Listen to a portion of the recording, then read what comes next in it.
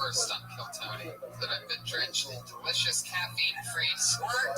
A thirst quencher is their slogan, by the way. This crowd is not into squirt whatsoever.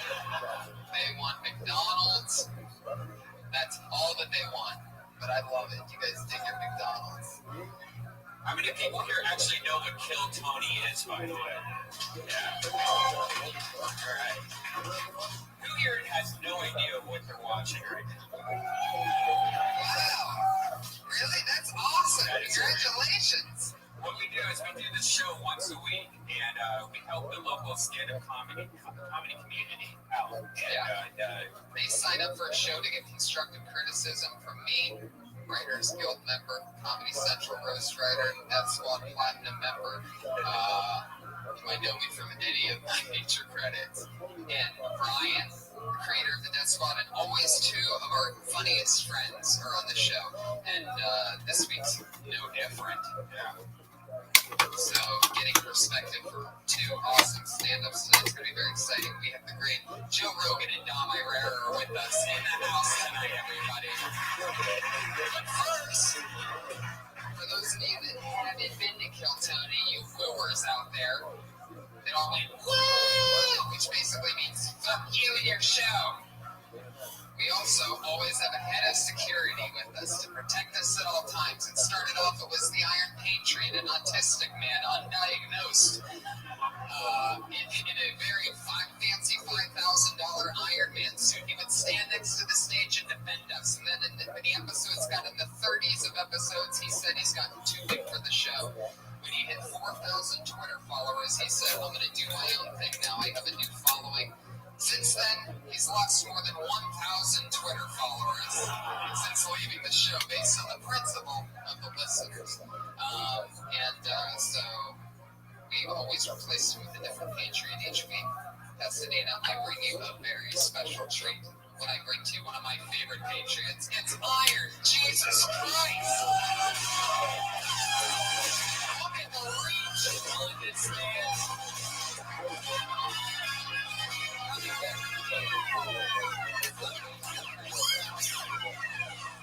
Here he is, taking a long walk. There was only one set of footprints, I do believe. His walk over there. Wait, no, there's a little girl. Oh, wait, that's Josh Martin, guys. Put your hands together for Josh Martin, everybody. Producer of the show, spiller of tequila, accident-prone, speech impediment infested friend of ours, who thought he had set it all the way down when he put that tequila on the table a few weeks ago. And you do it over my head. But he's looking over us. That's the great Josh Martin comic. And we have at Kevin Lee Like Jesus Christ is with us, everybody. Put your hands together for Jesus. How's it been going, man? Beautiful. Thanks. You're the wingspan of a condor. Heck yeah. Throw that in there. All right. Okay. It's going good. There you go. Have you actually measured a condor's wingspan? Are you being serious, or is that just caused somebody to sneeze just now? I don't know if you heard that. Bless you. I know you're just.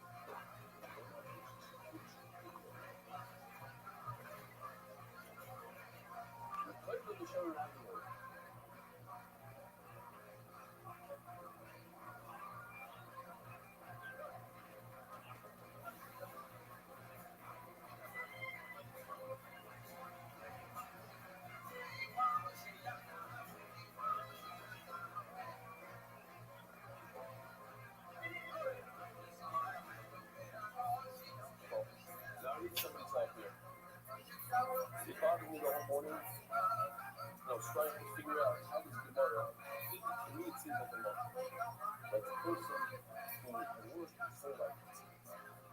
But people, they don't look at things. It's like, what does he have there? Probably like hustle. And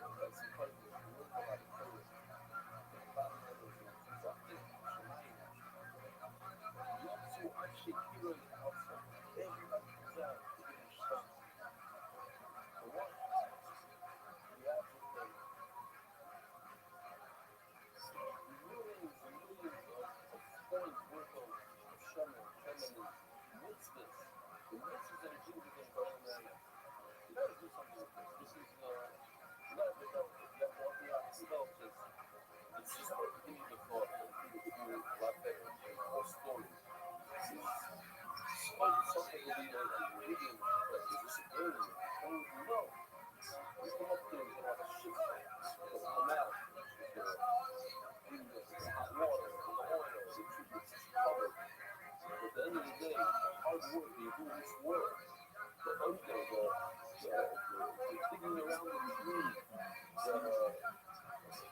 not listening to other people. I gotta finish my job right over here. Pick up the stones. It's like, unnecessary. No, you're doing the hard stuff, the real stuff. At the end of the day, he's zero. He's on the wings. He has all this pussy and run that place right on the butt. On one side, on the end of the day,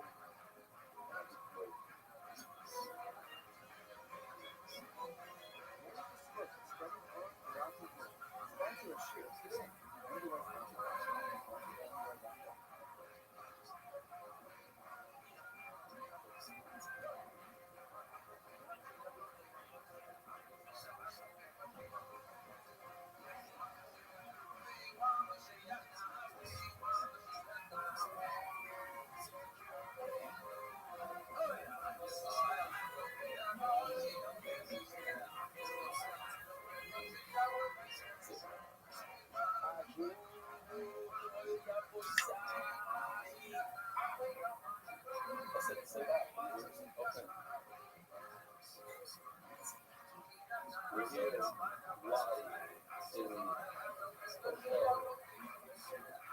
in Monterey, really younger. Here we are. Ronaldo, I want to remind the whole lot, and we're doing this together, from beginning to end, a young inflation, running, Habe gemacht, das Sport, ich habe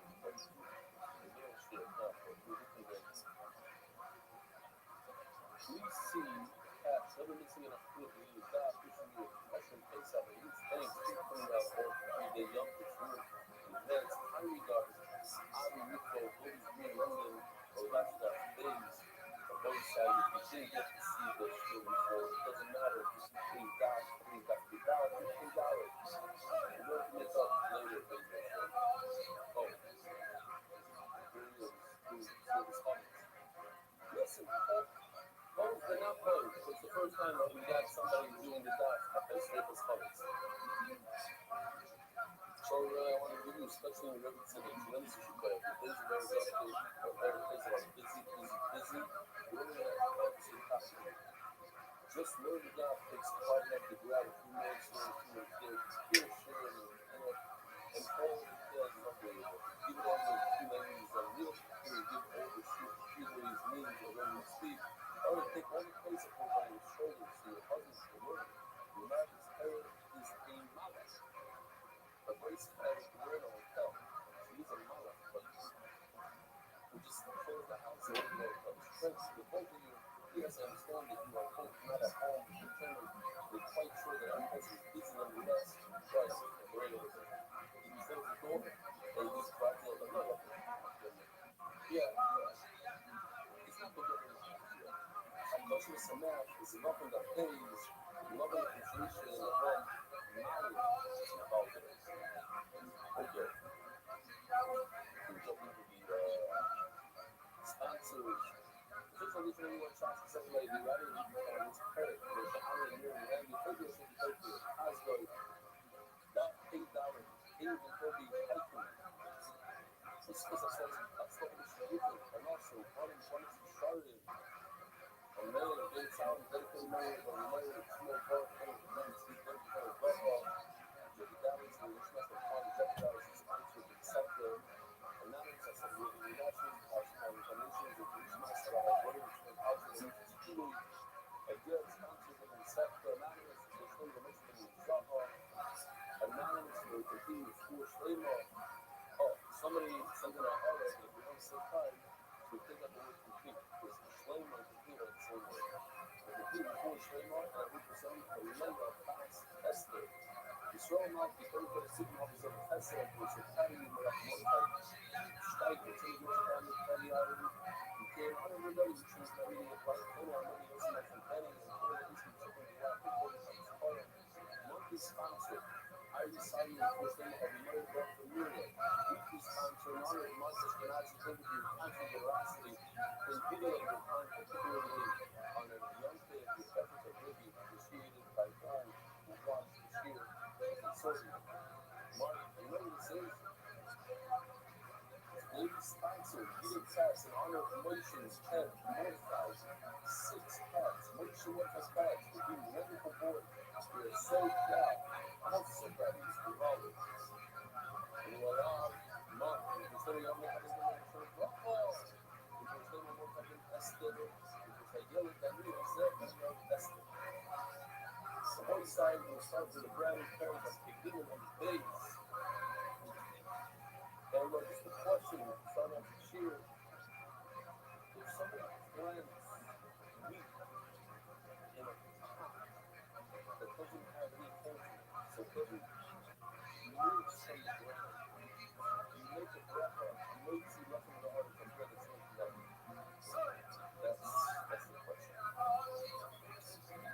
And here's a very interesting thing. Holy goes, Talmud, as we say, when you make a Zionist. So when you make a purpose of Muslim, after you eat the bread.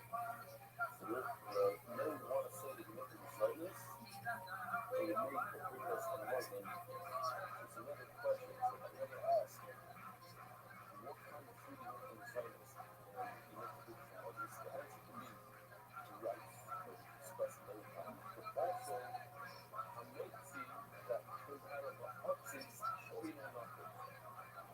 Okay? Zod the Hulu Division. Brand new parents. Call for Bonos of Chico. Call me Nakos. Or for the unique Dayakos, for the individual. But for the other individual, he's good at movement. Five minutes at time. Communities want to come even from the flowers. Even from out of the country, not coming as air control. We're not talking about a young dog. It comes from the running craft of the community. And the already the owner came from a young dog from the previous craft. Since you know, in there is each other. Besides two of the owner, you start the owner, it's the left hand, or the two brothers. So the environmental publishing in the horrors must come from the granny crop that all this American stuff.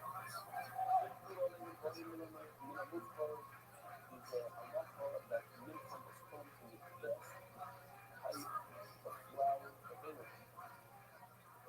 What do you do with glad? What is the name? What's the best?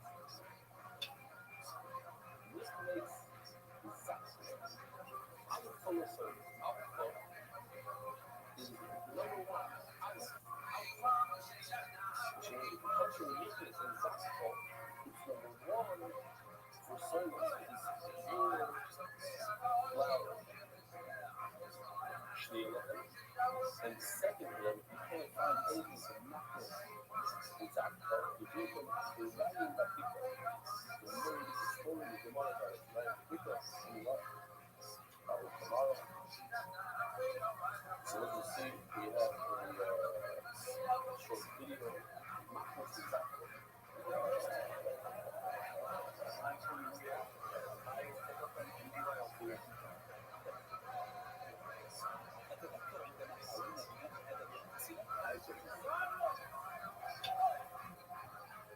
Nebuah for Olam and Achot. Proceed to the second part. Nebuah was the Omer. Remain here.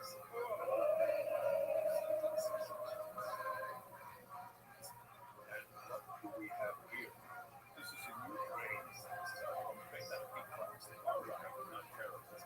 Then you have exposures. Come with me. Yeah! Oh man, I can't believe it! I did it! New grain from Israel. From Miklos and Satacha.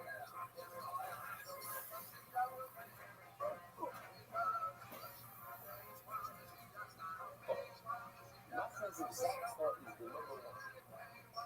I guess they're trying to say that it's not a very familiar place. Nachas of Zakta. All the hierarchical church, hierarchies refer to all places in Eretz Israel, all cities in Israel and culture. Allah can be found with you.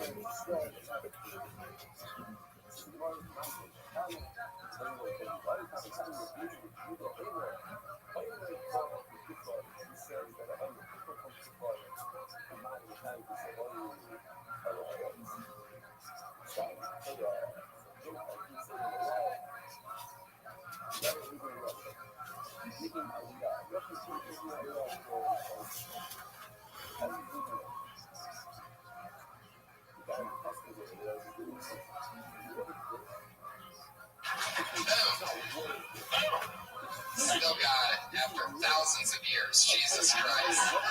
Never loses that sense of humor. And he said it doesn't go away. I'm going to be back in Pasadena.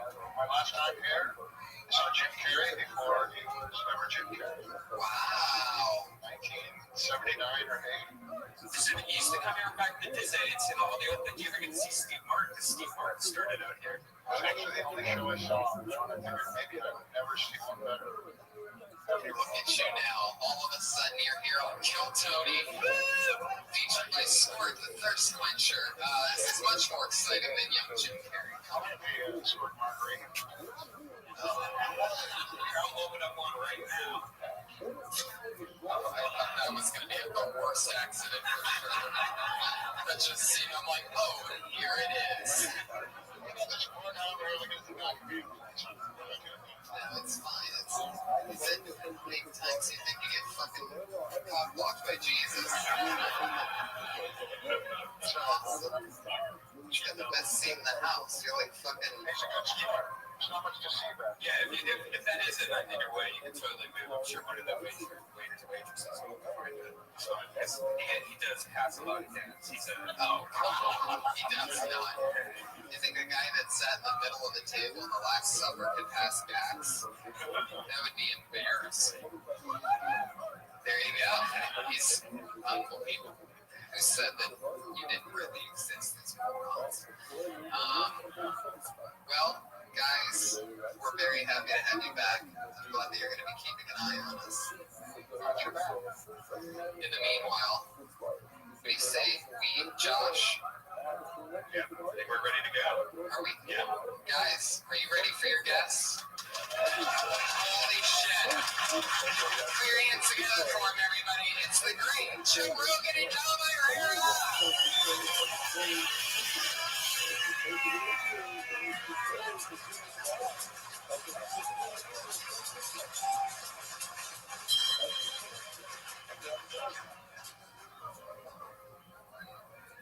Welcome to the show, guys. We're doing it. Now, Dom, you've been on the show before. Joe sort of gave you an idea of what's going on. Is this real? Yes, we're okay. Cheers, guys. Yeah.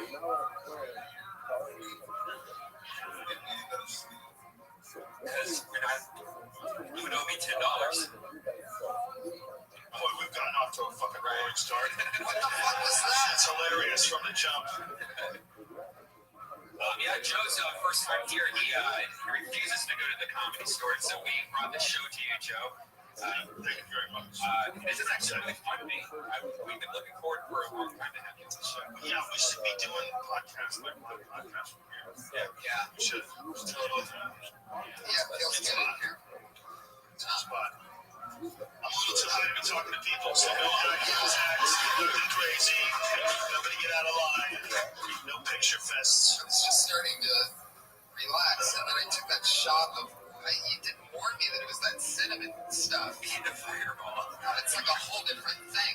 My mind was not prepared for that whatsoever. And now it's like fucking big red gum.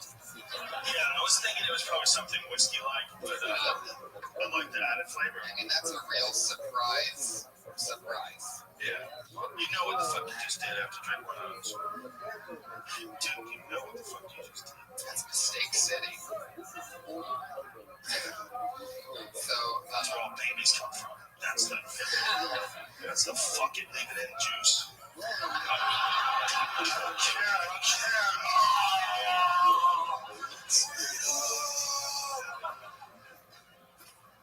fire, that's how it starts. It's all a fireball. That's this glass. 3 more of those. You got a little baby. That's how it goes down a barrel. Like a joke. Shoot rocks in there. That's how you know when you try to roast me. What the fuck is that? Tamara's not even drinking his own, trying to pass it off. Oh, yeah, Even those chicks, dude, who has like a special drink. Oh, my Tanqueray. My Tanqueray. What do you kids do? Drinking the same thing? I'm just gonna sip on this. I got a tradition. I get fucked up a special way every time. I go to the bar, I go to the bartender, you know what I like. The regular. Dom, what's your drink? It's amazing how dope doesn't affect you. Does it?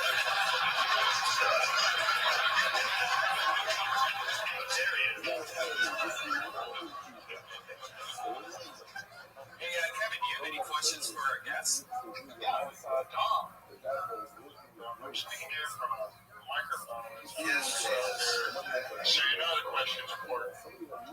You were named by Comedy Central one of the 50 greatest comedies of all time.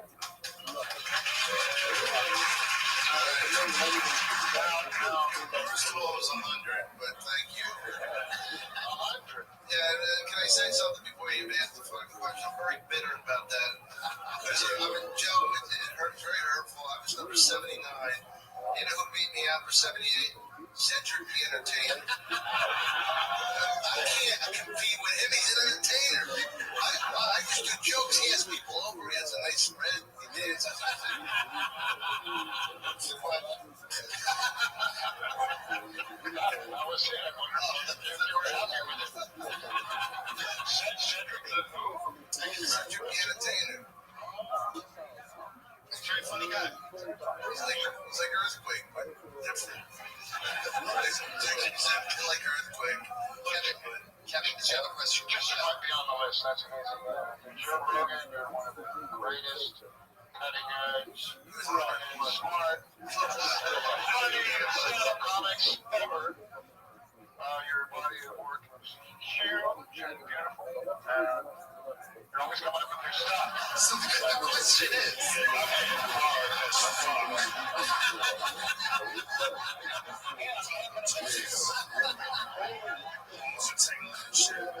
All this. What do you go to?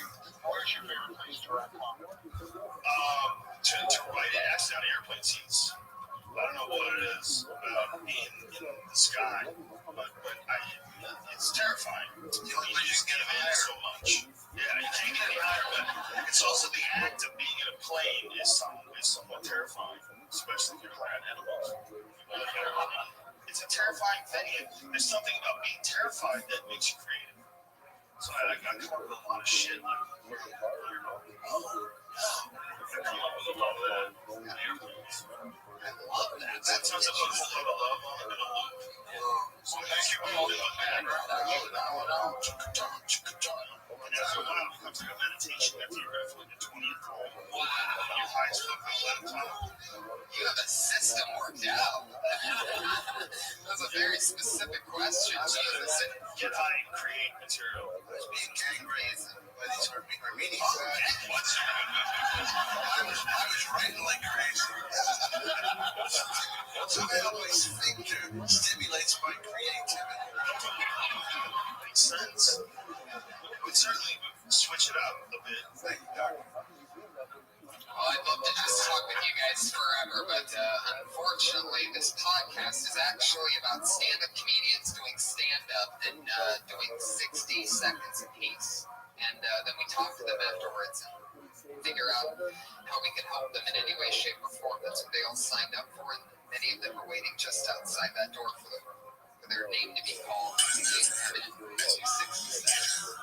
First of all, I don't even see it.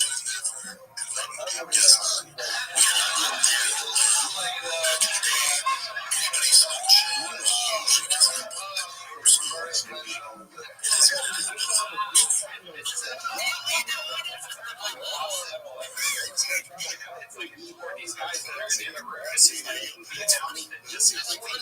like crazy. It really is the best of there's like the entire Hollywood comedy that's out there right now. They're dressed better than I usually dressed like it's a Friday night for them. I usually only see them on Sundays and Mondays. They're usually only Mondays.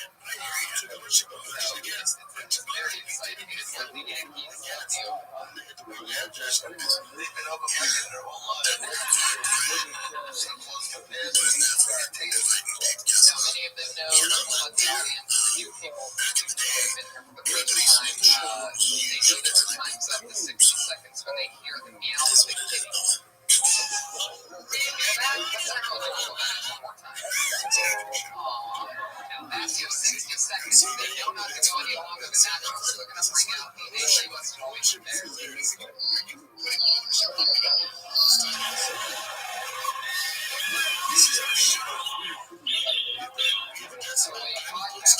I'm sorry you didn't hear that. You understand that it's the first lesson in show business to not do it for your time. So,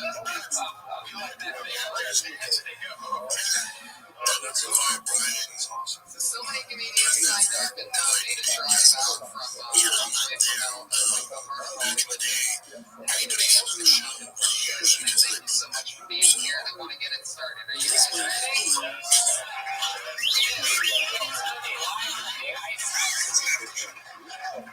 60 seconds, and then we're going to end up talking more to your first comedian, Kobe Grimes. Oh, everybody, stop what you're doing. Oh, everybody. If you're asleep right now, you need to awake. If you're awake right now, you need to stay awake. Because the one, the only riser has finally bestowed upon us their extremely precious time and effort. So thank you so much at fucking 3:15 in the morning. Thank you. I was here at like 1 and your stream was down. You weren't in here, and I came back and then your thing was on, but you didn't appear to be conscious. So Right. I think I haven't seen your. And then I looked on your YouTube stream, and then it was like blank, like no stream happening on YouTube. It just had like the Rumble page, and I was like, what the fuck? That's a great question. Yeah. You're the #1 streamer of all time. I am. Bullshit. I am. Of my 25 streams, like 22 of them went out. It happens. Randomly, there'll be like a flicker of the router or something. I can't explain it, but at least 3 of them are still going, so that's good. I'm sorry, what part of the continuous human data repository did you think didn't include the word continuous? It does. It does. It had 3 of them going. I'm not kidding. I had that top stream is going. It's pretty dark though, but and no joke. Like they'll be able to lighten it in the future. When I say they, the scientists and the data archivists of the world. But you're right. When I awoke, I was like, "What the fuck happened?" And dude, I did this fucking such a smart thing, right? I don't know. Maybe it's smart. Oh, well, firstly, apologies that I like. Basically, if it gets past 11, I sometimes don't know if you're coming or not. So I'm like, I'm just going to bed. And then I don't know why you come so late. Why is it that you come so late? I mean, I've been waking up at like 3, so it's not like super late for me. I know, but just come early. I didn't know because you're the one who's up in the middle of the night all the time. That's true. That's true. I've been dragging out my schedule, now my schedule backwards. So I'm dragging it. Okay, well, let's say just for our own sanity, if you're gonna come in, if you can, I mean, I don't care. You come in whenever you want. You know you're always welcome here. But if we're gonna watch a documentary or something, try to come in by 10 p.m. If you come later than, and I'm not saying I'll absolutely always be up, but I'm doing my best to try to get my hours straightened out because it's just very difficult. I mean, you're in the same boat, so if we can agree on that, but come whenever you want. I love having you here. Can I tell you some stuff? Yeah, go for it. Okay. Well, firstly, how are you? Doing good. I hope ChatGPT has helped me sort out my mural thingy mabobber. I was just using it right now to email both the district person and the Business Improvement Association for trying to gatekeep the wall for the mural festival. And basically what I propose is that wall is now for the mural festival. The mural festival is in August. So look, I've been organizing this mural for months now, created a site-specific design and providing all these materials. I have permission from the business owner and the property owner. Please, if you're open to it, just allow it to be a temporary mural installation from April until the festival, and when the festival comes, you can paint over it. But I just really trying to use it as a stepping stone in my mural career. So hopefully they won't try to sabotage that plan, and then they'll be open to it because I tried to take the least conflict road possible. I I understand that. We'll see. Do you We'll think? see if the people who have stolen my wall are going to be nice to me. Do you think they will be? I mean, it seems like they have no problem just bulldozing me right now and steamrolling. So, I mean, we'll see. I mean, if not, there's also another mural spot that I have permission for. But again, I don't know if it's going to be hijacked the moment I try to apply for permission for another wall. But at that point, I just laugh and like, whatever. Can't paint murals in this town. I'll have to figure something else out. But it's fine. I have the important thing is that I am so ambitious and confident in my ability to paint murals that I'm not gonna let. There's just one wall out of trillions of buildings, so it'll work out as long as I just stay persistent. Yeah, incorrect. It's not trillions of buildings, but I get what you're saying. A lot of buildings. And even better than In that. the future, with modular houses, it could be trillions. Not really. Probably not that many. I mean, what do you consider a building? 4 walls, a roof. That's basically a building. And are buildings on the inside or outside? It's an excellent question. It's subjective. It depends how you look at it. Okay, so this is just, you're not alone in this process. All artists have to go through these kinds of what do you call it? Hoops that you have to jump through, and you just be patient. And I would go into this personally just being like, they're gonna say no. They're gonna say we have to preserve this wall for this certain area of town for this event, and then have a backup. I mean, like you said, there are a lot of walls out there, or a lot of buildings out there, and where you live. And if this one doesn't work, there may be another one that works, and it may be better. You never know. Yeah, no, for sure. I mean, I have permission from a flower shop, like the alleyway, so I'll just do it there, hopefully. So do you have to? There's another spot that's even nicer and it's private, so I was gonna say, like, please let me paint your wall, and if I get other work because of the results of this wall, I'll just give you like a commission off of it, because it's right off the highway and like hundreds of people go by every day. Do you have to pay? That's the one I really want. Do you have to pay for the paint? I mean, that depends how you structure it. Right now, like the first one, I'm just volunteering my own paint, which I have a decent little. Like paint alone is probably like a few $1,000 worth of paint. It's like one can is like $10. And I have like hundreds of them. Yeah, no, I imagine it's paint is expensive.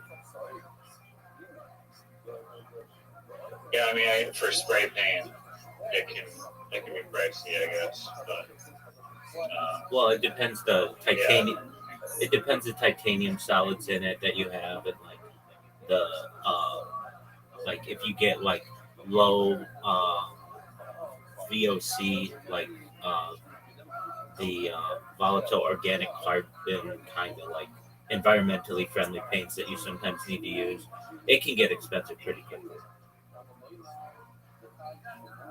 Yeah, I mean, spray paint, I guess, is generally kind of similar price, but you're just like varnishes for like UV protecting varnishes are like hundreds of dollars depending on how much you need. But I was just watching a video today on David Chow, who I told you about before. Yeah, you're obsessed with this dude. And he, even though he's like super rich off, unfortunately, he got all his money in Facebook stock, so I don't know how he feels about the failure of the metaverse, but affecting his stock price. But he still, even with his massive wealth, he will go to the Home Depot and just, they have like an oops section and the paint aisle of Home Depot where it's oops paint. Yeah, either mist tints. I don't know, someone ordered it and they screwed up the order, and then so he knows the guy that works there, and it's like the bargain bin of just paint, and you can get like I don't know how many liters or gallons. It's probably like a gallon for like a standard paint thing. Instead of like $40, they're like $10. And then he said that you can like negotiate it down to like $2 because that's the guy there. And he is also saying that there's like a free wood hack if you go to like the wood section where they have like the cut it yourself thing, and you just grab free chunks of wood. And so he's still very mindful of how much he spends. Yeah, and there's almost like a game to it, I'm sure, at that point too. Like he knows that he could spend extra money for all this stuff, but there's nothing better than a good deal, especially if it's, like creating art. And then he can tell everybody, like, yeah, and like this is all recycled wood, or these are all mist tint paints that would have just been, destroyed otherwise. So we basically made an accident into something really beautiful. That enhances the art, in my opinion. No, that's a good way I didn't even think of that. That's very true. I'm sure it is kind of like a game for him, in a way. Because he could blow whatever, but or maybe it's just like the principle of it, and because he like grew up doing that, it's just like it doesn't leave you, maybe Ingrained in him. Yeah. I get that. Okay. Yeah, I think there's gotta be a Reddit called like Frugal, I think. Like Oh, I'm in all that shit. I'm in so many different Reddits I can't count anymore, and I love Reddit. Like, I can't believe they've banned me. I understand why they have, but like of any website that I use, aside from the streaming and Discord, if I'm bored, I'm on fucking Reddit. First thing in the morning, I'm on fucking Reddit. It's not Twitter. It's not Facebook. It's not Instagram. I'm on Reddit all the time. I learned so much interesting shit on Reddit. Reddit has made me smarter. It's made me into far more, like I say this with a passion, it's made me into far more of a well-rounded individual. I'm into so many different things I would have never been into before, especially when it comes to art or cooking or cars or books, literature, book of the month, like things that I normally would be like, oh, I don't have time for that shit. Which maybe I don't. I don't have time to just be like reading a book all the time. I'm doing other shit, but that doesn't mean that I can't follow along with people who are in book of the month clubs or book recommendations, or like they even have these really. I love these really aesthetic Reddit subreddits that'll be like somebody will play like a show a picture of just like a mural, and they'll say, please recommend me a book that looks like this, or please recommend me music that sounds like this. And you know what I mean? Like you can get that kind of theme from something, and people be like, oh, like, so imagine you did a mural and it was like a deep dark forest or something like that. Somebody might say, oh, you should read like Sweeney Todd or Frankenstein or something like that. And like that's a cool way that AI doesn't really. I'm sure it's for AI training at some point, because like 40% of all of AI is built on Reddit responses, and Sam Altman owns 10% of Reddit, so he has a vested interest in it. But there's all kinds of stuff like that, dude. I did this thing. This is fucking brilliant in my own way. Okay, well, let me finish though with you. You just need to continue to be strong, be patient. They're probably going to reject you, and that's okay. And you've got some other backups, which is totally fine. And guess what? They might not reject you, and you might be able to do that your mural this summer. So, you're kind of in a win-win situation. You've got some good prospects. You've got ChatGPT that's helped you with a lot of the work, and you'll be fine. Yeah, I mean, it might be some other opportunity. I mean, as long as I just keep the treasure hunt going. That's the other thing about murals, that it's like the part that I like of it is like the game of it. It's like you see other artists that are doing like creative projects where like they're painting like a cruise ship, or they're doing like a mural in like a really sick hotel like lobby, or all kinds of mediums basically. Another thing that I'm getting into is getting a sewing machine. I'm just gonna like sew these like crazy art, like my art, but like on clothing and stuff. But yeah, I'm gonna keep on pushing. A worry of mine would be, especially in LA, if I ever did a mural, the second that it goes up, it becomes a target for people to tag. Do you have that issue?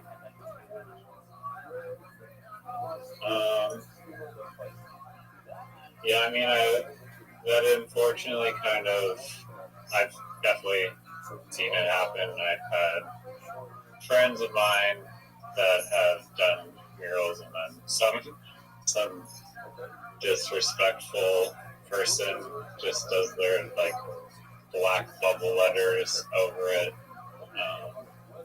I think that if you do it on a large enough scale, then it's not really a problem, because those people that are quickly doing bubble letters are not going to like go up on like a 15-foot ladder to go over your thing.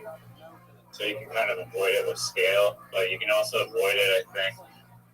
I mean, it depends where, I guess, but if you do something really amazing, typically people like will respect it more. And like you have like cities like San Francisco or whatever, and I've been to San Francisco, and there's some like really amazing murals there, and they've been there a long time because they're really good pieces of art, and it's just like people respect it, and it's good, I guess.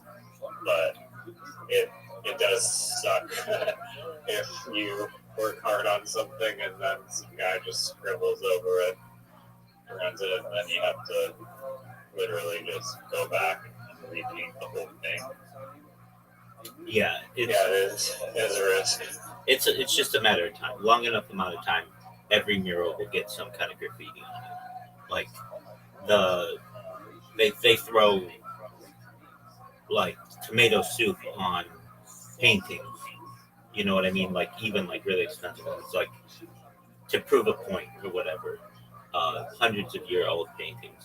So I was wondering if there was any kind of like glaze or something that you could put, or like an epoxy that would protect your art, and then if somebody did, tagged it, you could just remove their tag pretty easily. And I'm sure that exists. I don't know how realistic it is, and also like a lot of times epoxies that are in the sun for long periods of time can cloud, or they can yellow, which would change the color of your art. But it's just something that you have to go through. Um, okay, and anything else going on in your life you want to share? I just got I knew Yeezys ordered or received them from China. I ordered a couple weeks ago. I got it here pretty quick. I'm just wearing them around the house because I had these pair of Yeezys that I wore in like, I don't know, a while ago, a long time ago, and they're like the comfiest shoe that I've ever worn. So I was like, I need a new pair of shoes because my other ones are falling apart. So I got these big Chinese Yeezys, and they're pretty comfortable so far. So hopefully they're gonna be super comfy. Do they fit Right you? now they feel like linen shoes, kind of like super spongy, which is what I like very like stable. Do they fit you? Really planted. Yeah, they do. They do fit pretty good. I thought they were going to be too big, but they're not. They don't appear. They feel pretty snug. So. What if I may ask? What size shoe are you?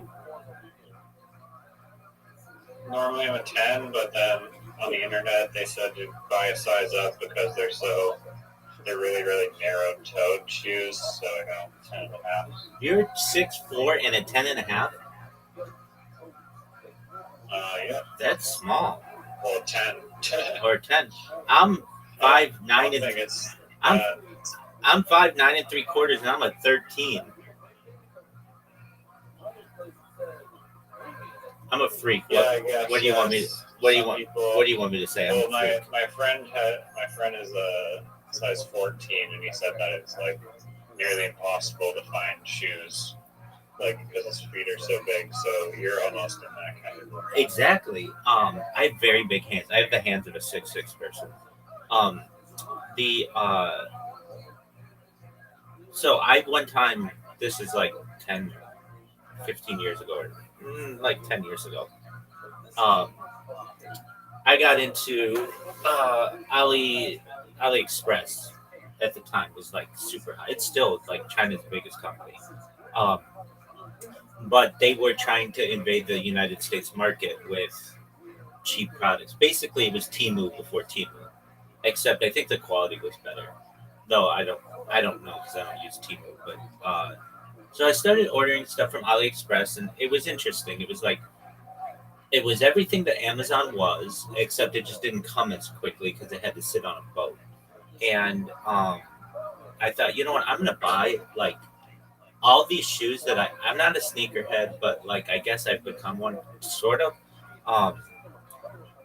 At least just having some knowledge of things. And I bought all of the Air Jordans, not every single pair, but the originals, and then like the different ones, like the main big ones, maybe like 6 pairs or so. And I bought them. I took a risk, and I like when you would buy from those websites, they don't sell that shoe in like anything bigger than like an 11, because like Asian feet are pretty small, so it was really hard to find this stuff. And I found some that would say that they're like a 13. Anyway, all the shoes came, and they were all too small.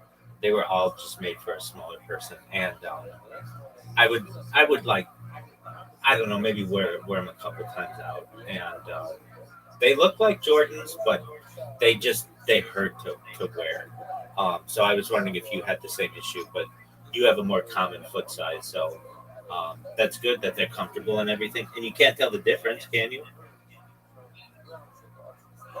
Yeah, no, not really. I think the quality of these replicas, I mean, the shoe itself is like 10 years old or something, so they've had a lot of time to reverse engineer it.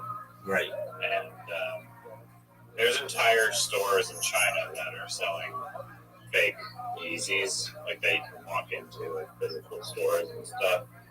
Right. And it's pretty interesting how many knockoffs Yeezys. Like there's like a whole market. My only concern is that they get like stopped at the border or something, because apparently ordering like replicas are not allowed or condoned, but usually people, like, there's just one pair, so I wasn't really worried. Like, if you're ordering like 10 pairs, then they might care because it looks like you're trying to sell them. But right. These are just for walking around. So. Very well. Look who stepped in. What do you want to play, Bryzer? Yeah, also, William Montgomery. I got an ad that William Montgomery is coming to Vancouver in a couple weeks on my Instagram, and I was like, damn, I gotta go see this guy. But he's performing a little bit far away, and I could potentially drag a friend of mine out there, but I don't know if my friend is gonna like William Montgomery at all. So, how much is an Uber? William Montgomery. Maybe like $200. Oh, okay. Yeah. Too far. It's a long way. Too far. I gotcha. William Montgomery is the worst comedian I've ever seen. Okay, have you ever looked in the mirror? I watched WWE. I watched the WWE Kill Tony, and Montgomery was performing, and I had to turn it off. It was so bad. I heard he bombed. I didn't watch it because it's not like I love Kill Tony. I'm watching Kill Tony right now, right? Like the old ones. And I heard, at least in the forum on Reddit, that people were like, don't order this one. If you're going to order one of the Netflix Kill Tonys, don't make it this one because it's not very good. So, what did you think of it, Zook? It's fucking terrible. Okay. I mean, I've seen his Kill Tony performances because he does pretty well most of the time. Here's the issue. You picked The Undertaker as the guest, and The Undertaker wasn't in character. The Undertaker wasn't in character. The Undertaker has like this mysterious vibe to it. Right. And then, for whatever reason, in the last couple of years, he broke character on a podcast, and now he's no longer the Undertaker, and everyone says it's a real person. Right. It's like That's true. Like just you made tens of millions of dollars just for like the guy that made tens of millions of dollars for saying nothing and just walking and throwing people, and then he breaks the character. All he had to do was not talk. Now he talks, and now I don't know. Maybe he's like super friendly and stuff. He's like, "Hi, I'm the Undertaker." Yeah, like just be weird. Just be like, don't talk. Just don't talk. Okay, but then he wouldn't be invited as a guest, and he wouldn't be on podcasts. He's made a lot of money, but he hasn't made as much money as you may think he makes. Those guys don't make that much money. They get a lot of publicity, but WWE has for years been, for like 40, almost 50 years, been screwing its wrestlers.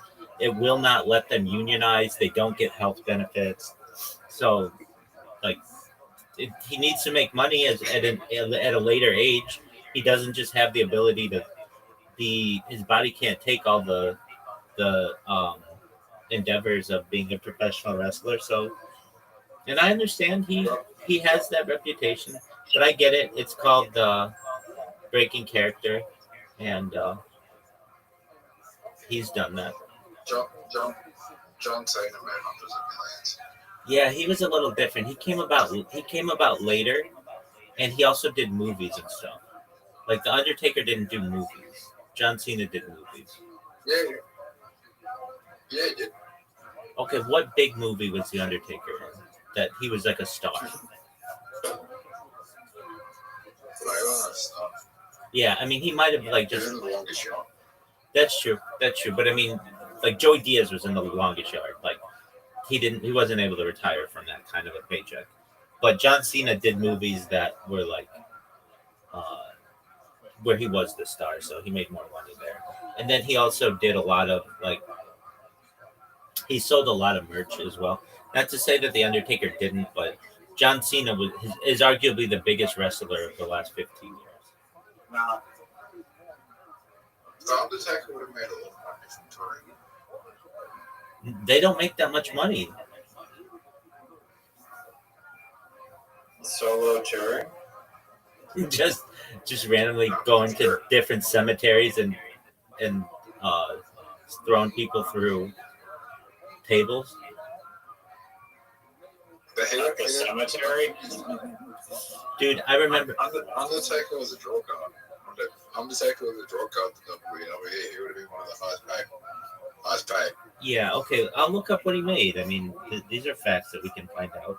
I remember when the Undertaker first arrived on the scene in WWE, which is long before your guys' time. He was so scary. WWF. Yeah, exactly. WWF then. How much has the Undertaker made from the WWE? Now, a lot of this money is going to be from When did he merchandise debut? too. When did he debut? So okay, over 30 years, he made $17 million. That's not that good.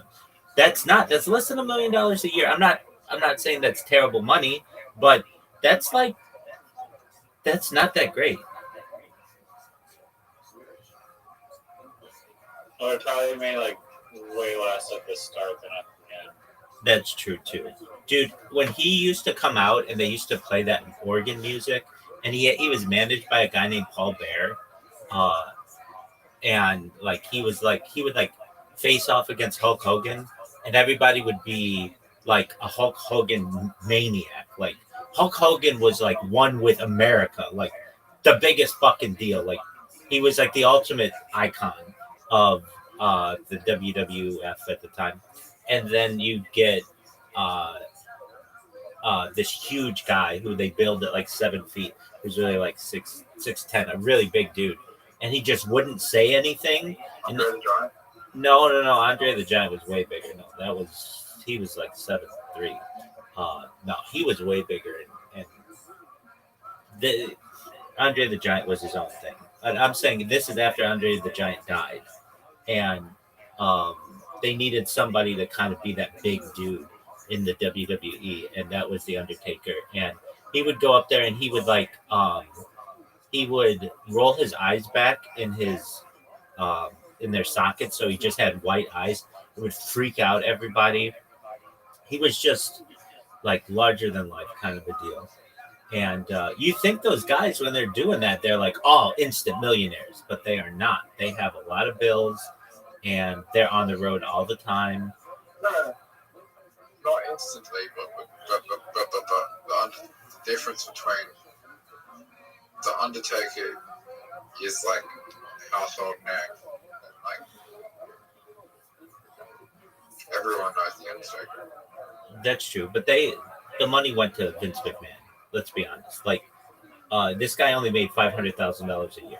Vince McMahon became a billionaire because of this. Vince McMahon's not a good person. No, he's not. Anyway, the Undertaker. Yeah, Tony Hinchcliffe's obsessed with wrestling, and so he merges these two worlds. Anything that he's into, he like merges into his world. And WWE definitely was. He did a roast of WWE last year that was not televised because it was so bad. And then this year they did Kill Tony Fest or whatever. Um, it's Do you think John? Go ahead. Do you think John Cena's like? Do you think John Cena's like a icon of WWE now? Yeah, he's kind of like become a little bit bigger though. I mean, I know he's supposedly like the number one person all time to do wishes, like meeting kids who are in hospitals who are gonna die and stuff. Who's bigger, The Rock or John Cena? The Rock. The Rock is like arguably the most bankable person in Hollywood. He has like things in his contract that say he can't lose in the movie. He can't lose a fight in the movie. And if you look at the like when he's in a movie, it just basically becomes an automatic blockbuster. He isn't the top the absolute top banked actor in Hollywood, simply from the fact that I think it's Scarlett Johansson because she's like in all those Marvel movies and stuff, and those make so much money, but like she doesn't carry those movies as opposed to a movie. If The Rock's in the movie, it's like much bigger. Did either of you see the Rock, that fighter movie?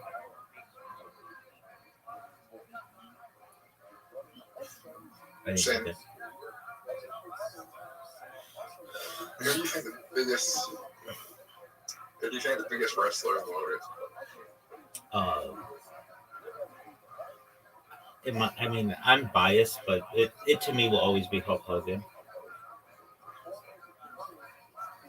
Hulk Hogan made the WWF a thing before. Wrestling was really unique in the United States. There wasn't one national brand.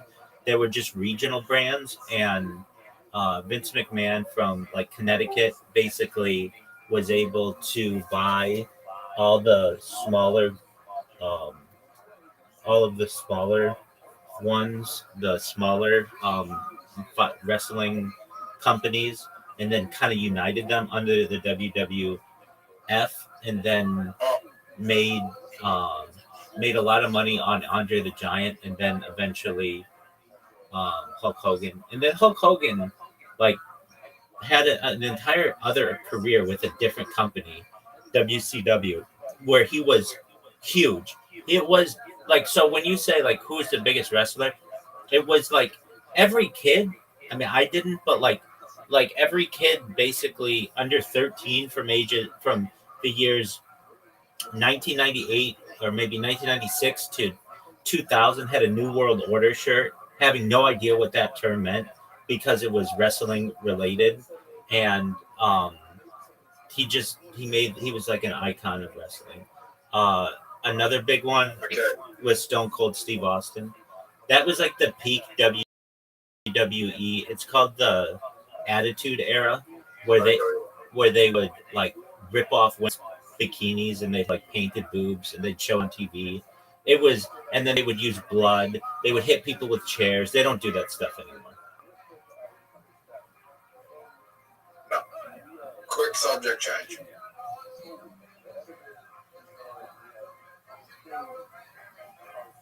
Yeah? Yeah, it's not too quick though. Go ahead. David's being charged with murder officially charged with murder. Okay. I heard Russell David Attenborough. Sorry? Russell Brand or whatever was charged with rape as well. Is that true? I get all my celebrity news from Zoot, who gets it all from Instagram.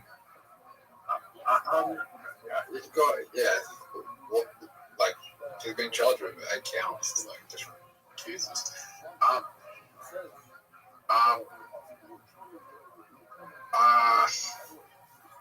And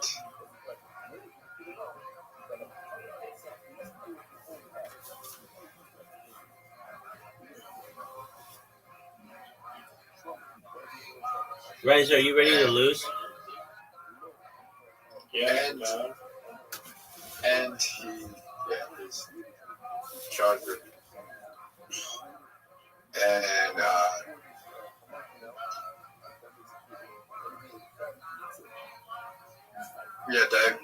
David's charged with murder, and there's a lot of people that knew about the relationship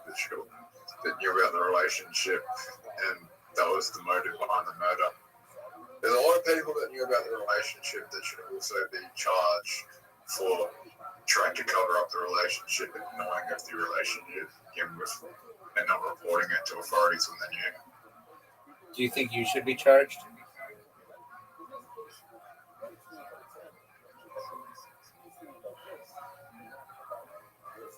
I only found out about it after she was murdered, so I only found out who he was after she was murdered. Same here. I feel I'm innocent in the deal. Do you know that both of you have invitations? Riser knows. We're in on Zoom. What else is new? As per usual.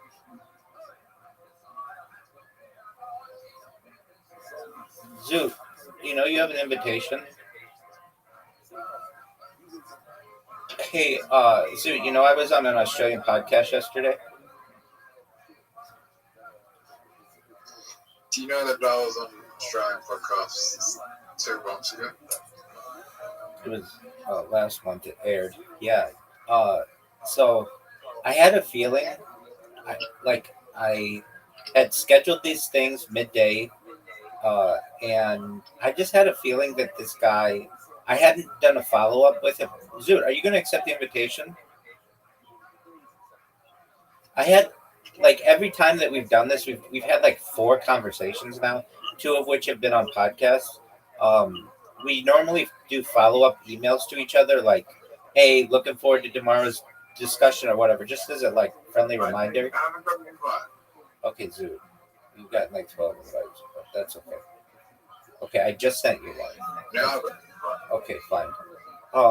And I just had a feeling, I don't know why, but I was like, you know what? I bet that if I don't send him an invite, if I don't send him a reminder, he's gonna forget or something. I just figured, I just had a feeling. And dude, I'm in the middle of a fucking story, so shut the fuck up. And I figured, and okay, and so I figured he's not going to show up if I don't send an email. And I was right that he did not. So I sent him an email when we were supposed to meet, and like 40 minutes later, he apologized. It's like 3 p.m. California time is like 8 a.m. like Brisbane time, something like that. And so he's like, I slept in. He apologized, and we did the interview, and it was good. It was on mega projects. We talked about building a tunnel and bridge system from Southeast Asia to Australia, and we talked about greening the outback, basically like making it like a like suitable. And this guy's like an ultra Australian, like I don't know. He's like MAGA, but Australia. I wouldn't say that, but like he's like make Australia great again. He's like really into Australia, like Australian patriotism and stuff, which is cool. Like I like that about it. Like it's unique. And and so I was like, you can use desalination and basically green the outback. There's a huge amount of land there. And he's like, but we don't want other people here. And I'm like, I understand, but you all want to have children and grandchildren, right? And you want them to have a place to live, correct? And he's like, well, yeah. And I'm like, well, they're not going to be able to live on each other in your like 6 major cities. And that's basically all that you have. Don't expand. Uh, and he's like, no, that makes sense. So we talked about building a Bering Strait tunnel. So that connects Asia and the United States. We talked about clearing the Darien Gap in an environmentally friendly way. That's the area between Colombia and Panama, so that you could drive from North to South America. We talked about. Did you just say "fuck you"? I said the opposite of fuck you. Okay, cool. We talked about. Oh, fuck. We talked about building a bridge across the Strait of Gibraltar to connect Africa and Europe. We talked about building a space elevator. It was a really interesting conversation, and this time around we didn't fight, so that was good too. It was just an overall good conversation. Did you hear about the like Saudi Arabia is building some building twice the size of the Burj Khalifa, and basically to do it they're using like super concrete, which is like 5 times more durable and expensive than regular concrete, and they're also using, instead of just regular steel beams, like the special base grade alloy that's like super dense, and they're like reinforcing the concrete with a super steel alloy or super metal alloy. Apparently, Word dog. Everybody knows very that. very costly. They requested that I be a consultant on their project. Excellent. Yeah, that should. How did you propose the space elevator be built? Yeah, great question. So the main issue is tensile strength of the cable. Like right now, steel cables work like a chain. Like they're only as strong as their weakest link. But there's an emerging type of technology known as carbon nanotubes. Basically, like imagine carbon fiber, uh, like carbon fiber cables, and these carbon fiber cables are much stronger than your typical steel cable, and would be able to theoretically take the weight and um, the environmental impact of being a space elevator. And he was all about that. He was like, and we discussed like it's a total waste of uh, of money just sending rockets up every single time. They're not always replaceable, and why would you spend all this money when you could just build a space elevator? And so we agreed on that, which was cool. And these conversations are really short. They're like just 20 minutes, so we didn't have like a ton of time to get into anything. There are elements of it that I like about it, but then again, it's like super short. And I wanted to talk about more. Like I wanted to talk about a Red Sea bridge, basically a bridge from Africa to the Middle East across the Red Sea that could be built. That may be very beneficial. I just was able The to touch on space that. elevator, though, like, is the point to cool the Earth by just turning ice or salt water into ice cubes, or what's the purpose of it? No, a space elevator is a way to go into space where you don't need rockets. So basically, think of No, you can transport anything up into space. that's true. Yeah, I mean, it's basically a cable car transporter into space, but you don't need to use rocket fuel. Right. I mean, doesn't it need like an anchor at the top of it to like hold the chain? Let's say just like you know how Yeah, a Zoot, trailer go. goes around. And Yes, I know. Zoot, go. Yeah. So that it needs to be in geosynchronous orbit, and once you get it in geosynchronous orbit, it stays there permanently. Well, so long, like I don't want to say permanently. It needs slight adjustments, but basically, it's like if you get a cable from the Earth to space far enough, it will stay in geosynchronous orbit naturally. Oh, so you just have to get it there and then Exactly, it stays. float. Exactly, like you know how satellites just kind of float in geosynchronous orbit. Yeah. It would be like taking a cable from one of those and bringing it to Earth. I've seen renderings of this, like really cool videos of people who have them, or who have created them. These theoretically came from Florida, but I don't think Florida would work that well. I think a place like Kuwait is like the ideal place to have it. The temperatures really or the conditions are really consistent. They don't have to worry about um, monsoons, hurricanes, or cyclones or anything. They have the money to be able to do it. And not only that, about like 3 years ago, I was in a Twitter space with a guy from Kuwait, and he's like, "This is never going to happen." I'm like, "Not only is this going to happen, but in the future, the people of Kuwait are going to listen to this conversation, and they're going to want to be the ones to sponsor it." So I want it to be. Yeah, I mean it'd be like having like a basically like the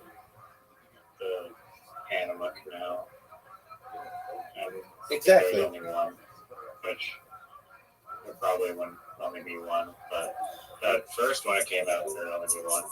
Yeah, I mean, exactly. Just you're 100% right, but like there are. Wouldn't you need like a Kuwait space program though to justify it? Or it just doesn't even matter. They have the perfect environment. So They have the perfect environment. You can use international relations for that kind of stuff. And I'm an advocate for building another um, Panama Canal, at least one. There's a way to do it through Honduras, and it was originally proposed before the Panama one, but it's just very mountainous. And then the other thing, there's the proposed Ben Gurion Canal, which is another Suez Canal that's basically through Gaza. And there are theories that the reason why what's happening in Gaza is happening is to make space for this new canal. There's also a thing that was announced recently. Israel is sending 300,000 people to Argentina to basically build a new country there. A lot of shit's happening. And these are like mega projects for the coming centuries. And like people don't realize it, but the earth is evolving. What are they sending to Argentina? I didn't hear. 300,000 people to create like a mini colony. Say, Go in the water. You're fucked.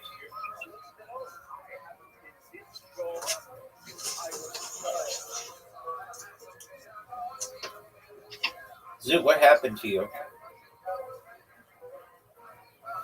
I just have to go.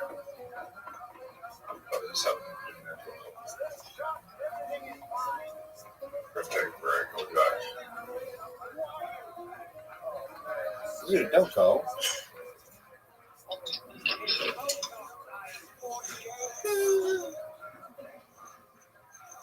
Zoot, come on, we're gonna play Cutthroat. Zoot, are you ready to play Cutthroat? Alright, I'll take that as a no. I know. Okay, before we do another game, dude, I developed the sweetest fucking bot for making memes. Oh my word, is this fucking thing great. Alright, so do you know what Getty Images are? It's like all the Hollywood pictures are taken by a company called Getty, related to J. Paul Getty, founder of Getty Oil, at one time considered perhaps one of the richest people on earth. Anyway, so it's like basically their photo company, and usually you have to pay like huge amounts of money to use these people's pictures. But I figured out a way to just bulk download many different pages of these pictures. And so what I did is I just bulk downloaded like super hot women of history, like Audrey Hepburn and like Marilyn Monroe and like Mary Tyler Moore and like all these really pretty ladies. And then I built a bot that automatically creates, just takes their picture and at the bottom just says, please type Rabbi Rothschild in YouTube and filter by live with my link tree below at linktree.com/Rabbi Rothschild. And I've made like 500 of these memes, uploaded them to the internet in the last like 24 hours. And I haven't even been like focused on it. But yeah, so I got that going for me. So what's the purpose of this? Basically, if you create a meme and you just leave it, thousands of people will view it over the course of months and years.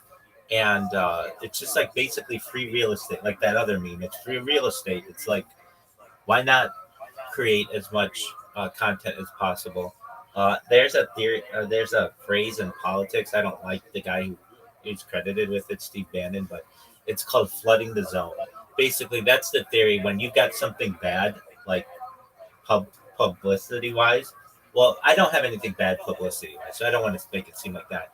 But my thing is, I have another rabbi who is beating me in search engine optimization for my own fucking name.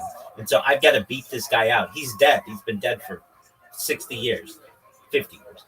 And but he's still beating me in search engine optimization. I've got to overtake that guy. So the way that I'm doing it is just flooding it with as much content as possible.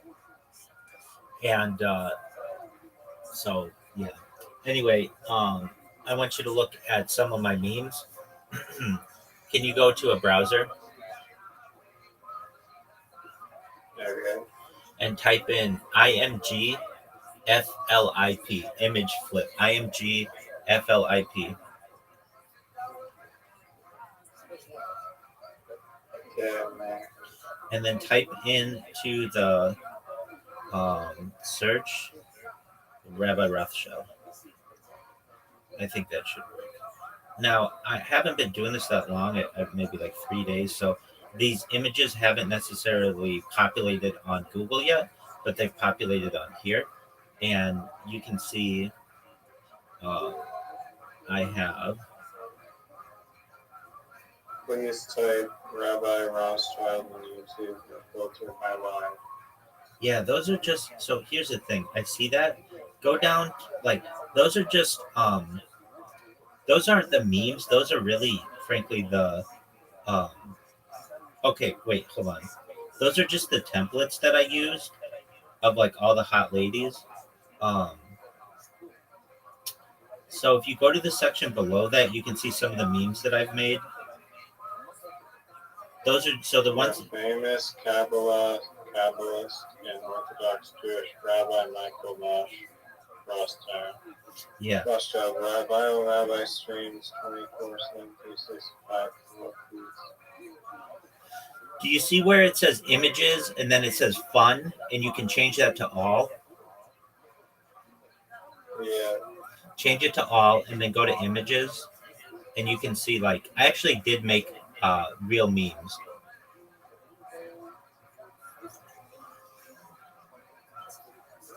So, like, do you see the one?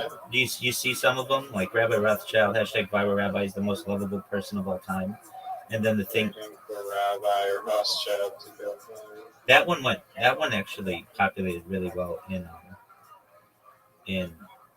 YouTube, or on Google. So anyway, if you look at the views, like, some of them have like 34 views, 78 views, 14 views, 57 views, 16 views, 9 views, 10 views, 77 views. Like, they've only been up for like a few days, and so they do get views. And I don't think I'm going viral from doing that by any means, but when you type in Rabbi Rothschild into Google, it's just more shit of mine that populates. And I can only take so many pictures of myself that, like, are, like, interesting. Like, I am not going to Bali tomorrow, and I'm not going to Paris tomorrow. So, like, the pictures that I do take are, like, I have pictures of me that I uploaded from, like, the Hollywood sign and, like, Disneyland and, like, the beach, and those do okay, but they're not like, I'm not like a big influencer or anything like that, but memes do really well. So I think it's cool that I created this strategy, and we'll see how it goes. And probably like other people uploading your podcast or the podcast with your name in it also helps, or just other people posting about you. Yeah, it does. It absolutely does. And I mean, this is all hinging on, like, the fact that, like, when people search up your name, stuff will come up about you. And I guess you have. I was reading something where it was like, or maybe you told me, where you're like, I know people are searching for me because it says Rabbi Rothschild Kit, Rabbi Rothschild Discord, Rabbi Rothschild Rumble. Exactly. Yeah. When you the Google suggestions, when you type in Rabbi Rothschild, the suggestions all say that. Even to the point where it says Rabbi Rothschild and puts my whole Discord address in there. So I know people are searching this. It's just Google, I get it. Google is taking a historical person and keeping them ahead of me. It's like, it would be like your name was, I don't know, Alexander the Great, and you're trying to outdo Alexander the Great. It's like, dude, it's really, really hard. This is a historical figure. It's not that difficult, but it's still difficult. There's some guy who I talked to on Telegram who can allegedly just manipulate the Google search results data and get your link above every single thing, Doug, including the advertisement. Doug, I don't even want to talk about that. I've worked with so many companies when I was in startups that say they can do that. Everybody says they can do that. And then you pay them a bunch of money and they request you to pay for advertisements so that your, whatever the word is, goes above your competition. Yeah, it's a pay to play system. Don't believe anybody who says they can do it organically. The only way to do it organically is the way that I'm doing it, by creating tons of videos, tons of content, press releases, memes, GIFs, all that stuff. That's the only way to do it organically. And he was saying that he literally was just altering the database. Google. Oh yeah, don't you think Google gives just some random guy on Telegram the ability to do this? That's just what he claimed, and whether that's true or not, who knows? Okay, come on, let's use our heads and think. Google is a $1 trillion company. Why are they letting some random guy on Telegram have access? No, he's not. He doesn't have permission. He allegedly is using some backdoor to get in. Right. Okay, but I mean, don't you think that Google has their backdoors as tight as possible? According to this source, they not as tight as you might imagine. Okay, then why wouldn't But he? I don't think it's a good strategy. Wait. Then why would why wouldn't he make his result be number one when you type in search engine optimization? When you type into Google, right? That if you could do that, then you would make your name number one for search engine optimization, right?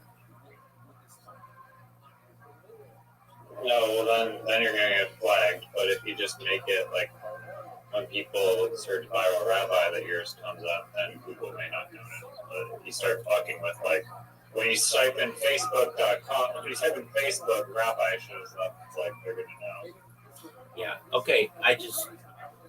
I will just straight up say this.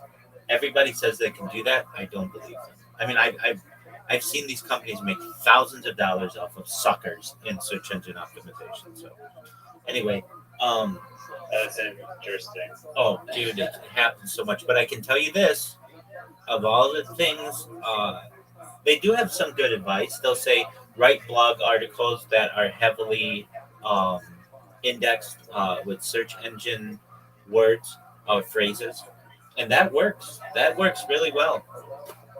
I one time wrote for every city in Southern California and every, not just city, but even neighborhood.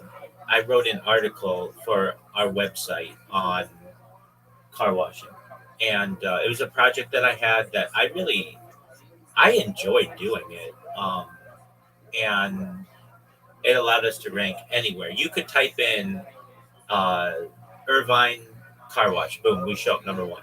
You type in Los Angeles car wash, boom, we show up number one.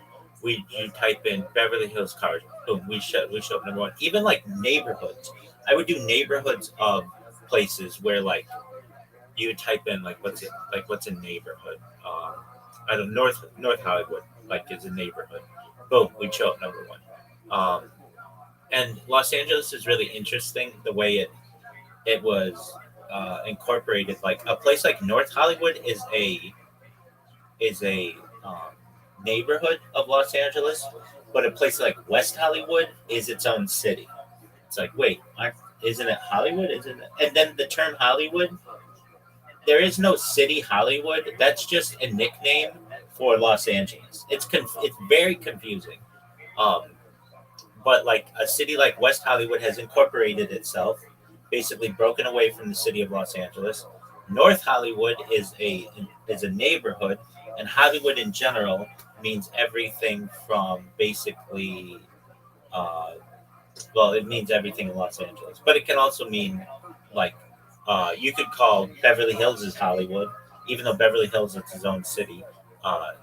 You say the Hollywood glitz and glamour. Many times people are talking about those people who live in Beverly Hills. Anyway, I just think that that's an interesting thing. That it's not that clear. Anyway, so I one time wrote these blogs on all of car wash near you, because that's what we wanted to rank for, is car wash near you, and my blogs were everywhere. were they the best written things at the time? Yeah, they were the best written things we could get. And then and then they worked so well that the owner of the business ended up when I went to work I left him to work as an accountant because he wouldn't give me the time off that I wanted. Um, he hired this kid from Yale who was a creative writer, and he would take my articles and then write 5 articles on the cities that I had written on. And so we had this huge database of thousands of articles, and eventually, like, just dominate. I mean, that's why, like, even years later, years after that business is closed, like you said, when you like type in things for um, like a mobile car wash, we would show up. Like, that's how much we dominate in the second biggest market in the United States. So I was quite proud of that. Anyway, as people say, the biggest market in the biggest state in the United States. No, we'd say the biggest market in the biggest state in the biggest economy in the world. Anyway, that's that. Damning internet article. I can't, dude. That's what I do. But um, I'll never forget where I was when I heard the term SEO. I heard these guys talking about SEO. I had just joined this company, and they're talking SEO, SEO, SEO, and I'm like, "What are you saying?" They're like SEO. I'm like, "Okay, I just joined the company like yesterday. I don't know what that is." They're like, "It's search engine optimization. It's like the big thing on the internet. It's how you get your stuff to rank." And I'm like, "Oh, there's a science behind that?" And they're like, "Yeah, it's like a huge science. It's huge money, absolutely huge money." So we bring in these companies. We brought in a bunch of companies. We even talked with the biggest SEO podcast in the world.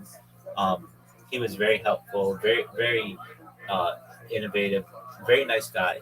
I got that arranged. Anyway, the SEO team that we brought in initially, these guys come in and they're like, they're telling us like how you can rank really well, and they're like, you need blogs, you need city specific blogs that will be very helpful to you.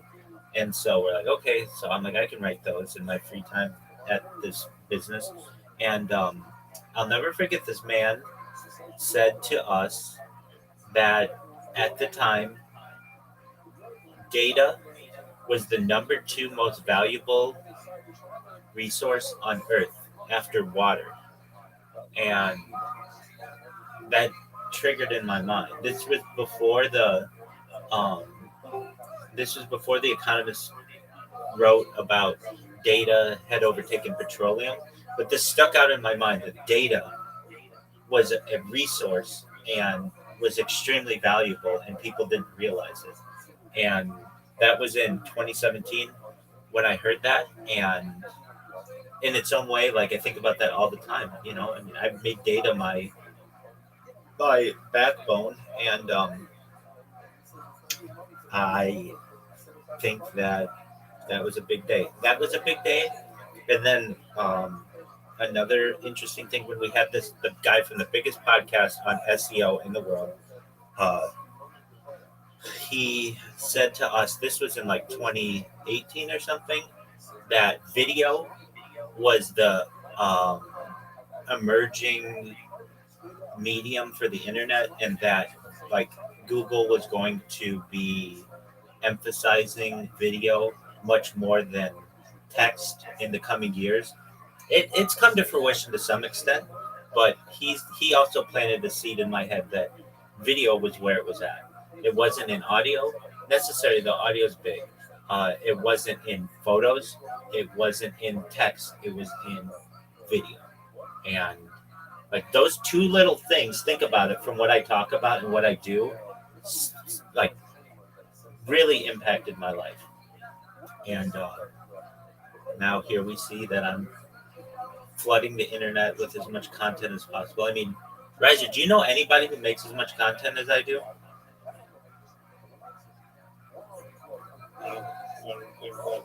I don't think it's possible. Exactly. I would say this. I think I make more content myself than all your friends combined easily. You don't have 25 streamer friends, and I have live on 25 different streams.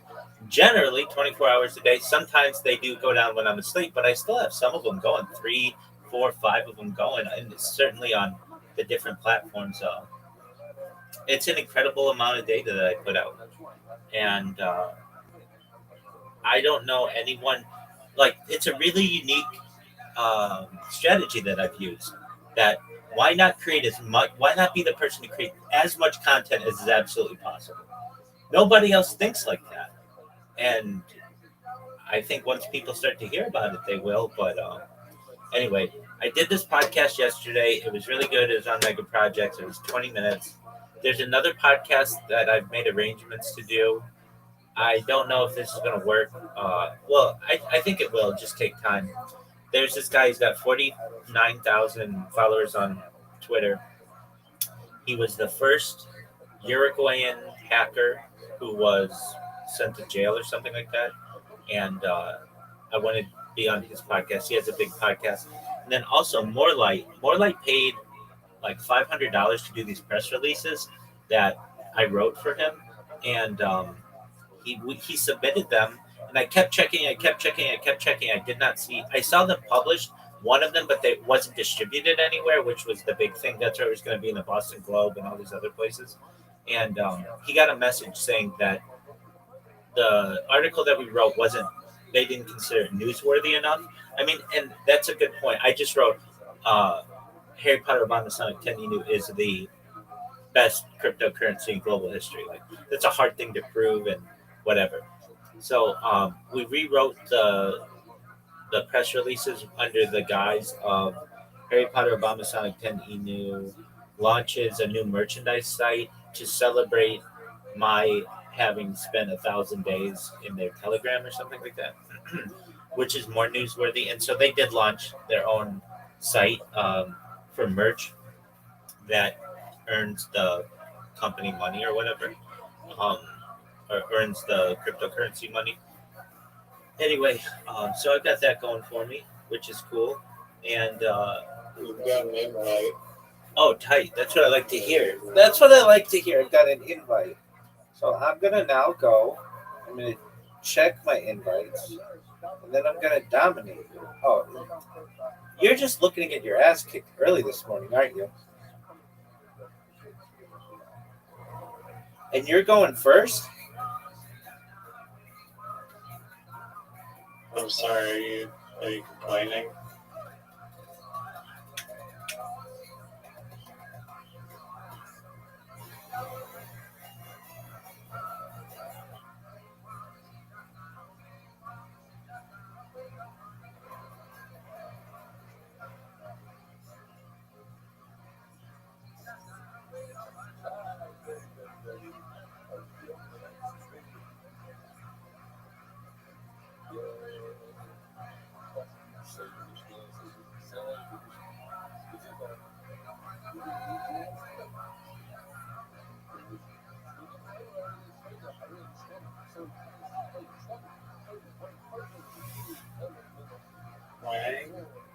Twang. It's like, you don't know what twang is? It's like the way that people in the South speak.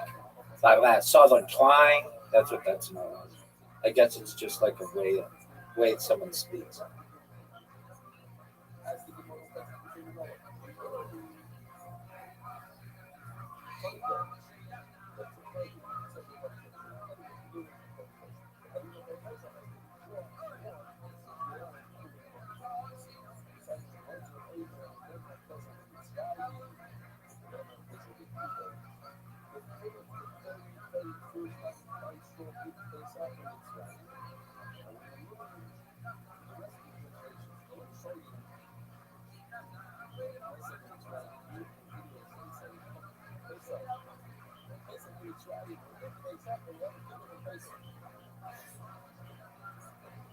Oh, what the fuck? Do you want? I'm at the timer now. Thunder. Do you want your turn back? No, I deserve to lose that. I thought I had way more time.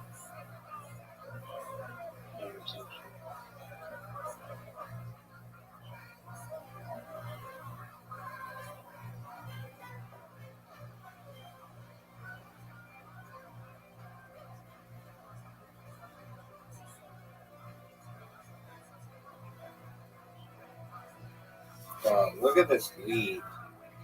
Already up 13 points on my man. But don't worry, he'll get all the S's, all the X's, all the Q's, all the Z's.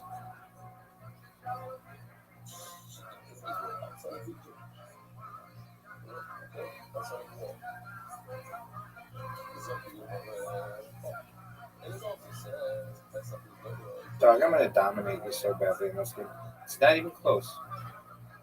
Once I get these off the tile right away.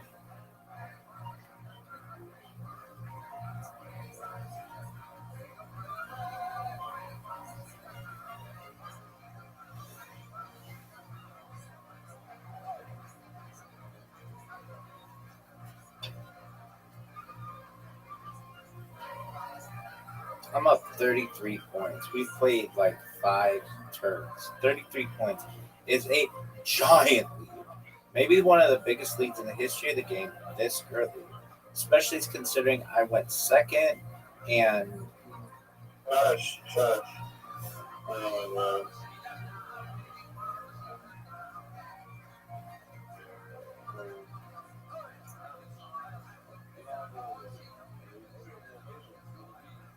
I'm just busting your balls. I've got really good tiles this far. Oh, that was good, dude.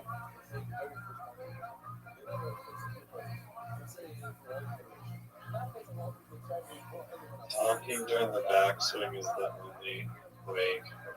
I just spouting whole rant of bullshit on trying to think.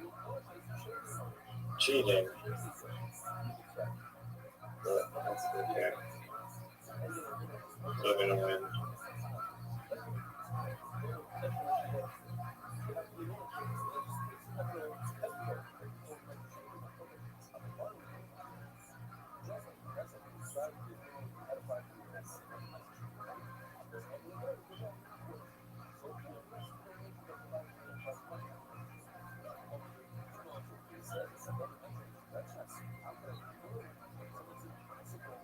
Get out of here.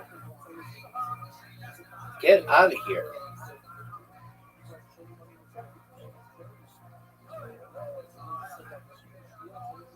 Get out of here.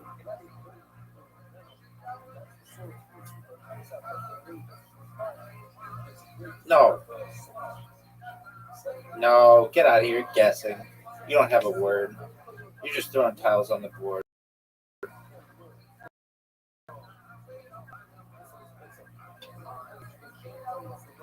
Your time's running out, dude. Oh, man. That would I have been. wish there was a letter I could have blocked on. That would have been huge. A jar's a really good word, though. It's realistic. Okay.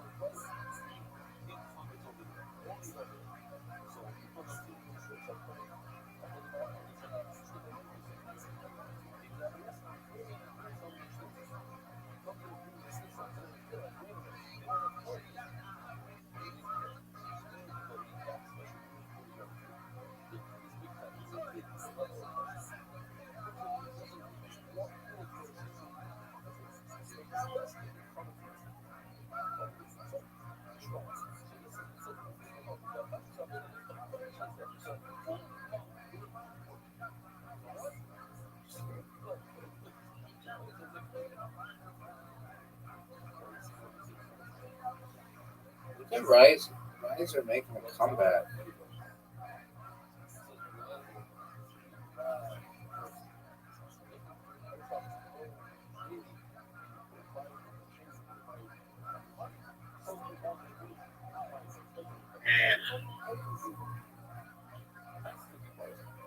I guess I got rid of tiles, so I'm looking for more. Just waiting for me to plop down some S's for the group.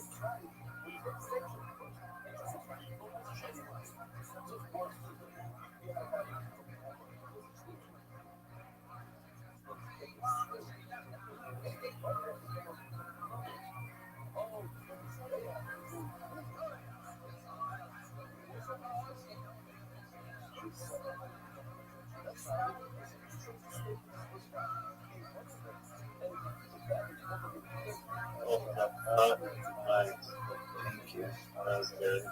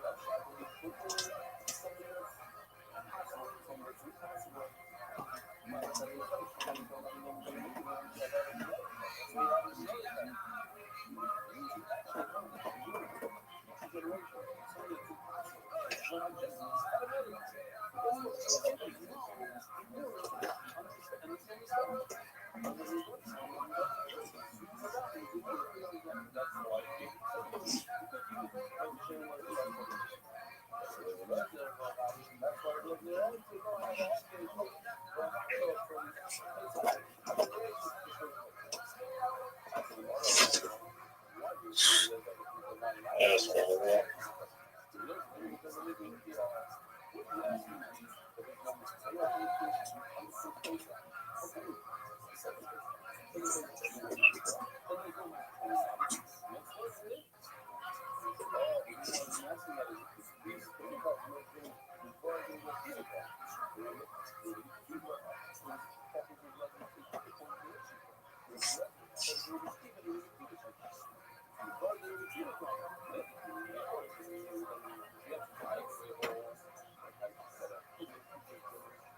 Wow, skill.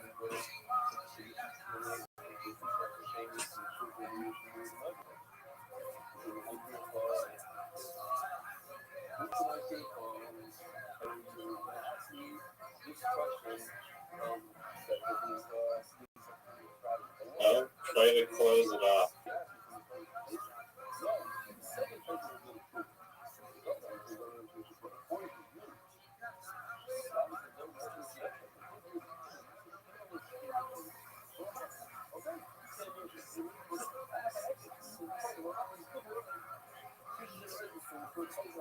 That was good.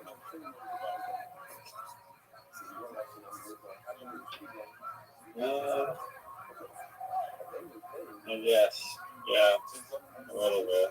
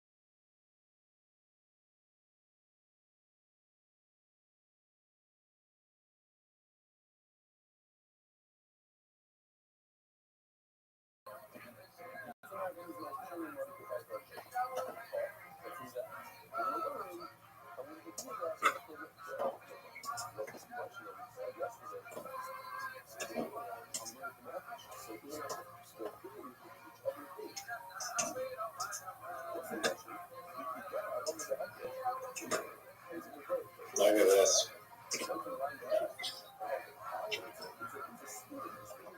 That was good.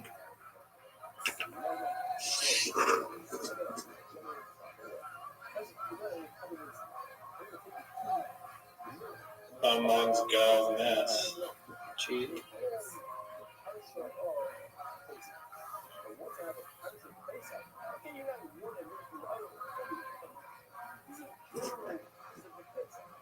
Oh,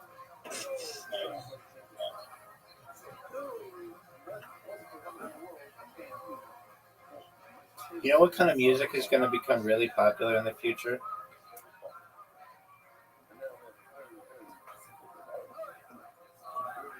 no music. Fuck you.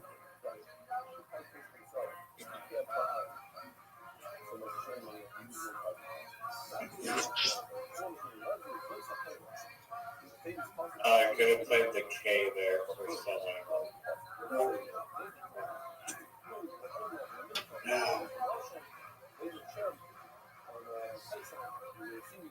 Hey, Robot. What up, dude? You doing okay? I was thinking about getting on antidepressants, but then I was just thinking that on antidepressants, I'm not going to die. I might be tempted to overdose some antidepressants. Well, you need something, big dog. That's the dilemma. Okay, why don't you get on the antipsychotics for Tourette's?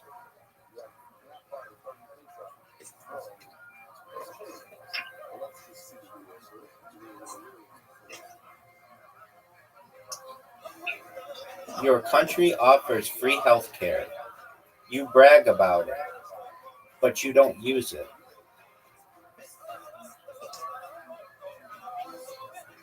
Your country offers free healthcare. No, it does not. Healthcare in the United States is extremely expensive. Why do you think that is? Companies putting profits before people. You, my friend, though, again, for the entire time I've known you, you need a therapist. You need someone with whom you can speak regularly about what's going on with you.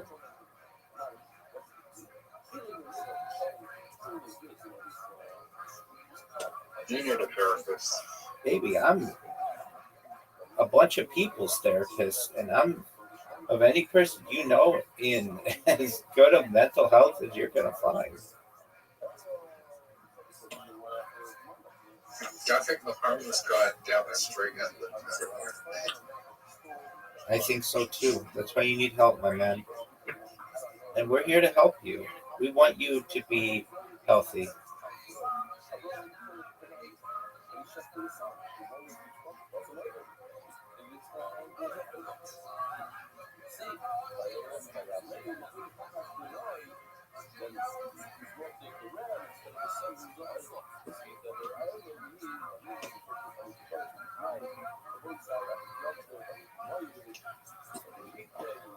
Riser, this game is a lot closer than I want it to be.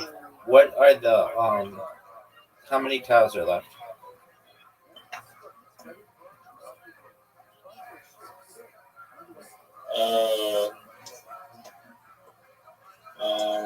Let me see.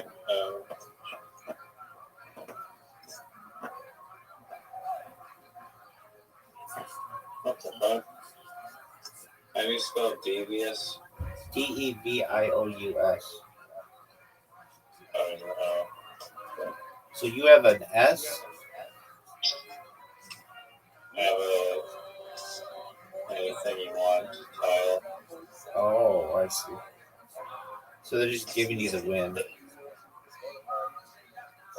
Unfortunately, yeah.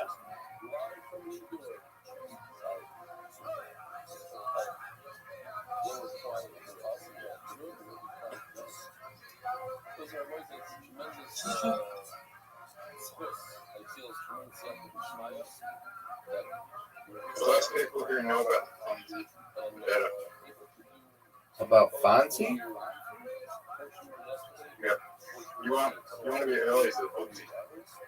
Fonzie, like the guy from the Muppets? Bro, Fonzie, like the guy from the Happy Days?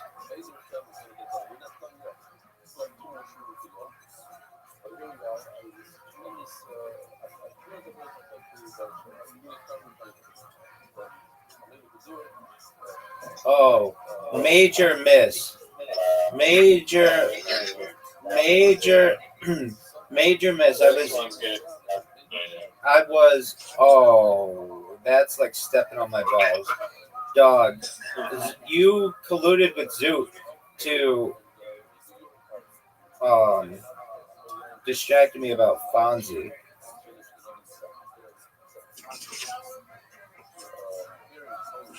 How many tiles No, are... you're not. There's 0 tiles left. Oh, fuck this. You did collude with Zoot.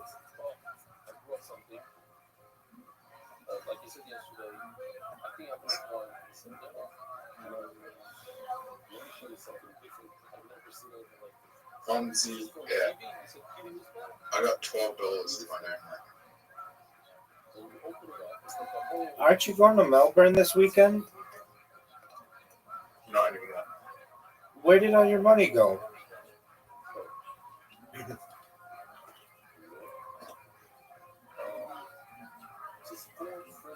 Drugs. Zoot, what are you doing, dude? Drugs. What drugs? Heroin. Not kidding.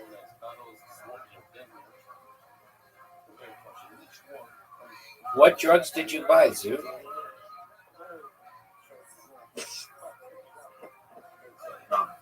He's pandering with Balthazar. Shut the fuck up. That's our hero, dog.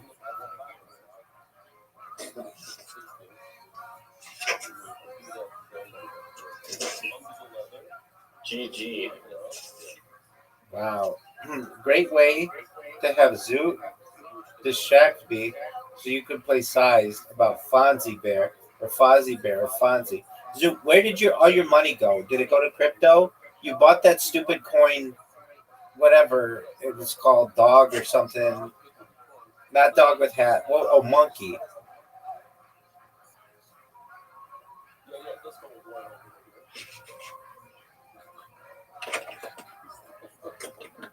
Zoot, where did all your money go?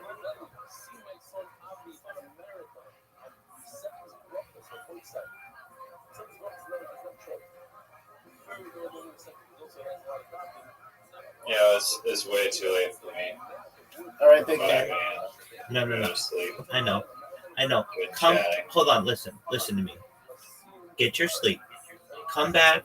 Be here at 8:00, and then we'll watch a documentary, and we'll get into a rhythm, and then we'll get our hours back. Okay? All right. Can we do that? Yeah, I'll come a little earlier. Wait. Can I we? came earlier, but you Dude, you came at 1 a.m. Okay? Listen to me, and I mean this. 8 p.m. tonight. Let's watch the Richard Branson documentary. Okay? All right. Excellent. So I'm It gonna. might be a little later, like 10, but I'll try to have it. Dog. Well, that's a 2-hour shift. You have to understand. I'm waiting on you, and if you don't come in, then I'm like, well, I get tired too, and I want to go to bed. Let's get our hours back to normal. That way, we're not up till like, 1 or 2. We'll be up till like 11 or 12, which is like more healthy. Okay. Just do that. No, I need to fix my goddamn sleep. Exactly. So come in at 8. It's fine if you need to make dinner or whatever, around that time. I don't care. You could do that while you're making we're watching the documentary. But we got to get our hours back. So I'll see you tonight at 8, God willing. Okay? All right, bet. All right. Here. Hey, best wishes with the mural. Keep me posted. Hell yeah. Hey, good job in literati too. That was really good. Take care, my man. Yeah, that was fucking S. Sized, dog. And the Z. Got the S and the Z. That was ballers. No doubt about that, man.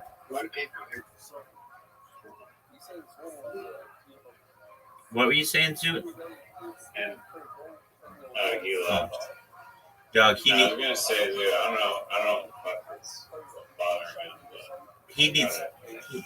My man Zoot needs. like everyone conquer. You gotta conquer all the negative emotions. Dude, But it's not exactly easy.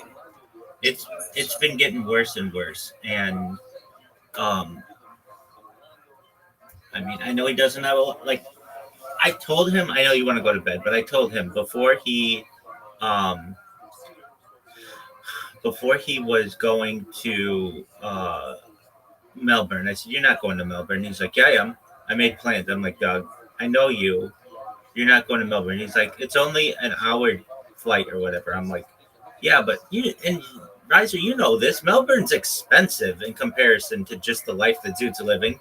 He has no income coming in, and like a hotel room. He doesn't have a car. He's taking a flight. So that's like pretty expensive, and I don't know, like getting a hotel, getting an Uber, eating, all that shit's expensive. That he's looking at like at least $1,000 for the weekend, I would say.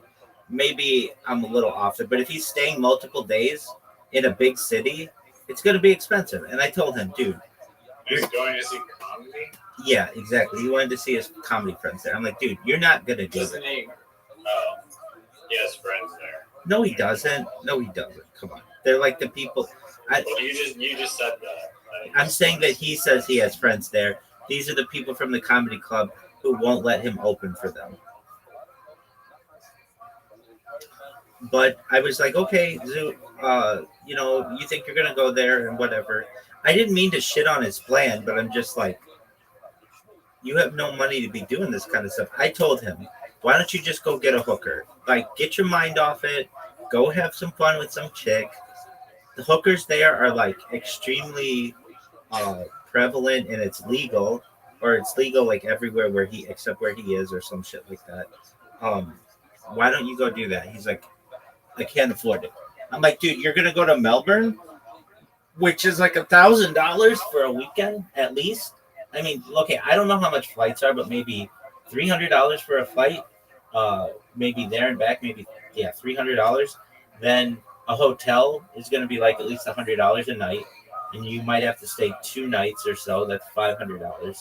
Then meals in a big city, probably $100 a day. So if he's there 2 or 3 days, I mean, right there, that's $700. That doesn't get him into any comedy clubs. It doesn't include Uber. Uber is going to be, because he doesn't have a car, it's going to be another $100 a day. So that gets him to $900. Getting into the comedy club is going to be probably another 20, 30, 40, $50 for a couple nights. Like right there, that's $1,000. It's $950. But I mean, I'm sure that he'll get a cup of coffee or whatever. And I told him, I don't think that you're gonna go. And he's like, I'm going. I'm like, dude, I'm just telling you that I don't think that you're gonna go. Anyway, he's not in a good mental state. I keep telling him, you need to seek professional help. I'm not a professional psychiatrist, and I don't want to be. There's a reason why I did not get into that field, though I think I could be very good at it. I don't want other people's problems. It's very negative. And I can be pastoral support to some people, but at the end of the day, I don't have all the abilities that a psychiatrist has to prescribe you perhaps the medication that you need. And I have been fighting with him for over a year that he needs to go seek psychiatric evaluation. And he instead just said that he was autistic so that he gets $1,000 from the government a month, which is fine. I don't even know what autistic means, but I do know that he has bigger issues than whatever he's saying he's getting just so he can get a stipend from the government. And he keeps coming in here and saying all kinds of things about SUICIDE, and he called the Lifeline or whatever, and he'll just randomly say like really sad things like, I'm gonna KILL, like whatever. He's gonna like do harm to himself, and I don't want that. I want Zoot to live a wonderful life, but he's just in this spiral. And if he doesn't seek medical help, like, I don't know what to do with him. And he's like, I don't want to get prescription drugs for the pharmaceutical industry, all this stuff. They do some good things. There are a lot of people who use their medications and have had really good positive things from them. Not everything that comes from that industry is negative. And I just... It's a bigger problem than I can control. I miss the old Zoot who would come in here, I guess, when he would come in here and talk about how he's a millionaire. Do you remember that? Yeah, I do. Do you think the money is what made him so sad? Like the book change? The money didn't help.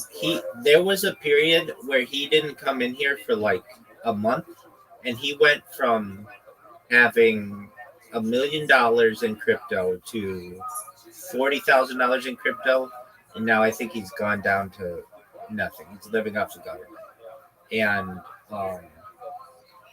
so that can't be a happy transition. And then to add to that, he was going to be an exotic dancer. You remember this? And I was really proud of him. He would come in here every single day and tell me how much he weighed in kilograms, and I didn't know what that meant. But he would then, like, we do the thing to pounds or whatever. And I'm like, man, you're doing really well. And he's like, I almost have a six-pack. All I need is a six-pack, they say. And I kind of knew in the back of my mind, if Zoot looked like a bodybuilder, he still has the personality that can be very off-putting to a bunch of really hot chicks. Like, Zoot has shit in the punch bowl personality disorder, if that was a thing, where everybody could be having a good time, and then he's going to mention like the slaughtering of people. Insert random hate speech.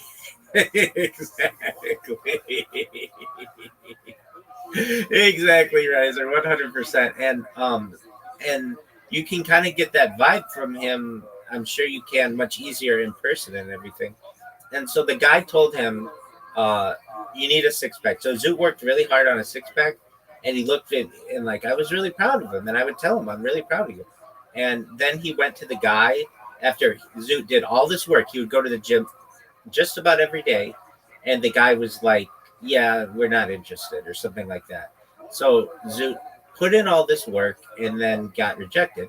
And I told him, dude, you could, if you wanted to, just go to another male strip club. Like there are others where you live, and you can try to get hired there. And he's like, no, and it just like it shot him down.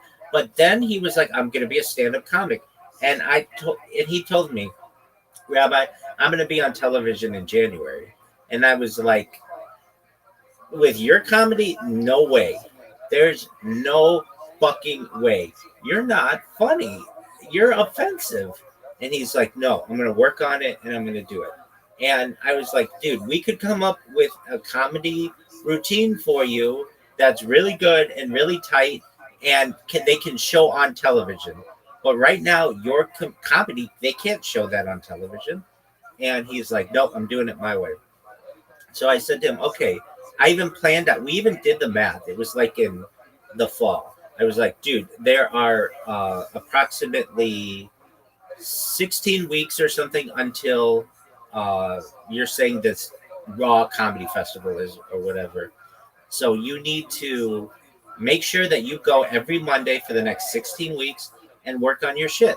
And he's like, all right. And he went maybe 8 of them, which is still good. Maybe 10, something like that. But he wouldn't work on he wouldn't work on one set. He would just come up with something new and come up with something new and come up with something new, which is fine. But that means none of your comedy is going to get developed. And also you're not going to be comfortable with it. And believe it or not, he gets on to William Montgomery does every Kill Tony standard. Yeah, but I don't think it's hold on. But he writes it down. He writes it down. He's basically not a stand-up comedian. He's a reader, which is fine. But there's a certain amount of connection that you lose with the audience when you just sit there and read cards to people. And I get it because it's still his form of stand-up, and it's like I think he's doing it like ironically. No, he's doing it because he's lazy. I know he's reading off the card, but it's like he's doing it because he's lazy, and I'll tell you why. A real stand-up comedian, and I watch these people on Kill Tony, these girls on Kill Tony, and the other regulars. They come up with a 1 minute, and it's memorized, and it's tight, and it's good. William likes to play video games and bang out his ex-girlfriend, and would like to get drunk and things like that, and so he doesn't have to memorize things. He puts them on cards. It's a crutch, but he likes to do that. Joe Rogan told him, "You don't need this, dude.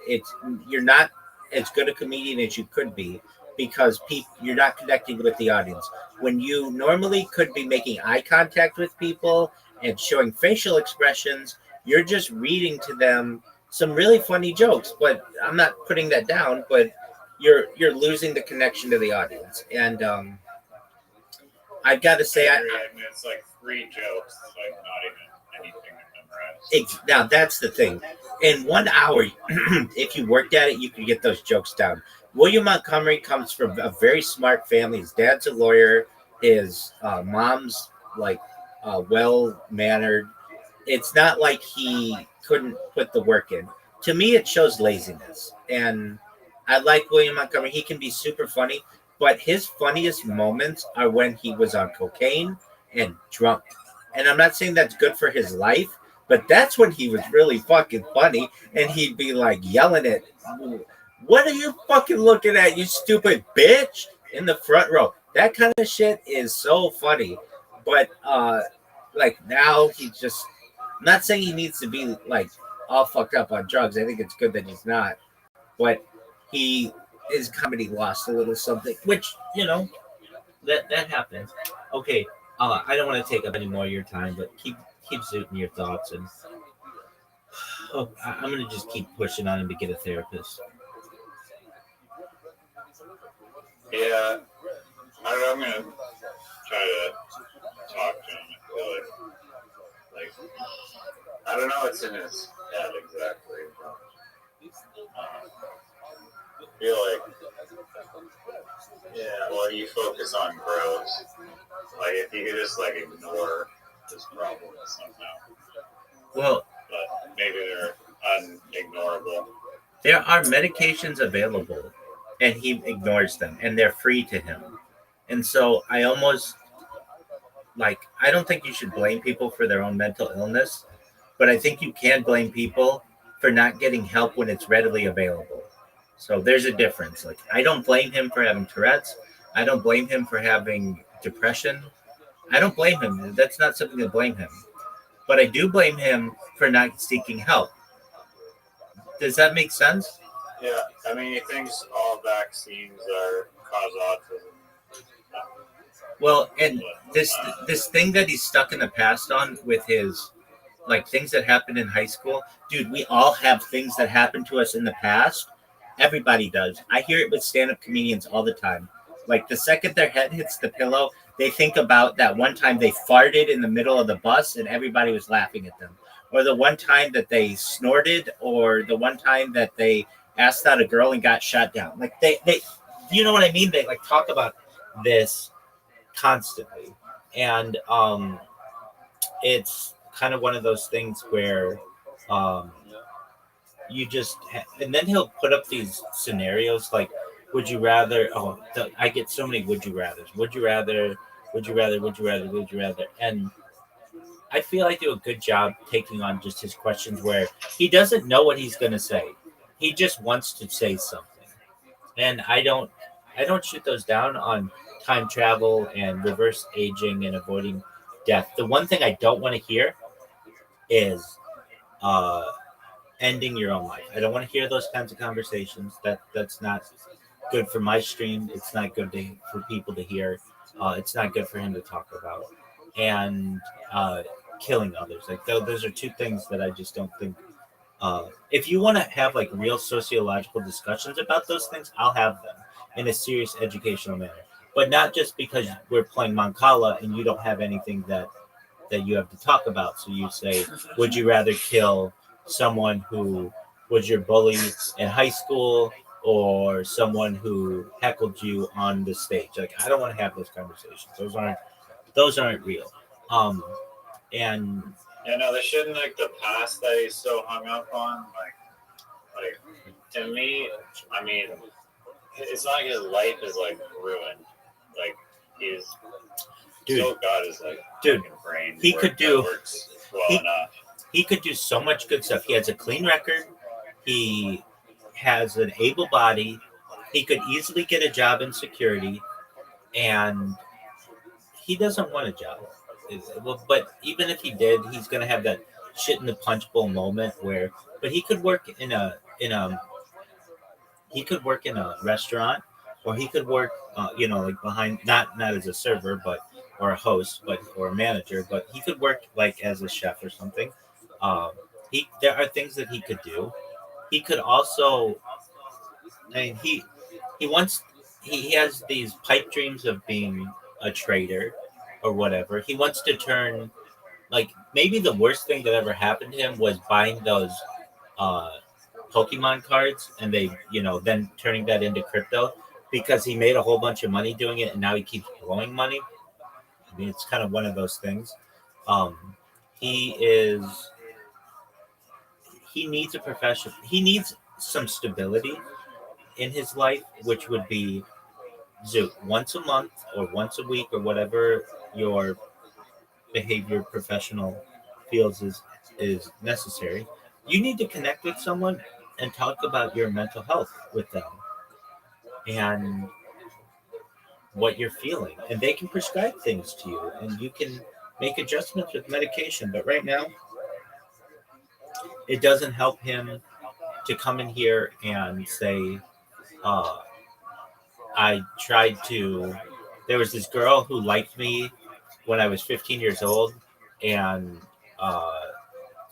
I should have asked her out, but I didn't. And then just last week, I friended her on Instagram and she blocked me. Like that.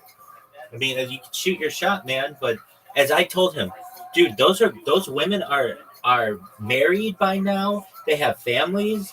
They don't want anything to do with you. You're the past. And maybe she did like you. That's cool. But that's the past. Find someone who likes you now. Um, Something happened to Zoot, I think, when he said when he was a little kid he did not have the ticks. But you know what, Riser, I have to say, for all that I say of Zoot, I feel really badly for him. His dad died when he was 1, and I that's didn't know yeah, I didn't think you did know that, and that's devastating to me as his friend. Like I don't, it makes me so sad, and it doesn't have as much of an impact on him as maybe it does, and I just don't know psychologically. But he doesn't talk about it that much. But it does have to do with his fear of death. And sometimes I'll press him on it. Zoo, why are you always so death oriented? And he's like, because my dad died when I was 1, and there's nothing I can say to that. That's like, you're absolutely right. There's nothing. I'm so sorry, but that means he didn't have like a male figure to look up to when he was a little kid. Uh, he doesn't have a father that we could just call up and have his support right now. It's so for all these things that like we say, Zoot, you need to get your shit together. We don't know what that kind of a loss is like, and I don't know how his dad died. I've never pressed the issue, but it's incredibly sad to know that like our friend um, lost a parent at such a young age, and uh, he's still dealing with it, and he has no memories of his father, but uh, just just really sad. And Yeah, I mean, it's almost better to lose them before you have memories, arguably. I mean, like, I was with a kid who lost his dad on our hockey team when he was, like, 8 years old. And I was like, I just feel the weight of, like, the situation. And our whole, like, hockey team, like, went to, like, the, like, funeral thingy or celebration of life or whatever. That was bad. yeah, I know. Yeah, really just a void that you have to deal with. Absolutely. I knew a kid who lost his dad. I'll never forget my mom. Like we got a call early in the morning before school, and these people were at our house for a party like 48 hours before, and their dad he was like 39 years old, very young, and he died. And this kid's actually pretty successful now. He's married. He's got a good job. He's got his own house. That's all really great, but uh, it changed him. It changed him. He became very depressed, very sad. Very sad that happened. So I understand what you're saying. Like it's almost the phrase. It's better to have loved and lost than to never have loved at all. It's almost the opposite of that. It's to some extent. It's better to have never loved at all than to have loved and lost with the loss of a parent, perhaps. Um, Almost like a child, too. Like it's better to have never had the child, maybe, than to have had a child, put all this work into them, and then have their death. Does that make sense? Yeah, or my mom's like cousin, I think, her uncle or something.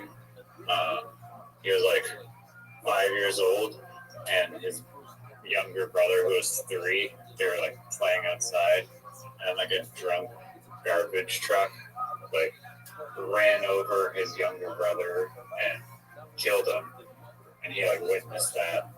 When he was like 5 years old. So this is your mom's. One of your mom's uncles died this way. Yeah. Oh, that's Or terrible. cousin, I'm not sure which, but yeah, someone. It was like her great grandmother's son. So yeah, I guess uncle. But yeah, he witnessed that when he was like 5 years old, and grew up just like probably with a lot of demons.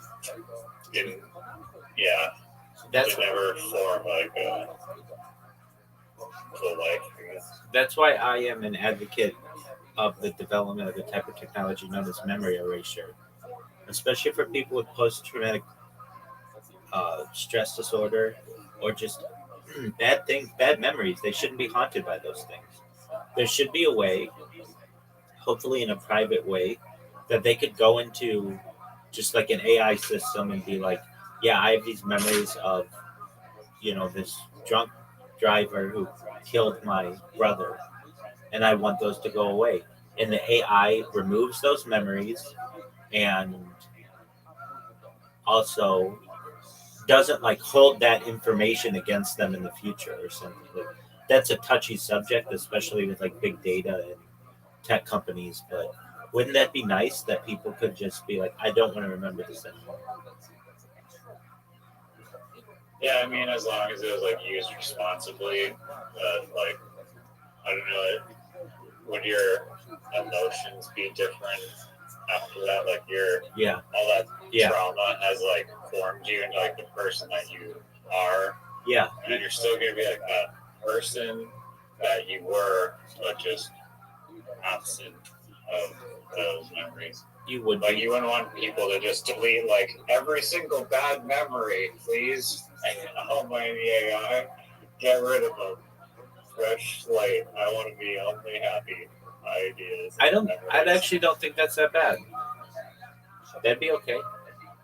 No, because you need polarity to balance you out as a person. I get that, but anything that And you, just to some degree, you don't need to be like tortured. yeah, exactly, exactly. So, perhaps there could be some memories that you would want to keep that were um, help you grow, but others you people should not be haunted by things. And in a situation like Zoot, where he got into a fight when he was a young man, like maybe not even he was like maybe 13, 14, 15, something like that. And his mom got scared and had him change schools, and that changed his entire life.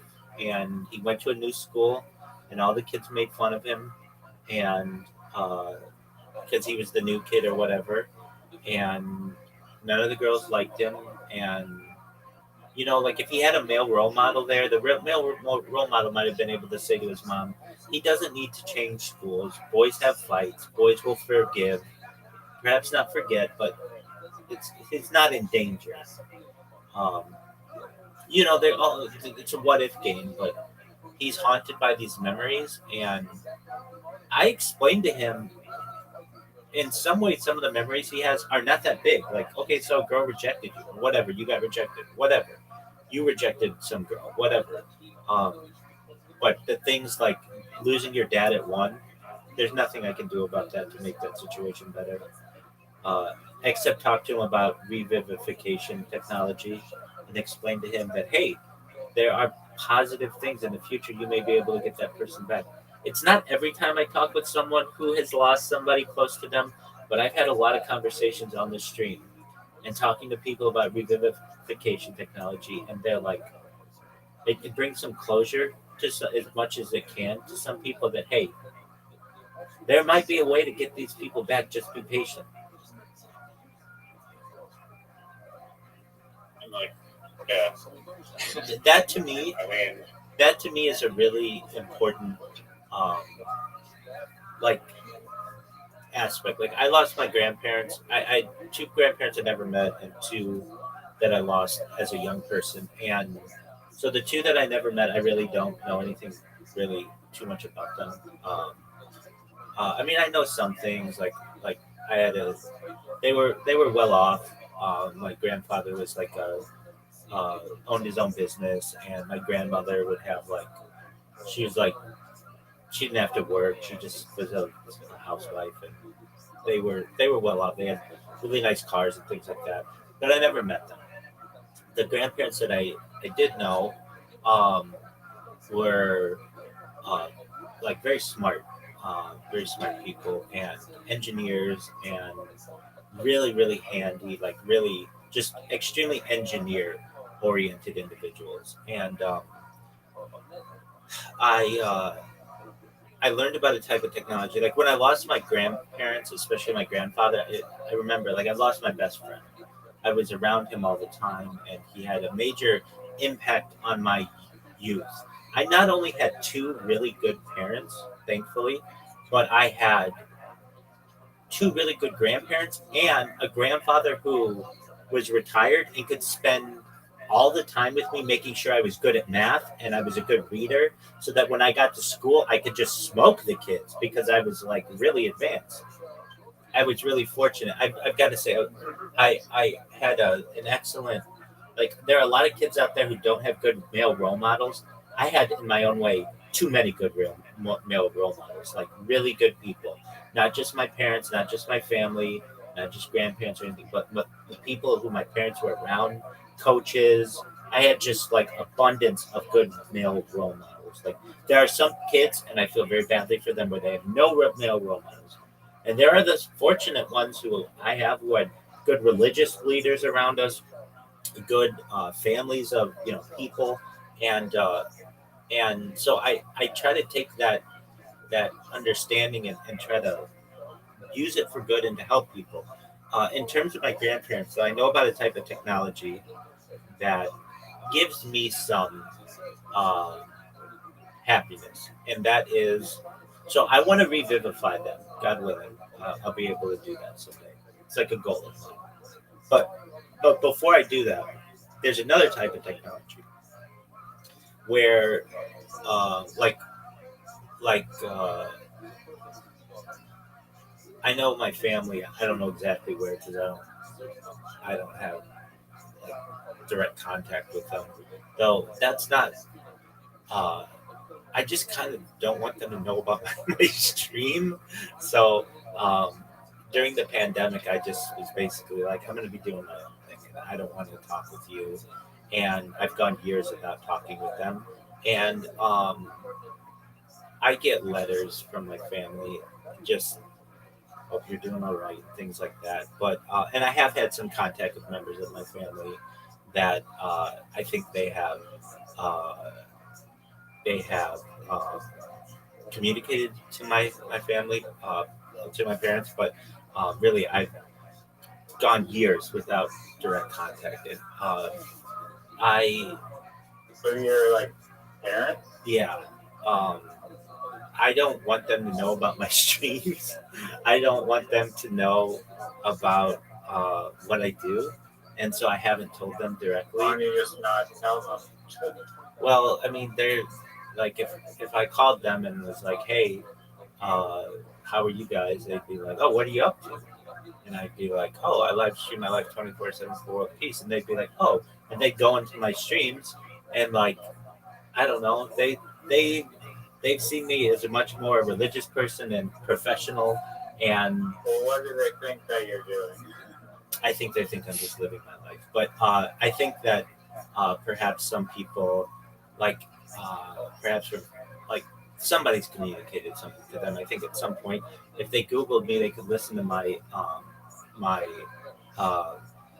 my podcasts and things. So I don't know. I know that, but they're living their own life as well. So I mean, um, there was a big So I mean, if you want to just go on mute and just call them and just not talk about your true yeah. life. There And just there they during the pandemic, before I started streaming, I took a very hardline stance, and I'm sure you can pick up on what I'm saying. I don't want to say it on my streams, but I took a very hardline stance on a certain uh, medical procedure that I did not want done to me, and I had warned my parents for years that this was coming because I had heard that it was coming, and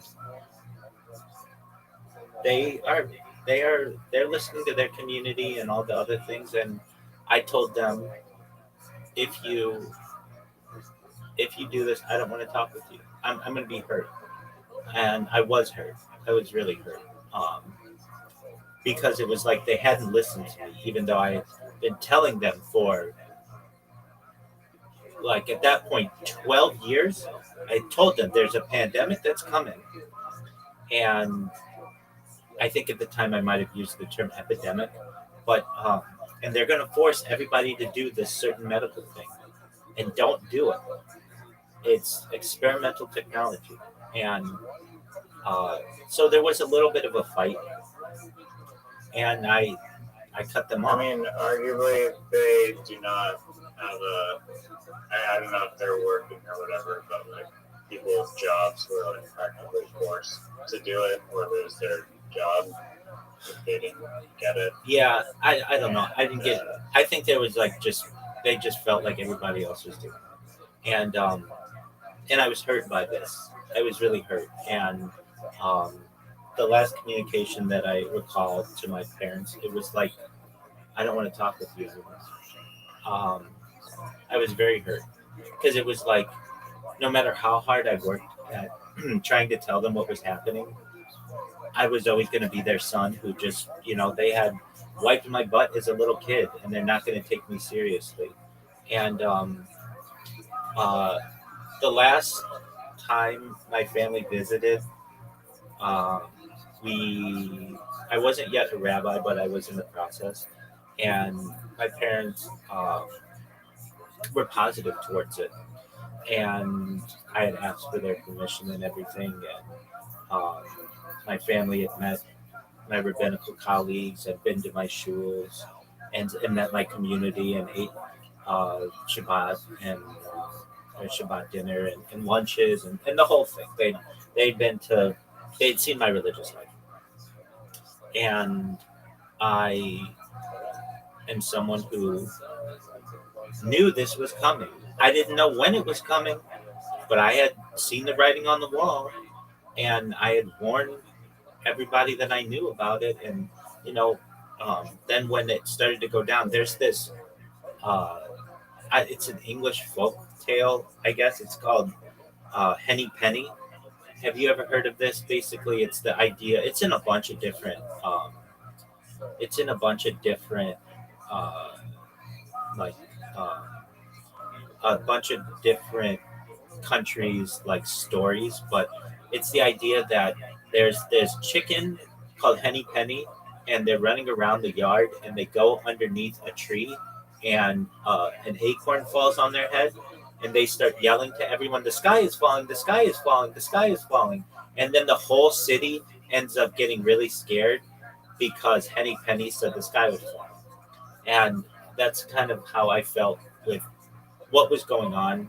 And so I just, Yeah, no, I read all these like crazy 4chan posts on like the paranormal board of like how there's like MRA and there's like graphene oxide and vaccine. All and that. It's like a portal for demons and whatnot. well, I don't want to say that, but it just I did not think that this was a good thing because it was experimental. That's just how I felt about it. And Yeah. and I was heartbroken, and I still am, that like my family didn't listen to me. So because of that, in combination with me streaming my life, I've just kept as much distance as possible. But with that being said, Well, I mean, I told my parents about my schizo, like 4chan knowledge of the vaccine, but then, and I didn't get it, but then, like, they all got it, and I was like, wow, seriously? there you go. You So guys are gonna be like the sheep? there you You're gonna go. be like the black sheep that's like all red pilled? There you go, dude. Okay, so you. But they're like reading the news and they're like, oh, we don't want to be in a ventilator in the hospital. Exactly. They trust the science, blah blah blah. Wait. Like the science is experiment, like not proven Wait, at exactly. all or tested at any length like a vaccine should be. Exactly. And that's anything. There's no studies. And it's mRNA like altering your DNA. But wait, all that. So you and I are of one mind on that. And so basically, I just cut my family out of my life. And I I know, think you should forgive them though a uh, little bit. Like, yeah, no, I mean, I was cheesing at my parents, but then I realized that they're boomers, and boomers are gonna boom. That's true. That's true. I'm not mad at them. It's just I'm disappointed, and I don't like it. At certain like points in my life. I'm fine with it. Like, um, I'm happy with the life I'm living, and I'm sure I could go and ask them, hey, I need like if I got this like a good amount of money to be able to promote myself with bots and stuff like that, I could go viral. I don't want that. I don't want to depend on my family financially as much as I can avoid it, and so I haven't gotten to that point where I've had to call and ask for money or anything like that. I don't want to. I'll go back to working if I need to before I have to do that. But um, I do now. I'm at a point where I've got this like really big project that I'm doing, and I don't want their input. I don't want their opinion on it. I don't want them to be like, "That's not what you should be doing.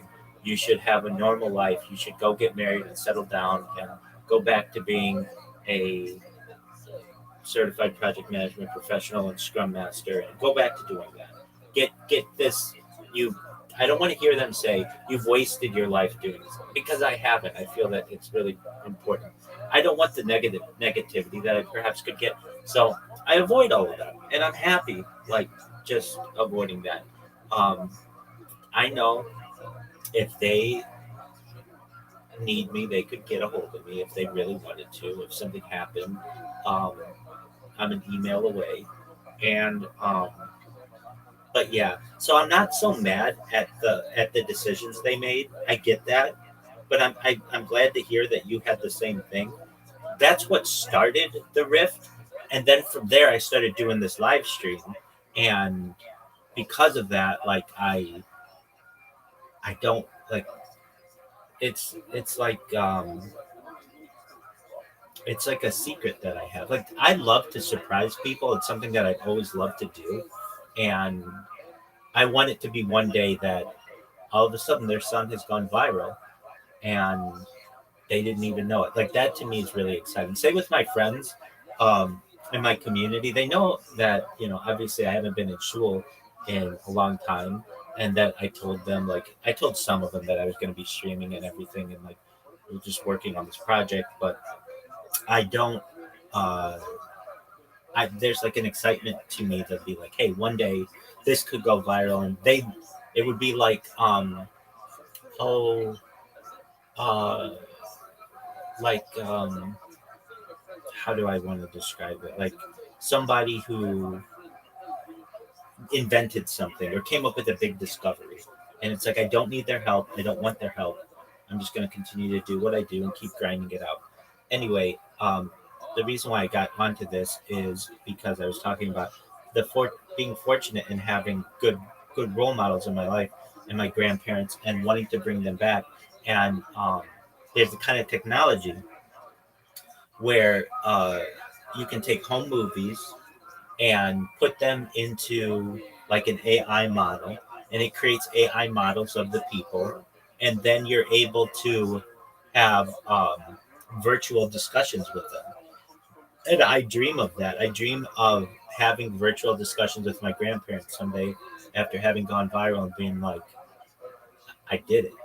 I did it. Like, and they would know. I'd have like really interesting conversations with them about the old country, about Europe and what life is like living in Hungary and the places where they have lived. And um, I just that to me is an exciting thing. That okay, I'd love to revivify them and bring them back, absolutely, but I don't know if I'm going to be able to do that right now. So in the meantime, it'd be cool to have some kind of AI model of them. And I know it's not exactly them, but it's pretty good. I think that's a cool thing to be able to utilize. Now, for Zoot's case, uh, he may have home movies or he may have pictures or whatever, their writings of whatever. There's some record of his father. And I would love to be able to give that to him someday so that his father could say, you know what, you did the best that you could with the cards you were dealt. I think that would be very valuable to him. And then perhaps someday revivify his dad. That's the big goal. But in the meantime, he is uh, he's dealing with some really difficult subjects, and if you think there's something that you can do for him, by all means, try to help him. I do what I can to be as consistent a person for him as anyone on earth, basically. Uh, and if he wants to And talk, I sent him this video on this dude called Bashar, and he's like claims that he's channeling like some alien civilization or whatever. But I watched him when I was like a kid, like 11 or something, on YouTube, and like whether or not he's, I don't know. He says he's pulling the information from somewhere, and he's like a channeler, spiritual guy or something. But he just had a cool ass way of deconstructing like the human mind and like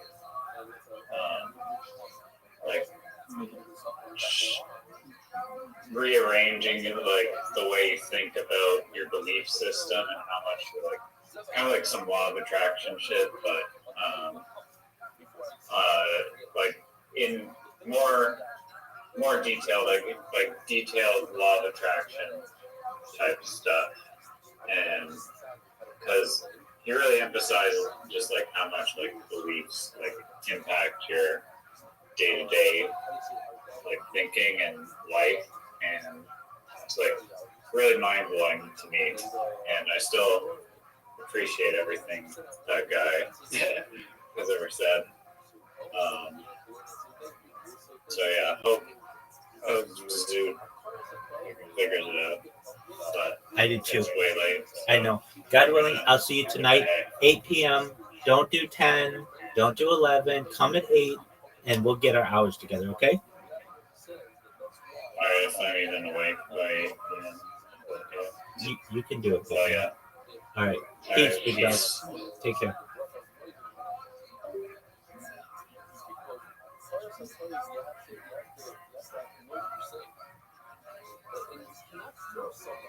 Say thank you. You can't say over here and say, oh, I'm going to bring it red. I really kind of believe it. So you can also, you can do a lot. Of course, you can do this. You can do a lot. I'm just throwing it out. So you cannot force someone to say thank you. It's not even kidding. Never say thank you. It's not from the heart. That's what I'm talking. That's not thank you. I'm a bond that the person says I'm not going to bring this red. That doesn't force them to bring it red. What's the second place? Where's it supposed to be your idol? Every idol, every shaman, you use wine, you use flour. He doesn't want to bring this. So no. That's $500 on Amazon. You're on Amazon. Amazing chef. That's why it's there. You find this invitation station. We're covering your meals, earrings, covering kilos, Pesach, it's good cost. Scheiße. Because he said, I'm going to the dress. I don't know what he said.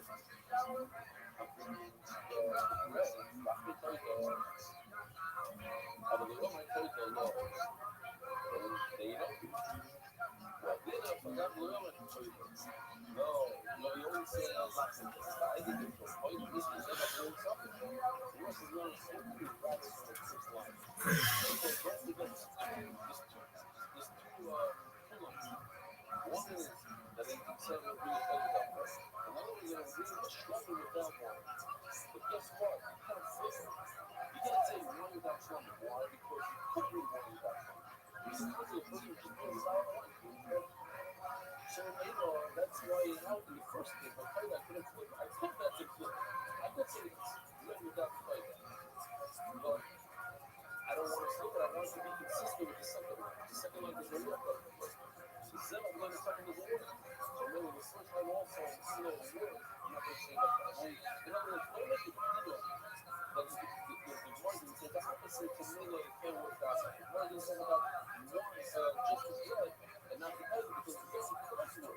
But the reason why I say it in such a fashion is because it has to match the second line of the first letter itself. What you see inside? I'm making it more complicated than it is. Very simple.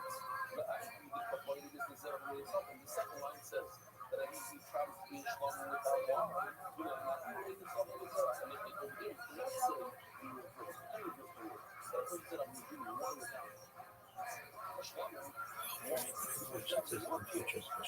If a person is going to bring you still get it. That's one of those carbohydrates. That's why the second line, that's why fundamental thing, that's why They'd be like, "Oh, I get it." I'm not another piece of when a person says, I'm bringing the title without bread, this is specifically, I'm bringing without bread. So he has it's called a classic shift halacha. He has a opening to literally say, the person says, I'm bringing the title without bread, he says without bread. And then you do that. If he says straight up, I don't want to bring the bread, how are you going to force it? In other words, he's saying, I don't want to bring the title. You can explain what he meant. But everybody who knows a lot about the young knows, or in this case, Amani Yishaman, the army depends on who. When a person contradicts himself and says something, and says, I want to be a tiger, but I don't want to do bread. So it's completely just, there's no such thing as bread without bread. Why is it without bread? Because we don't feel what he said, but we feel what he said in the beginning. He still says, the first one's not, but it's the last one. Sean says, it's the first one. It's the first one, I want to be a tiger. Bring a tiger. You said, no bread, I'm going to force you to bring the bread. It's not. We don't. How do you know if you're not being problems? We know that you're feeling what's going through our lives. It's things that are right on. Beautiful idea.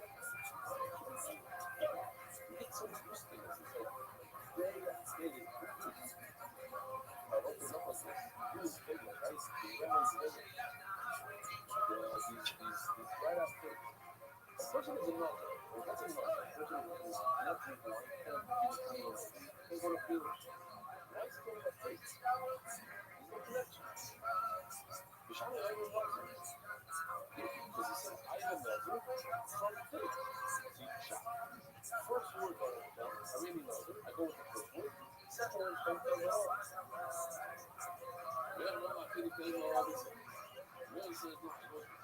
One is the Egyptian isn't he explains it.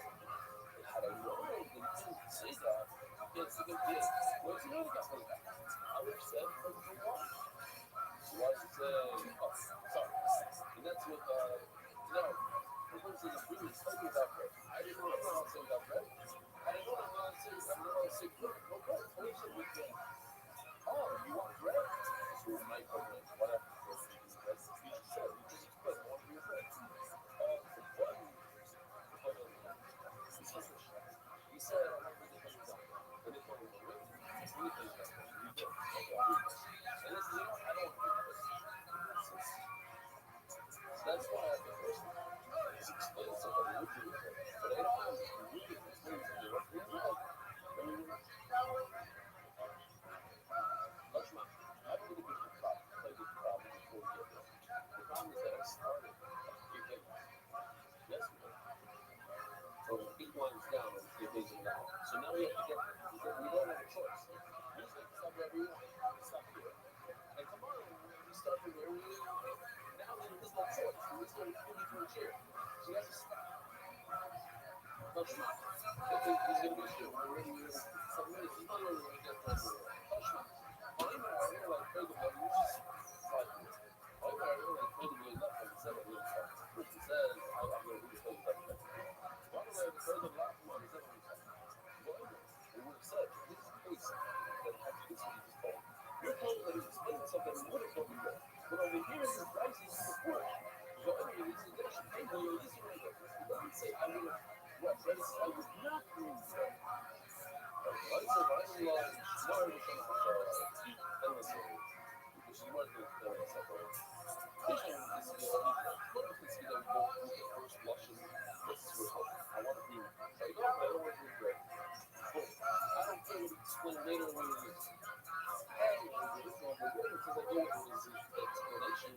And over here, he explained that I was not praying with the Torah had I known after the 40 point. No, it's going to 40 point. There's no way. I would have brought bread. So I said, well, it's here and it's going to be just explain. It doesn't want to be bread. Why are you going to get the explanation? Anything. All of it. Good said. It's not a cash. How about the Bisham? You're right. This is the beginning of the It says that we go by the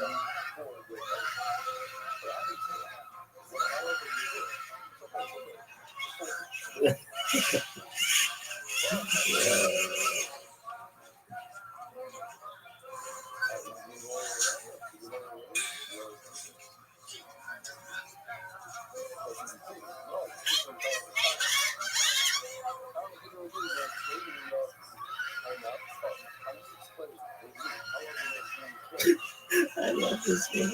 Keeps my spirit animal.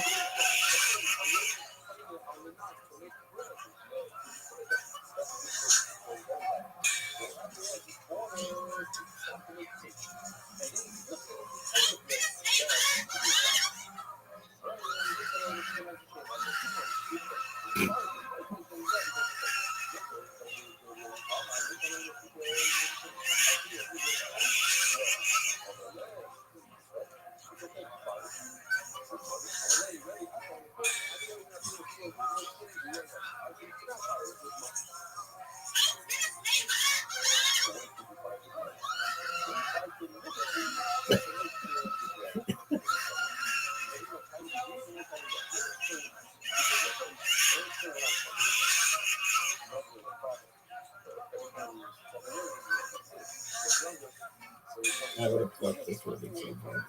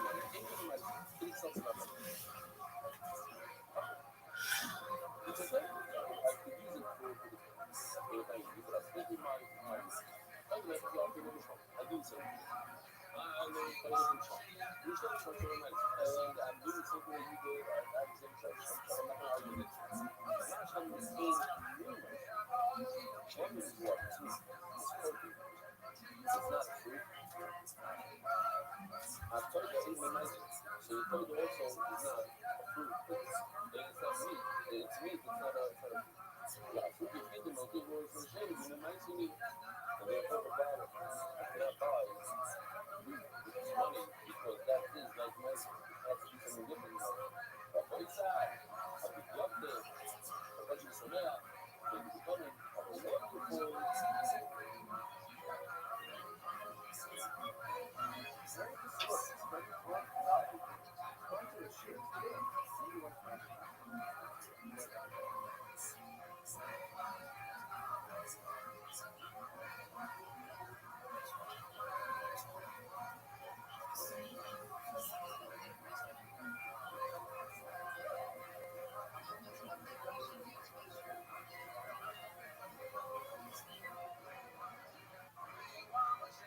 Good morning, Rabbi Sal.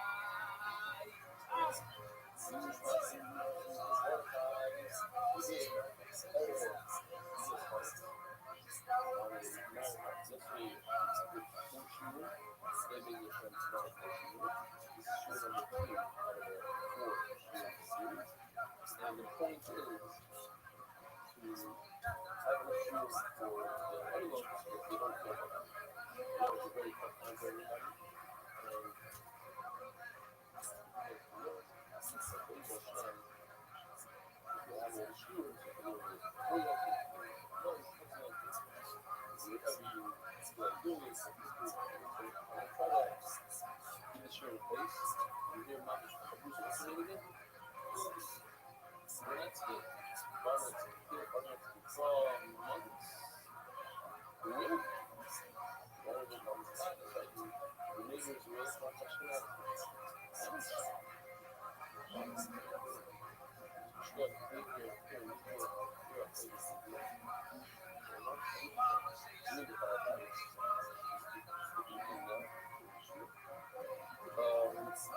So my darling, if you want to be part of the money and you, getting cold, help you fuck. So I'm going to skip for now. Skip for now. The all the sponsorships and we'll go straight in to the sponsors. Especially everyone shopping for running calories. Everything was talking about the Valley and all the little lives utilizing the lives to courage next to the other and you do better all. And they sound like pretty many of them on the second with small golf and come to those full golf. The second country like Rosie Dollars, the second probably got the rice, and I'm just looking back with the power phone, and they think, there's a name of like a going first house people next to you. And that was for someone listening to God, and I was before someone and it's some little bit of stuff. This one, I'll be done with everything. I'm going to be so glad that I'm going to keep studying, sending those family. And we are, and I'm going to be changing my new life. So I'm going to be nothing but new life. I'm going to say, I'm going to be wild and every time it's better. I decided to send out the money for me, one time, for easy sponsors, for the rich families, and stuff. I'm just going to sit around and just kind of, I don't know, real. Everything while you're out of the month, you're sitting on, I'm making the rockers, you're sitting on my listen, you're sitting there, I'm seven and everything. Once I'm happy with that, then pressing things. 3 lines on the bottom. And through my item, we have 3 cases where there are 2 subjects. Okay, when something good happens to you, a person gets out of jail, you're able to go over the ocean, Midbar, the desert, that your first name off, you bring the title with 40 questions. What happens if you end up with 2 titles? Do you have to be in this situation 2 breaths, in other words, 2 times 40? What is the situation? Situation number 1 is add water, with water. The title has extra. So you have 2 titles on the which says you don't have to do any more things. The other one is you do the Torah. Torah is where you say that this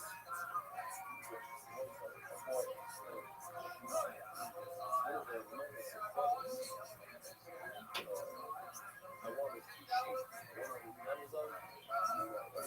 Tomorrow, but these sheep, if you push the button and you pay for $3, $4, $5, you guys come to your house within an hour. Push sugar. Meaning that like in other countries, you order Amazon, it takes literally 2 to 3 weeks.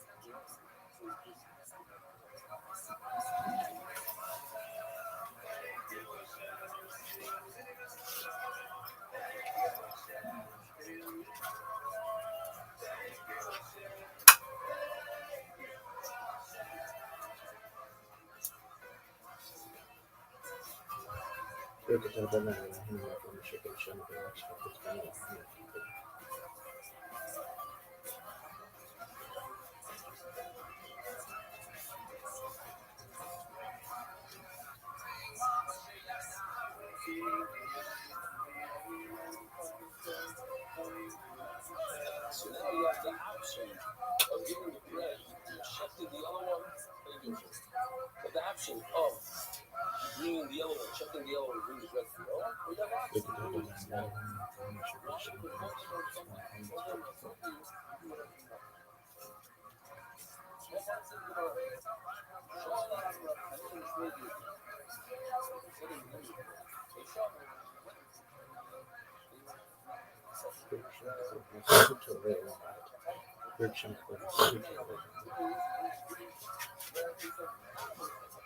Shema Yisrael, Adonai Elohim, Adonai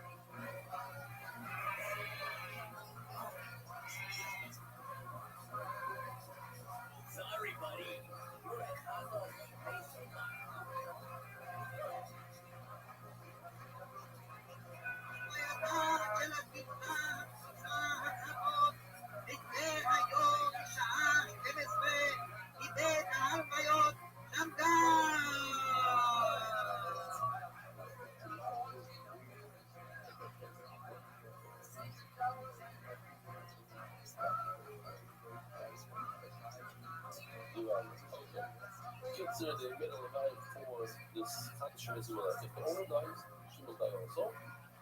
Fourth one is condition is capable if the owner already had forgiveness because that loss, the original got lost in the second. And the fifth one is condition which not something that kind of came really the second year of the study. That one doesn't really apply to the fight because the owner. But if these cases happen to us like a one fight that had a experience, we did a tour to the fight that the owner died, whatever.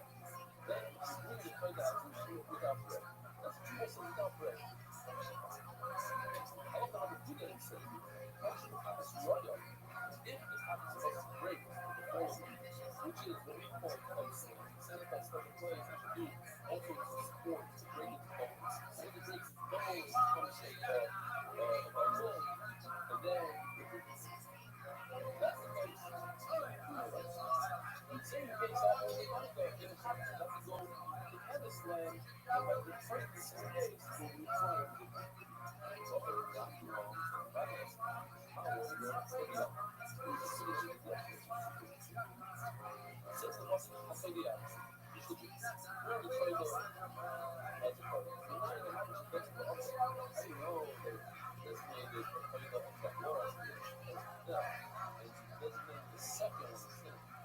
We're trying to count it. We're giving it a show. Our exchange rate is important in studying. We're not changing which is the actual graphic of the work. I don't know like easier for it. I would love to do it, but I don't know after the whichever one you the application is for that one that wasn't that. The learning that you then do once. So that you then work. Not really trying to take it for one that's needles that are going to be so we such days. We got hands like that the way such days. If you have the two functions, there's actually 3 cases. One for them just call the numbers and you have 2 high parties in front of you. So you check one and the second one goes out. It's really no fault. When do you fault? It's not a fault. Whereas you designated one, you got lost, you bought a second one, and you check to the second one, and then someone else rolls the first one, someone leaves, and the first one comes back. Then you must put it back. But when both of them, you can show them if you have a chance to check the second one, and you have 2 options in front of you, then you got a great choice this one. This time, you start to see how the reason of it is. You didn't see so much like it. But I stay with this. Hold on a second. You start chatting, so you stay about it. You're ready. But we don't pass it like you're passing on the party. Alright. Anytime this makes up, you don't kill the second one, else you stop just having a look. Or you count the first one after you were in the shop the second one. Or elephants happen. Or one of them in front of you. Check out all the ones together. Elements you are already said, let's look again and what you said. What's the logic? Well, let's try to have this roll up in the page with the basics that we just said. The point that you're left, you have to be red for the title. Which was is you want to be red for the pens. What do I do? So you want short brevis with it. So when you ready, go on, I told you, shots of first place. No. There's another one on. You use what? Let me know. And if you find the second one, you find the original. You do this one. This was the original on the society thing together. So you want number 2. And then the one shows up. They have either in front of you. What do you do? Very hard. They check the one, either one, the other one was that. But it was died. Then he's having no bread. That's why she was in that picture. No bread.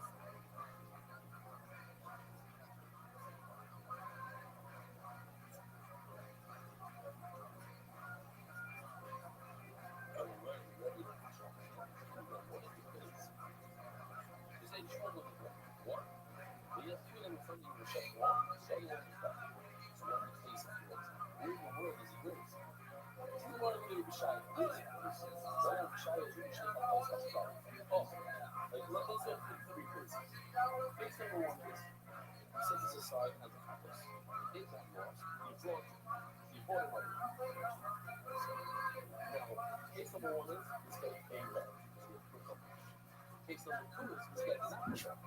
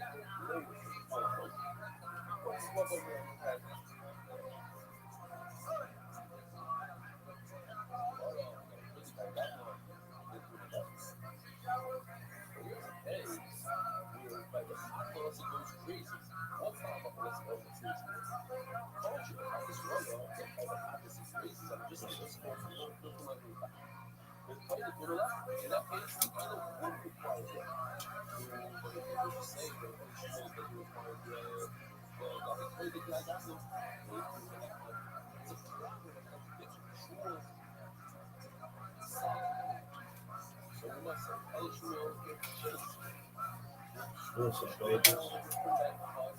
Good days.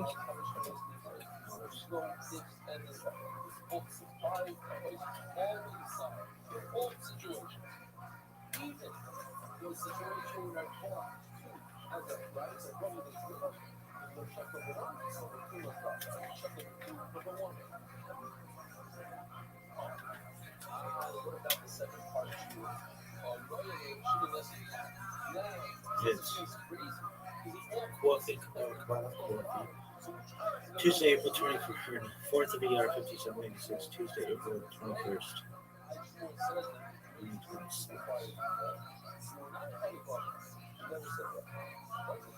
3761, creation of the Lord, birth of Adam and Eve.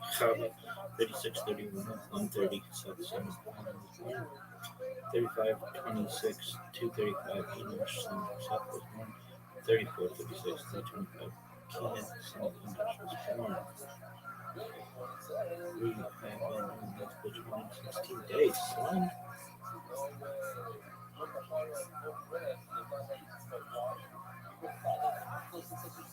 It's the honor.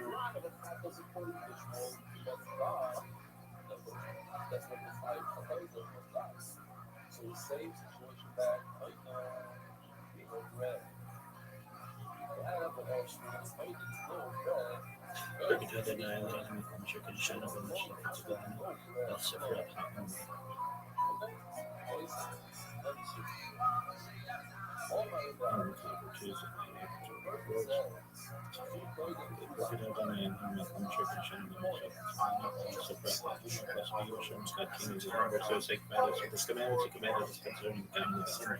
Today is 20 days, which is 2 weeks and 6 days of the Homer.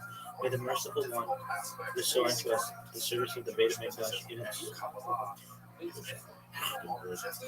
May the merciful one restore unto us the service of the Beit HaMikdash to its place speedily in our days. Amen. Shalom. Shalom.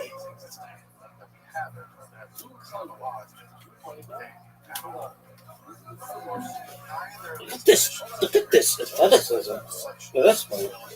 Look at this. Look at this athleticism. Look at this move. Look at this athleticism. Look at this move, dude. Just click on. Oh,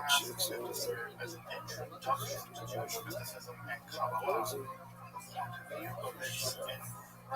Complex development from the prophets of ancient Israel to the rise of modern Hasidism in the 8th century.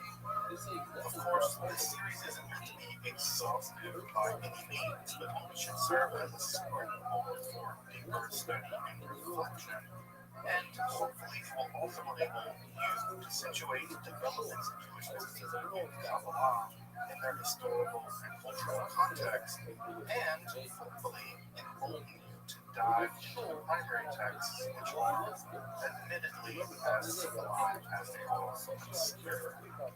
Let me express my gratitude to congregations who have allowed me to use these lectures to reach a larger audience here on Esoterica. If you want, find the entire series with the playlist Entering the Garden, Introduction to Jewish Mysticism and Kabbalah.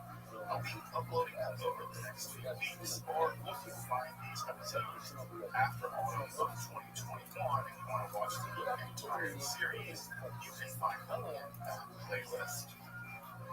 If you find this series on Kabbalah interesting, I'd hope you check out my other content on topics of esotericism and perhaps consider supporting free academic scholarly topics in occultism, hermetic philosophy by joining my Patreon or perhaps with a one-time donation. You can find those links below, and I really appreciate your participation. Now, let's enter the garden of Jewish mysticism and Kabbalah. Folks, welcome back. We're going to get to the, in some ways, the high water mark of the Kabbalah's mouth. It's like the high water mark. It's like Gloria's formulation of Kabbalah as basic common Jewish theology.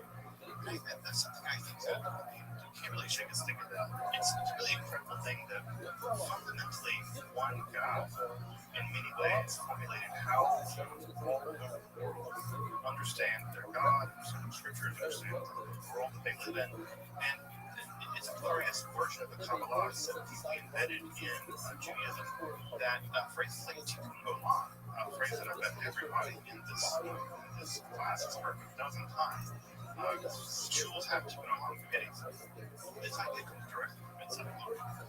So many ideas that are commonplaces in Judaism emerge from inside Gloria. And so tonight we'll get to his ideas. Now we're not going to exhaust his ideas for a couple of reasons. The first reason is that most of his books aren't even translated into English. The vast majority are not translated into English, and even the books that remain in Hebrew are so technical and so difficult that I have to admit, often can read pages of these books and still not know quite what these books are very, very difficult. And part of how it's not Koreans kind of developed was people trying to make sense of what the audience talking about. And so part of what happens is that books are very complicated, and that the complicatedness is always on its own, has its own life. So I'm going to go a little bit to get to inside the story. But to rewind a little bit, to talk about this period that I sometimes refer to as the interregnum, that's the period after the composition, so far before the rise of the Quranic Kabbalah. What we have is that in that period, Kabbalah didn't really spread very quickly. It was a very underground, it was a very elite, it was a very hush-hush kind of thing. That's not to say that people were accomplishing things and talking about Kabbalistic ideas, but there was no desire to make it public. It was a very hush-hush elite esoteric practice, very much so. And by 1492, we have a great motion declared that basically all Muslim and Jews that leave Spain were you have Kabbalah transforming from a very inner, very inward-looking, very secretive kind of thing to the Kabbalah actually becoming imbued with a very eschatological, very messianic meaning. And so in the aftermath of the disaster that was 1492, Kabbalah is going to branch out into the world and it's going to become popular. And many of the refugees who fled from Spain were actually saved by a Muslim leader. I don't know why that doesn't get more press, but it should. Bayezid II was the Muslim leader of the Ottoman Empire that basically sent his entire fleet to Spain and saved as many Jews as he could. Not because he was a great guy or anything, he may have been that too, but he realized that you could all your doctors, lawyers, and scientists in the country. Of course, he wanted them, and he was right to do it. The Ottoman Empire was a huge win from the implication of the refugees after the war to conquer. By the way, we also know that Spain did terribly good in many ways in the aftermath of that war. So many of these Jews are going to settle in the Ottoman Empire. The main place they're going to settle is going to be in Salonika. Salonika and Warsaw are traditionally known as the only two Jewish cities in the world. And so Salonika and Greece are going to be one of the places they're going to settle. But many of the Kabbalistically inclined people are actually going to move to the place they're most familiar with, at least in their sort of imaginary landscape. And that's up in the Galilee, at a place called Stad near Iran, where Shimon Bar Yochai was the traditional author. So far was thought to be buried. It's there at Meron and Tzfat and Safed where new forms of Kabbalah begin to be emerged. Kabbalah begins to be popularized. It's a very important moment in the history of Kabbalah. Teaching up at some level their classes of Kabbalah. And when it's happening in this area, there is a rise of a new form of Kabbalah that is highly systematized, highly intellectualized, very encyclopedic, and very synthetic, which is just to say that it's organizing all kinds of Kabbalistic ideas into some kind of Kabbalistic system. That system, of course, the major one is going to be Joseph Pharaoh, just a moment. Of course, other forms of Kabbalah also exist at this time. We talked at length last time about Abraham and so-called ecstatic prophetic Kabbalah. This is a completely other form of Kabbalah that doesn't really care much about the Sirot and that kind of stuff. He knows about them and is aware of them and is interested in them. But that's not part and parcel of his project. His project is a kind of intellectual communion with the divine, and that's accomplished by a wide range of things like breathing techniques and focusing in on combinations of words and various kinds of mantra-like structures. So there are other forms of Kabbalah that came about in the milieu of the Zohar that didn't quite make it out. What's going to be really important is that in the Safed milieu, in the Safedian form of Kabbalah, Isaac Luria and his students, Isaac Tall, are going to reincorporate some of Kabbalah's ideas. That's going to basically say Kabbalah is religion. Remember, he got basically excommunicated and exiled from a tiny island in Corsica, look how it vanishes from history, he dies. He's going to be kind of resurrected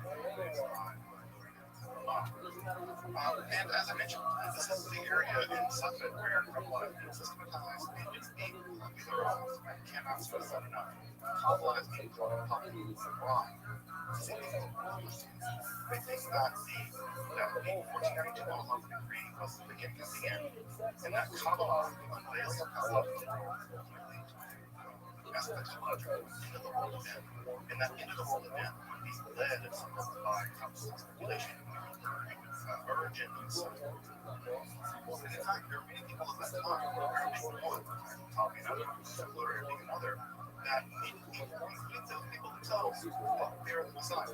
Saying he had some of his notes, his autobiographical sketches, journals, diaries. He even says in his notes that if I just studied the Mishnah a little longer, I would have become the Messiah.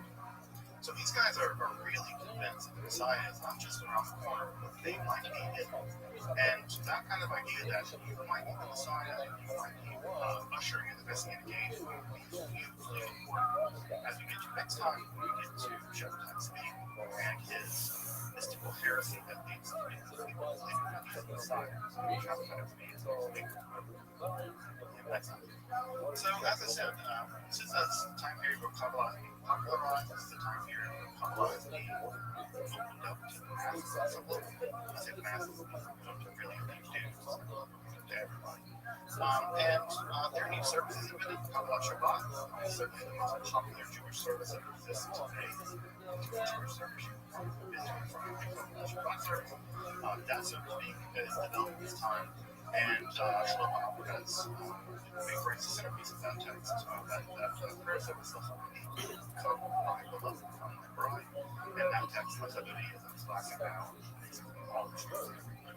And so that would be written by Shlomo Alvarez. Also, it's worth pointing out that these guys studying together, they're marrying together sisters. Joseph Cordovero married Shlomo Alvarez's daughter. So Cordovero, or Alvarez, was Cordovero's father-in-law. So you have all kinds of this. It's not just sort of an intellectual thing. They're kind of in there with each other. And so this is a very tight-knit world kind of writing some drama facilitated in that circle of drama. But unfortunately, a lot of that doesn't survive. You've got a rough idea about what some of these texts look like.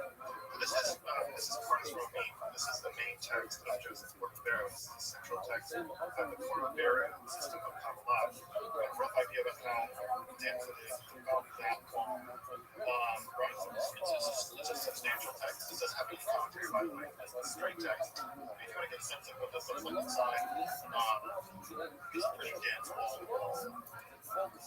right. So these texts are no joke. Part of Rabbi is an incredibly difficult, incredibly challenging text to try to read. There is no translation of this into English at all. I don't think there's no systematic translation for sure. And these texts, many of these foundational texts of Kabbalah, still do not have English translations.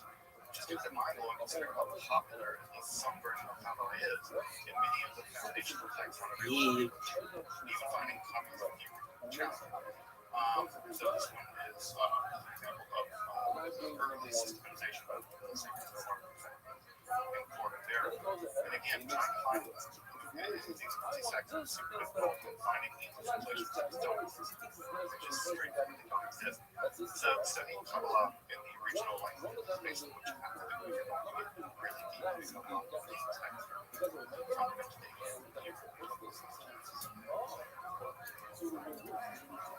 So, in the 15th century, not only are Jews interested in Kabbalah, but Christians are too.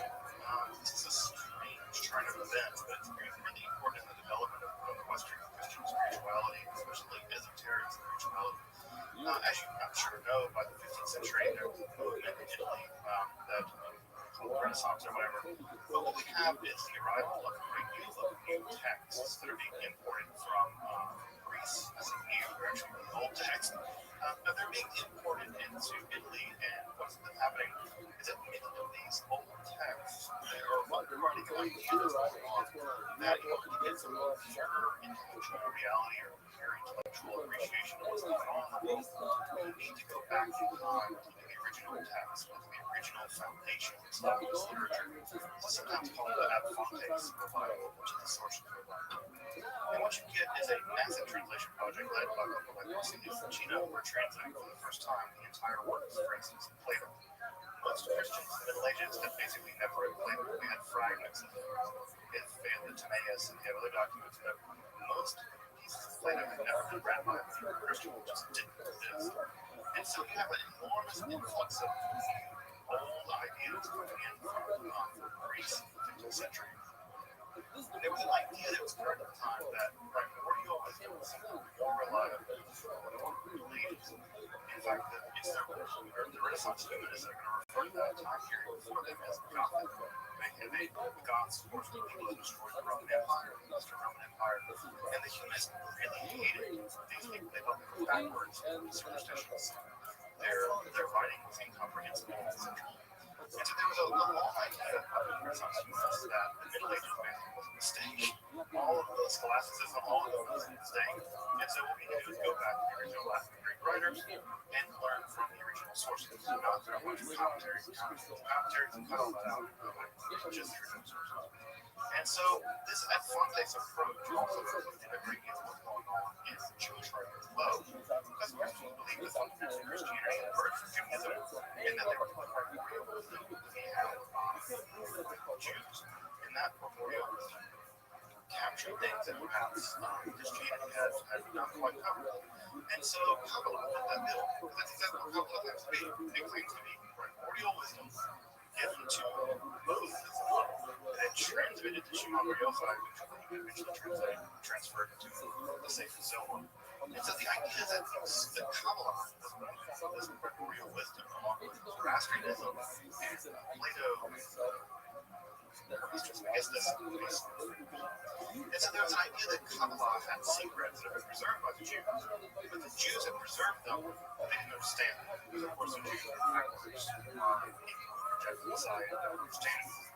And so the idea was that the Jews had all this Kabbalah that the Jews really didn't understand. And so these Christians really turn their attention to the Kabbalah, and they begin to recruit non-Jews, that is to say, Jews, former Jews who have converted to Christianity, or Jews who are kind of immune to this evangelistic project.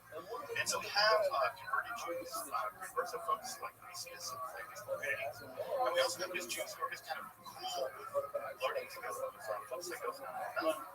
And what ends up happening is that many of the texts of Kabbalah slowly begin to be translated from Hebrew and Aramaic into Latin.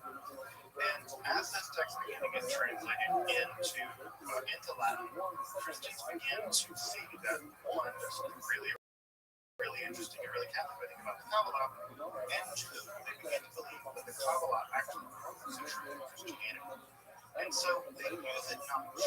as a way of accessing primordial wisdom, but also part of what is sometimes referred to as the Latin political tradition, where Jewish texts are marshaled against Jews in the interest of converting. And so the Kabbalah is actually mined for all kinds of Trinitarian ideas. The first three spheros are actually focused on the Holy Spirit, and all kinds of other ideas where the basic structure is that underneath the hood of Kabbalah is actually a kind of mystical Christianity that Jews just can't see. And so what ends up happening is a lot of these texts get started about being translated from Hebrew and Aramaic and Latin.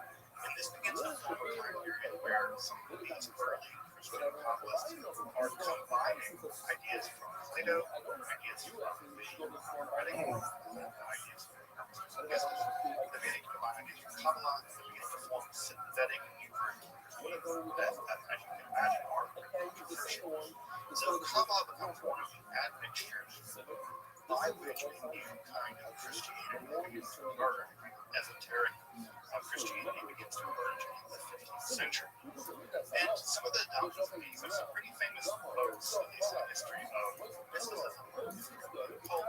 These are going to be folks like Giovanni Pico, who's a famous theses and challenged basically made them about these. And basically, he artificial. He would have thought that he had fundamentally synthesized all knowledge, Kabbalah, Christianity, Pythagoreanism, everything. He had systematized every form of knowledge, coherent system of theses, and that he basically said, debate people about this. I'm sure you that I'm right. And his Kabbalistic theses were among the earliest examples of Christian Kabbalah, and they are at the pinnacle. They come at the very, very end of the final theses. Kabbalah has really abandoned these things with the Jews have. Francesco Giorgi is also a really early systematic incorporator of genetic and subconscious ideas of Christianity. His works are really, really difficult to access and don't really translate to English, and they are some of the earliest examples of systematic analysis of Christianity using Kabbalah as a lens. Athanasius Kircher, also famous German polymath, also integrated Kabbalah into his thinking, and his version of the true life faith society based on the standard one in the Christian world of Italy, focusing on existence and Hermetic orders, the form of Kabbalah they're inherited with their kind of traceable back to folks like Athanasius Kircher, was also very important scholar of Hebrew, greatest scholar of the Renaissance. And his two works, they were are systematic presentations of both Kabbalistic ideas, but also Kabbalistic texts translated entirely into Hebrew. Many non-Jews whose first encounter with Kabbalah was certainly going to be a translation of the Kabbalistic, and that are another versions of the texts Kabbalah Data, the Kabbalah Unveiled by Christian Rothschild. These are books we got from Germans. The Germans were pretty interested in this. Like many people have made the argument that the Protestant Reformation has its origin in this kind of touch. The Kabbalah sort of escaped the philosophy of the Protestant Reformation is something that leads to Catholicism, and as a bridge at some level away from Catholicism, competition away from Catholicism, some of the very early strata was Kabbalah. Now, of course, that doesn't mean that for terribly interested in at any rate, Kabbalah Data is a French controlled philosophy.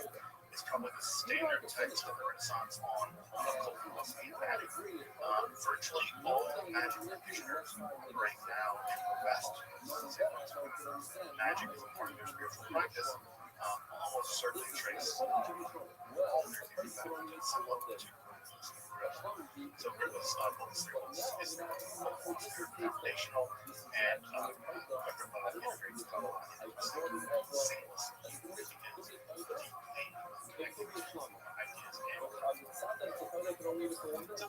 now is that Christians are also interesting Kabbalah. I think I mentioned this maybe 5 times ago that the first time that the Zohar was printed, it was printed considered the single volume at the behest of Christians. It wasn't Jews trying to print it. The Jewish version was written in Nashville, but about a year later, in 3 volumes, which is still standard now. Written somewhere in 3 volumes, with a chronological notation of basically against Christians. I think I saw one culture from a year ago. At any rate, just to say that Kabbalah is also isn't just affecting Jews, it's also deeply affecting Christians. Christians are also really interested in the development of Kabbalah, and what's going to end up happening is that forward trajectory by which Christians into interiorize a lot of Kabbalistic ideas, and that one is some level of foundation, what we sometimes call Western Lutheranism, in the practice of Lutheranism. So, Kabbalah is a project. I bet if you ever see an example of a magical circle or something, you'll see keywords written all around. A lot of it has to do with Kabbalah, Christianity, and Christianity. You know, well, this is online. It eventually comes to a form of Kabbalah, and then Kabbalah,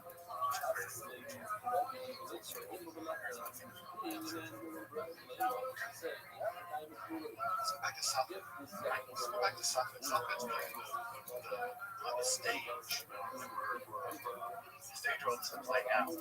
So Moshe then got before Pharaoh to die, as all people do. And so his death in some ways signals the end of one process, one cycle of Kabbalistic development. And I will say that you can, in some sense, divide Kabbalistic history into 2 phases. The first phase is from the early Kabbalah and Zohar all the way to Rabbi. That's the one section of Kabbalah. The rest of Kabbalah can be divided into everything after that. We are all living in the shadow of what comes next, and what comes next is Gloria arrived actually in Safed from Jerusalem. He arrived at Safed intentionally on the very day that Gloria died, and allegedly saw as the funeral train was making its way to the graveyard. You still can see orders in Safed. Right there. You can make your way to Orders Platoon, and the funeral train allegedly, the Gloria said, saw the pillar of fire rising in front of the funeral train. Now, folks who know some Bible will recognize that image immediately, right? That's not appeared to the Israelites during the Exodus. They got appeared as a pillar of fire. And so, literally, Gloria said that God appeared for the funeral train, there was a pillar of fire, and Gloria said, Gloria's life prior to this whole couple of years before he dies and stuff, it's actually relatively short. He is born in Jerusalem. His father dies when relatively young. He's raised by his maternal in Egypt. His father is humble, is actually relatively wealthy guy, and he provides Gloria with a very high quality Jewish education. And in his 20s, Gloria obtains what's the early copy of Zohar, page 1 through page 4, and becomes completely infatuated. In fact, so infatuated that basically goes there, dude, he was supposed to become this person, he just named that. He had married, and he was basically evangelist his wife. And he just kind of lives most of his days meditating out in a hut near the Nile. And it's during those years, those 15 or so odd years of him meditating on the Nile in this hut that he built for himself, that he began, it seems to formulate the idea at some point, he has a kind of mystical breakthrough, but he was heralded by Elijah the prophet. So, that that's probably Gloria. But it's Gloria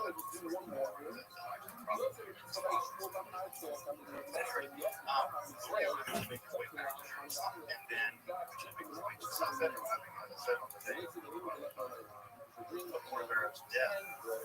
And he would spend a couple of years there, just a couple of years, probably 2 or 3 years, and he died before he turned 40. This is one of these guys that the flame that burns twice as bright as the burns happen. This guy doesn't burn out. He's just such a titanic being. and his ideas were just shockingly original. Well, with Cordovero dead, many people I think didn't believe Cordovero was the Messiah. He died. It was a real big disappointment that he but when Cordovero died, there was the idea that no, there's something else coming. Cordovero is a herald, maybe kind of like Elijah for the Messiah. And the Gloria fit into that perfectly.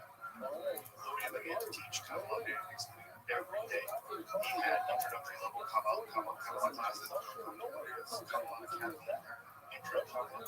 He also began to develop an inner circle of people that he began to teach his own ideas to. And the inner circle is composed of several students that have now been students. And what's clear is that he seems to be taught different versions of things to different students. And we know that because they say so, that some people rule out some things, some people rule out others, some part of the system is than others. And you can see this in the publication, because, for instance, one of Gloria's students, Israel, really paying attention to it. Israel Saru was one of the earliest publishers of Fractal's works, or Encyclopedia's works rather, and he helped to popularize them. And so a big part of what's going on with Isaac Luria is that Luria really wants prophecy ideas popularized.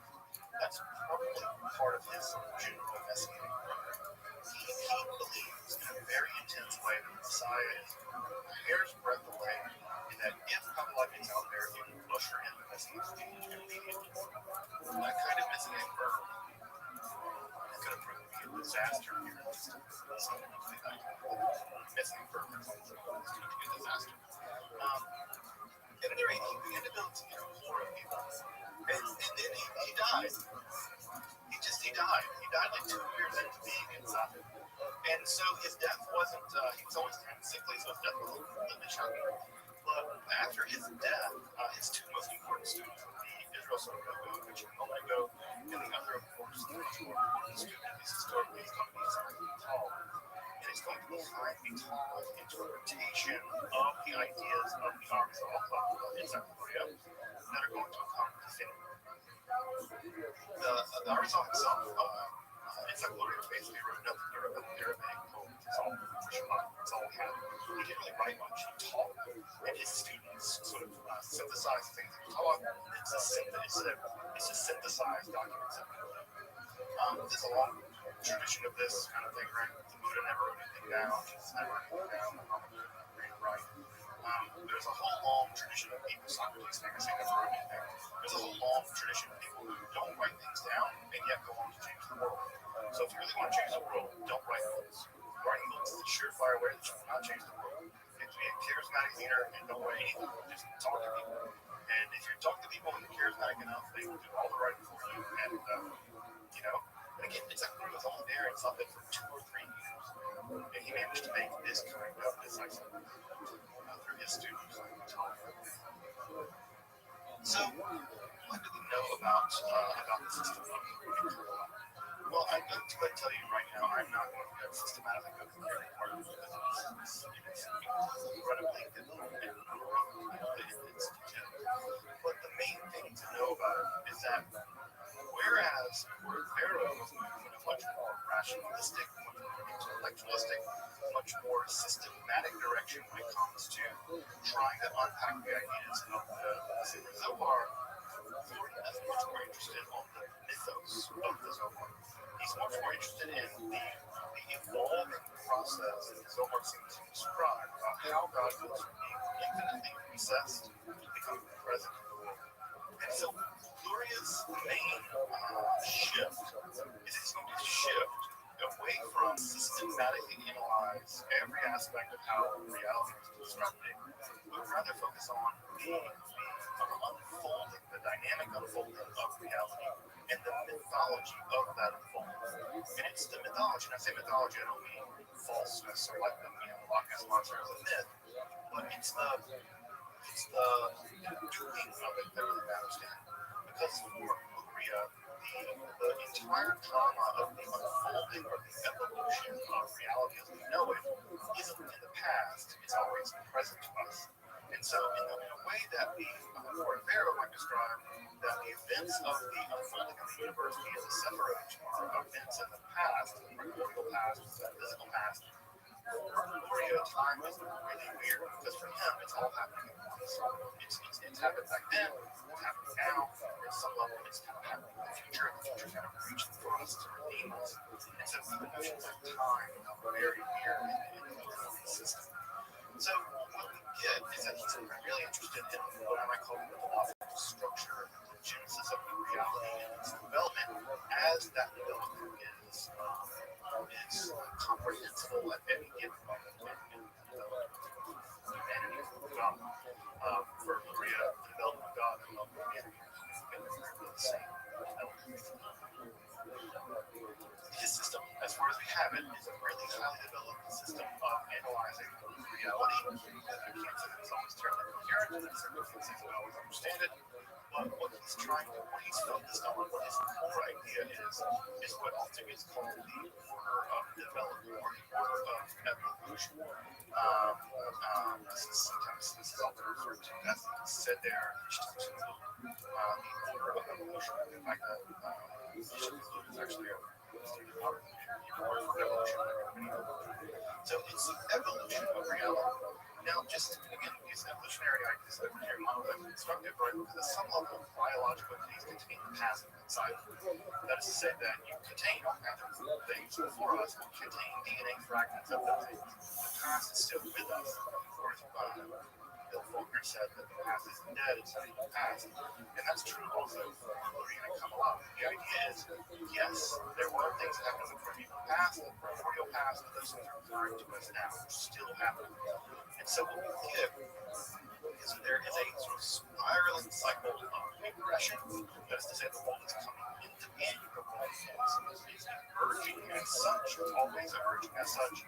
And further right, it's also regressing, it's also going back to the way it was. So there is an incredible dynamism in the Orionic system where you kind of don't know where you are in time, in space. You don't quite know where you are in righteousness sometimes. There's a kind of constant movement to and fro, where the world is, on the one hand, exiled, and on the other hand, redeemed. And so the Lorenic system, part of what makes it so difficult is that at the heart of the system is this dialectical structure where everything is happening all at once and everything's also being erased all at once. And so it's very difficult to figure out at what moment something is happening, because at every moment, everything's always happening. And so knowing exactly what's going on in the system is very complicated, because the system is so dynamic and it's almost like a fractal. Where you zoom in on a region of the fractal of what the entire fractal is reproduced. And so the system is very, very fractalized right now. And so it's often difficult to know exactly what's going on. But let's go over some of the core ideas of the big first idea is his concept of Simpson. Simpson was an idea that was developed by Cordovero, actually. In fact, Cordovero was a teacher in South Korea. And so Cordovero had to solve a problem. The problem is, well, how do you get from an infinite God whose light reaches every metaphysical, ontological aspect of reality, where God's being is infinite, and so it must not flow everywhere with that infinity? How do you get to the idea that there's a gap? How do you get the idea there's a place where God isn't in order for because it can't be the case in God, because God is completely fullness, and the system is full, and you can't have a you can't have all the world, you can't have a world. So God has created emptiness, a divide, so a vacuum. And what God does is God contracts some region of God's self. I use words like region, but again, these spatial concepts are not accurate. But God ontologically contracts God's self, and that ontological contraction creates a void. And that void is both surrounded by God, and yet it's not God. It's a kind of gap. It's a kind of void or a vacuum.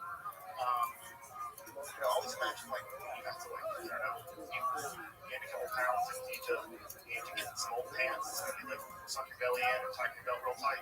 It's like God. It's sucking in God's belly to get the belt on. I don't know how to insert it. I always imagine that. So God creates this void, this Simpson. And into that Simpson, into that void, into that contraction, that would be where the Olamot would be. Olamot are the four worlds that comprise our reality. We do not have access to God's infiniteness. We just don't. It's just we're finite. We do not access to God's infinites. And so what we do have access to is what's left over from the process of filling that void. Now, how does that void get filled? Well, God, it's almost like a laser. God concentrates some of God's light. God finitizes some of God's light.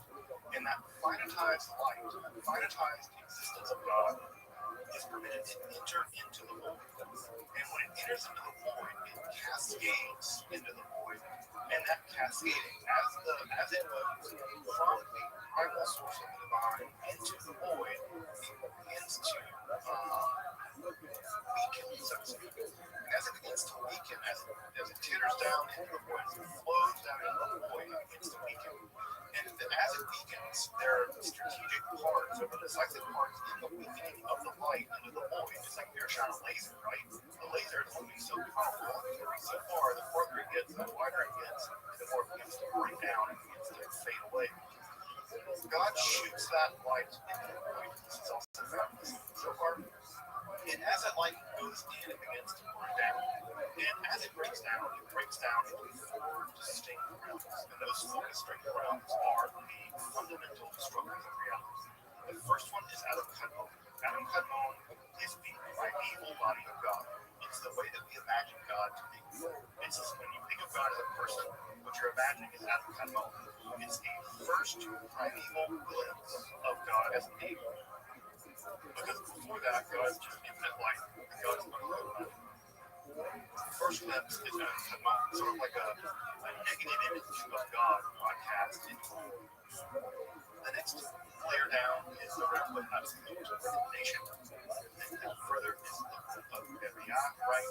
God is becoming more and more concretized, not yet physical, but more and more concretized. And then we get to the world of formation. God is recognizable. And then finally we get down to the world of Asiyah, and we are actually in a subsection of the world of Asiyah, and that's sometimes called the 5 world or the 4 world, because our physical reality is distinct from all other worlds of Asiyah. So the 4 worlds, the Olamot, are the ontological registers of reality. And what Doria imagines, and the reason why he imagines these 4 worlds is that every single time there is a movement in the Godhead, an evolution in the Godhead, a change in the Godhead, that change has to be understood as a logical, dialectical progression of how God is mutating, how God is changing. Because every time God interacts with something, that image of God is asked of God. In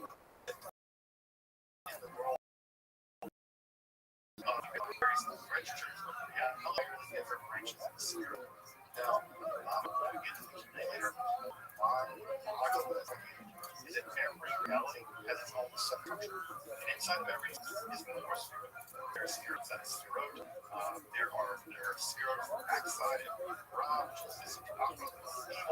It is again, for folks who are familiar with some mathematics, it's like a fractal. That anytime you zoom in on the picture of reality, you can see the entire system of reality reproduced over and over and over and over. And you have these enormously complex, called Villanova tree systems. And those really complex Villanova tree systems describe the various spherot as they're interacting with each other at these various registers of reality. We can't go into the various levels of reality all the time, but each one of them is distinct. Each one of them is a development of the God. Now, some of these folks have some background in philosophy. Once you have some background perhaps in Hegel, this is going to sound really familiar because if you read logic, the progression of Hegel, Hegel commends kind of as prefiguring his logic. I'm not sure that's like type in Kabbalah or not, so if anyone wants to do Hegel, but Hegel's system of the unfolding of reality is deeply influenced by the organic structure. Now, as God's light begins to travel through the void, what ends up happening is that the very structures that emerge to hold God's light, the very moments of the divine, as the light gets further and further and further into the void, the very structures that are meant to hold the divine light can't. They're just too far away. It's just like, I don't know, it's like in It's a moment where you feel yourself slipping, holding on to something, right? You feel yourself slipping off. There's a moment where you just let go. And that let go moment, one of the spheres, the actual vessels that hold God's light, because they've gotten so far away from their source, they don't have enough energy, they don't have enough dynamism, they don't have enough physical, they don't have enough strength to hold God's light, and they shatter.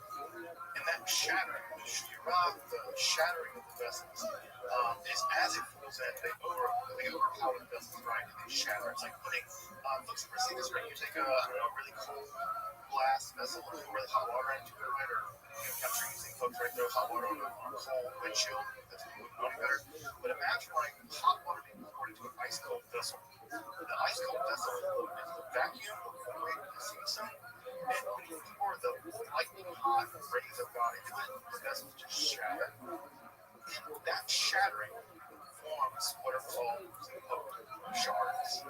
And these shards of the vessel, these shards are characterized by disharmony and disunity. They're broken aspects of the divine.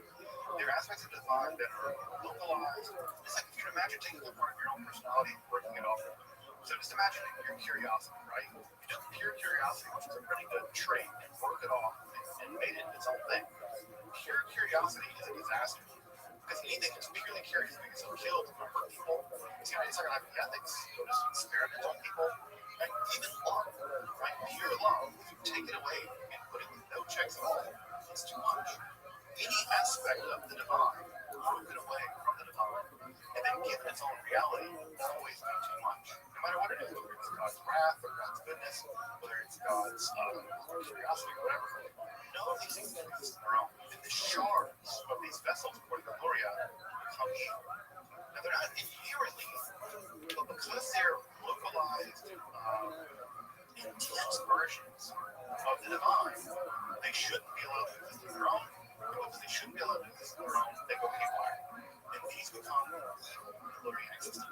This is the origin of evil. The demons of the world, the shards of vessels that once held God's life. Because they're just out of control. They're completely disunited with the unknowns. And so there's sort of like extreme versions of God. And so these demonic aspects of the demonic aspects of the race is one of these code. And they are the object of a process called tikkun that you're already beginning to hear, right? Where we're going to get to next, right? The idea of tikkun. Well, we are right at the very end of that system. The entire giant system of God seems to be God, pouring God's light in.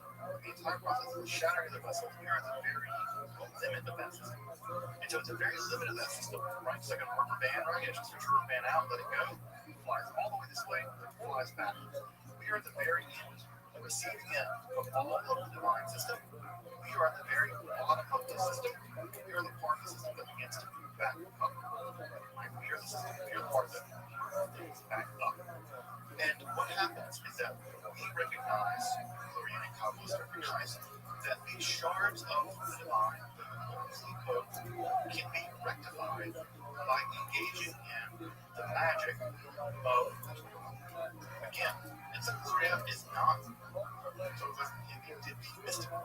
He says, no, you repair the world, metaphysically repair the world by engaging in the metaphysical act of engaging in God's law. Because the divine law, the Torah is the system. It's like the source code of all reality. And if you follow it, do it correctly, it fixes reality. Reality is broken somehow. And so fix is, according to its Gloria, the very strict following of the Joshua, and of the Torah. So by following the Torah, you repair reality. And this is where the phrase to belong to, you are repairing the world. Now, another one is to repair the world to belong to charity or something like that. But for Gloria, it's not just a fixing the world in terms of the social justice stuff, but it's part of it too. But by having the right kavanah, by having the right concentration, by having the right intention, by doing the Jewish law with absolute intention and purity of heart, by performing things like Shabbat, putting the tefillin on, by observing the fast and prayer of the world, whatever. All of these things help to repair reality. They fix reality in the metaphysical. They give reality a and further, you begin to build the world of the Messiah. Because for the millennial system, the act of reparation, the act of repairing the world, begins to sort of build the world in which the Messiah can emerge. At some level, you can imagine that Messiah is kind of the keystone of the entire process. The Messiah is the person who will turn the key. We will build the world worthy of Messiah. The Messiah will come and turn the key, and they will unfurl the final redemption. And so it's by repairing the world that we can prepare the world for the possibility of the Messiah. And this idea is going to have enormous impact in the history of Judaism. If you've ever hung out with folks in the Chabad Lubavitch movement, I don't know if folks have ever been around the Rocky movement, candles, felon, you walk around New York and a Chabad guy on the shopping street with the gate. Going on today? It's like, what's going on now? Why would they bother you in the street with the felon? It's not because they're trying to do you a favor. They're trying to engage into Ramadan. They think that every Jew, whatever that means to them, can engage in the process of Ramadan and put the felon on for the usher in the days of the Messiah that much. And so they're trying at some level to accelerate, right? When you think about Kabbalistic ideas or alluding to Kabbalah, Jewish accelerationism, the world is broken and they're trying to accelerate the process by which it's prepared. Accelerate that process by engaging in spiritual warfare as both and by binding in the preparing of the book in a way that allows you to basically accelerate the process by which the Messiah comes. And if you read Simon Tall, he really does think that he definitely thinks he's a Messiah. He just thinks that he has to be a little bit more righteous. If he could just be a little more righteous, just to think about that woman when he was praying. He just didn't think that dirty thought. He just memorized a little bit more mission that he would have been revealed as the Messiah. He would emerge as the Messiah. This is how you see him constantly in his truths. He's Simon Tall simultaneously managed to be incredibly self-deprecating and also incredibly arrogant. I guess that tends to go hand in hand. But sometimes he's not worthy. I'm unworthy of anything. The lowest of love. But yeah, I've just done this. I've been the Messiah. So the idea is that the Messiah is right around the corner. It's the result of this process. Now, of course, that idea's got retrofitted into local Jewish circles for social but possible every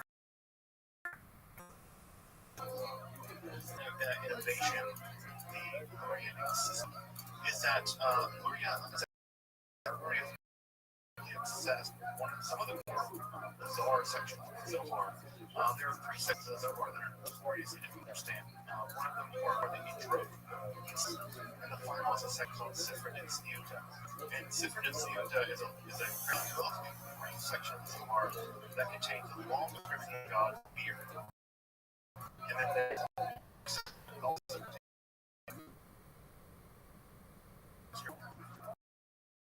God's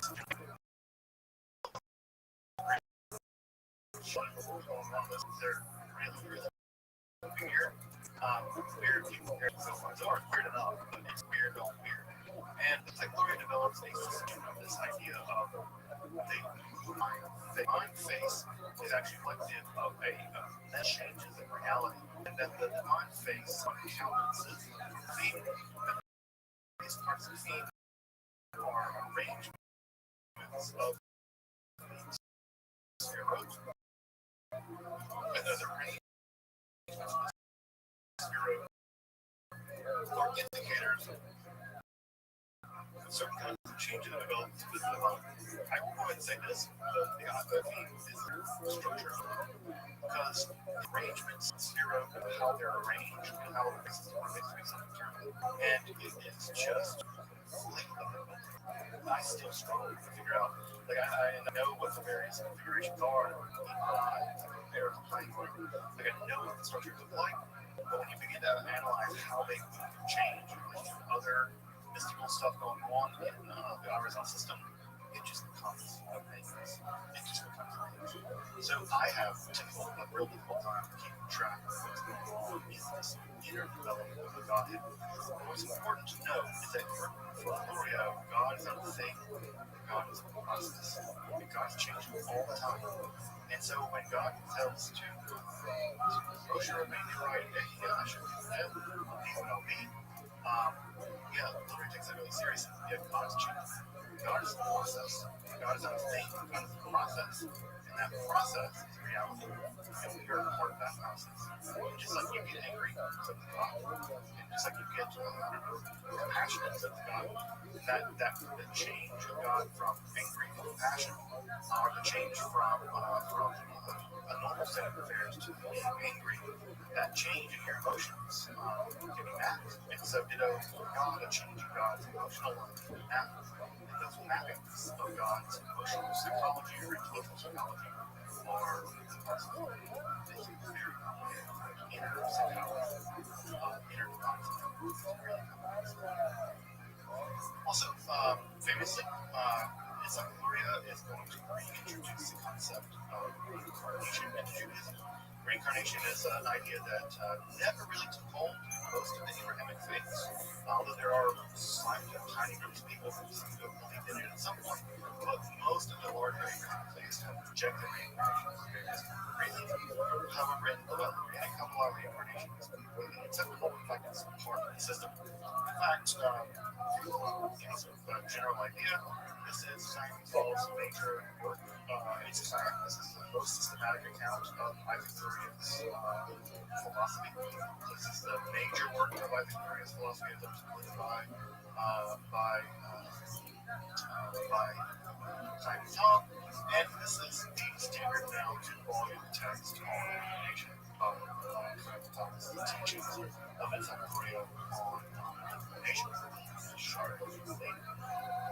Reincarnation.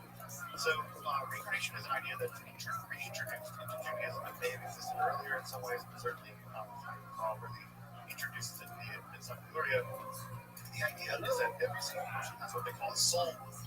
And the soul is a kind of aspect of your soul. There are 5 layers of your soul according to the Orionic system. And some of those parts of your soul go all the way back to the beginning of all creation. And various people have had that soul. You will look at a for a loop, and there are people grown off the roof. And there are people prior to you that have had this soul issue. Now, the bad thing about that is they've committed all kinds of sins that you're now responsible for fixing. Because again, remember, Gloria's system is dynamic. Just because you engage in 2 once doesn't mean that you didn't do bad stuff before. If you did bad stuff, well, a break that you control, that further damages reality. And so there have been people in the past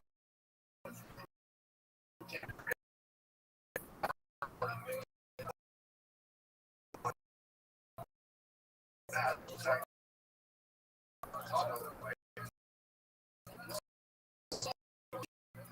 first murder, as you can imagine, is not Saul. Cain had the one to fix of murder in the world. And so you have to get what are called techniques from mystical practices. The idea is that not only are you responsible for you being good you, you have to make up for all the things that have happened prior. Every person that's had your soul prior to you is now responsible for figuring out and fix all the bad things they did. Because all the bad things are still there. You're most appetites. Now you figure that out. You go to the mystic Kabbalist. The Kabbalists will tell you what your soul root is, and they will tell you all the bad things that you've done, and they will give you antiquity and how to fix them. Antiquity, anything from extra prayers to amulets to fasting, all kinds of antiquity. Now, if you ever go to Sfat, if you ever go to Safed to this day, you can go to Kabbalists. I've seen signs in Safed where they will go and they will figure out your soul root is. They're alleged experts who know how to do this. They know how to do this, but I'll give it to them. It's fine. And they can figure out what your soul root is, and they will tell you what your soul root was. Well, medicine. And they can descend and inherit these sins. These are the kind of antiquity that you can do, reparation you can do to fix the sins of the past. Reincarnation is entered into Judaism completely intact. It is a completely viable way to think about your afterlife. It's not heterodox at all. It's very normative at this point. And so, reincarnation, with the rise of the Korean and Kabbalah, is now makes it normalized. In a way that I don't think it is in Christianity. I think in Christianity, Islam, like reincarnation, don't make a big deal of it. But I think if you make a big deal of it, if you're Catholic, you're in trouble. Whereas in Judaism, reincarnation is completely normalized. Now, I say it's normalized, but it's only normalized within the system of the Rabbinic law, where you would find out through your reincarnations of fixing all the sins of the shout to learn all the bad things in your past life. Now, you do also learn the merit of your past life, but you also learn the bad stuff too. This idea that the soul can survive death, that it can be reborn, also means that various other regions of the soul, maybe you have 5 regions of your soul, some other regions of your soul can actually survive death and become detached from the other regions. And those detached parts of your soul, if you committed a lot of sins in your life, becomes addicted to those sins, and that aspect of your soul becomes addicted to those sins, actually can roam around and want to continue committing sins in the next life, especially true of sexual sin. Also gluttony and drunkenness and stuff. And so if you are a lecherous, drunken, bad person, then if you become addicted to those things, when you die, your soul will become so polluted that it will become detached from your other souls and it will roam around. And what does it want to do? It wants to continue doing what it did, getting drunk and having sex. And so what it will do is it will try to attach itself to other people, because you can't really get drunk and have sex if you're just a soul, so you got to get attached to someone else. And so when your soul attaches, your evil soul attaches itself to people, the word for to attach in Hebrew is dava, right? Like the modern word for glue, your soul dava, it clings to other people, and that soul that clings to other people possesses them. This is the origin of Dinim.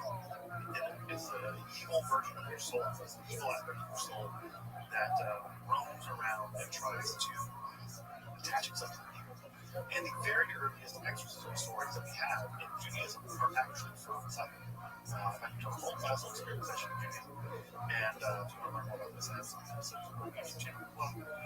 But what you have here is demonic possession. Demonic possession is not the right word, it's not a demon. It's actually an evil, dead person possessing. And so typically becomes a big deal in the Kabbalistic world as well. But the opposite is true too. The soul of very righteous people hangs around near their grave. If you need to get some spiritual, some righteousness, let's say that you're traveling somewhere, you know that your paramour is going to be there, you don't want to hook up with them. This is a real example, by the way.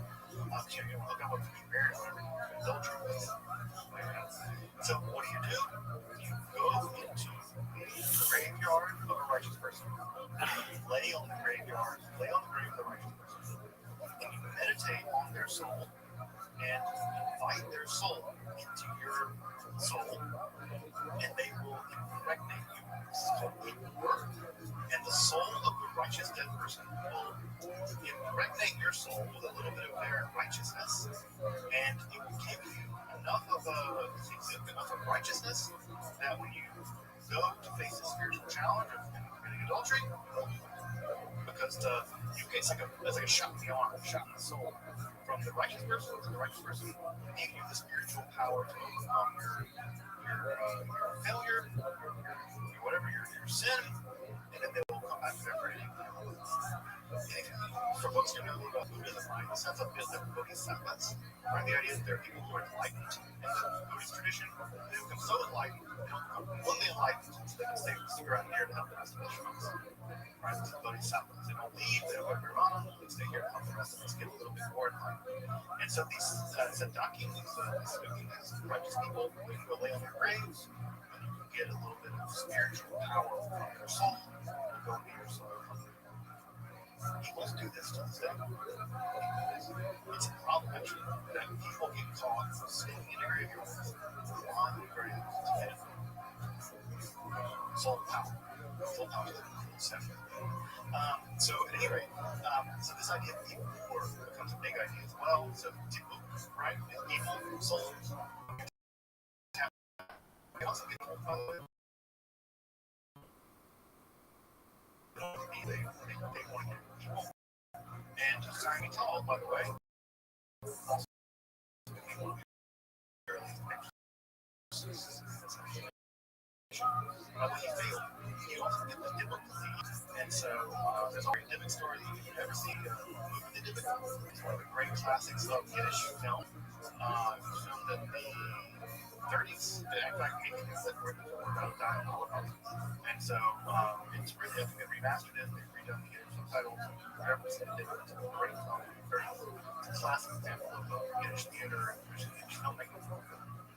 Probably the crowning achievement before it all went to film. But Dybbuk was a classic movie. Great close Halloween time. Some Jewish Halloween. Movie watching. So the Dybbuk is an idea that works also from reading Kabbalah, but also as I said a minute ago, the reading Kabbalah comes just Kabbalah. If you've ever studied Kabbalah, you've heard of this term, right? You've heard of the soul, absolutely. The soul has the Chita, the Neshama, the various parts of the soul. The reading Kabbalah just became Kabbalah. It absorbed all other previous forms of Kabbalah, whether it's Bach's Kabbalah, whether it's Pharaoh's Kabbalah, whether it's other forms of Kabbalah, it absorbed them all. In some ways, transcended them all. It abolished them all, it ascended above them all. And by both eliminating all of them and then cooperating all of them, they became new. And that new thing basically has become Jewish theology. If you've ever read books of Jewish theology, modern books of Jewish theology, they're almost always direct inside the rabbis.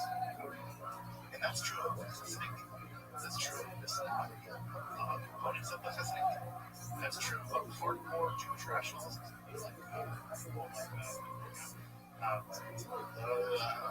The Vilna Gaon, right? The hardcore rational guy. Also hardcore communist. Kabbalah, Lori Kabbalah, is at some level just Jewish. Now, what's ironic about that, we'll talk about this more as we wrap the class up in the weeks. Why aren't these texts available? If at some level, to allow all these ideas are just basically now part of our theological landscape of Judaism, why isn't it just can't go buy a copy of Beit Society in English? Why isn't it can't just go buy a copy of Cordero's Artist Work in English? Why is it that the entire 15-volume they are collected works are not translated in English? There's a reason for that. And we'll get to that in a few weeks. There is a really important reason for why that is. It has everything to do with liberal Judaism. How liberal Judaism decanonized and rejected. That's a part of what made liberal modern Judaism. Liberal modern Judaism is the amputation of Kabbalah Judaism. Now that's changing, but it's not changing in the right way. The way it's changing is not. It's changing in the sense that Kabbalah's got to be imported. They're being imported haphazardly. When the original texts are not being consulted, they're not being translated. And so modern Jews who are interested in Kabbalah don't have access to the original texts. And that's a disaster. It's a real disaster. You can imagine if, if the works of Thomas Aquinas just weren't translated. You could rely on old Latin translations and something that would be a mess. Well, that's basically what happens. It's as if Thomas Aquinas had influence in Catholic people. No Catholics have access to his actual works. Reliable. It's a mess. It's a real mess. So, and again, this is a standard one. And the basic time in Hebrew, there's no translation. There's no translation. We'll talk about why it's not one of those mess. It's back.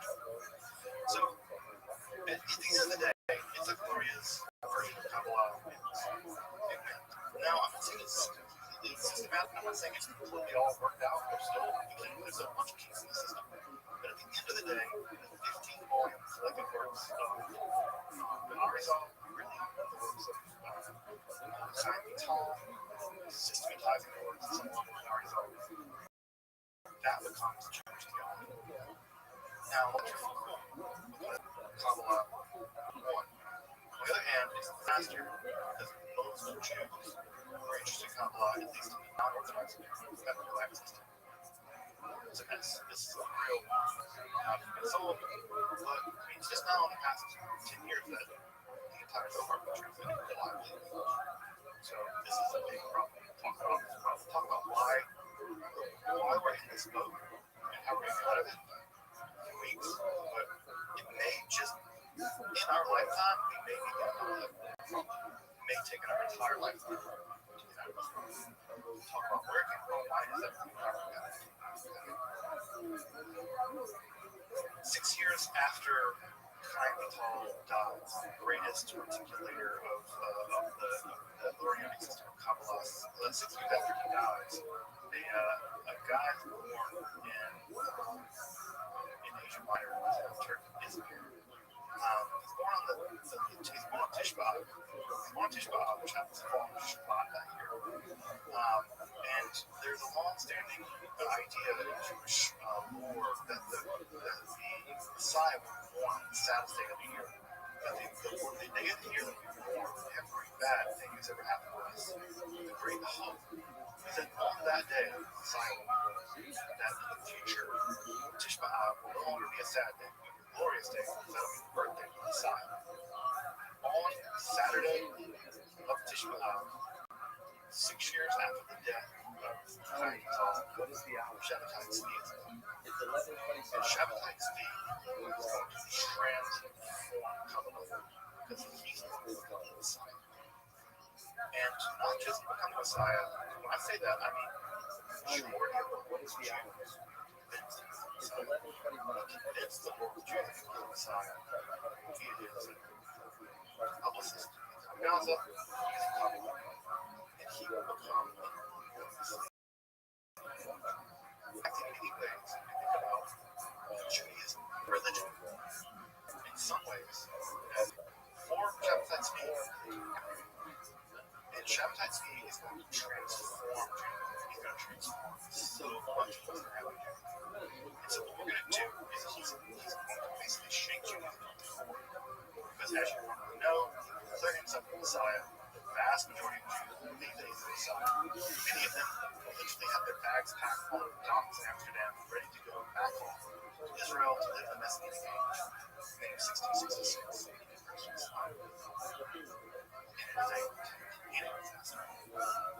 disaster. Prior to the Holocaust, there's been no greater disaster than Shabbatai Tzvi. No greater disaster. And from a theological point of view, it's so in many ways, right? You can think about Shabbatai Tzvi as a full program. Now imagine most folks here heard the idea that you can't send Kabbalah until you're 40. I'm sure folks have heard that idea. Well, notice that it's a Gloria died before he was 40. Clearly he was studying Kabbalah before he was 40. Where do ideas like that come from? They come in the aftermath of Shabbatai Tzvi. Because the ideas of Kabbalah is so dangerous that you lead the entire Jewish world into a disaster. And that disaster, Kabbalistic disaster, will be heralded by Shabbatai Tzvi, false Messiah. We'll turn to him and his arguments for his Messiah. And also Franciscan rhythm. Turn our attention to Shabbatai Tzvi, his mystical heresy. It's kind of like off it's like Shabbatai Tzvi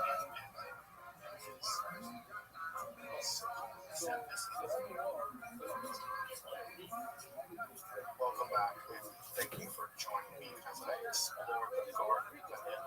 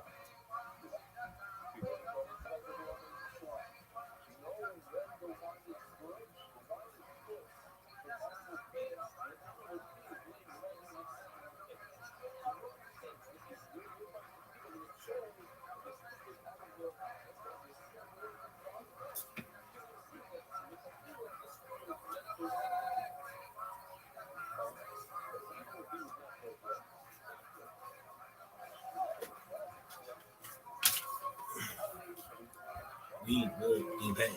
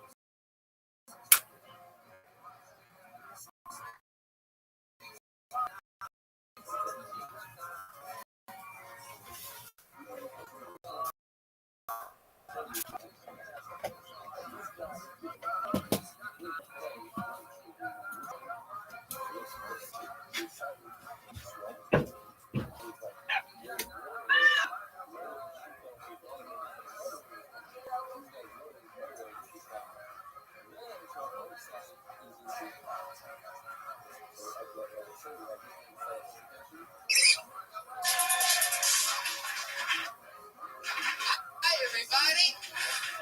Dreams really do come true. We're doing a Kill Tony from the Ice House in Pasadena. This is crazy. This is like going to. It's like playing basketball at your neighbor's house when you're a kid and on their hoop instead of your hoop. You know, and like hoops are a little bit different. I can tell there's a lot of basketball players in the crowd, by the way this is going over. Not really connecting yet. How you guys doing?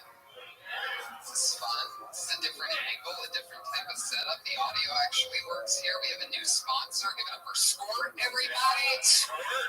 Delicious Diet Squirt is now available. Made since, can anybody guess when Squirt started? 1653. So what are you thinking? We're talking about Squirt here. 16.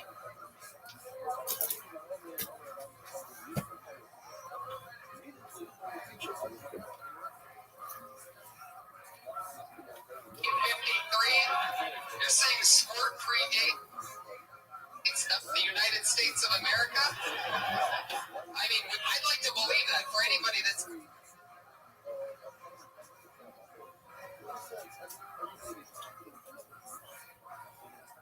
ever had one on a hot summer day, you would think.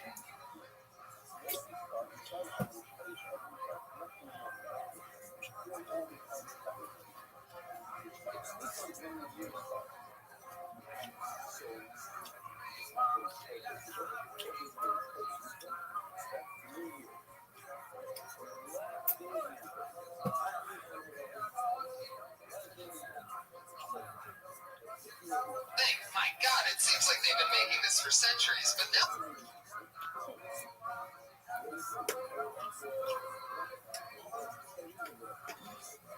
That's just since 1938, everybody. 1938. They've been around a long time. I mean, no 1656 over there from the. I think that was the birthday of Charlie Chaplin. Well, look at that. Brian making up a completely false fact.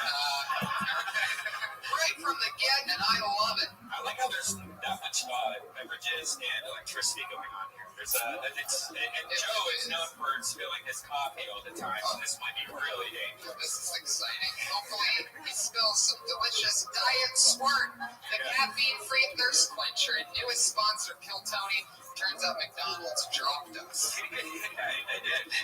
Well, yeah, we got a call. Turns out they weren't loving it. And they said you have to stop saying that we're sponsoring your show. I was waiting for it. I was wondering, like, what happens if you pretend like a sponsor's your sponsor? They have to fight back because they have to protect their own reputation. Right. I think it started when they started sponsoring SeaWorld, though, because we started drawing attention to the SeaWorld because they had I said SeaWorld the on the bus. Blackfish fillet. Yeah. Which was just comedy magic that happened right in the moment. There was no pre-written. You can't mix those hopes. Are you texting the show to somebody who can't see the live feed? Is that what's going on right now? They got a new sponsor at Squirt that's on Reddit right now. Hashtag Kill Tony. There's not even hashtags on Reddit. I meant backslash. Look at me. I don't know the internet.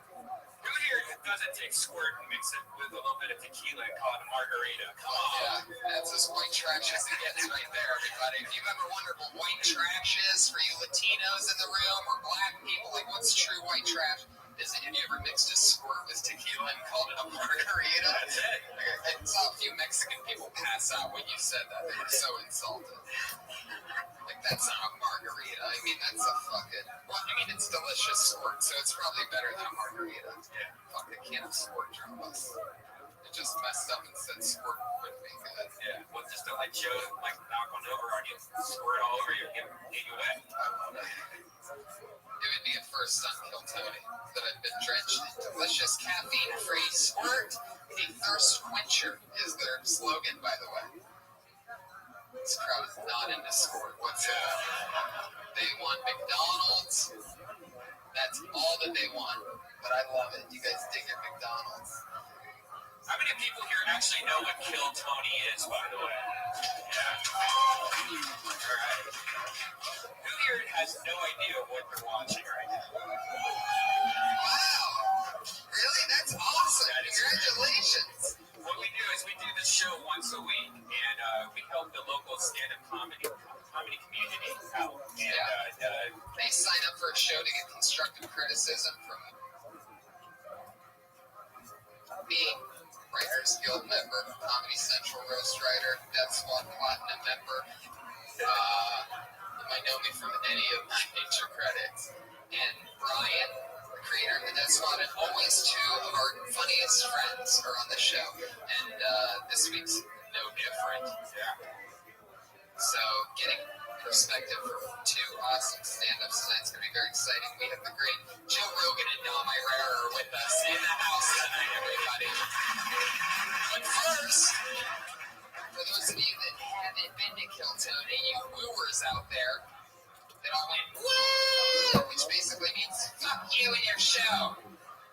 We also always have a head of security with us to protect us at all times. It started off, it was the Iron Patriot, an autistic man, undiagnosed, in a very fancy $5,000 Iron Man suit. He would stand next to the stage and defend us. And then in the episodes got in the 30s of episodes, he said he's gotten too big for the show. When he hit 4,000 Twitter followers, he said, I'm going to do my own thing now. I have a new following.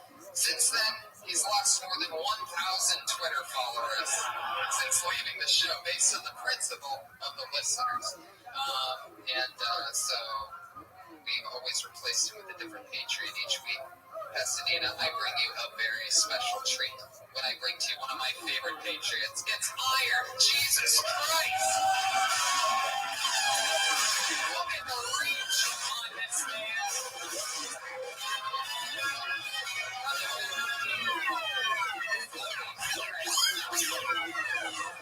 Here he is, taking a long walk. There was only one set of footprints, I do believe. His walk over there. There's a little girl walkway. That's Josh Martin, guys. Put your hands together for Josh Martin, everybody. Producer of the show, spiller of tequila, accident-prone, speech impediment-infested friend of ours, who thought he had set it all the way down when he put that tequila on the table a few weeks ago. They turned over my head. But he's looking over us. That's the great Josh Martin comic. And we have Kevin Lee Light. Jesus Christ is with us, everybody. Put your hands together for Jesus. How's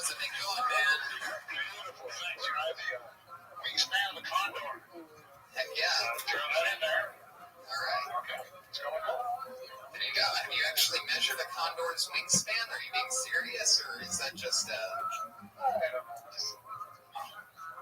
caused somebody to sneeze just now? I don't know if you heard that.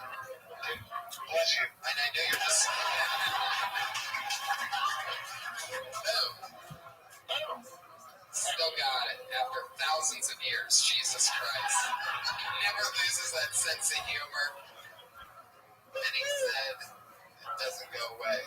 Happy to be here back in Pasadena. Our last time here, so Jim Carrey before he was never Jim Carrey. Wow. 1979 or 80. So you used to come here back in the day and see all the old. Did you ever get to see Steve Martin? Steve Martin started out here. It was actually the only show I saw. I figured maybe I would never see one better. Look at you now. All of a sudden, you're here on Kill Tony. Sport. It's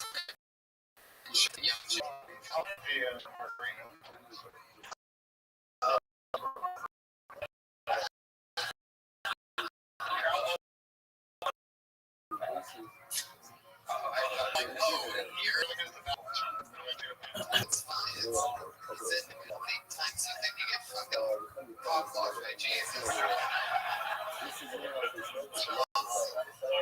She's got the best seat in the house. Like fucking. He's a good skier. Yeah, if that is either way, you can totally move. I'm sure one of the waiters is because he does pass a lot of gas. He's a long He does not.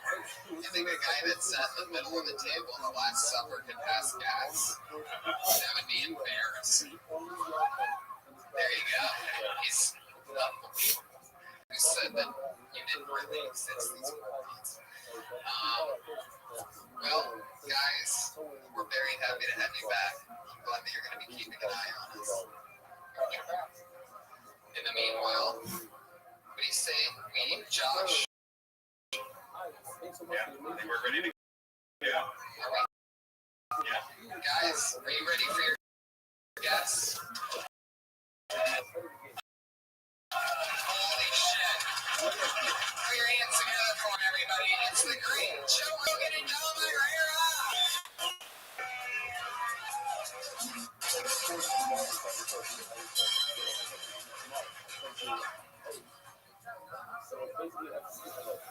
Welcome to the show, guys. Doing it. Now, Dom, you've been on the show before. Joe, I sort of gave you an idea of what's going on. Yes, birthday. Cheers, guys. Yeah. We're not. You owe me $10. Boy, we've gotten off to a fucking roaring start. What the fuck was that? It's hilarious from the jump. Yeah, Joe's first time here. He refused us to go to the Comedy Store, so we brought the show to you, Joe. Thank you very much. This is actually really fun to me. We've been looking forward for a long time to have you on the show. Yeah, we should be doing podcasts like my podcast with you. Yeah. We should. Just a little. Yeah, it feels good in here. That's fine. I'm a little too high to be talking to people, so no eye contact. Nothing crazy. Nobody get out of line. No picture fists. I was just starting to relax, and then I took that shot of. You didn't warn me that it was that cinnamon stuff. It's like a whole different thing. My mind was not prepared for that whatsoever. And now it's like fucking big red gum. Yeah, I was thinking it was probably something whiskey-like, but I like the added flavor. I mean, that's a real surprise. Yeah. You know what the fuck you just did after drink one of those? Dude, you know what the fuck you just did? That's Mistake City. So, That's where all babies come from. That's the fucking liquid juice.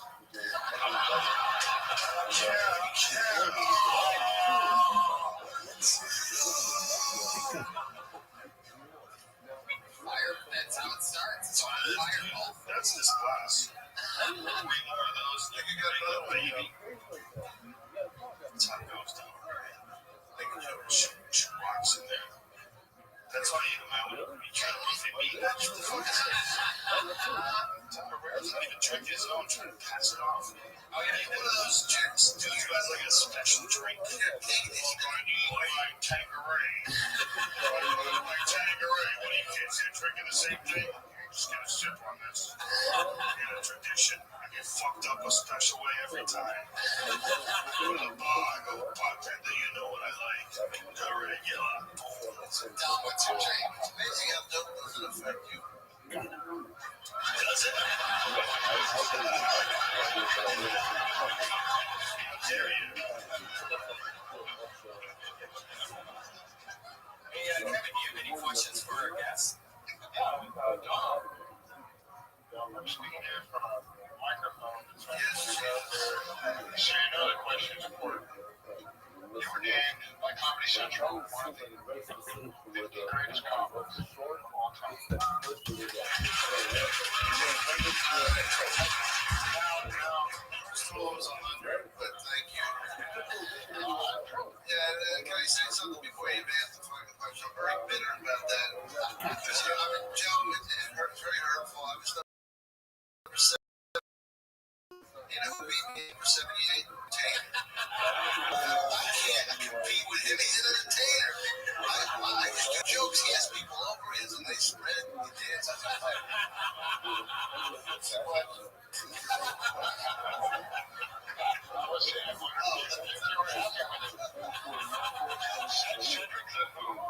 Such a entertainer. He's a very funny guy. It's like earthquake, but different. Exactly like earthquake. Kevin, did you have a question? Yes, you might be on the list. That's amazing. You're greatest, cutting edge, smart, stand-up comics ever. Your body of work is huge and beautiful. You're always coming up with new stuff. So the question is, Hard as fuck.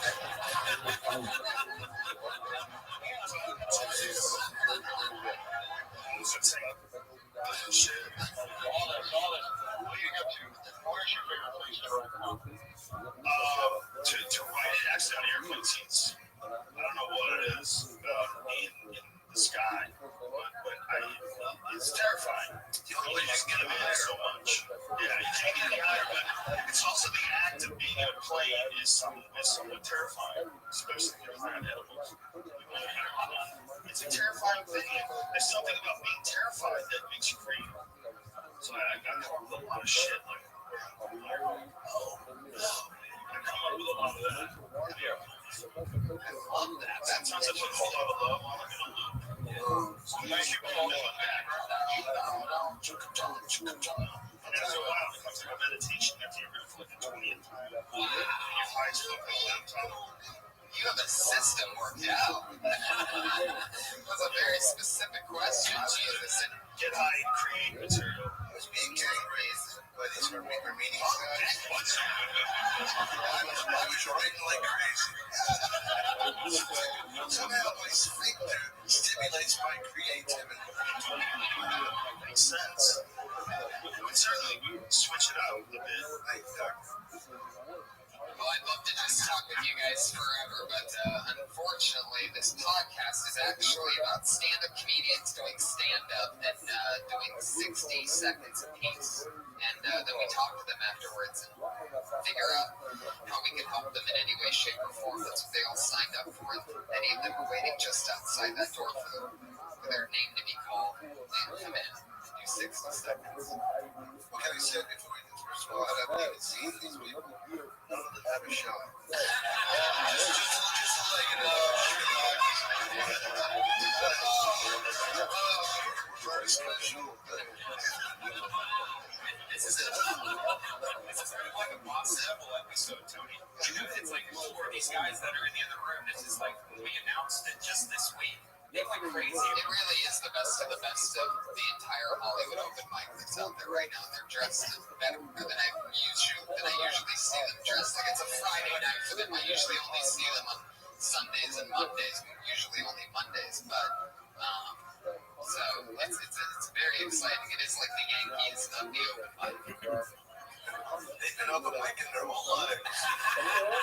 So close to this, you can taste it. Now, many of them know, but we'll let the audience and the new people, the few people that have been here for the first time, they know that their time's up to 60 seconds when they hear the meow of a kitty. Did you hear that? I said I'll do what that is one more time. Now that's your 60 seconds. They know not to go any longer than that, or else they're going to bring out the angry West Hollywood bear.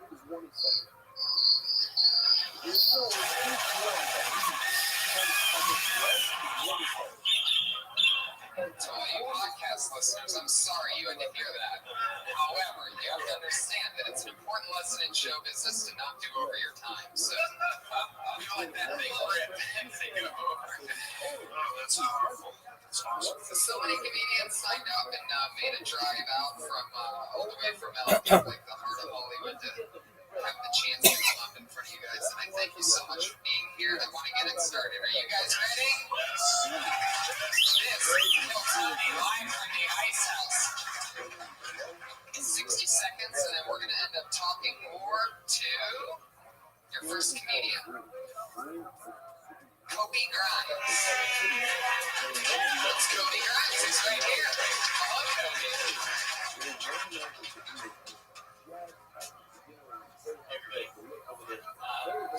So, I read through this. He's saying no math, easy stuff. So the question is, So, in my class, there was a student that all class that each bread gets one size.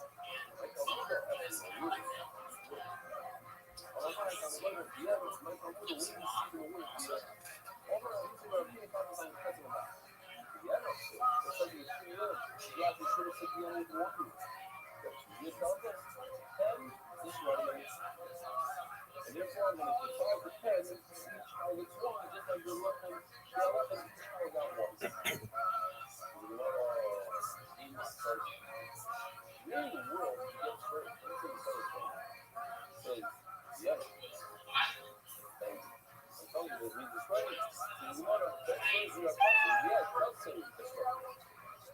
All right, first of all, Kobe, I'm going to apologize to you immediately. Our producer, Josh Farmer, wasn't in the room. Check. That was not like sound. Is it on now? Yeah, it's been on. It's just really talking right. So you were really quiet. Really? Yeah. It's my first time I've ever said that. Oh my That's your first gosh. time ever doing that? Oh, That's your first time ever on stage?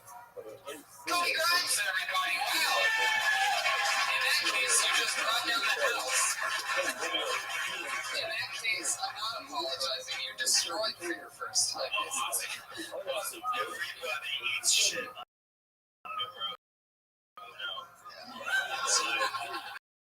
Part of the program. Nobody's good at first. Right now.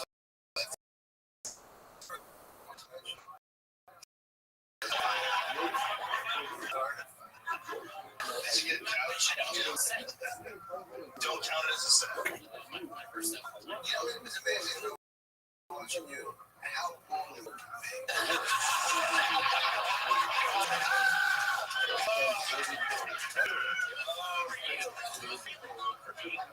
Were you that funny during your set? Yeah, that's first stage. Very alien thing. Do what you just did. It's a very alien thing. And when you do it for the first time, it's chasing that dragon forever. It'll never be any more alien. And it'll start being normal. Once it starts lapsing, you learn that you're sort of word for it. And it's one that you learn by doing it. So you did it. And you did it. I sucked a fat pile of dicks my first time on stage. Dude, that was terrible. If someone had a recording, I would give them a lot of money to not release it. That's not me. I'm not that dude. Shit, I can't be responsible for that motherfucker. That's your Donald Sterling take. Everybody's terrible the first time. Everybody. It's just there's no way around it. And then you figure it out. But You have to just keep doing it and just get your shit together in the outside world too. Cody, is it Probably help. Cody, is it something that you've always wanted to do? I mean, why tonight? Look at him. What the fuck else is this guy gonna do? Fix your stove. Really paying attention when you're talking to him right now. Congratulations on graduating. It means a lot to me. I don't know why. What do you want to do? Well, I want to answer his question. Okay. How do you remember it?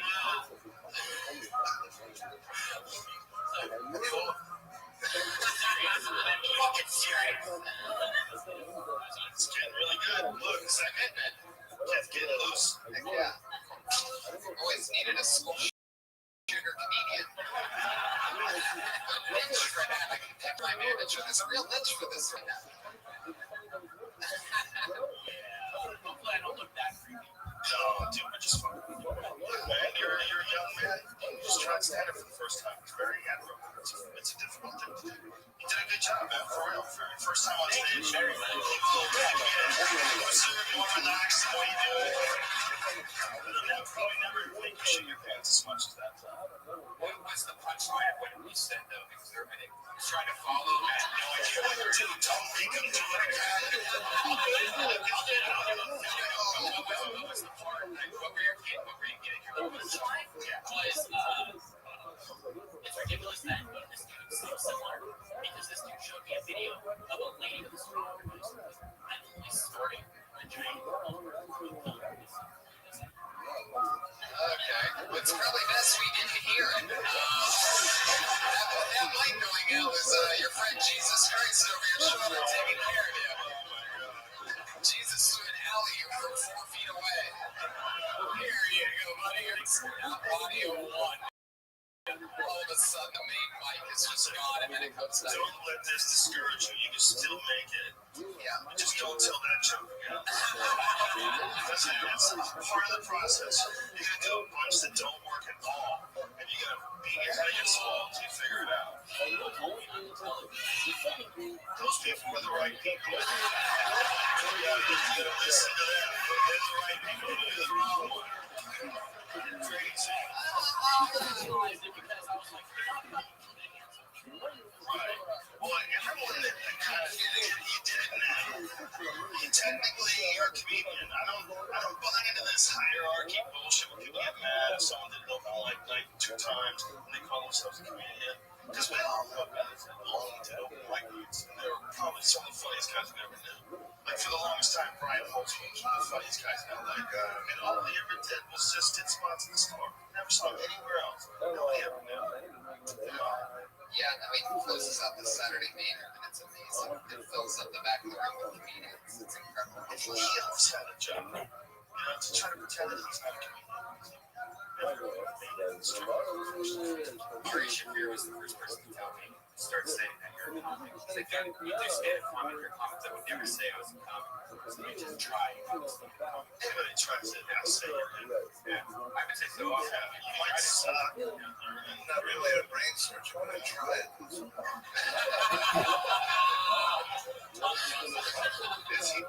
can call yourself a comedian. It's a big deal.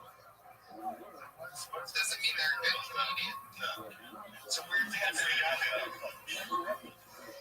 If you pick up a flute, you start fucking around. I think you're a flutist. You can't tell me I'm not a flutist, bitch. I'm trying. I'm working on it right now. What are you, perfect with your fucking flute shit? Just really sucky at the flute. But as long as I fuck with it, I'm a flutist. Joe, it's fine.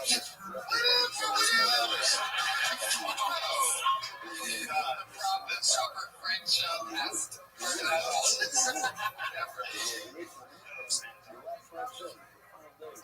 kind of disagree. I remember I was in New York, and this guy was a really mean gay guy. And I tried to become friends with him. I said, I heard you were an actor. And he goes, and I had done a lot of plays. So he goes, yes, some plays we've been in. I haven't been in any plays.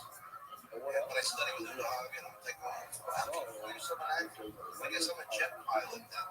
I've never flown a plane, but, I'm just saying. That guy was a fucking liar. You stay out of me, you're done. Kobe, thank you so much, by the way. There you go. It's Kobe Grimes. This first time, everybody, come on. Starting off with a bang. Oh, yeah. He's on Twitter at Kobe Grimes. If any podcast I'd say, Kobe, if you listen to this, after this is all over, pay attention to what everybody's saying, because you're kind of fucking crazy. Settle down, bitch. You didn't do a yoga class or something. Yeah, you gotta breathe. A little weed, take a breath. Don't watch it, just listen to it, and just really pay attention to it. Try to show it to your friends, and if you understand what I'm saying, because I had no idea what you were saying. It was like a random. Yeah, I just couldn't hear it. And then every time I tried for a second, I just didn't want to hear it.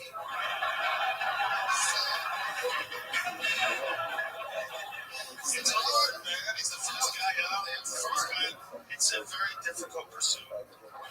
shall we go for number 2, everybody? Let's go for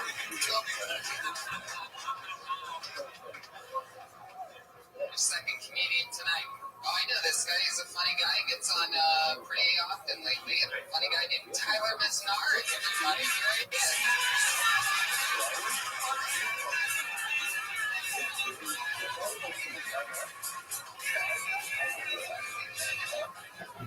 Hey guys, I'll tell you, I don't get the movie Forrest Gump. You don't understand it. I'm just gonna be straight with you guys. We don't know that retarded people fight in Vietnam. I'm just gonna say it. Because I'm pretty sure if your feet were flat enough, you didn't have to go. But somehow the guy says his name 30 times in 3 minutes. Send him over. Who cares? What's really confusing about that movie, though, is that guy, Forrest Gump, he got a degree from the University of Alabama.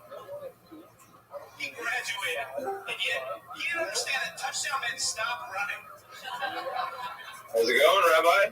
I'm saying Kicking ass, kicking names, watching a podcast. How about you? Forrest Gump, the man. I recently, I don't know how to say this, but I recently had a drink. What you doing, big man? A little similar to Martin Luther King's drink.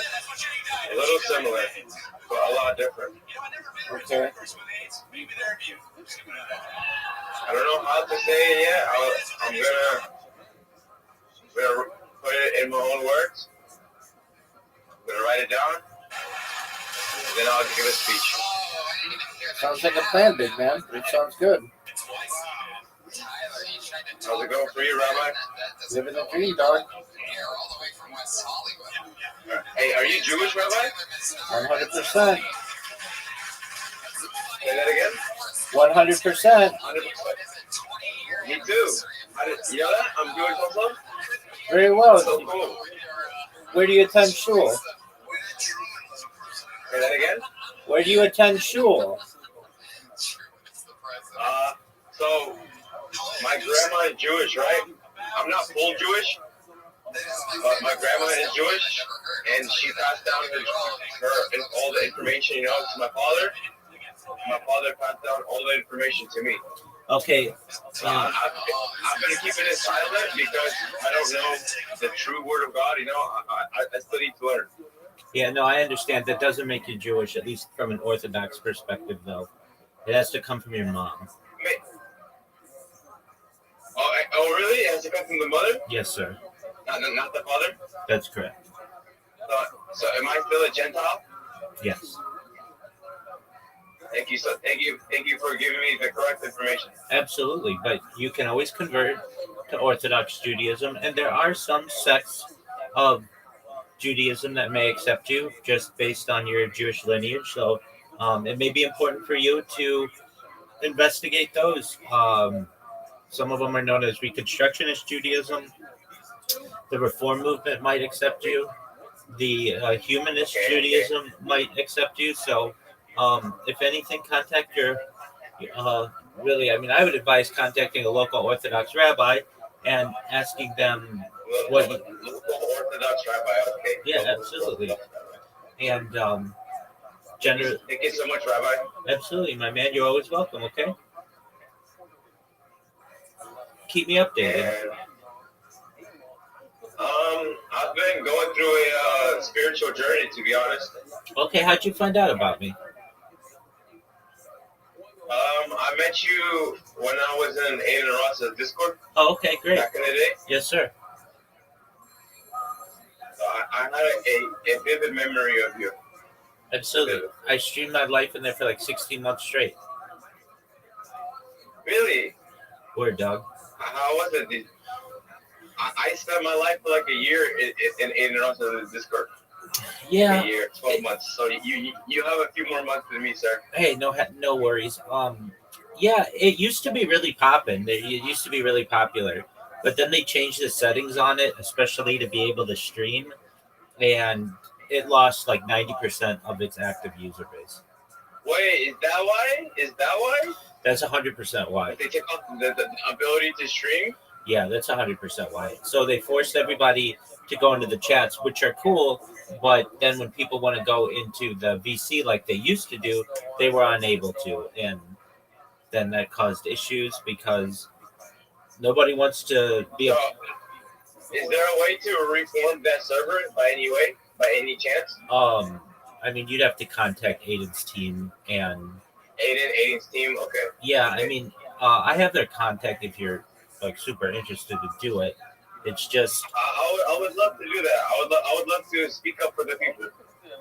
yeah, I mean, when you're running a server that big though, and you don't have 24-hour moderation of the VCs, people show their dicks. It gets They a sh- little hectic. Absolutely. They'll correct. show buttholes. All right. They'll show all kinds of stuff. So I think for the safety of Aiden and his Discord, they just said, "Look, we're gonna make it so that you can only chat, and like the Oh, okay. So he just reformed it through his own means, right. pretty much. That's correct. But it lost a lot of its active users. Yeah, sadly.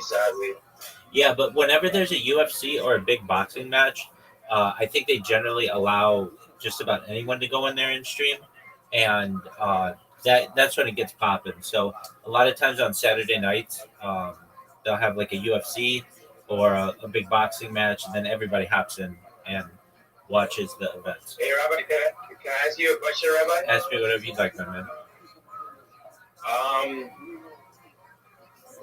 So I started streaming, right?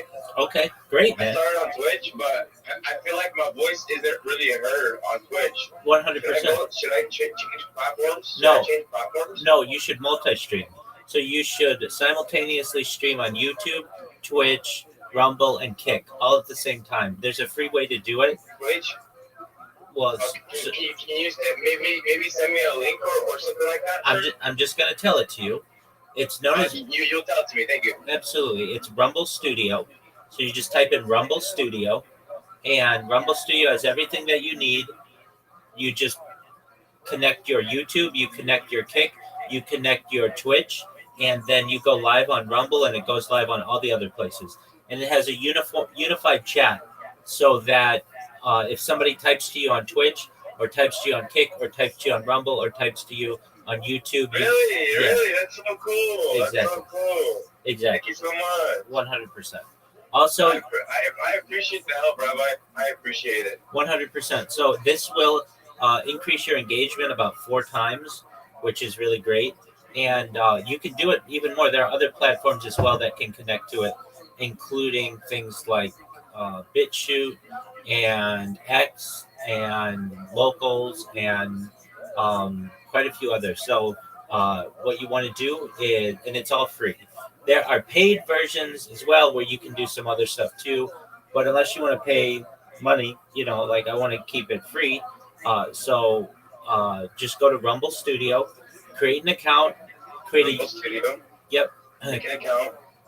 Yep. And then you can start, once you verify your phone, and you can start streaming right away.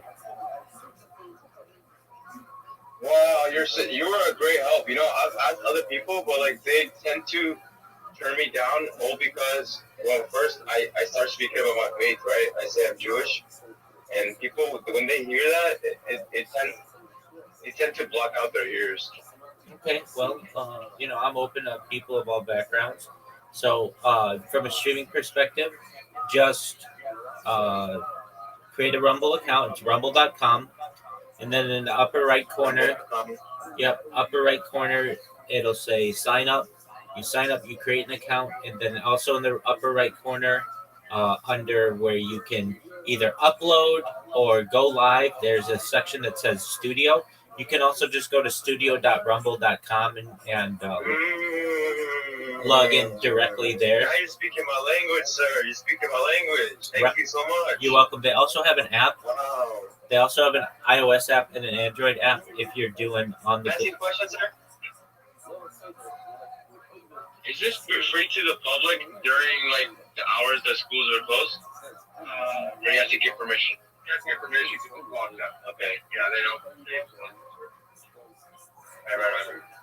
Right. Sorry, Rabbi. You're good, big man. I got interrupted. I interrupted him. Sorry. You're good. No worries.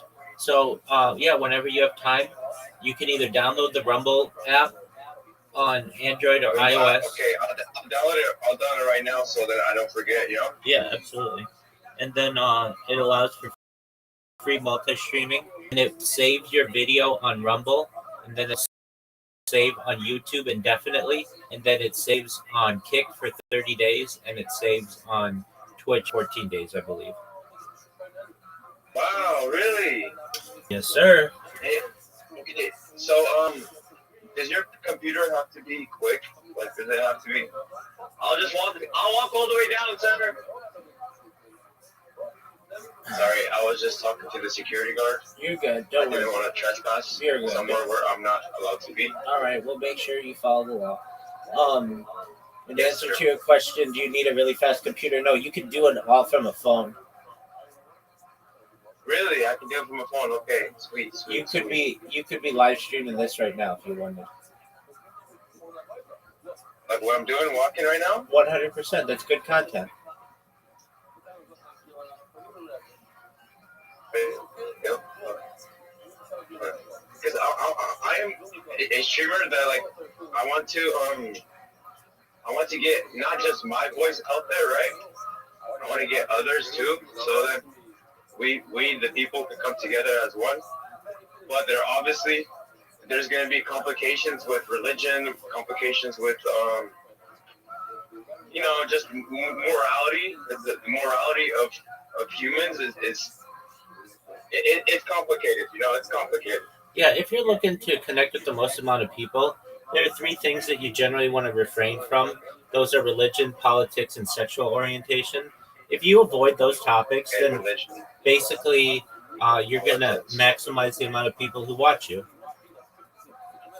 Okay, so religion, politics, and what was the third one, sir? No, it's just really sexual orientation or sexual discussions. Sexual orientation? Yeah, so like Okay. taking a stance, whether you're an LGBTQ ally or you're more traditional, whatever it is. If you just stay away from those topics, then generally you're going to have the most amount of people who want to watch your stream. You'll get people who want to catch you, and they'll be like, "Hey, what is your stance on whatever subject, on abortion or on capital punishment or whatever?" And a good thing to do, unless you want to have a debate over this, you just say that I have my own personal beliefs, but I do my best to keep them out of my stream and to be apolitical. I do my best to not discuss politics.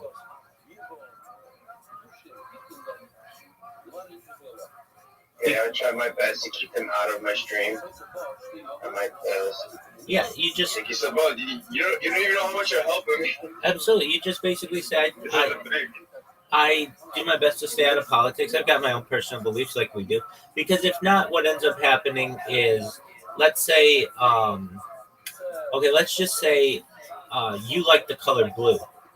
And you're like, hey, guys, I like the color blue. And somebody comes in and says, okay, well, what are your thoughts on red? And you're like, okay, I guess red can be okay.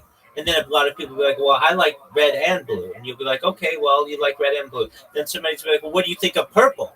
And then you'll be like, well, I guess purple's okay as well. And then the people who like blue will be like, you don't really like blue. You like red and purple. You just said you like red and purple. And you're like, well, I kind of do like red and purple, but I like blue the most. And they'll be like, oh, okay, then what are your thoughts on orange? And you'll be like, oh, orange is okay color, I guess. And people will be like, oh, you don't really like blue, and you don't really like red, and you don't really like purple. You like orange. You just said you like orange. And it's like, you can't win. If you have a large group of people to whom you are broadcasting, if you take a stance on any one of these, you're not going to please them all. There's an old phrase, an adage, basically, that is you can please some of the people all the time and all of the people some of the time, but you can't please all of the people all of the time.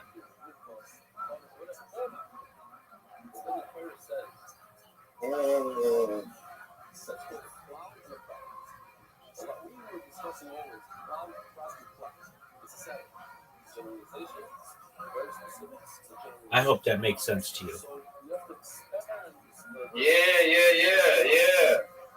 It makes sense because, like, listen, you tell someone their beliefs, right, or what your beliefs are, and that person, they will right away, they will start contradicting you because what they were taught, what they know, what they speak, how they pronounce their words, their syllables, everything was taught in their own fashionly manner, in a little bit different. It's all supposed to be co-aligned, right?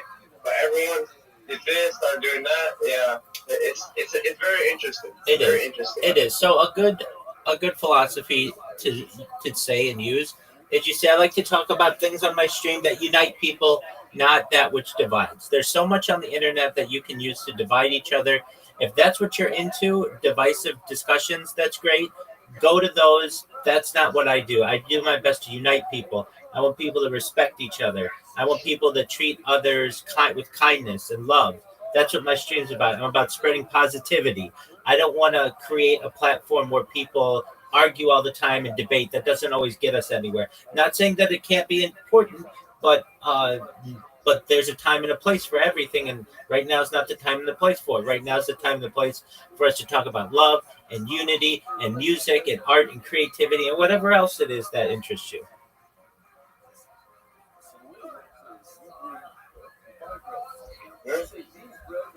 Other interests.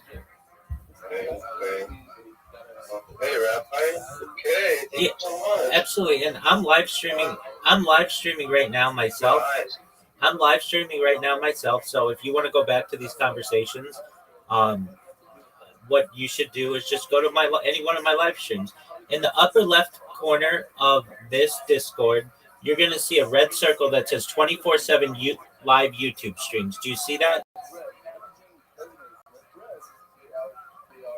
Go to That's % live stream. Yeah. Okay.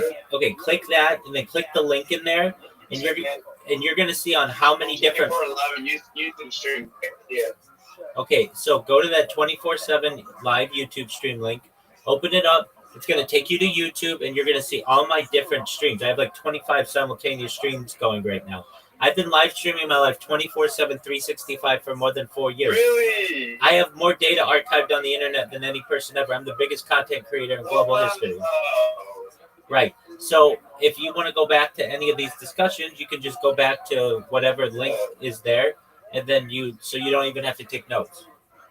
I can watch your I can watch your okay. You can watch it. Don't you have videos that you post, correct? I have videos I post. I have podcasts I'm on. Do you post? I have videos that I post. Okay. I'm on podcasts. I was on a podcast yesterday.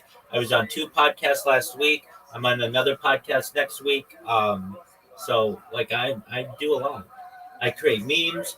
I created over 500 memes yesterday. I am live. What? Really? Word. Really? Absolutely. I create. No way. That's so cool. Word, dog. I create. So this is what I do, which I think is really smart.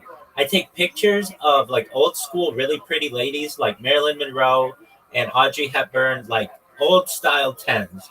And I take their pictures and I put, I make it a meme with just please type Rabbi Rothschild in YouTube and filter by live. And then with my link tree below it. And then I put it all over the internet and I let it populate. And then people learn about me from like just They get it. They see a picture of Whoa. they see a picture of a hot chick, and so they click on it, and then right below it is all my information on how to join my Discord and see my YouTubes. Dude, Rabbi, did anyone tell you you're an amazing guy? Thank you, my friend. I get told that Did anyone often, tell you this? but I never get sick of hearing it. Thank you. You're very positive. You're very straightforward. I love the way you speak, sir. You're an inspiration. Well, thank you, my friend, and I'm here to support you. And I want to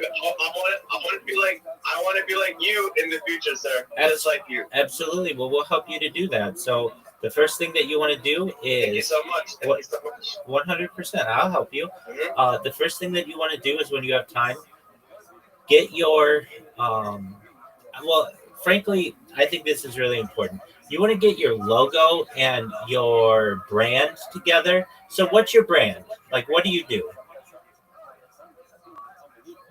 I preach. Okay, you But I'm starting to realize that preaching is not really getting me far, right? Yeah. Because people tend to still shut their ears. Because when you preach about fear, right? When you preach about fear, all it does is just scare the human to and he'll start contradicting himself, right? He'll start arguing with you. He'll start. It's pointless. Like it's kind of pointless in my perspective. I understand. And that word preach is a charged word. It's a religious word, generally. But They just work. yeah, so you want maybe something more neutral. So you say, I spread positivity. That's the same thing that you're, Spread positivity. that's what you're doing when you say you preach. But people are much Really? more, oh, absolutely. I mean, that's what you're trying to do is you're trying to get the word out to people of what you feel and what you believe and like the good things that are going on in your life and how you want to help others, right? Yeah, yes, sir. Yes, sir. All right. So then what you want to do I just want. is just perhaps tailor your message instead of saying I preach, because generally people want that from a religious figure. I speak. Exactly correct. Yeah. So you can say I speak. You can say I spread positivity. I spread positivity. Exactly. I speak positive vibes. I spread positive vibes. I want to inspire. I'm a person who wants to make people better. I want to make the world better. And all of those are what you're talking about when you say you preach, but they're not going to be such a turnoff to people. The second that you get on social media and you start saying I preach to people, they're going to get shut off because they've heard so many people come to them saying, hey, you need to join my religion, or hey, you're not practicing your life well enough. You're not doing that, but the second you use the word, then you are automatically injecting this type of thought. So what you do is you just want to perhaps adapt your phrasing. So what you say is, I'm spreading positivity. I'm doing my best to build a positive world. I want to help goodness. I am speaking positive vibes. Those are all positive things that you can do. And then people are on board for that. Then they don't think it's a religious thing. So my issue is I'm focusing in on the religion, right? Yeah, you get. And I'm bringing examples and stuff, this and that, but the whole time, like I'm fighting against someone else's belief, right? Exactly. And you want to get away from that. Like basically, Yeah. Okay. like basically everybody's got their favorite color, and you're coming in saying the best color is yellow, and it's like, well, why do you think the best color is yellow? Instead of saying the best color is yellow, you can say, I appreciate all colors. I think in their own way, all colors are special. And if you like yellow, if you like orange, if you like blue, if you like purple, if you like green, no matter what your color is, no matter who you are, you should know that you're special, that I value you, I appreciate you being here, and I want to vibe with you in the future. I'd love to meet all of my fans in the future. I'd love to meet everyone in the audience in the future. And, like that's how you make people want to stay on your stream, as opposed to you have to do what I'm saying. Nobody wants that.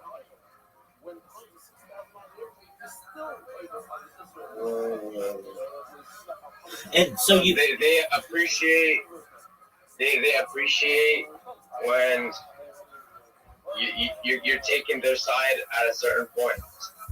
exactly, They appreciate it. exactly, and you know, with anything, uh, you could be like just imagine, like we'll use cars as an example. So you'll find somebody who's like, hey, hey, Paul, I really like cars. And you're like, oh, I really like cars too. Now, we'll say cars is like religion, okay? And you'll be like, oh, I really like cars too. And they'll be like, oh, do you like Corvettes? You'll be like, yeah, I love Corvettes. Corvettes are great. And they'll be like, oh, cool. I like Corvettes too. Do you like Porsches? And you'll be like, no, I don't really like Porsches as much as I like Corvettes. They're like, okay, cool, bet. All right, do you like red Corvettes? You're like, yeah, I like red Corvettes. The other person's like, yeah, I like red Corvettes too. So they're thinking that you're vibing on all these different levels. And then they'll say to you, do you like vintage Corvettes? And you'll be like, oh, well, I mean, vintage are cool, but I really like the newer Corvettes. And they're like, oh, no, I like vintage Corvettes. You agreed on that you like cars. You agree. And you can do that with anything to anybody. You already agreed you liked cars. You already agreed you liked Corvettes. You already agreed you didn't like Porsches. You already agreed that you like red Corvettes. There's just one little thing that you disagree with, and they don't like you anymore. Now you're the enemy because you don't like every single thing that they do. And religion's the same way. One person may say, I like Jews. Okay, great. What kind of Judaism do you practice? Oh, I practice Reform Judaism. Well, I personally don't like Reform Judaism. Oh, okay. Well, then are we allies? I mean, we're all, considered Jews to some extent within our different demographics or our different versions of Judaism. But do you have all the same rights in my synagogue? No, you don't.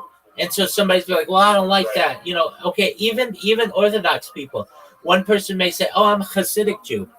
Oh, that's cool. Another person may say, I'm a modern Orthodox Jew. That's cool. You're both practicing Orthodoxy. However, those are two very separate strands of ways to believe.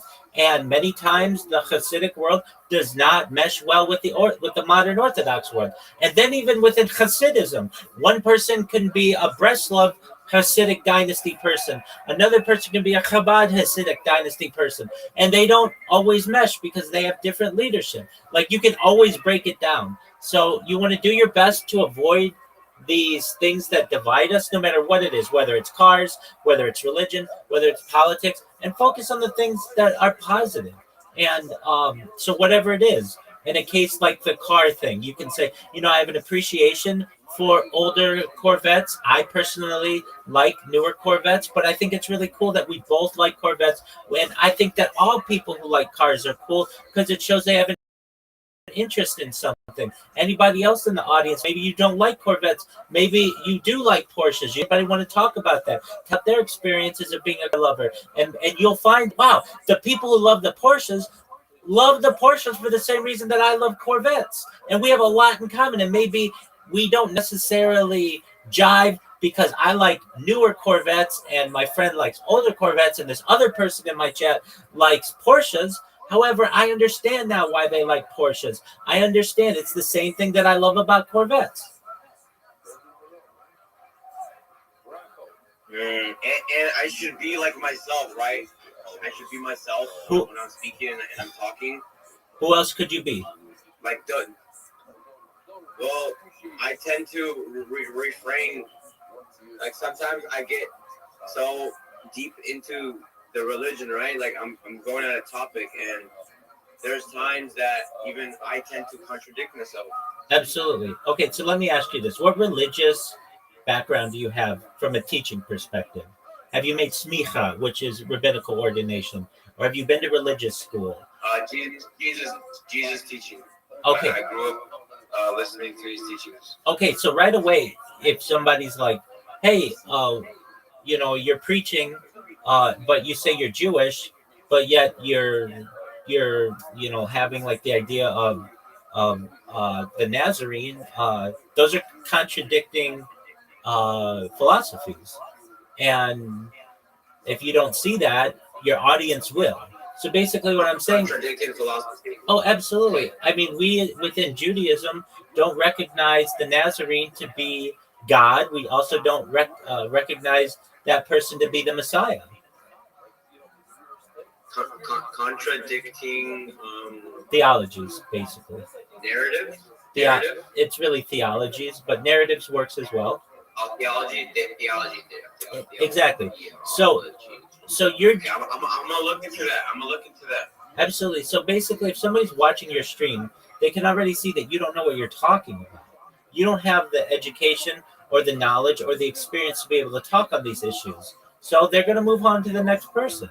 So you want to avoid that. Even though it's fun for you to talk about, you can use general terms. So are there some things that within perhaps different religions that may be positive, like loving your neighbor or caring about others or feeding the sick?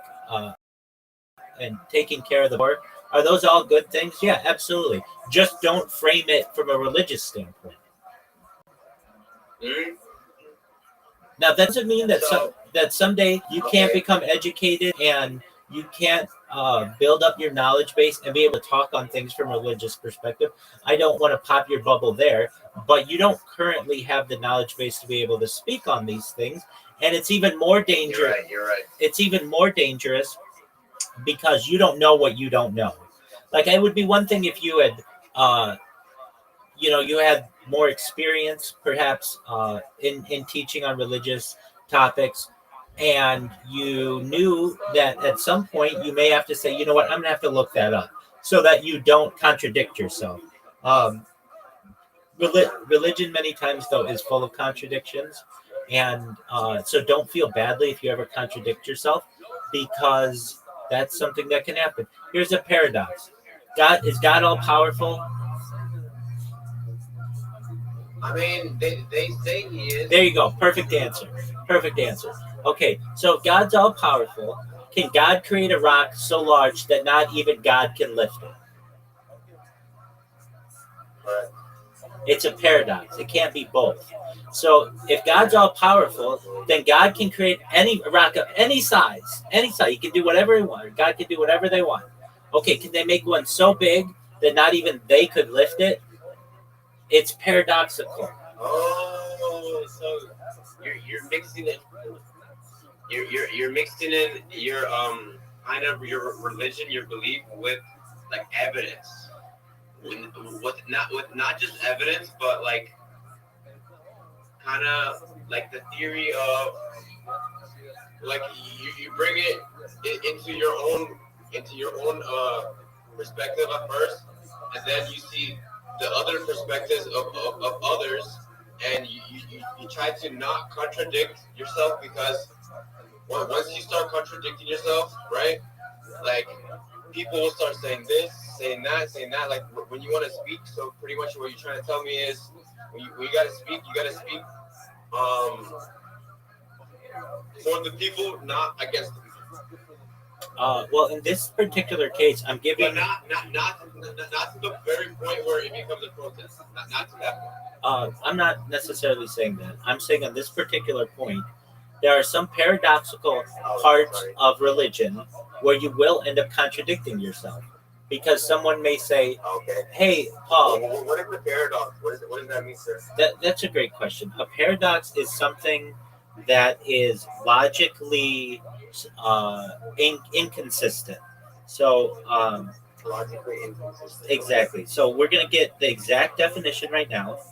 So what is a paradox? Jesus, right? Like he would contradict himself a lot by saying this, that, and that, right? I mean, here's a classic contradiction. The Nazarene. Yeah, here's a classic contradiction. Whatever. The Nazarene's supposed to be God, right? Yeah. Okay. Allegedly. Exactly. Okay, fine. Within some belief systems. Okay, and Right. then died on Good Friday, right? Yeah, Good Friday. Died on Good Friday. So the earth didn't have God for 3 days. Is that how that works? And also, how can you kill God? If God is all powerful, how can you kill God? how can you kill God? Why would he send his son down just to die? It makes no sense, right? It's another good question that you're raising. And then another question arises, like scientists speculate that there could be millions of different types of civilizations in the world. Why does God care so much about Earth that, like, did he send a son to all the different civilizations? Like, what makes Earth any different than any of the other civilizations? And then you recognize that religion was developed as a philosophy for people who had limited thinking and weren't exposed to as much science as we are. And you recognize that perhaps the people in the past may have made some mistakes. Now, as to your question about a paradox is a statement, proposition, or situation that appears logically self contradictory or absurd, but often reveals a deeper truth or coherence among closer examination. So here's one. If I say uh, statements that lead to infinite loops or truth values, such as the liar paradox.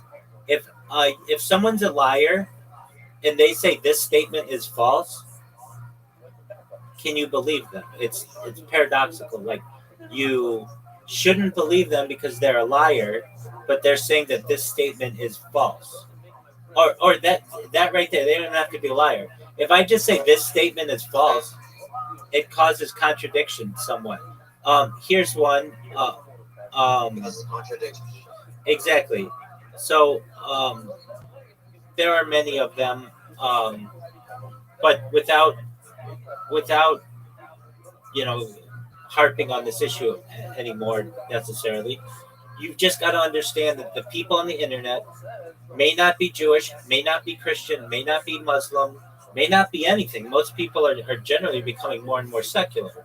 So if the theme of your stream is religion, you're already alienating 90% of your audience because most religious people don't care about your stream.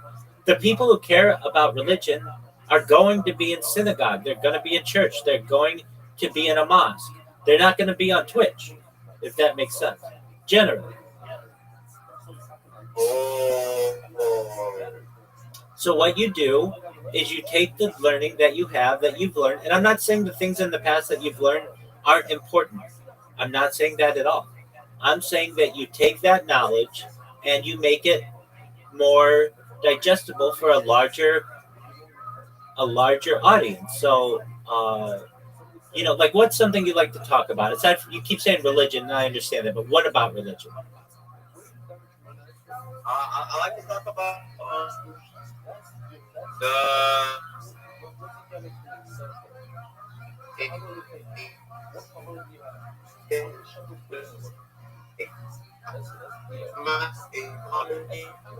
Big Dog, you're cutting out. Can you?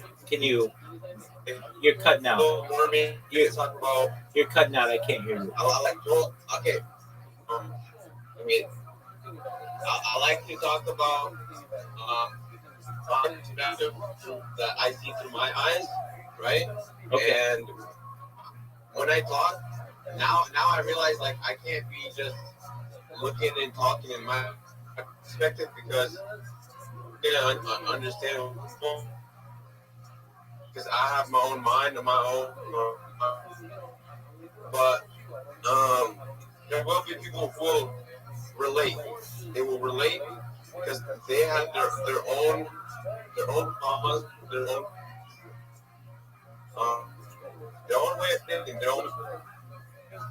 Exactly. You don't want to alienate them. Their opinion is frankly just as important as your opinion. Everybody's opinion is quite frankly equal. And so you don't want to alienate them. You don't want them to feel like, hey, this person is putting their opinion on a pedestal because they are not necessarily taking what I have and my feelings into account. Now, if they are there to follow and listen to you because they're specifically there because they, like, let's say you get big and you get popular and they want to hear what you want to say, then you don't have as many issues as you do. But when you're starting out, you want to be as neutral as possible. You want to be as please as many people as possible, because It's going to be the difference between you getting one or two consistent viewers per stream, and you having 0 people watching you. Once you get to the point where you have 50, 100, 200, 300, 1,000 people watching you at once, then they may want to hear more about what you do. But right when you're starting out, you can't be super divisive because nobody's going to want to watch you.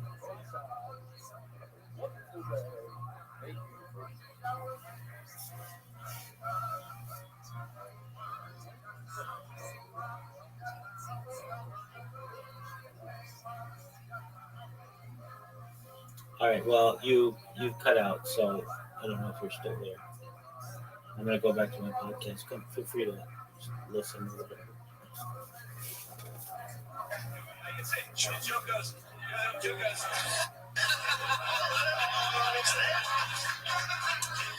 Bringing out the bear. The bear doesn't have rationale. Go on. The joke goes, I never met a retarded person with AIDS. Maybe they're immune.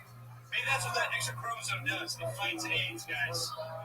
Oh, again, destiny is stopping you guys from your worst parts. Turn the mic off for Kobe. He made the bear come out before that. If that was your first time on stage, that would have been super impressive. 6 years. 6 years, you son of a... What'd you say, Big Dog? Can you hear me, Rabbi? I can hear you. What's up, my man? I said my internet, my is in and out a little bit. So I heard pretty much everything he said. Thank you so much. You were great there. Absolutely. I'm gonna try to open my eyes more, and I'm gonna try to hear the people out more than pushing my opinion. It's like I'm doing it, put it on just. Okay, you're cutting out again. Listen, you're cutting out again. Get to where you have Wi-Fi.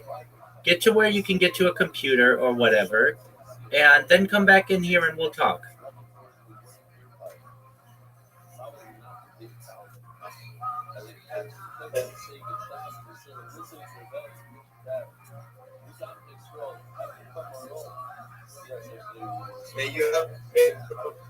I hope you have a good day as well. Take care, my friend. No worries. No worries. Don't you worry about it. Life is full of contradictions. Don't you worry. Okay.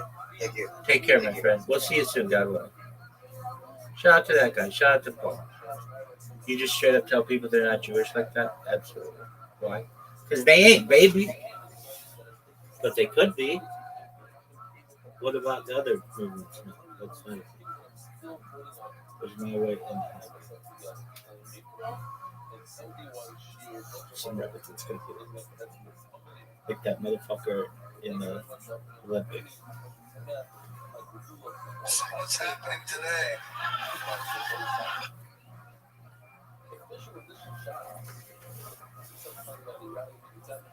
If you have a bit and it's about an old movie, like Forrest, what's your favorite bit? It was a good bit. But I knew after I got into the bit that he was too slick to just be. Really, what made you? Because he was articulate. He had timing. He was tuned into being a fighter. He's a cheap motherfucker. That's one of the cool things about the show. No, it's quite often, there's some people that like to, they're early starting out time, but there's people that are really funny, like Tyler, who I've seen do maybe, I don't know, 6, 7, 8 different 1 minutes of being on the show. So sometimes, yeah, he's got a total of at least 7 or 8 minutes.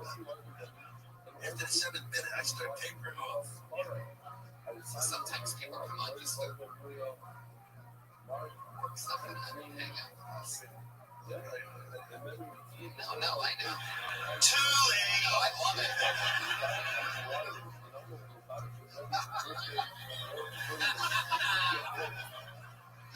Great job, big fan.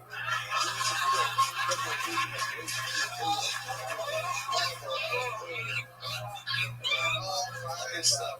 I love your going with the wind bit. And that was awesome. Oh, I can't breathe. Oh my God. Why did the munchkin cross the road? Oh my God. Jesus, what do you think about this whole thing? God has spoken. That's the 11th commandment when he just chimed right there. It is weird doing a joke about Forrest Gump nowadays, because I don't think I can do one very good. I mean, even if I were to do a joke about nowadays, I don't know.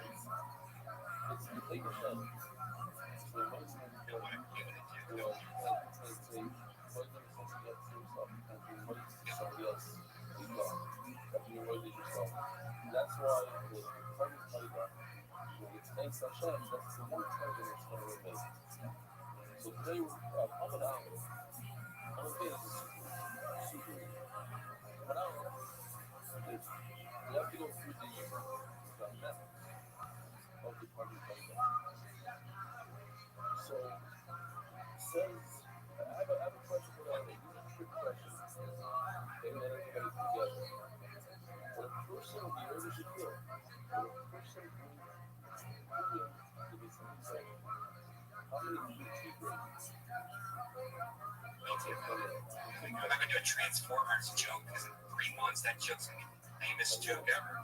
If I never was gonna get it, but Forrest Gump, that's hard to do. What the fuck are you rambling about? Forrest Gump's hard, like, what made you decide to just write a Forrest Gump joke? Sometimes I really like that movie. I really like that movie when I was a kid. And it just kind of always threw me, like all those things. What about classic like Star Wars? You can do a joke about Star Wars. Yeah, there's certain movies definitely, but Forrest Gump is something that's suspect. Why though? Why? If Star Wars is classic, if you can do a joke, you can totally do a joke about Star Trek. If you had a really good joke about Star Trek with William Shatner, old school, you would definitely do it. Because it's almost guaranteed that everybody in the room has seen Star Wars. And even that's not true. If you're black, you can do a joke about anything. Like, hey, what's up with Chewbacca? That motherfucker's scary as shit.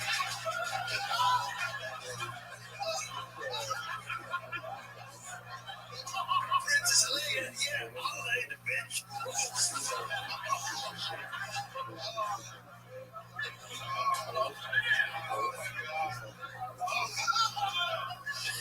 You're right. Now that you said it, Black Comics can't talk about anything. That's amazing. I'm eating frozen food. Defrost the motherfucker.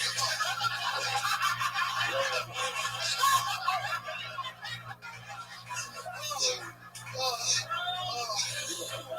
my God. My brain hurt. I'll be here next week with your ideas, everybody.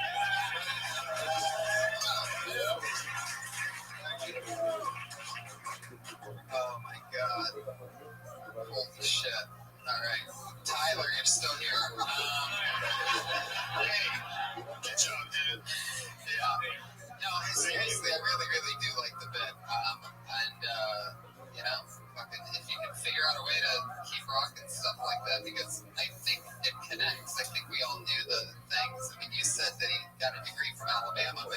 to stop for a touchdown. I think that's as American as apple pie. So I think that if you just come across as likable and not like a Dexter villain, you could probably get that happy-go-lucky stuff to work. Like, I'm an evil fuck, but I like to talk about evil things and try to make them funny, you know what I mean? But you gotta go with something. Good luck, Tyler. Forgot what my point was there at the end, and I tried to go slide, but totally just went deep. That's my point. But yeah, Dexter villain. Anyway. Joe, a question that I always ask everybody on their first time on the show is, was there anything, can you remember anything embarrassing that you did on stage, or not embarrassing, but something that you can't believe that you did when you first started out?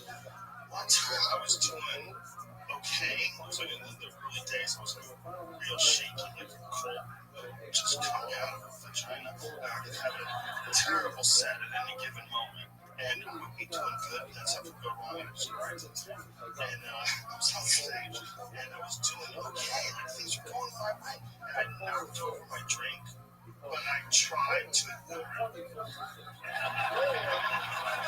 I knocked over my drink, and I was just fucking took a look at it. And the audience was like, this bitch is scared. And those little monkeys, they smelled it. Yeah.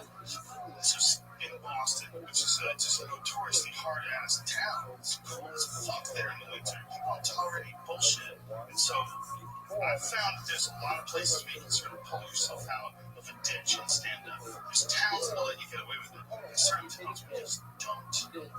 Once you start tanking, it's over for you. Fucking this guy fucking sucks. Horrible accent.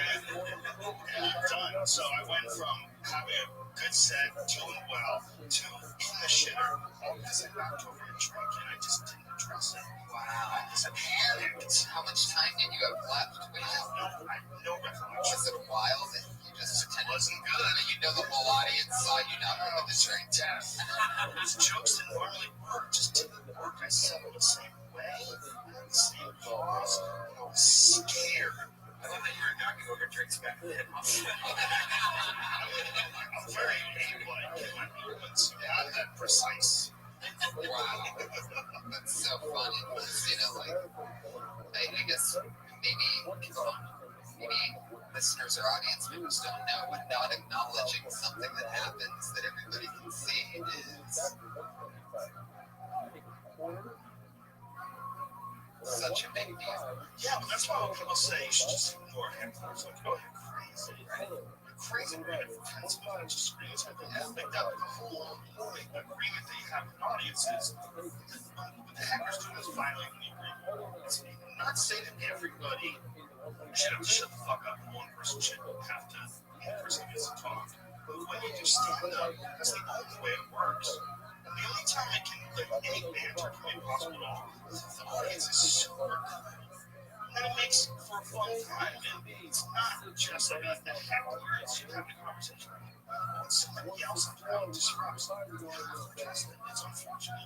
It's like a violation of the agreement. The agreement is we try to write as much shit as we can, try to come up with crazy ideas, try to figure out a way that makes it together, make you see what we're seeing. And when someone throws their bullshit at it, fucks up what you're trying to create for everybody else in the room. And it just gets weird. Even if I don't hear what a heckler says exactly, but I know that the rest of the audience heard it. Like, you make a judgment call in your head, I'll go, but normally I'll hear what they say, but I'll even bring it back up. If I hear a heckler like sort of chime, then I'm like, obviously, are we know if you're going for it? Yeah, because if I was quiet at the time, it would have been a pure heckle that I would have been able to hear, but only I didn't hear it. One of the cool things about being Joe compared to regular comedians, not only is he witty, you can beat the fuck out of anybody. I'm always around people that can beat the fuck out of me. My other job, constantly around dudes who can fuck me anytime. It's always surrounded by dream killers. Yeah. Wow. Yeah, people in shape is just trying to maintain as long as possible from being raped. In a worst case scenario type situation. Let's think about something else. I'm more defensive than offensive is what I'm trying to say. pick any comedian to beat you in a fight. I think you could probably beat me in a fight. Hey, I love you so much.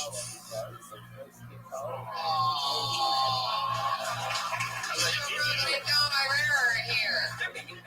That's a good man. Dom, I already asked you I try to talk you out of it. what your thing that you regretted was, right? On another episode, you want to remind this crowd? I don't want to be here. I don't want to be seditious or pretentious or day-to-day tactic. But I gotta say, I honestly have never had a bad set on stage. What I would consider bombing, most comedians would consider killing. That's my sad tale. No, I don't know.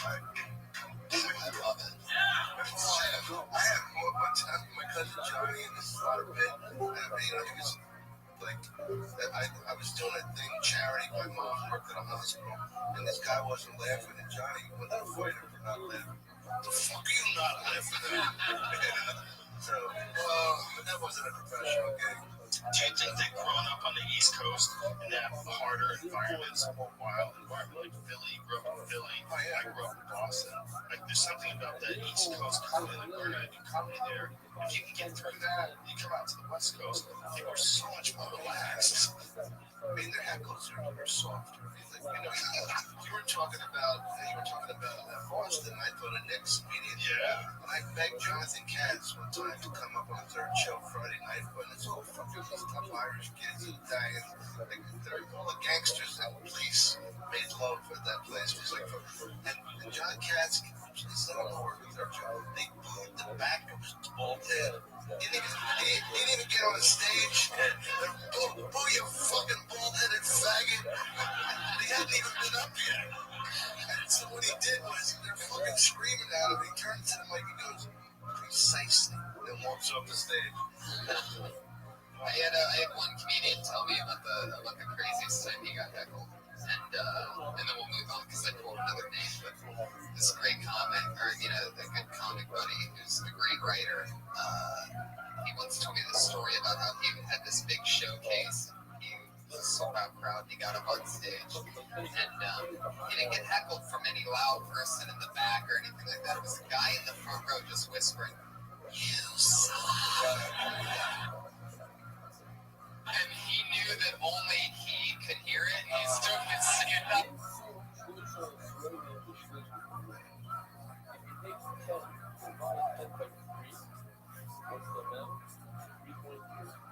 So for each type of power, there's three types of concepts. So there's rupa, red, kitchen, and the power. So each one is going to get 3.3 straight up.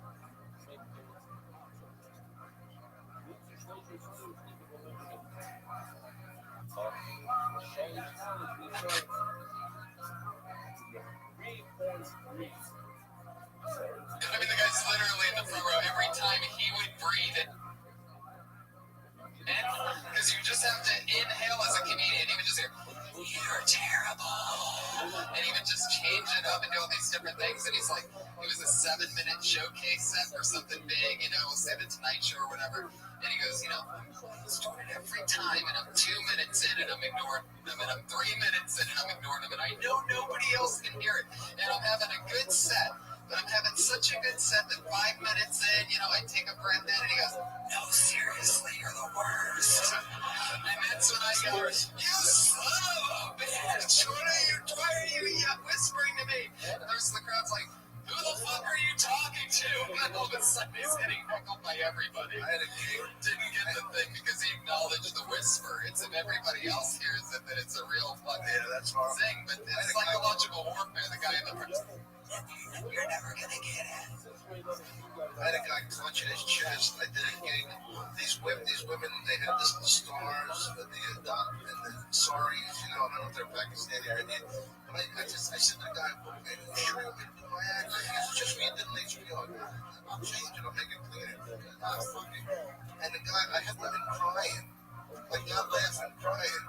And the guy goes up, "You're dumb." I said something about a cow, and I forgot the cow was sacred. And that fat fucking cow. He goes, "You don't talk that way in front of my people." And they're all fucking screaming and shit because you're some fat fucking cow. Yeah, but I I told the guys, I don't think they want to see my act. I never had people dressed like this in an audience. I remember everything was like You were at the Berkeley. everything went slow motion. I just remember like fucking peeling off the stage, and the guy handed me $2,500. I go, look, the time. And then Kim, I was going to give it. I jumped in the fucking car and we got away. Wow. And that's why I don't do stand up anymore. No, but it was. So just saying fat fucking cow. But I didn't think I forgot the cow was sacred. Wow. That's a copy. That's your copy. That's incredible. All right. Guys, your next comedian is ready to go. And her name It's an is incredible reaction. I'm sorry, it's just like that. That's an incredible reaction. Yeah. They freak out about you saying something. Just a cow. like how's like their thing, right? Where were you It's a going? guy. I was thinking of that one. It's insane. And just breathing the thing. It is weird for the religion to revolve around an animal. I mean, even if It's dumb as fuck. like I mean, it's an animal. So dumb, right? One of the craziest ideas I just we let that go. People starving and they're what if it was a frog? What if it was a frog? What if they worshipped a frog? But we think they were fucked then? If they were really into frogs, they worship a frog, you'd be like, whoa. But a cow, you're like, oh, that's their thing. When you can get high off the frogs, you get high off your god, it would be way more interesting. You get high from frogs too. That's what I said. Or you get high from the cow too, because cow shit, that's what mushrooms grow. Yeah. They believe that that's the connection. The reason why they think that cows are sacred. It's because of mushrooms? Yes, absolutely. Because of psilocybin. Well, in that case, I sort of believe in that shit. Tie it back. That's what it's supposed to be about. It's the whole reason why they cow worshipped in Choctaw New York, or whatever the fuck it is. It's one of the oldest known civilizations, and they're all cow worshippers. And they were all in this area where psilocybin mushrooms are. Wow, mushrooms are the root of that. That's like 9 degrees of Kevin Bacon, the mushrooms version. The cow is sacred. We can't eat the cow, but the cow poop is amazing. Yeah, by the way, what I said, like facts and specifics might not be accurate at all. Just like you know. Guys, we gotta get your next comedian up here. Somebody once said, a marijuana smoking party. Up next is 60 Seconds, the comedy stylings of Melanie Baldonado.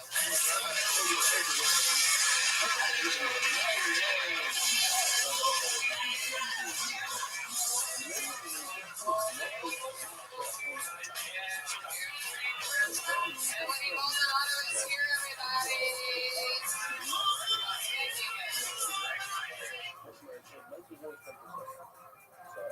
You know you hate your job when you're always fairly late. Because if all the forces of the universe reach out in the morning to keep the first force, the snooze button. Because all anyone's ever asked for in the morning is just give me 10 more minutes.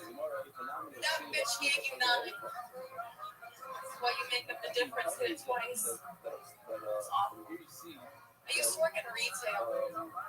Retail is the only job where you get all dressed up. But it doesn't pay you enough to go anywhere.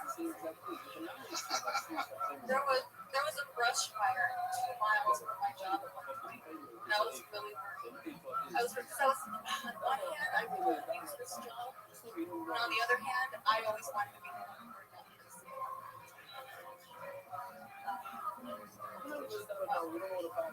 I don't know. I feel like I was a minute. There you go. Got it. That's right. It's 1 minute. Where'd you used to work in retail? I used to work I guess I don't work for one on Tory Birch. Oh my God, you threw them under the bus. I don't know. I love Tory Birch. Sounds like a child actor. What is it? That's a store?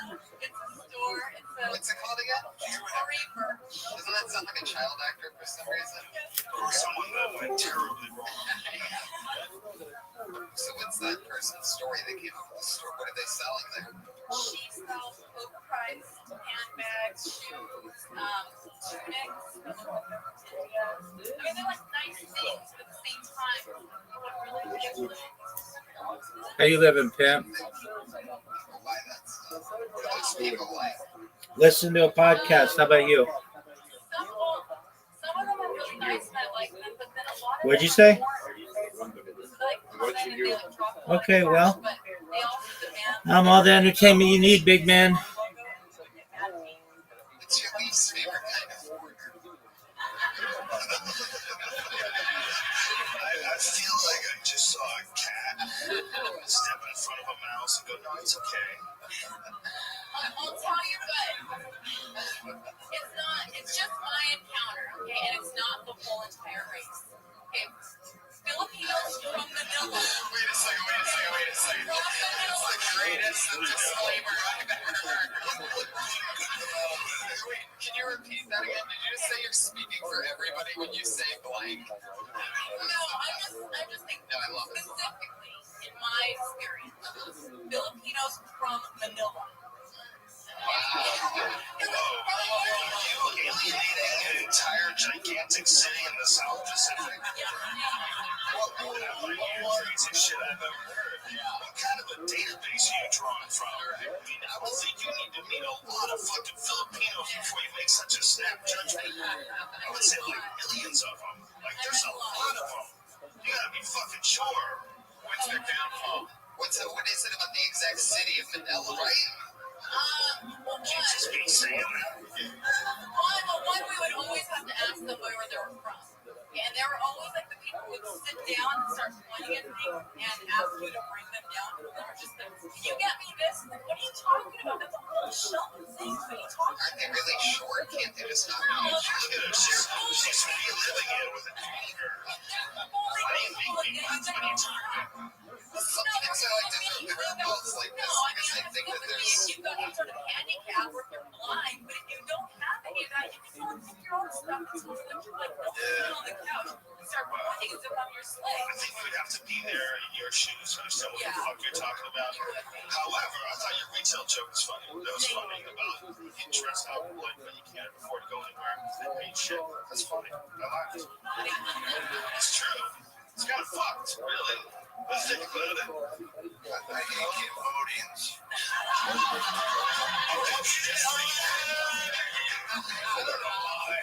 You've been thinking about that for 3.5 minutes. Just think on it. I can relate to you. Well, see, that's what I was going to say is I asked a few questions there, and one thing that did come up that I think is interesting that you could add to your retail things. I noticed you changed directions pretty quickly after that. Is you could talk about that retail place that you were just telling us about. You can say that, you know, I mean, the thing that you said where you prefaced about the race thing, in my opinion, is one of my favorite, it's one of the funniest things I've heard all night, where you go, you know, I mean, I can't remember how you worded it. Luckily, this is a podcast, so you'll be able to listen back on it. But you said something like, you know, I mean, just something I noticed is that you had an answer right away. So you're very passionate about your dislike for Filipinos from Manila. I mean, it was so dead on that it hit me harder than the 60 seconds was good, but that hit me like something that you have a real opinion about.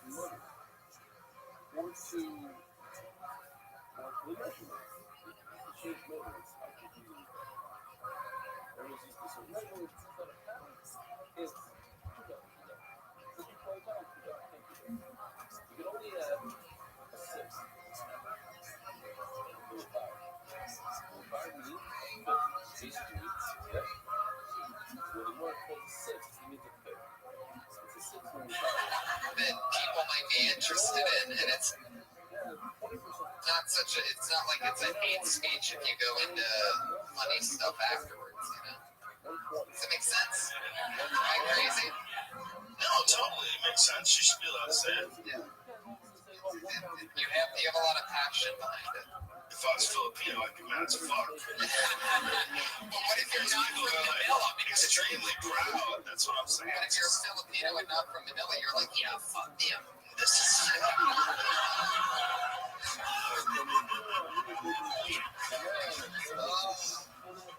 Good point. It's a very good You know Manila Filipinos have that hate Manila Filipinos. Yeah, but they hate white people way more. Americans are like awesome. They're like so nice. Like Manny Pacquiao. Super friendly. They're great. They're the best pool players in the world. Did you know that? They are. I'm telling you that. Africa's greatest pool player, arguably of all time. Manny Pacquiao is one of the most likable guys. Every time I see him on TV, he's singing karaoke for some reason. Every Filipino I've ever met is like there's the most friendly, family organization. See how many good things? Second tightest. That's amazing. Who's the first time? There's a lot of different kinds of Asian people, so that's amazing. Vietnamese. Yeah, but it's from my That's why they put that war. I had to ruin a moment. How dare you? You guys found the good in Filipino. I can't find anything good about fucking Cambodians. Fuck the Cambodians. I'm sorry, honestly, that you ran into a bunch of people that poorly represented Filipino people, but I can't think of, like, if I had to pick one race that was like most universally friendly. Yeah. Oh yeah. So nice are you, by the way? Really, like, friendly, nice. But I'll tell you this real quick. What were you saying?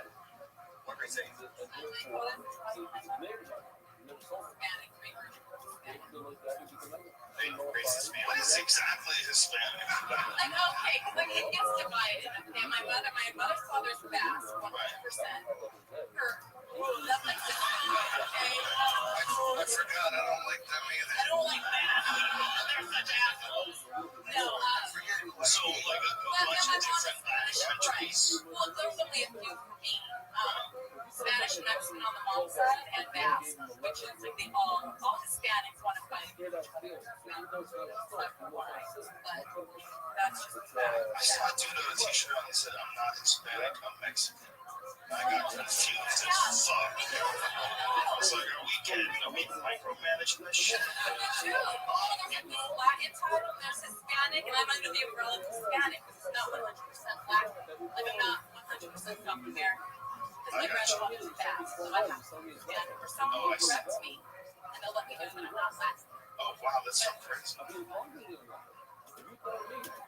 What else are you? All the rules. My dad was Italian. How many times have you Is that what that question was for you to go A to B?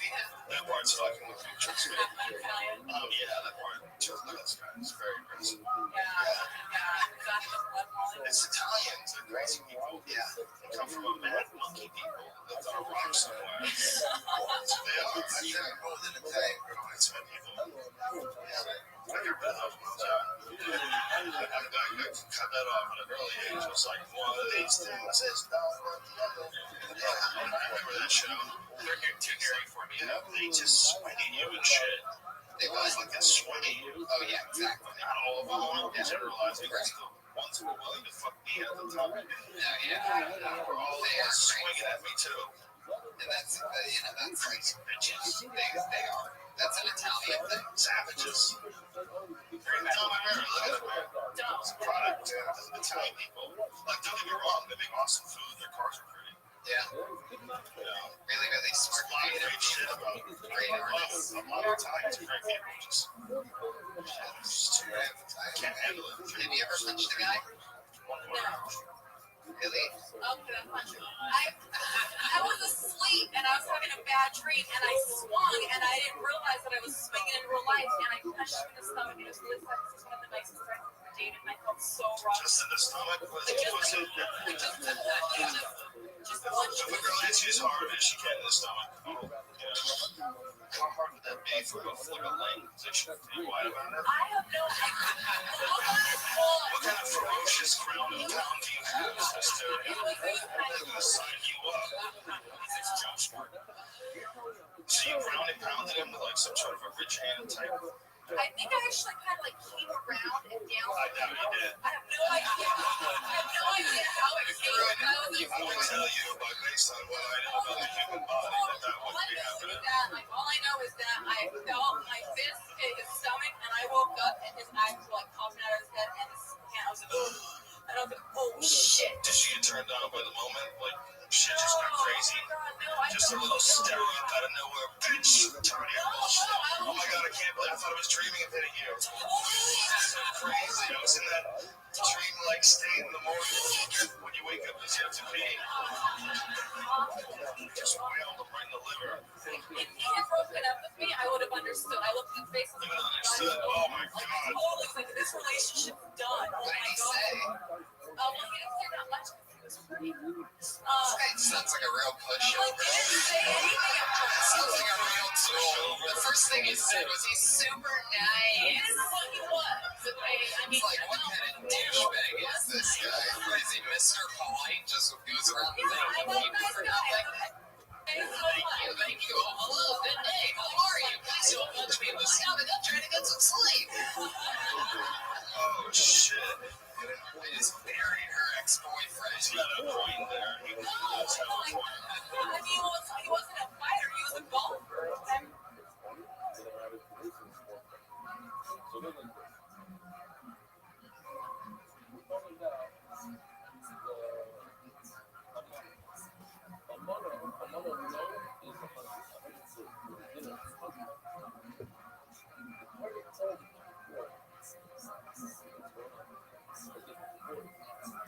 That's real because that original one is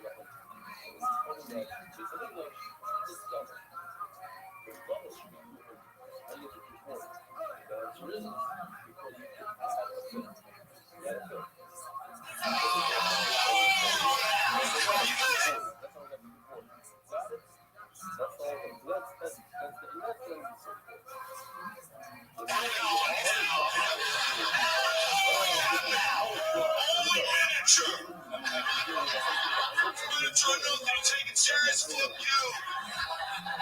Out there chasing your score, you fucking asshole! I'm on your phone. Synchronize. That translates to swarm. It's a poem. Freckles cock.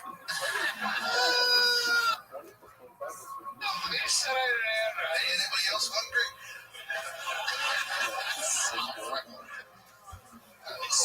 How many times you done stand up? Okay, sorry. How long have you been doing it? Better question. Did you do it a lot? I try to get up 4 to 5 times.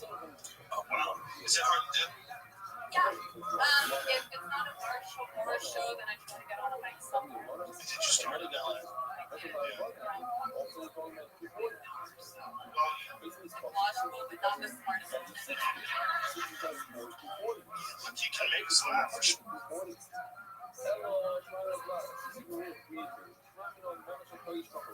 of all, when you're dealing with this amigdash, everyone is double, so instead of 100 people, you're trying to see amigdash, you see they could add, and I'm more than 6. So you just added 1 6, 246. See that 6 meters on the outside.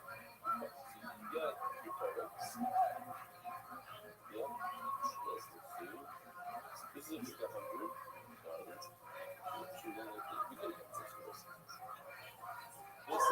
You'll get better at it. Just do more.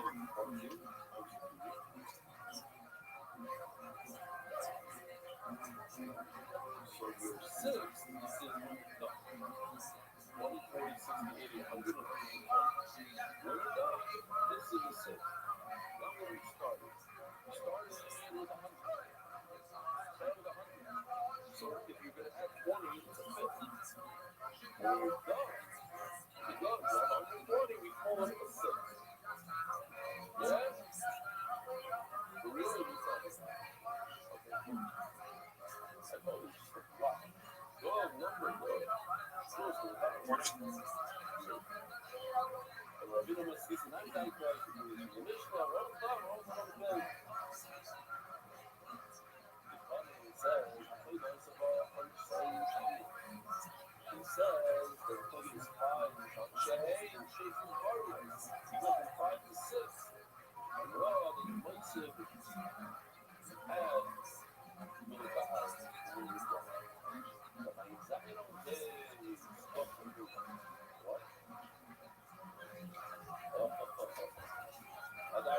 expensive to afford to pay with the Charlotte back pound. And then you got to register.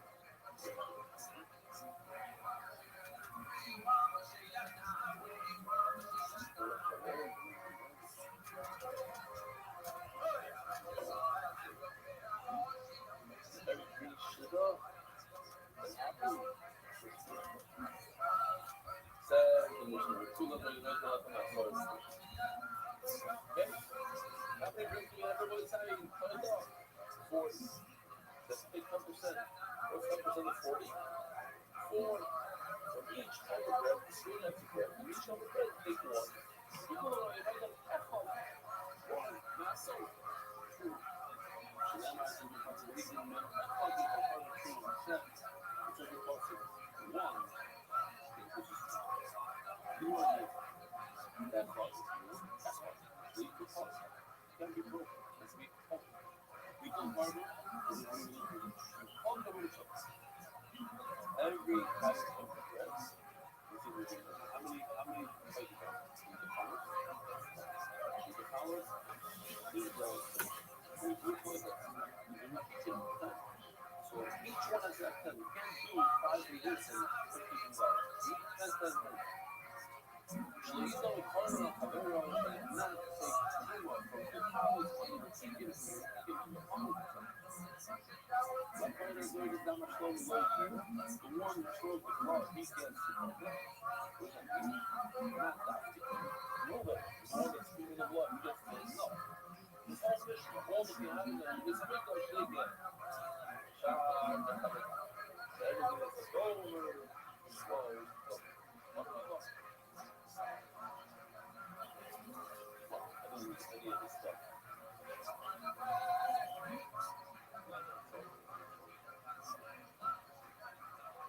One shot on sports, 60.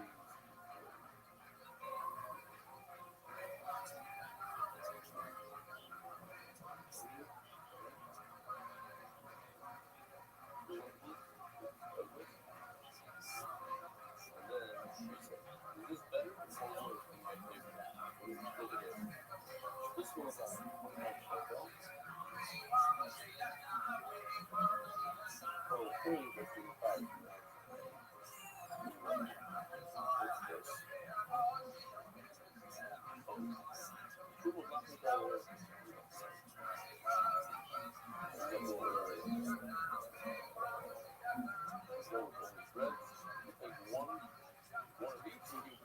okay, great. What?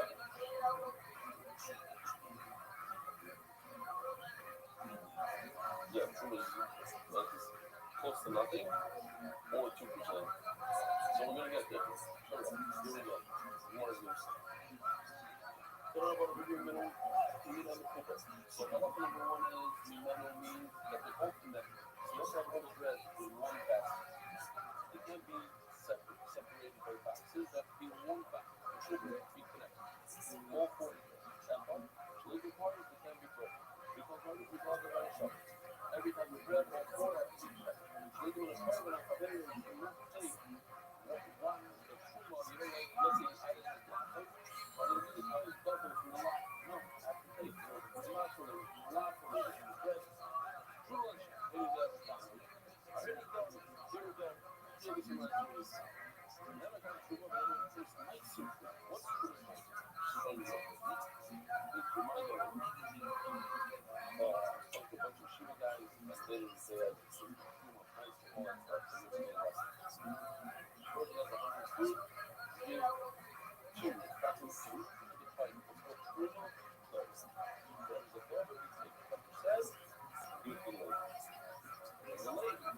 This is what it means. He gives that person what he got. That's called true lessons. That's what we're discussing. So let's see the video. Just very quickly. It's a sped up version. He gives the lady. And the lady takes 1 out of the 10 apples. And gives the guy what's called true lessons. And that is not a match. That is 4%. That's what okay. Not over the restaurant, I'm not a restaurant. Before you can say that. There we go.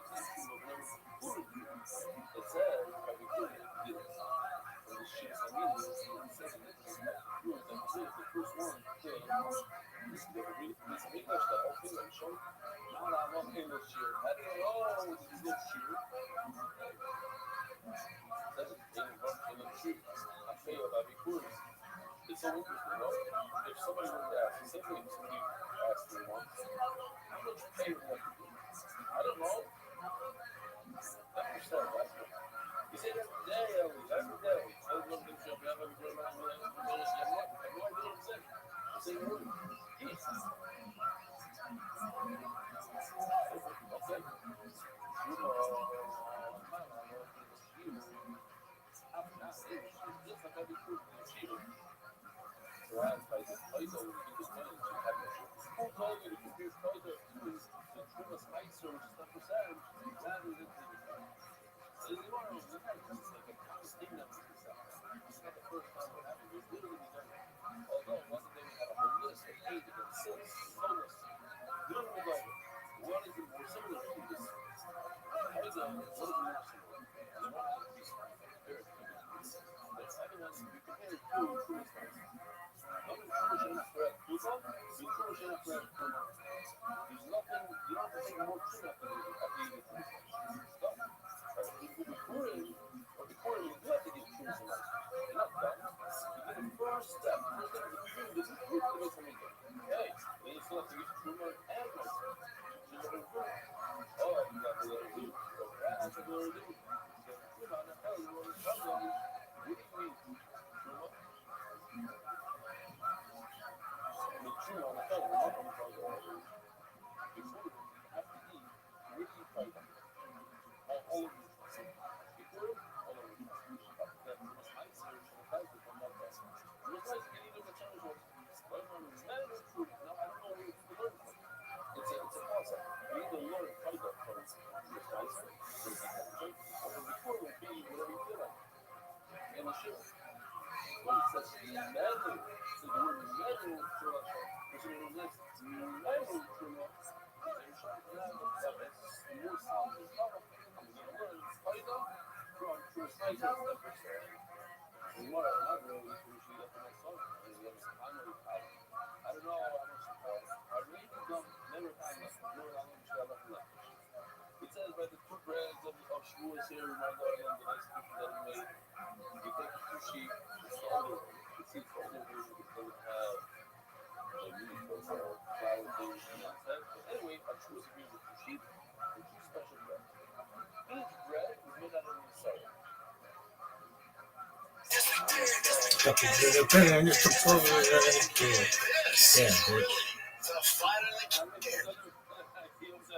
Happy Monday.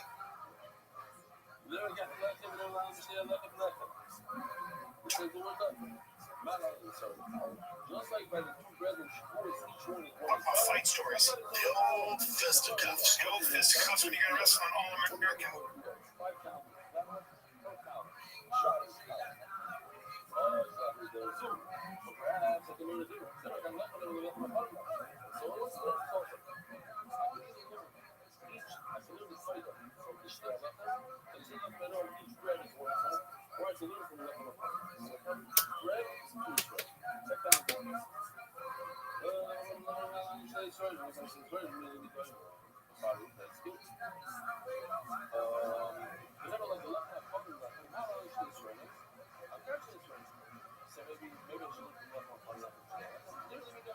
Wrestler on the national team. That would make me very nervous. Not for you guys, right? No, that hand scars are gnarly. Oh, dude, and I remember when I got the surgery done, I go, how did you know the doctor was? Did my best.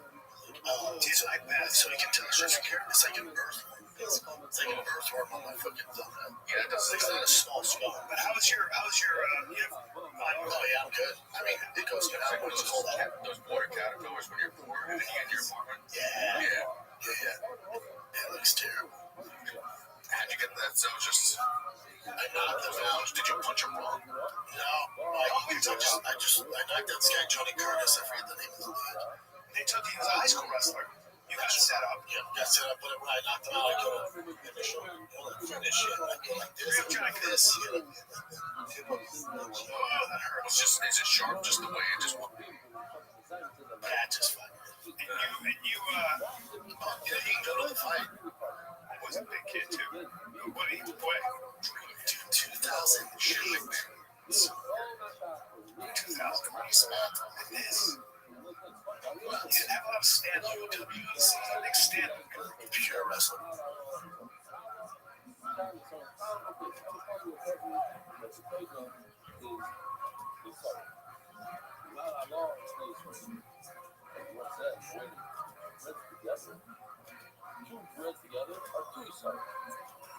So maybe I'm trying to say is maybe all the country flavor, all the bread in the place should be three certain total.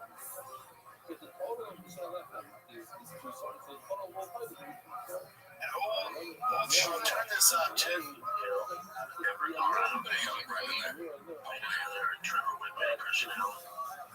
It's a fight. So, I'm ready for anything. I think that's a big asset in this fight. Hard to go anywhere, wherever he wants to take it. If he wants to keep it on his feet, that's definitely in my favor. If he wants to go on the ground, that's fine too. Wasn't thinking of game on Saturday night. Be saying, wow, he's the next big heavyweight. I love that kind of confidence. And this is a confidence statement. Typically fine years old. Selling a lot of insurance. This sort of been the theme tonight here for these 25-year-olds. 25. Slogan, very large. At 6'6", and already 6 foot fighter at just 25 years old. Stats, baby. Well-rounded, fights out of good school. Aspect of his game, he's most work.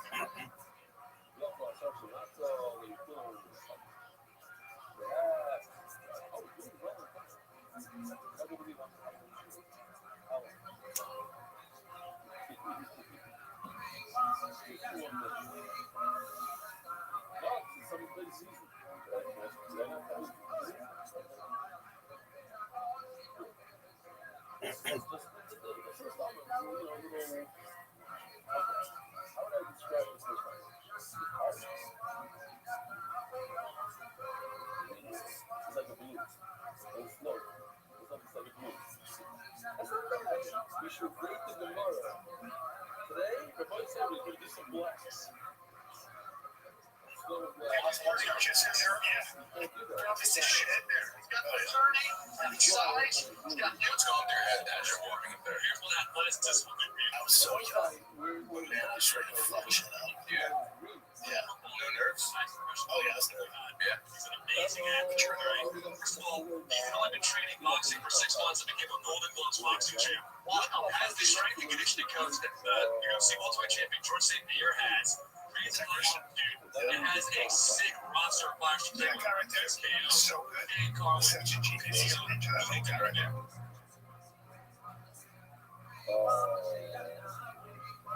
Is it 12? Is it 12? Anyway, let's start off to New York. When is Marcus Williams going to get okay, says me right. Let's just finish up.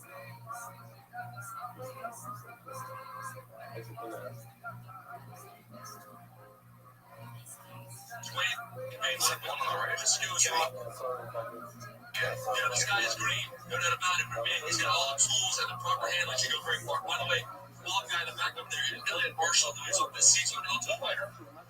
I am Johnny Curtis, fighting with one Spirit Marshall or Devin Morrow. That's a thick dude. The strategy, I'm certainly going to come out with my hands up and chin down, and first I'm on the feet, eventually try to get to the ground.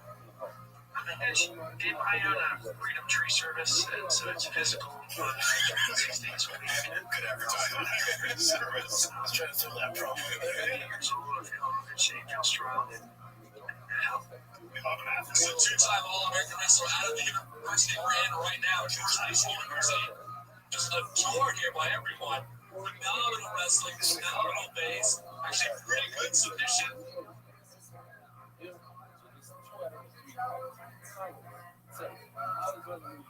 And then it says, well, we kick it.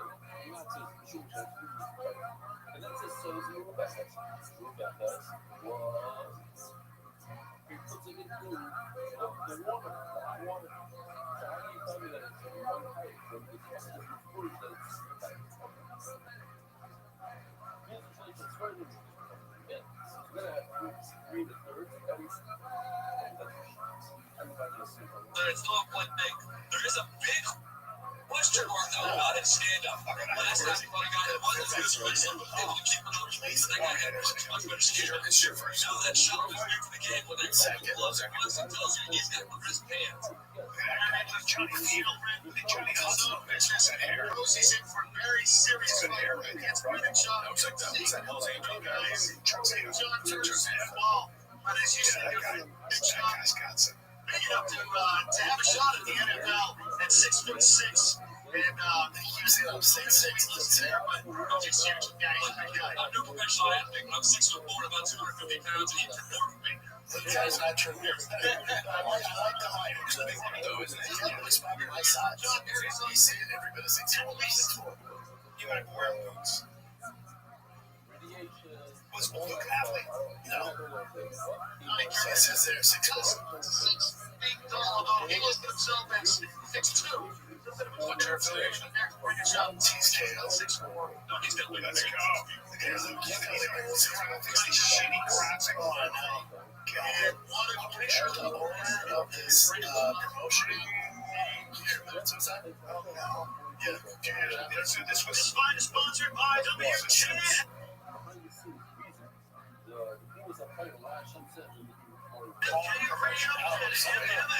That's a big one. She goes.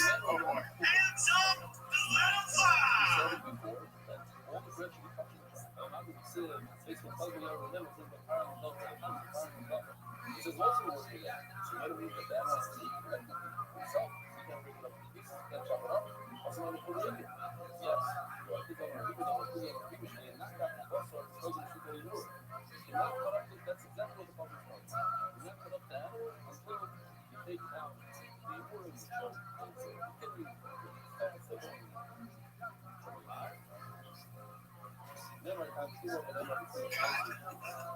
His fight is scheduled for 3 rounds in the UWC heavyweight division.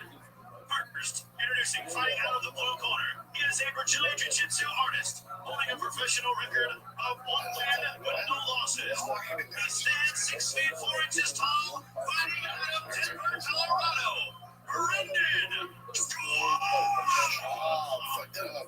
But you picked up punching pretty easy, right? I mean, it's kind of like your thing at that point. His opponent on my left, fighting in the red corner. He is a boxer, holding a professional record of 1 win and 1 loss, fighting out of Russia. Johnny Hurd! How much did people make up back then? It's like I was watching, I was at UFC back then, and it was like, what, IF7? It's like WWF, too. Yeah. Lining up in this matchup here, 6'6". This looks like it's from 99 Against 6'4". Brendan Schaub in the 2008 black jeans. John Curtis in the olive and black sprawl trunks. I thought the UFC would have been fighting at the shit at the White House. Third minute, Mike King and ready to get the heavyweight start. Go, baby. 10 and 20 minutes. Can't Schaub keep it on the feet. I think he has to quit. Curtis is wrestling. He's been in This was 18 years ago. Curtis goes to business. This guy is not really. Curtis does not want to be at the end of the big long jab. Wait, see, oh shit, Schaub's over the commit. Big takedown. Nice takedown. Super aggressive. Jesus. Also, one of the things about Schaub on Curtis' takedown defense, he's not very great at it, but very good balance. Schaub's balance. Hard to get off his face. They were in a coach who missed that. Was such amateur mistake. Slightly Some Cyril bullshit. back in his head, hit the canvas pretty hard, and I saw him grimace, but he appears to be okay here with side control. This is a good spot for him. Get you, Cyril. Not a technical force, that was a street. Now get the Pammies. He wants to take down, but he's not setting up too much. It's very uncomfortable to see him. Job, he took that jab, and it's been good. Good job. Curtis needs to set up those takedowns, though. Those are phenomenal. Oh, he sure is light. Oh, I saw right there. Got knocked out at the end. And Curtis needs to set up those takedowns, though. Those are phenomenal. Oh, God. And he got knocked out at the end. Schaub, just gave him a shot. This jump almost blew him off. He got hard in. No, watch. Yeah, I jumped so high hard. Watch this. Brendan Shaw had 1 minute and 1 second. Round one takes care of Johnny Curtis. Brendan Shaw is 25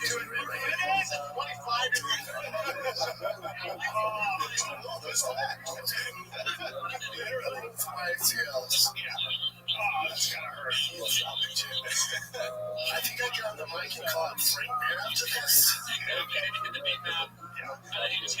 You're right. I was having that third punch. The workouts, all American wrestling, that wasn't a good takedown. That was my shit. That was weird. With the thumb reaching behind the knee. Very, very good demonstration. Taking on a very tough fighter.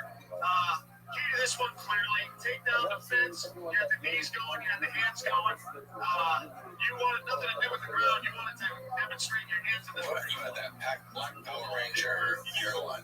Yeah, I'll still do it. That's fine. I was comfortable down there. It's just really wherever I wanted to take it. So at 6'6" and extremely large guy, great start to your pro career here with the win. This was your pro debut tonight. What can we look forward to? And we also noticed that Josh Barnett, neck slice at the end there. Nice theatrics there. Fully up from here, and appreciate UWC for what they did. And it's just bigger and better things from here. Look, you see a lot of it. Here's the end of the fight. Talk us through this, Brendan. I went for a double leg with my myself, didn't get an uppercut. He's out there, and then just to make the scrap his knee. It looked like he may have damaged his knee on the way down. But you're doing what a fighter's supposed to do. You got to finish that fight until the referee tells you otherwise. Good job finishing. Yeah, that's what we're trying to do is finish it till the ref pulls the top. So, knee or not, uppercut helped with that. So, get that. A bright future for you, Mr. Brendan Shaw! No cauliflower ears. Look at his ears. Nothing. Nice and clean. My dad wanted to see Washington, D.C. after that. Yeah. And he gave a fuck that my thumb was throbbing. I hanged out. It's like so bad. It was just puffy, just disgusting. That fight cost me money. It's so painful. Oh, sorry, is this throwback Monday? Anything else, fellas? Right. 18 years ago. That was a hot second, good. Hot second. Dude, boys start tackling football. I had to get them in football gear. Yeah, so I bought them football gear. Dude, the difference between those helmets and pads now to when I played. Really? No technology. You imagine when Brian played with leather helmets? Yeah. Bro. Yeah. Dude, night and day different. Really? Oh my god, the pads. They had rhino helmets with the all the different little pads inside. They still have that, but the pads are like gel and shock absorbing. Yeah.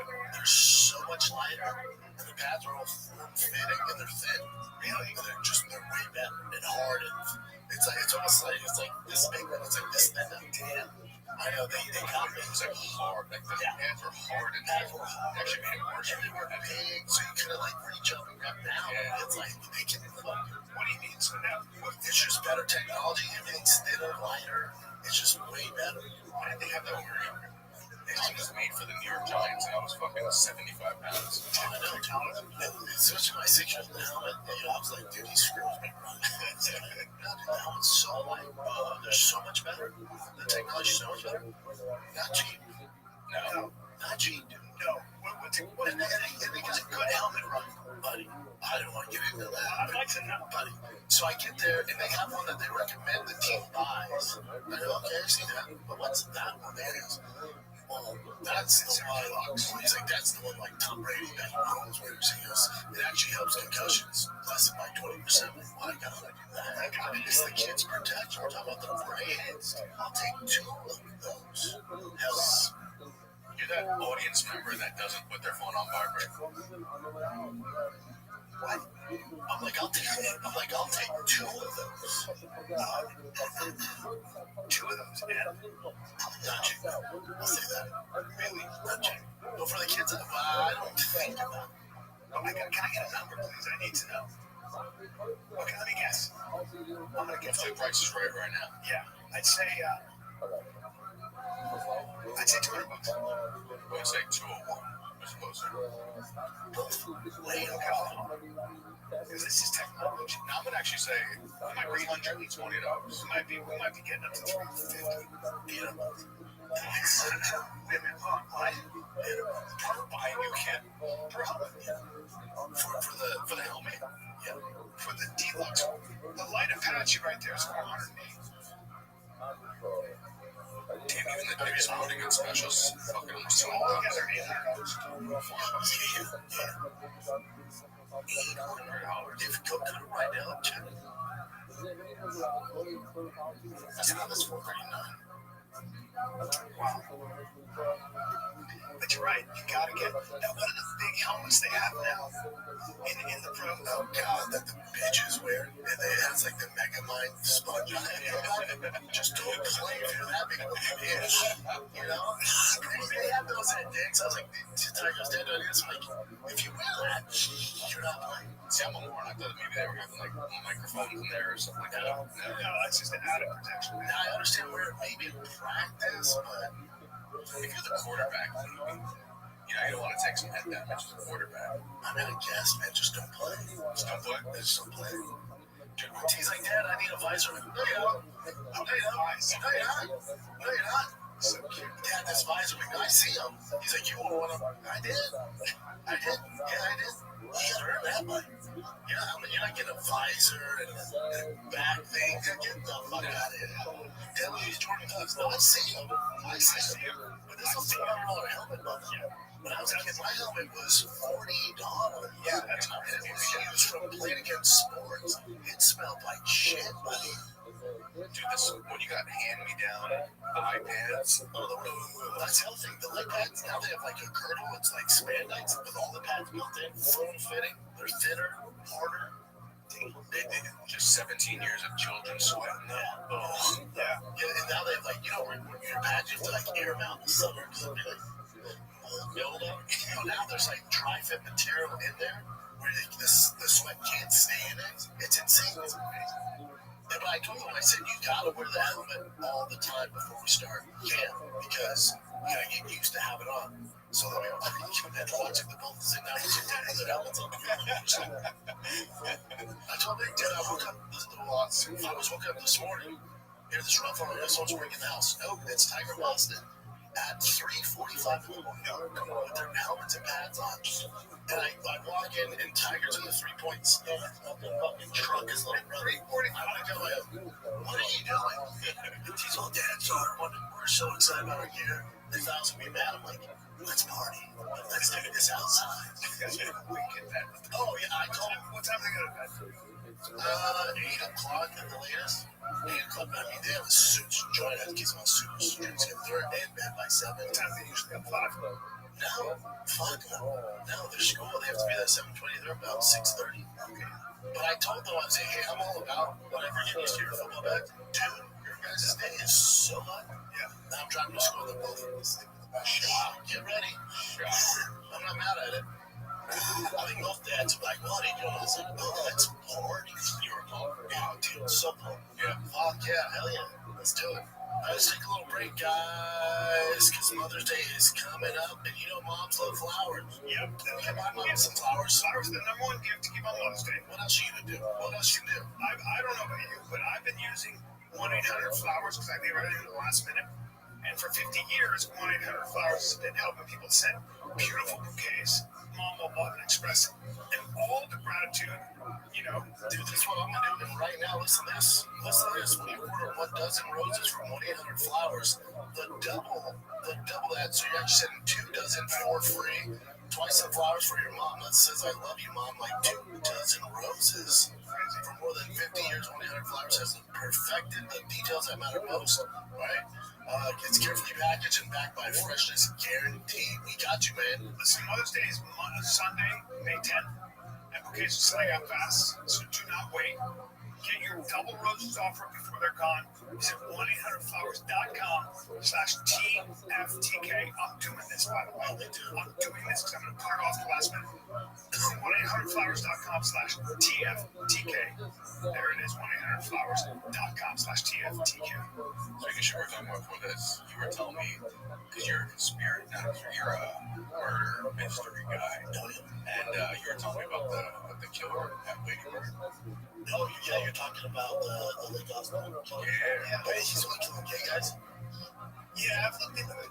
Have you though? Yeah, ever since I looked into it, I did because they just, it's just not enough evidence to suggest. Because a lot of it's like vagrants, people who get drunk. It's not. There's not enough of that.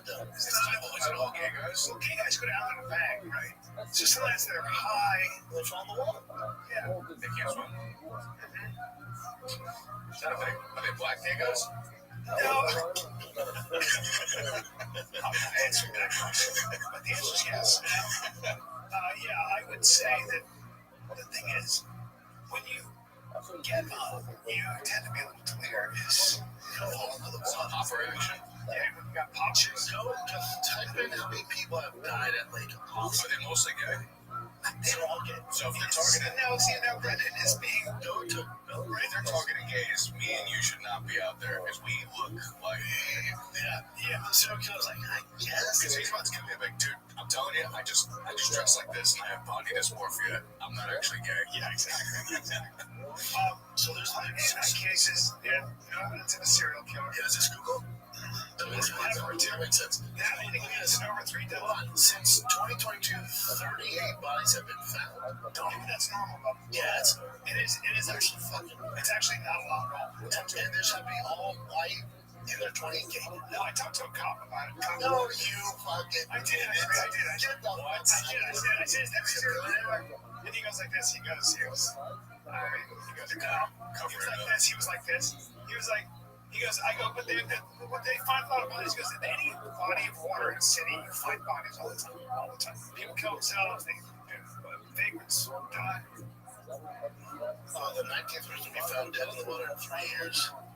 The Rainy Street Ripper. I love it. Ripper's wild. We haven't had a good serial killer named Solo. Rainy Street Ripper. Nobody's making merch, bro. That's a good name.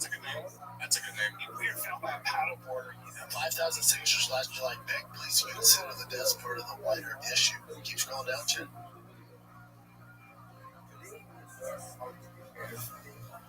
It was titled Austin Police Department. They said that the Austin drownings may not be accidents. Maybe now.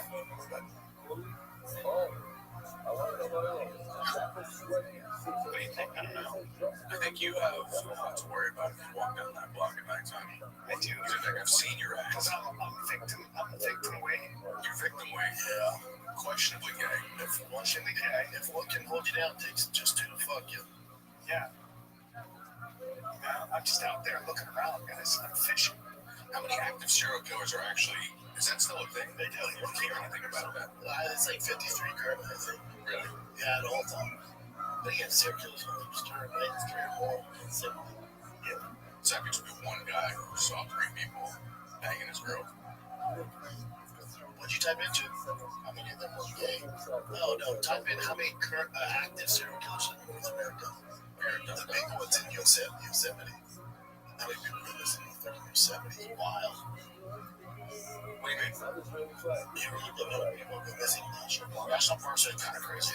It's fucking wild. Is that theory that there's aliens or some shit like that? I don't know about that one. I don't get down the alien shit. I just think people get eaten by bears and get lost and shit. The one thing, if you are a serial killer, dude, just camping out, killing. Yeah. That does happen in Appalachia. Appalachian people go. So look, FBI estimates there are between 25 to 50 active serial killers in the U.S. at any given time. There he is. So it's like on a worldwide scale. No shit. Jim, go to how many people go missing at national parks. This is I don't know. Is there a connection? I don't want to do penis touching. Is there a connection? It's weird. Many people just case this first. Give a reunion. You know what? Here's how I know that this could possibly just be people disappearing. Have you ever seen Brian trying to find his car at the end of the night? Every day. You know, I cannot go into a national security. I was a half hour late. I looked for my fucking car. I've never been with you where you lost your car. I looked for my car for 40 minutes. Remember when I came online? That's wild. I usually don't believe it either. And I get it. Dude, I don't know how this isn't a thing. It said 600,000 people people go missing in the United States. Hold on. Every year.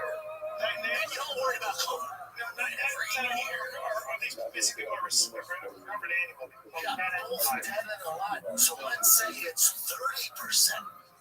That's fucking bananas. Just like 10%, 15,000, 60,000.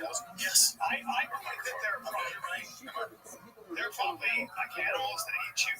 It's a retarded chalk it up to zero. Just but something's going. We gotta. That's crazy. We gotta stop it. 600,000. And we're just like, yeah, it's every year. It's like, what? We have the national parks to A ton. A lot. But is there one where it's like, this is where it happens the most? They're massive areas. So the headline is how many people have disappeared in America's national parks. But then it goes, Amos has said that more than 600,000 persons go missing in the United States every year in all circumstances. So they're just saying that the total of people that go missing every year. And if we go down by year, That's a city. that's a city. National Park Service says that house 424 national park sites and 63 national parks. And then it goes on, they can't give a number. It is a massive 9 million visitors, and 34 go missing. 34. That's all missing persons. I was at the Great Smoky Mountains National Park. And we on 1,100 missing persons report dating back to 2018. I thought it was more than that. It's not good. It's actually a healthy number. Yeah, it's pretty stable. We had a 12.9 million. 600,000 would be fucking. I was like, we gotta do something. So, Grand Canyon National Park had 4.7 million visitors with at least 56 people missing.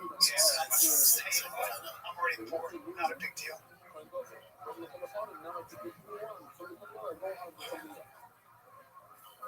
Yeah. Speaking of big deals, you guys avoided Joe at the White House. That's crazy. I became shit. But I don't know. But whatever. It's weird to see your friend so shocked. My brother said, and I was like, when was that last week? He's like, today, dumbass. I'm like, he's there now. I was just talking. He's there now. But my thing is like, it's to save veterans. You know, it's a good cause. So no matter what side you're on, left or right, saving veterans isn't a political thing. No. And thank God Joe has a relationship with Trump where he can text him and he responds and goes, oh yeah, look at us. I got it done. But I don't understand. Again, anti-Trump, pro-Kamala, whatever the fuck's that gun. Veterans, it's a good thing. Saving lives, it's fucking awesome. That I became shit is an unbelievable track record. Like, I was shocked. So let me watch this because it makes sense. It's actually pretty funny. So let me refresh it. So funny. First term, for 28 years, drug prices went up. Then I got it down 1/4 or 1/8 of a percent. I was so proud of myself. It's the only one that in 28 years got it down. And I had to do this conference to explain how great I was. I said, I'm the greatest there ever was. They could have done 1/8 of a percent. I was very proud because it only went up for 28 years. It went up. Now I got it down. And my first. This is here like cotton candy. That's it. It looks like cotton candy, doesn't it? It's like, no, there's no hope if you're losing it. Yeah, it's all the money in the world, all the resources. There's just not much. You know my favorite thing about That's from Hans Rival. That's what's his name, Marcus Trump. You know my favorite thing about Joe being there is he's wearing the same outfit he would be wearing if he just got knocked out in the UFC. Yeah, there's no. Does he have a closet of just those black shirts? I'm sure. Yeah, people that got upset about Joe Reed, it's like, hold on, this isn't a political thing. This is good for veterans. I don't understand. It's for me. Your mind is making like such a difference. No, there's actually some people. Well, they're so dumb. He's literally going there to like use everything he can to get people to be help. To save lives. Opioid addiction is such a major problem. I've lost a lot of friends. Yeah, Ibogaine is actually a lifesaver. I have no idea, but I know he had Governor Perry, that guy on, who is, I guess, a soldier. I don't know, but. And what is it? It's a hallucinogen. Yes, I think it's. So Marcus Luttrell, who had major pain from that survival, and he had major pain from all of his stuff, and he had to go through I mean, I think Octane helps him. So So it's for more than just that. It's also like what PTSD as well. oh yeah, yeah, but again, it's so I guess like I'm back from work. It's amazing, man. Yeah, but thank God Rogan has that relationship to get it fucking done, man. No kids love him. Because Rogan would have done this in Biden's office, in Kerala, no one wouldn't give a shit. He's not about that. Complain that it shows that he's politically homeless and now but it's like, it's a very politically homeless move to go, hey, I want to help out everybody. That's not a party line to be like, I want to save veterans who are dying of overdose. Yeah, how can you be upset at this? He's not doing this. It's people are so compromised. They're on teams. Who gives a fuck what team you're on with this, man? It's weird to think that if my team is not the one saving people, then You're against it. It's so dumb. It's so yeah, especially for this. This is not political. This is helping. People are addicted to opiates. Trump's hands on disaster. President Trump, some information. We have a gigantic opiate problem in this country. In 2024, more than 80,000 people died of overdoses. It's a horrible number. And there's more than 5 million people that are addicted to opiates right now in this country. With one dose of Ibogaine, more than 80% of people are free of that addiction. With 2 doses, it's more than 90%. I sent that information. The text message that came back sounds great. You want FDA approval? Let's do it. It's literally that quick. These drugs are illegal, not because they were schools. They're illegal because of the 1970 Controlled Substances Act that was passed by the Richard Nixon administration. They did it to target the civil rights movement and the anti-war movement. It's not because these drugs are harmful. And for 56 years, we've lived under those terrible conditions. We're free of that now. We're free of that now. Thanks to all these people that we see next to me, and thanks to President Trump. That's legitimately the coolest thing Joe's done. That's so fucking cool. Probably the most powerful thing he's done. Yeah, I agree. Let's take a little break here, boys, because the NBA playoffs are over here. My Nuggets are doing the damn thing. They're the Achilles heel, they're the kryptonite to the Minnesota Timberwolves and New York. DraftKings Sportsbook, an official sportsman partner of the NBA, boosts every game day, the whole postseason. When the lights get the brightest, the best players in the world show you exactly who they are. Like my boy Jokic, playoff stars turn it up round by round, and DraftKings turns it up too. The profit boost available every single day, from the first round all the way to the finals. New sportsbook customers, yes, this is good. Bet just $5, and if your bet wins, you get 300 bonus bets instantly. Download the DraftKings Sportsbook app, use the code FIGHTER so you're ready for the moment. That's code FIGHTER. Turn $5 into 300 in bonus bets if your bet wins. In partnership with DraftKings, the crowd is yours. Call 1-800-GAMBLER or 1-800-MIRE-RESET. New York, call 877-8-OPEN-WIRE. Text OPEN-WIRE. Connecticut, call 888-789-7777 or visit ccpg.org on behalf of Focus in Kansas. Winter tax pass-through may apply. Illinois, 2100 over in most states. Northern Ontario. Restrictions apply. Must win to receive bonus bets which expire in 7 days. Coupons required. For additional terms and responsible gaming resources, see sportsbook.draftkings.com/promos. Limited time offer. And if it's like, people complain about who he has on his platform. The fact that he uses his platform to actually save, it's so amazing. It's incredible. Yeah. That's badass. So, as somebody who's known him for 30 years, whatever you want to say about him, I can tell you that if you talk about he is a truly good person, like he meets everyone, all the best, but also is somebody who is very honest with himself and everybody around. Dude, he's jacked. Yeah, he's big. Yeah, he's a thickie. I said Trump, look how big Trump is. Trump's a big boy. Trump's big. 6'3", 6'3", 6'2". I think me and Joe are like the exact same dimensions too. Like advertising at the mothership, we're like the exact same height. I think Joe might be a little bigger, right? I think he's actually a little bigger. I think you're more bigger. Joe's legs and his feet are gigantic. Yeah. I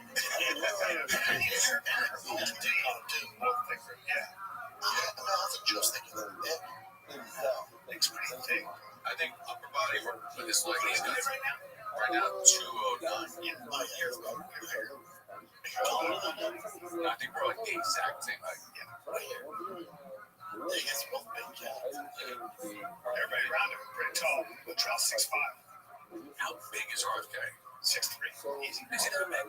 Damn. I mean, they're wearing shoes, but he's the lead of Maine, though, too. Yeah, he is.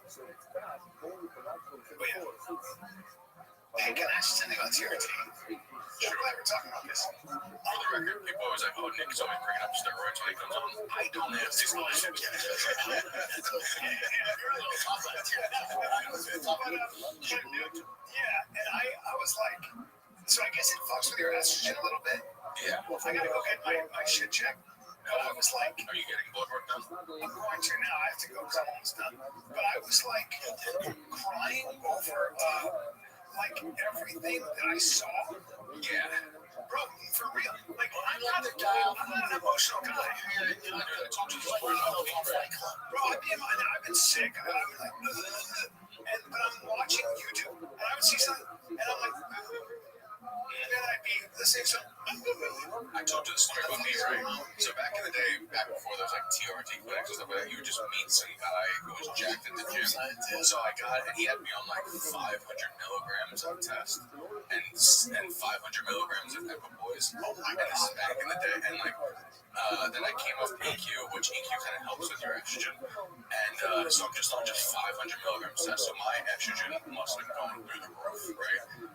No one told us anything about it. So I remember one day in my apartment watching America's Got Talent, and someone got the golden buzzer, and I just started crying so hard. And I called the guy, and he goes, "Oh, we're gonna get trash checked, dude. This is a problem." Yeah. My estrogen must have. I was crying. I was not estrogen. It's so weird. That's what stuff you take. I can't believe they. Well, I'm just new to it. I'm doing a low dose, but every other day it's apparently not that low. So estrogen's good for, you don't want low estrogen. You get low estrogen, you'll feel dried out, you'll feel tired, you'll feel weak, and then it's also bad. Like having a healthy amount of estrogen is also good for your immune system. Yeah. Right? But you also don't want too high, because that's when you're going to start getting symptoms like you get tits. You get tits, that's the craziest one. I know. Yeah, I know your face starts. Oh, I wish you could get it. You can like, I would stop right away. I'd stop right away.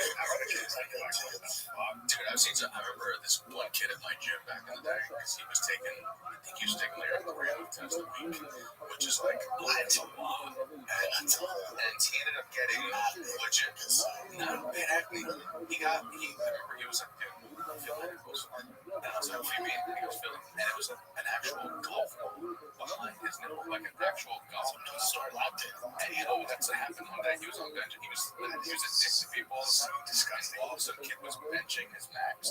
He squeezed his nipple and brown milk all over the dude's face. I would lose my fucking mind. There's nothing more disgusting. It was brown. Also, don't tell me that much.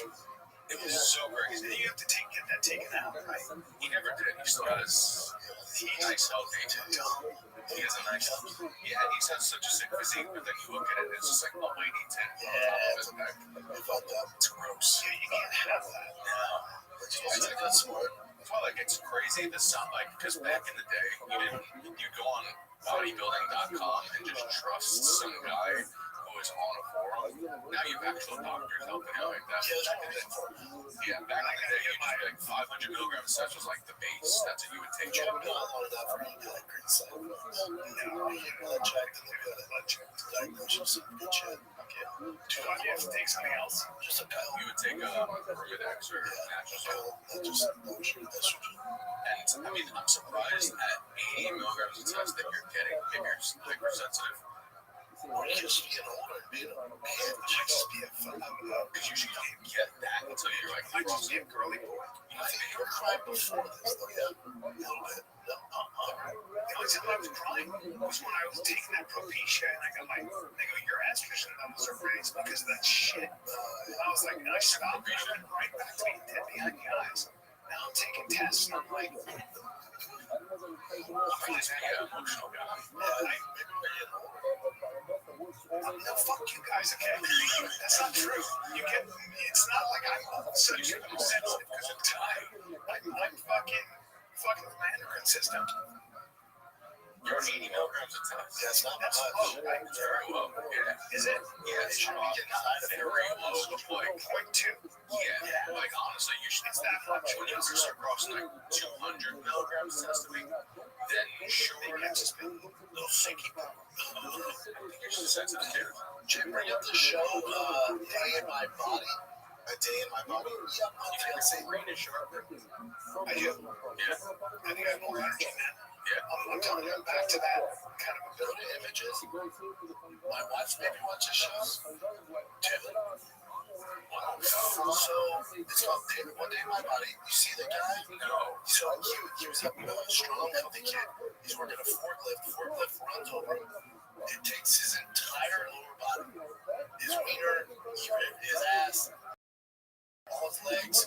It takes his right arm, his entire lower body. His wife stays with him. He has infections all the fucking time. I look at my wife and I'm like, just throw me up the side. I was about to say, before I say what I'm about to say, just know this guy is a hero, right? Jason. That being said, if you have no dick anymore, how long you last? First of all, I don't want to be around.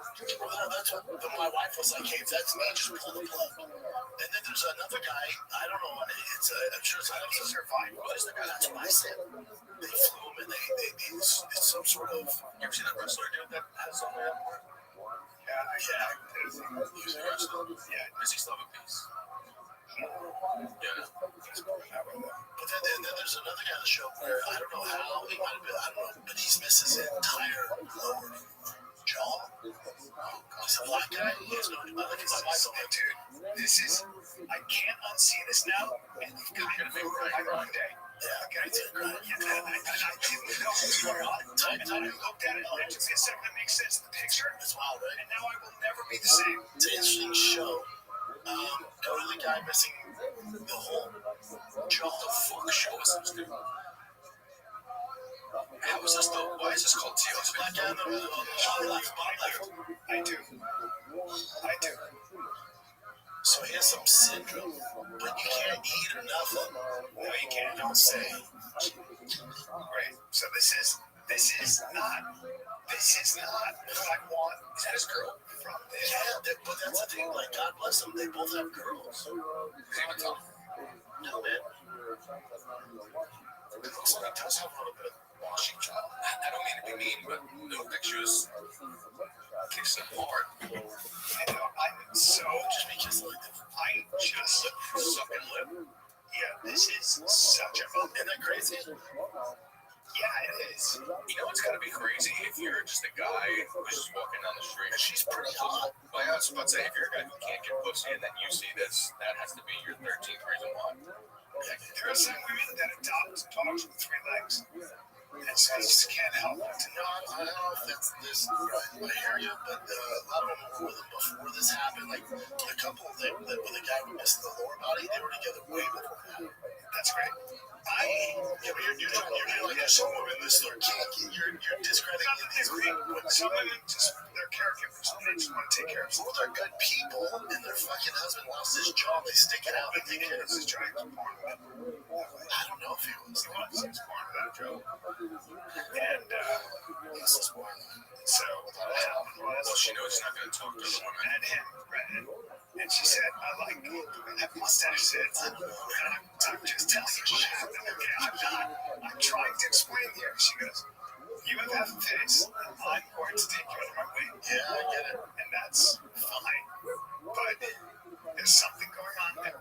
Okay? And I want to quit everything right now. And I don't know what the lady like with the small head, I don't know what's going on. There's another lady with some skin condition. It's just, you watch it, and I look at my wife, I'm like, this is so stressful.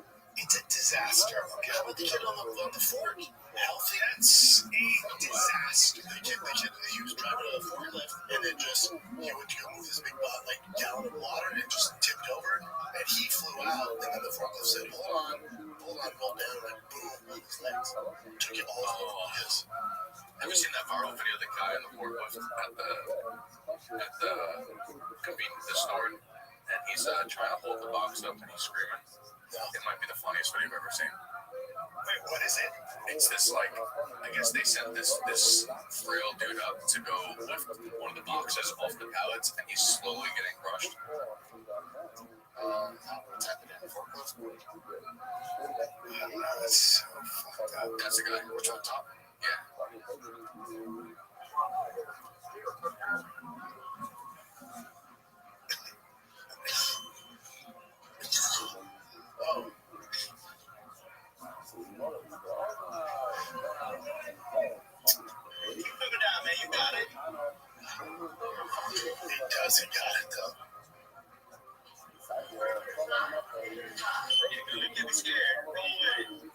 That's what I'm talking about.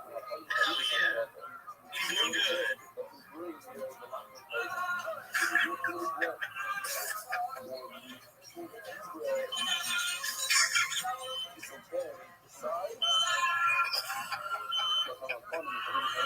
Is it crushing you? He's being a little dramatic.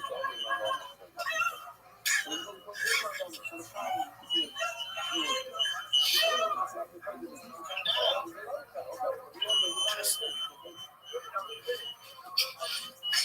yeah, that's not helping. No one's helping. He's trapped.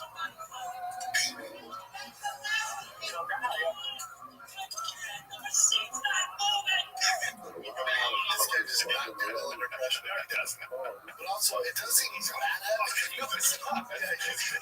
He's kind of moving in. There's also metal bars, so just duck under it. I love that the advertisers live trying to move a heavy bottle. Unfortunately, something went wrong, and the employee got stuck up there with the box. There's this reaction to shark The script. situation was a bit tense. The box does not seem that heavy. Yeah, it's like a I 70 think pound this box. video is a great reminder of the hard work that goes on behind the scenes at stores like Lowe's, and the risks that employees sometimes face in their job. That's just real fast. Go back to the screen. That's hilarious. Go back to it. Yeah, he panicked. I bet he got down. The guy films like. When you make that noise, you gotta leave that job. Thanks for watching. Jesus Christ. That's not OS selector. I actually ran over someone with that. Ran over somebody? Yeah, once. So imagine being in the aisles. That's like in the outside of the aisle. But imagine being inside the aisles, like narrow. Yeah. So I'm like stocking these boxes on the top. And you're supposed to tell someone if you're going to walk underneath to go under the machine. And this guy, he purposely went under my machine. And I ran over his foot and he started screaming like that too. So he could sue the company. He tried it multiple times. Oh, type, but he got it. He got it, and he's like, he has a but he's like a billionaire. Tell you what, I could you gotta be perfect. I gotta see some money. No, he has like, I think he had like 8 million. Where you work in a Anchor microcaps. And I'm in the manual now too. But I didn't get in trouble. He got in trouble. Yeah, we had 8 mil. I know that sounds like some dude. Sometimes you'll see a car up on one of these things you have here, and then it'll just fall. Yeah, not going off for that Asian driver stereotype. That was an Asian dude that walked under, so it was like perfect. It was 2 worlds colliding. Asian stay on the aisle. Yeah, that TLC show stress you out. That's just take the heartbreak out of it. TLC is either makes me so sad. It's I don't mean to be a dick, but breakage. Yeah, it is. Like they have TLC does is they find somebody big on YouTube like that girl with dreads, the girl who's going trans, the big fat chubby sisters. There's a game on the show. I was just the learning job. What is anyone learning about? No, that's right. That's okay. TLC is the learning job. What the fuck am I learning? These are all the people you see at Walmart. You know what? You don't want to learn that shit sells. That's what happens. Like it's just like you're going to Walmart at 2 in the morning. Yep, these are all the people you see. Yep. Yeah, I enjoy it. I have to keep it. So for True Work, I want to text question. You guys, True Work, TRUEWERK. I own 2 articles of their clothing, which I own. Jacket, pants. Have you got the T2 work pants? Yeah, they're awesome. Everything they make is, most workwear is made from cotton blends, so it restricts movement, gets soaked after it just raindrops, gets heavy, gets hot, or wet, or cold. Well, springtime is the perfect season for the T2 work pant. Keeps you comfortable over a rock wire. Yeah, they're great, man. Yep. They got 4-way stretch for bending, kneeling, climbing, or street fighting like I do. Water resistant, finish to shed rain. 9 intelligent pockets to keep tools or those snacky poos for me. Yeah, the last thing you want to do if you're working hard is worry about your pants ripping, tearing, they're getting wet. That's why the D2 work pant is just different. Well, I got 15,000 5-star reviews. Yeah, Say it again. 15,000 5-star reviews. That they're doing a good job. The work doesn't stop just because the weather changes. Upgrade to the D2 work pant and stay comfortable no matter what the day brings. Get 15% off your first order at True Work. That's WERK, TrueWork.com with code FIGHTER. That's TRUEWERK.com, code FIGHTER. True Work, built like it matters because it does. It does. Alright, so this guy's going viral now with this volleyball player because he has a little sugar in his thing. Two scoops of sugar. I haven't seen this yet. He was zesty. Bro, he's so zesty. When he puts it to What a turn. do you think his teammates like tone it down a little bit? Have you heard about the lady bird killer? It's an athlete, I'll tell you that much. Apparently he's like really good. Yeah. Intense. Okay. He's nice with it. He's a little light in the loafers, but damn, he's good. Yeah, he's fucking pounding. Someone said this is AI. I don't think so. I saw this interview too. This looks too From real. Brazil? I don't know where he's from. Lucas. SoCal. Yeah, that kid's his American fucking pop. Let's hear it. New York talk. You have so many tabs open. I know it's a nightmare sometimes. There he is. That guy should be. I'm surprised nobody has popped him. Is that what he said? For his antics. So like break that down. Calling antics. Your way, right? It's just your way. Interesting terminology to use, especially for a men's level match. And, Got those shit for me, it's something that I can see how it can be perceived, but that's kind of always how I've been bloodline since I've been 14. So it's something that's not, new to me. I've always been true to it. Love this kid. So he doesn't talk about sassy. There's not zesty with his lingo. He just gives a zesty flavor when he's pounding up. Yeah, he's an athlete. All right. Everybody's been put on notice. Let's go. I do that every time I serve. This is do you guys remember that footage? Like these two girls and this guy kept coming to like a pizza place to start a fight with this chick. And yeah, the guy shooting people up. Yeah, It's a girl. She was a girl. Oh yeah, that's right. Girl. Hopefully I have the actual video here, but so this is the I'll just play this one. So this is the inside security cams. You can see the whole thing, and dude, this chick is The incredible. meeting was like something you'd see in like a BET movie. Yeah, but what we saw was already cool. It wasn't like a little tiny bit, but this whole thing. Check it out. So they filmed to beat up this girl. They came in ready to beat the shit out of this girl. 60-year-old girl with the crazy question. Not having it. She's like, cool, say less. I get my crazy bitches. Our friend didn't think you get it too. She's beating her. Oh, damn. To the stamina on this chick. Oh, damn. That other girl's not punk either, though. She's beating everyone. Everyone. Now they're hitting her, but she's still going after the same girl. Like, even as a gang. Yep. The blonde girl was kind of giving it to her, though. So that's another thing. She had a wig on her. Oh, is the blonde girl the one? Yeah, she had a wig on. I was about to say that blonde girl can fight. It's the same chick. And now these girls are trying to pull her off. Yep. Well, there's 20 eyes and 3 girls. She grinded upon him like the way you grinded upon that Curtis. Yeah. Boys are trying to calm her down. Boys like, be cool. She's like, yeah, I'm bad here. The way she swings around is crazy. She beat all of them, and she keeps continuing here. The guy just puts his hands up and I don't know what to do. Yeah, the guys obviously can't mess with her, but the guys, the other guys, like, is that from the So what you do as a two girls that are having hair like that? You should have them do the thing. She's looking at her and talking shit to other people. Like, yeah, girls grab up here. I love this. This girl's been taught a fucking lesson. So That initial swing was it's great. Yeah, I mean, let's just watch it. On the Dana Contender Series, I'm saying that's gonna go on. Her hair looks like such a wig now. That notice. Why did you do that? hair snapped down sick. She's like, yeah, bitch, Judgment Day. Takes her slippers off. She's like, say less. Let's do this. Knees her and then That's like judo girl right there. the girl on the right's like, okay, this isn't good. You know, girl fight, it's like Her when wig it comes off her. You know what I mean? Because they grab onto. Dude, that girl is a problem. The other girls just stopped and went, holy shit. Yeah. I love this. Now that the other girls are going to Oh my god, dude. good job. And this one did an interview about getting her ass kicked. Well, the 3 And the other girls. girls don't know what to do. They're just like, all right, maybe stop. Okay, just try it. Look at that girl on the outside, just like, I'm just going to hang out here. It's a film. This other girl's an asshole. She's got her phone. She doesn't know what to do. Correct me if I'm wrong.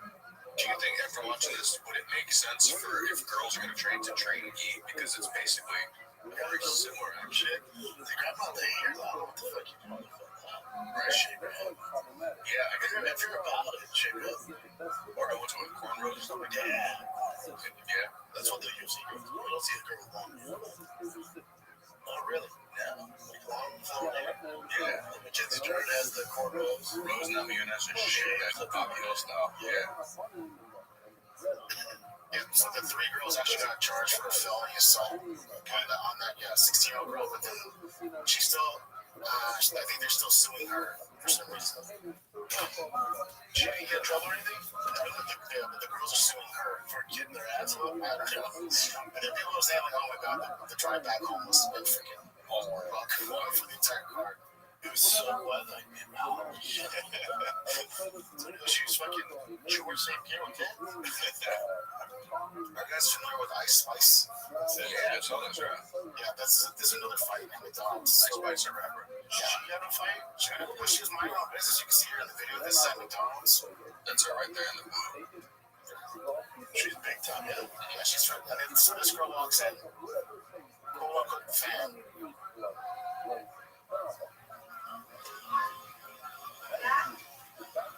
Tries to sit next to them.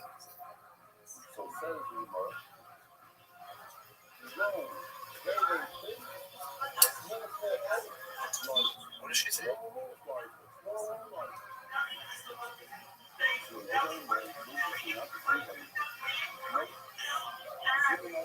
She's a big girl. I'm from Chirac. Where are you from?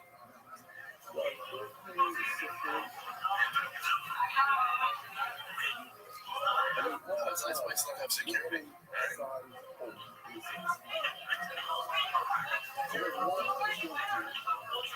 She was a fan? I don't think that's a real fan. I think that was just someone trying to check her. No, her friend got. The boyfriend's like, what the fuck are you doing? The white girl got shoved so hard. I've had enough of this. She's like, I'm not about this life. Yeah, not an exciting fight. They did fight outside. This was such assholes. I didn't see an outside fight. Such an asshole. So she tries to find her outside. How about that? If you're Ice Spice, then it's like, all right, it's over. Ice Spice, the one they said that looks like she has mosaic Down syndrome, right?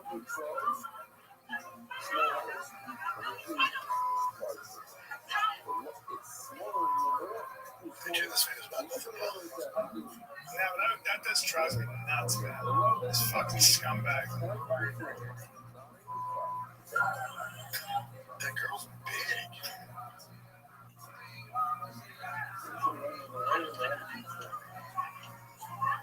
Fell. Oh, man. So long story short, the girl said that she came up to them to be, to say that she's a fan and she likes them and all that stuff, and they're just like, we don't go away. She was trying to sit at their table. Yeah, what are you doing? Obviously, this is her take. This is that girl.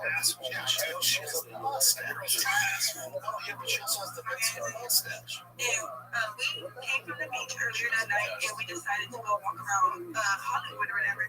But before we did that, we decided to stop by McDonald's because we all had to use the bathroom.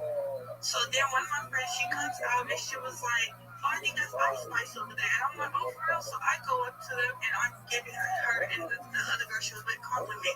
And then immediately, Ice Spice was just being rude. She was like, why are you over here? You could leave. Bye. And I'm like, why are you being rude, pretty much? And she was basically saying, like, you could just leave. Bye. Like, I don't even know why you're on the table. Then that's my first thing to ask her, like, you don't gotta be rude, I'm just giving you guys a compliment. And I'm like, you know what, where are you from? She said, I'm from New York. So I said, let me tell you something, I don't care where you're from. I'm like, you in LA, you in my city now. You can't be out here disrespecting people. Like, if you wanted us to leave, you could have just politely said, oh, I'm not in the mood or something, right?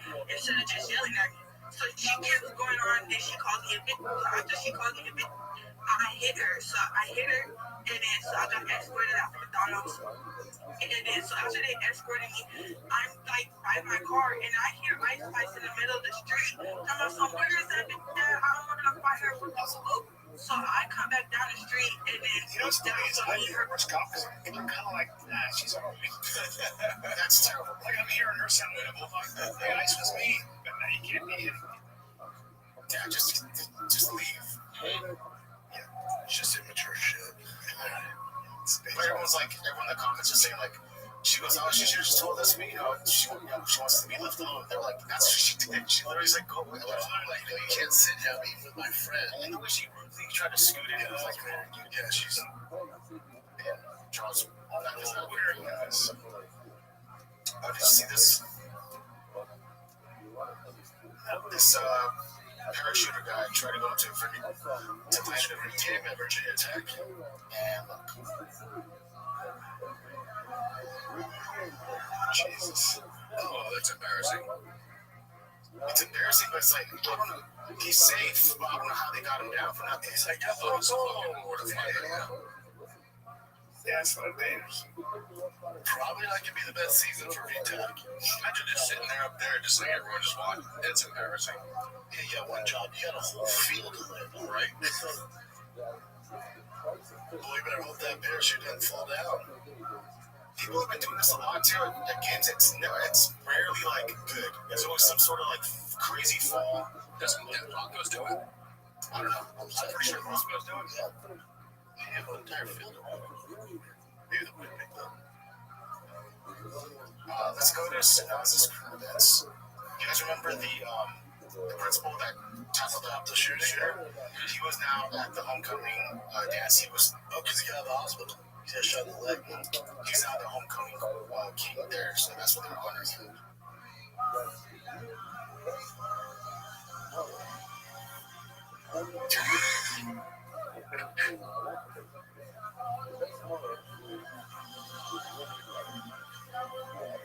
Anyway, very sweet. So he deserves it. Yes, he does. What? I know he just stop what you're doing. Right? This is awesome. I don't know how we're supposed to. You get a paper crowd? Like, they just take it all. They just take it all on eyes. We're the muscle of a punch you pay for. Yeah, here's a punch and a hat. And we just go, yeah, that's cool. Yeah, that's amazing. Let's take a little break, because this episode of The Fire Kid is brought to you by O'Reilly Auto Parts. What auto parts? Dude, they're in the business keeping your freaking car on the road, man. But I'm a novice. I'm not an expert like you. Dude, they got everything you need. If they don't have it, they order it, shows right up the next day or the same day if the store is closed. The professional parts people at O'Reilly Auto Parts are your one-stop shop for all things auto. What if I want windshield wipers, or I want to replace a brake light, or I want quick service? Dude, stop by O'Reilly Auto Parts today, or just visit them online at O'ReillyAuto.com/fighter. That's O'ReillyAuto.com/fighter. Pluto TV has thousands of free movies and TV shows. We're trying to do everything we got. This is free. This is movies like Pineapple Express, the entire Star Trek film franchise, and Gladiator, and TV shows like Survivor, SpongeBob SquarePants, The Fairly Odd Parents, and Ghosts. Pluto TV is always free. Pluto TV, stream now, pay never. And you can just tell by the headline here. Safari Park owner once said he'd rather be killed by an elephant. And an elephant said, say less. So yeah, he was leading a tour, and one of them just charged him and stampeded him. So there's a lot of, let me tell you a story about that. Like, in Africa, there's a lot of tour around. You've been there such a long time. You have so many cool stories. Yeah, I do. There's a lot of tour. What's up for today? There's a lot of tour around elephants, right? And so in Africa, they had this donkey. This guy had this donkey in his farm. And the elephants would come into his, crops. And then they would scare them off, shoot like salt rock at him. Like, get the fuck out of here, right? So then the next day, the fucking guy comes back and his donkey has been stomped to a fucking pole. Yeah, still tied to the bed. Like, stomped like, what a terrible way to go. I know, and they were like, well, That's because the farmer was disrespectful to the elephants. So they were like, okay, we're going to come back tonight and stomp your fucking donkey to death. And apparently they do some vindictive shit sometimes. Like Joe Pesci from Goodfellas. Yeah, so there's this whole... Oh, there's my shine on. Yeah. Keep on here. Keep from here. We'll come back. Get Joe Pesci to... Why don't you go get your fucking shine on? Hey, Joe Pesci, I don't shine shoes no more. Yeah. It's so funny, man. It's so true. Yeah, until like Joe Pesci. But this guy, he refused to fire a shot. It's like, dude, That's a guy who had a gun too. what an awful way to go. I get shot an elephant face to face, down your house. You can bullet take an elephant down. You can't throw Those it are in your giant face. slugs. You gotta have a big one. Gotta be one of Those those. examples. Yeah. There's no way you can get one shot an elephant down. There's like this the right gun. The bore is that They thing. have an elephant dog? Yes, they do. Yeah, the bore leg is that bullet. You can use it for hippos, rhinos, and elephants. Is it bigger than 50 cal? No, it's just a big. Some of those guys with those 90-pound drones, the bone arrows get fucking popped with them. Really? Yeah, they go through one. What? Yeah, no. Look at that. Oh, that's a big boy. Yeah. And now it's gonna smell like food. The bullet's always about as much as 2 3. Bullet's not the thing. Look at the guy's fucking dick. Look how big his guy is. Fingers are big. Is that a gorilla? What the fuck is that? Yeah, that's a big. Where does his hand start? His finger end. Yeah, it's gigantic. It looks like 3 dicks holding a bullet. Just like 3 packs of dicks holding a bullet. Oh, yeah, fuck the bullet. Show your hands. It's fucking disgusting.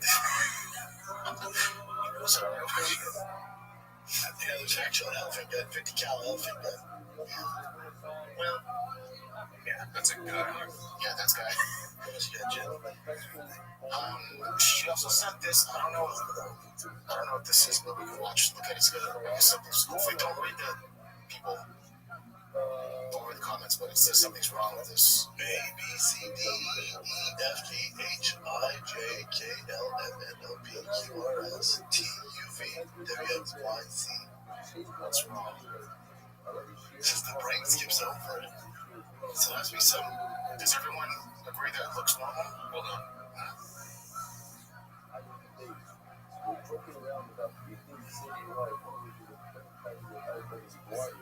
What is it, Jen? It's gonna be something stupid. No, I don't know. We're doing this together, so let's see. What's wrong? The calmer you are, the easier it is to find the mistake. Take a breath. A, B, C, D, E, F, G, H, I, J, K,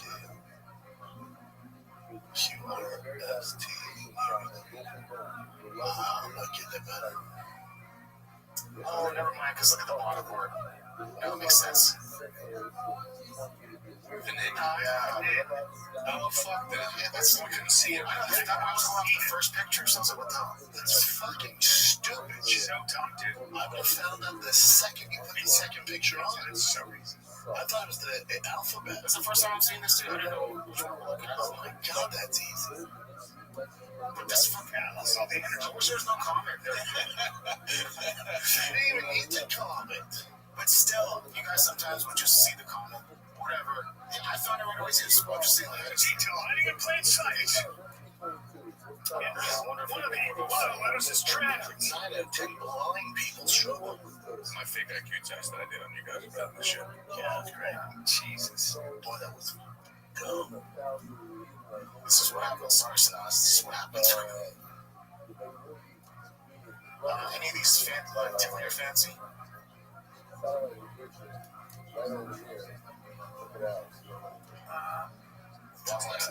Do you like the restaurant? They're banning phones. I was at this restaurant. I won't tell the restaurant. It was one of my favorites. But it wasn't that busy because Tiger had a big laugh between games. So I went to this restaurant he likes. And so there was a lot of people there. But every single employee, including the manager, the cooks, everyone's on their phones. Yeah. I told you, the one thing I do if I own this place, I would ban phones when you're at work. Because instead of talking, they're all just like this. I'm like, look how that looks when you walk in there, you want people just on their phone. But there's a speakeasy in Austin that you have to leave your phone at the door, and you actually have to converse with people. Yeah, it's great. Look at what happens at the mothership. You gotta check your phone. So the audience is right there. It's the best. That makes every comedy club so much better. That's why my restaurants all now, they're like, hey, you can't be on your phone. Right. Well, this one isn't, or some are doing it. And they said that more people order, appetizers, converse more food, more drinks, all that stuff. So it's good for the restaurant. Remember at Scopa, that speakeasy, I turn your phone in? That was great. Old time. I don't know why, maybe I'm fucked up. Nothing turns me off faster to a restaurant when you have to take your phone out and scan to get the menu. I'm immediately turns. Just get fucking sticky. Yeah. Let me talk to someone. I hate it. I was like, yeah. Our boys, I think that's it. Is that it, buddy? We did agree on this weekend, man. No, well, you have to make it out. We stay in Florida. Quiet. No. April 30th, May 1st. Other than that, good. And then you got a little run, Nick, and then also your show finally debuted. Yeah. Booking no leg days. I'm so pumped. Next episode is we got Dr. Mike Israel. That's nice. That one's gonna be but I tell you, that was the most sore I've been after a workout. Really? In years. Why did you guys work out? In Miami. Elevate Gym. What was he? Just the details. It was the form. It was the myosets. It was the way that he trains is just so much different than the way that I train. That's cool. Because I train more like a power builder. Yeah. And he just does that like everything. The form is perfect. He was killing us. We're like a bodybuilder. Put it this way, yeah. At the end, we had to do girl push-ups, man, and we were failing. That's how fucking fried our chest were. And then aren't you gonna does Israel want to do stand-up? Yeah, Israel's gonna come do stand-up. How about that? That's gonna be fun. He already showed us. Have you met him? No, he's great. He showed us some of the stuff that he wrote, and I gotta give it to him. The guy is a funny guy. But he even said, he goes, I don't care if I crash and burn. I just want to do it. His ideals that I would try stand-up. Kind of, we were going back and forth about like what other content we could do. And then now I've gone back and talked to some of the other guests, like big guests that we've had, and see if they would do stand-up.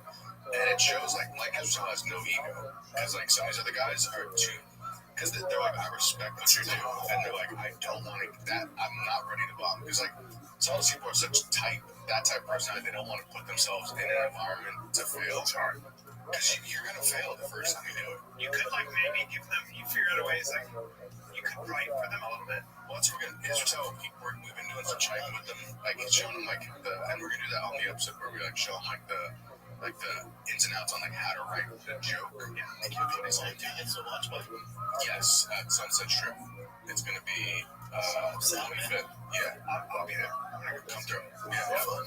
Come do some time. I'm doing a podcast on the 24th, so perfect. Go watch No Leg Days available now on No Leg Days. Let's go. Yeah. Get some big guests coming up, dude.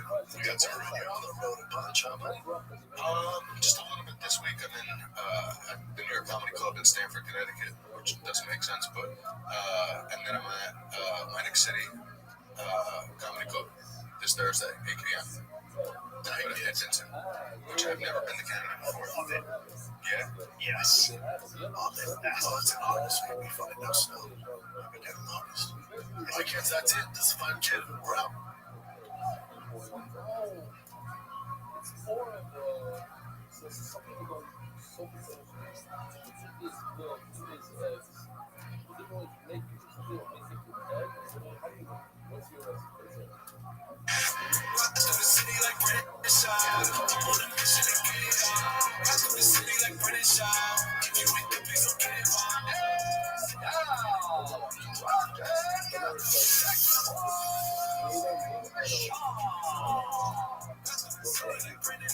Oh, what's happening, fam? It is Monday morning, April 20th. How we doing? How's everybody out there? How was your weekend? A lot of rain here in Texas, kids. A lot of rain. Kiddos playing some rain, baseball. They start tackling football in July, straight up tackle. Bosty's going to be playing as well. We'll see how that goes about the new equipment. These crazy bastards woke up at 4 a.m. this morning. They woke me up, and they were tackling each other with their new gear on. So, not mad at it. Hey, get your work in, dudes. Get your work in. But, boy, you're going to be exhausted today. they fucked around, they're about to find out how tired waking up at 4 a.m. is, especially when you're 6 and 10 years old. They're screwed. They're screwed. They're screwed. In the fight world, man, you know, the fight night was solid. It was solid, especially with some of the younger contenders, especially when you do like contender series. You had some burst on the scene making their debuts, basically.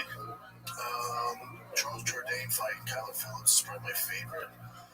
Mike Malott, did you know his older brother was a professional hockey player? Yeah, who also fights. He's like the enforcer. Yeah. Perfect. That family's a bunch of studs, man.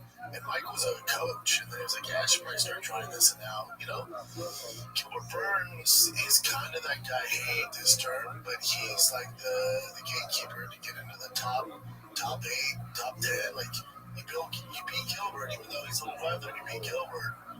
That's a big win. That's a big feather in the cap. You know, dude, this is how long I've been in the game. I met Gilbert at Black House in LA, and they introduced him as the jiu-jitsu coach. He had no fights at the time, nothing. He was just the jiu-jitsu coach to help the pro fight team out. And now, how long has he been fighting MMA? That's how long I've known Gilbert. And, dude, this tournament's still around. He's a good dude. He's a nice guy. Dude, Gilbert Burns doesn't have a mean bone in his body. Yeah. He is the nicest freaking dude on the roster. As I can, Wonder Boy, first team, all friendly. And he just burst onto the scene, dude. His profile was 2012. Yeah, first fight 2012. Yeah, he's just a jiu-jitsu guy. Well, when you said how everyone loves him, it's so true. Everyone says he's the nicest, the sweetest guy. Everyone supports him big time. Dude, remember his fight against Hamzat? Yeah, which he did pretty good. Bro, he did the best out of anyone. Like, and obviously, little inexperienced Hamzat. This is, 4 years ago? Little inexperienced Hamzat, for whatever reason, decided to just go Mexican style boxing, go toe to toe with Gilbert, who hits like a Mack truck. You're like, oh shit. Yeah, and he couldn't really get Gilbert down either. Like, Gilbert, people forget, man. People sleep on Gilbert. He was a monster. I think he dropped Hamzat or Definitely connected. Yeah, now he's lost. He lost 5 out of his last 7. Was that 5 in a row? 5 in a row. And he retired. That's the right thing to do. And here's the thing, I'm sure the UFC should still do it.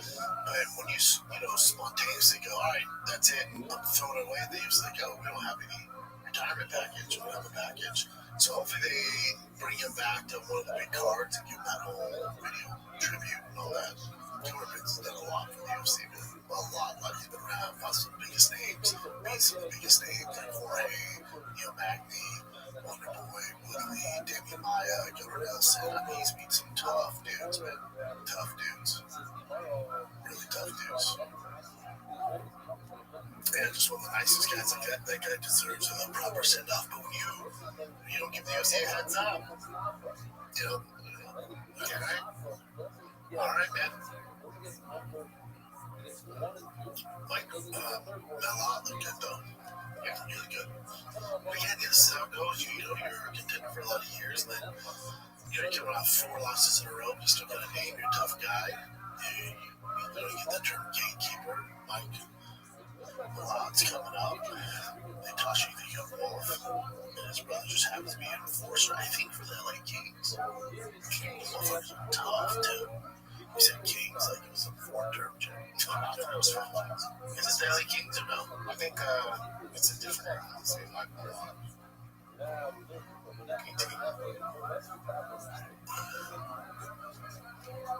Oh shit, he is from LA Kings. Yeah, he is. Because they're from Canada, right? Well, yeah. That's dope. That's big time. That's big time. Yeah, the Charles Jourdain fight was just entertaining as shit. Dude, how about Jai Herbert, Mendel, Nalo? It was super Dangerous dude was lighting Herbert up. I was like, oh, Herbert's cooked. And then Allo just, I don't know, man, just got a little over his skis and just got slapped. Barboza's KO was filthy. Yeah, he had some good fights overall. There's a funny thing with Jasmine. She's like they caught on camera with the Zen interview. Hell yeah. During the fight. Hell yeah. Too bad I was a black buffalo, but I know, I hate Zen. I hate Zen. it's all so mean, thin, gay. You know, I hate Zen. It's not my thing, but they're popular for a reason. Yeah. Boy, you guys come to the dark side, man. By dark, I mean black. Yeah, it was a good night, man. It was a good night. Entertaining. Watched from top to bottom. That was a good night. And then, I would say the biggest news of the weekend. The biggest news would be the announcement that Patty's going to fight on the International Fight Week. That's by far the biggest news. I guess kind of expected if you're around the water cooler enough. Now, the rumor is it's going to be Benoit Saint Denis. But then there's also rumor this fight is essentially confirmed. It's called Crash MMA. A lot of times, these different outlets, they report news as in almost confirmed, and it's nowhere near confirmed. So. Yeah, or they make shit up, like Saint Denis said. He teased that his next fight is against an Englishman. Eating some West beefs. Which is a playful French slang term for English people. This is a stretch, man. This is a stretch. And they went out and listed the people he's. Yeah, if he's fighting anytime soon, especially a national fight, that would be the fight. The rumor mill that it's Conor McGregor. When I was driving, I was thinking about it. The fight, as far as stylistically, the winner of that is on the right path. Either Patty or Conor on the right path, or the winning path, right? For both of them, it makes sense. And all the W's in the world. If you go back, you're talking months ago, years ago, I always said Patty will fight Conor. That will happen. The only issue with that, when you go through it, it's like if you have 55. Patty's a 55er, huge 55er, so really he could be a 70. Coming off the last at 55, it's not like Patty's, it's really his first technical loss. Most people thought he lost to Gordon, but that's different. He did it on paper, but the fan base thinks he did. But so he has one loss at lightweight, but he was fighting for it was a title eliminator fight against Justin Gage. If you won that, he's fighting at the White House against Ilya Topuria. So it would be weird, even though it is the Golden Goose is Conor McGregor. It's going to be if they do it. It doesn't make a lot of sense for just the semantics for the divisions. There's a fight for Patty at 170 because Conor's not making 55. So if the fight at 170 and you match it Patty and Conor up, and let's say Patty wins that, okay, you beat a Conor as it fought in how long, and it was even in the division, and then you go back down to 55. It's kind of strange, It doesn't make a ton of sense.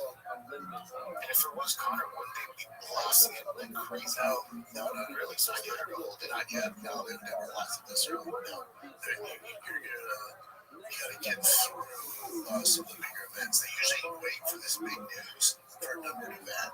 I figured they would announce Conor or Conor Patty at the White House, but that's way too late, I think.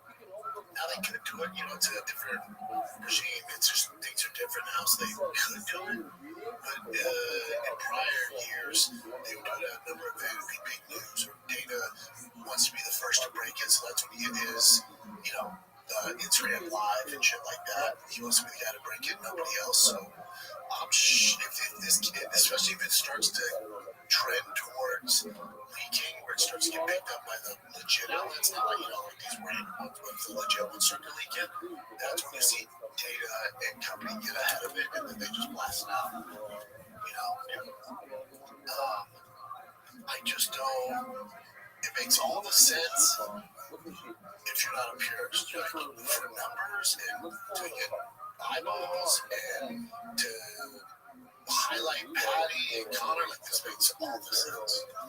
All the sense. And I always thought they'd do Patty versus Connor. Always. But it just doesn't make a ton of sense logically. I get it. They're both massive stars. The build up to it, just the amount of views, the nummies. But if Patty were to win that, I think you'd be favored in that fight. It's like, okay, sweet man, now you're more popular than ever. And then do you give him a title shot 55 based off that against Ilya? If Ilya hits past just engage, it's getting weird. Or does UFC know something we don't know? And Ilya's plan on vacating his belt at 55 after this White House fight, going up to 70 to fight Islam. There's a lot of variables. The Patty, I want to say to the okay, let's go fight for Patty. Again, they need Patty to win. So they're going to do a favorable matchup for that. BSD's a pretty favorable matchup for Patty. We can avoid the fucking dumb slugging, like you did against Justin Gaethje. The Connor fight, he would definitely be favored in that. So he's going to be favored whatever fight they toss him. I just, what does it do to the 55-pound division if he beats Connor at 170? I don't know where you go from that.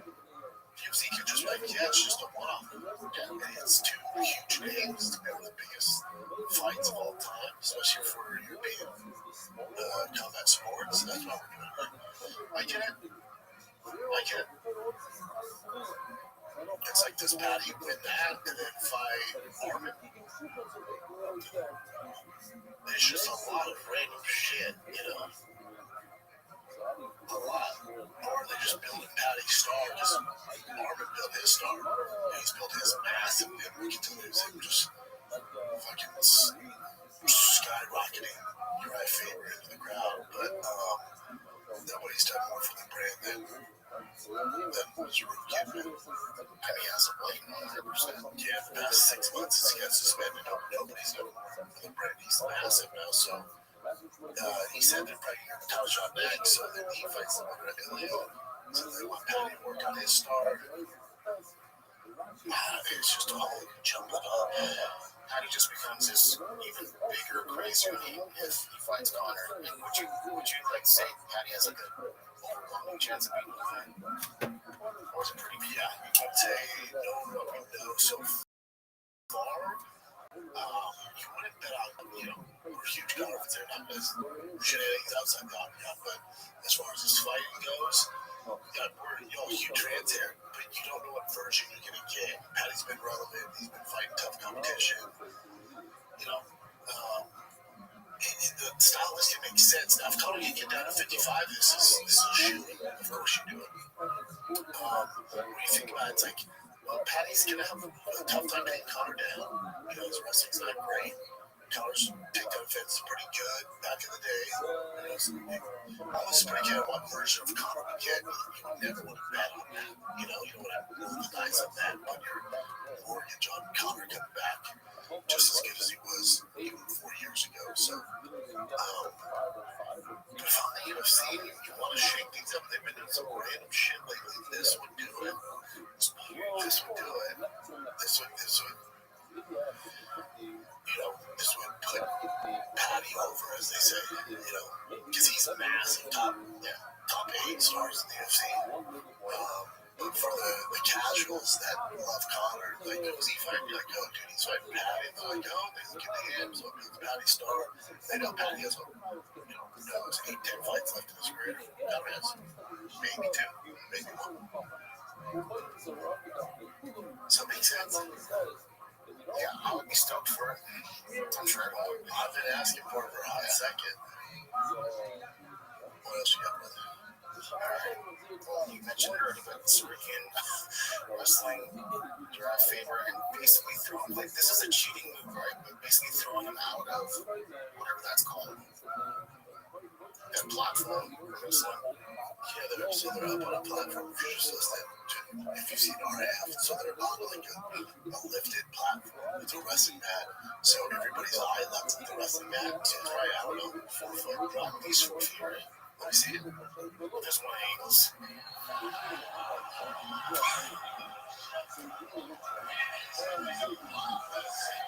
Damn, chill, catch him,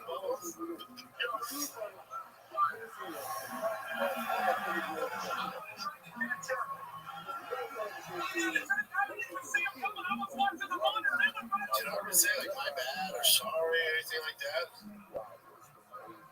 You're Armin. Yeah, man, I don't know. He's a wild boy, man. Did you see he got kicked off his flight? Yeah, I mean, I love so too much. He's a little immature. Honestly, he's kind of a douche, man, to be honest. He's kind of a douche, but it's like, it's great for, being popular and famous. Yeah. The phone stuff, they just gets on a private plane, and like, it's hard even, I'm an Armin fan, but just like, you gotta grow up with Tad. Yeah, dude. I mean, we can look at that land stuff here. So this is like just good footage of, there's not much here. You can see him talking to the staff. And then just they walk him out here. But then there's footage of him talking to the flight attendants as he passed me. We're going to see right now.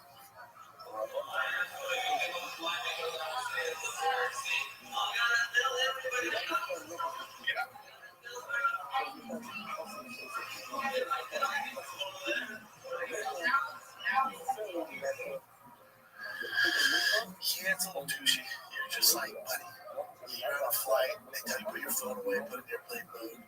You can get Wi-Fi as soon as you get to fucking 10,000 feet, I guess. Let me have him explain exactly what he had there. What did happen when they escorted you out? So I had the team here, 11 of us, we just getting in the plane. It was like 3 empty seats. I asked the lady, because my seat was next to my friend and he's a little bit big, and I said, okay, maybe there is an empty seat. So I asked the lady, can I sit here? She didn't say yes. No, she said, where's your seat? I said 29A. Go there. I said, like, why you hold like? And then and then I sit like 30A because it was empty. And then someone called to my friend. He picked up the phone, and my friend, he had to open his table, and she came and said, close your table. And he said, like, okay, like, I'll do that. And Pucho, someone called Pucho, he took the phone, and then all the 3 of us being kicked out from the plane. And the other 7, they flew. And then we got the jet, and they said, oh, why didn't tell me you're flying jet? After that, we would like to get out too.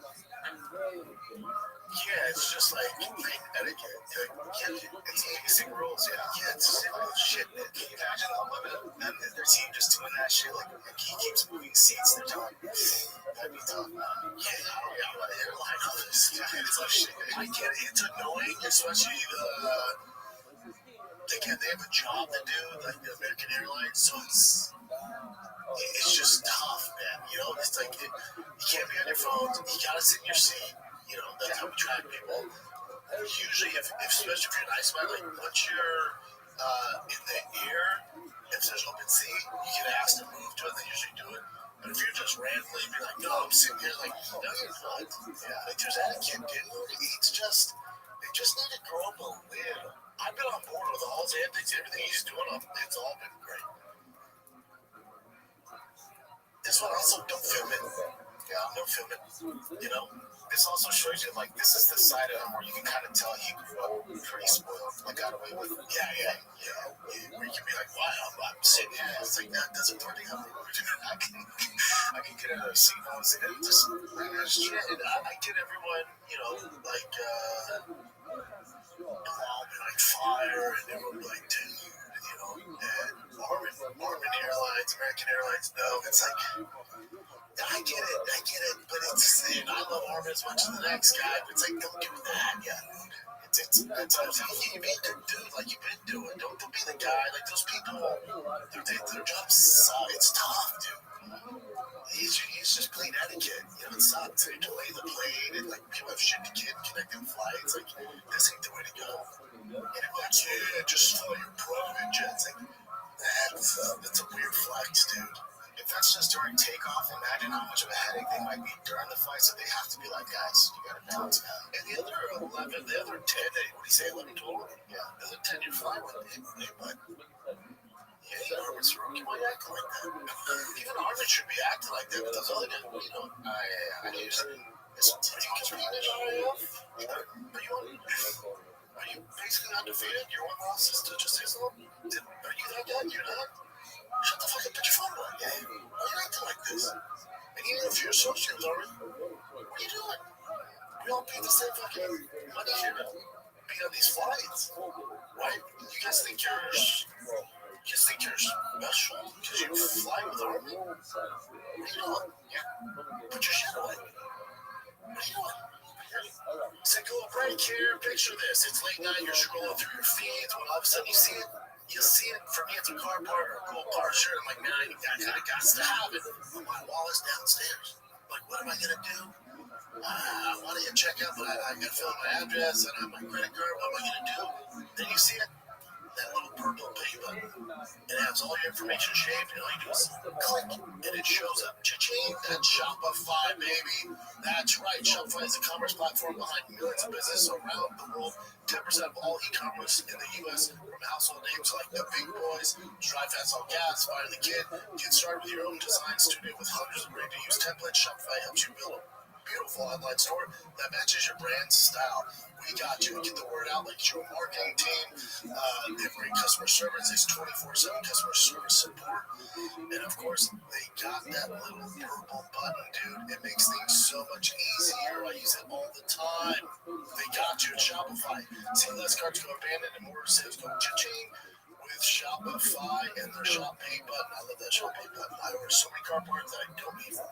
Sign up for your $1 per month trial today at Shopify.com/shop, all lowercase SHAB. Go to Shopify.com/shop, all lowercase. That's Shopify.com/shop, all lowercase. Cha-ching. Let's get back to the program. Flow TV has thousands of free movies and TV shows. We're coming at you with everything. This is the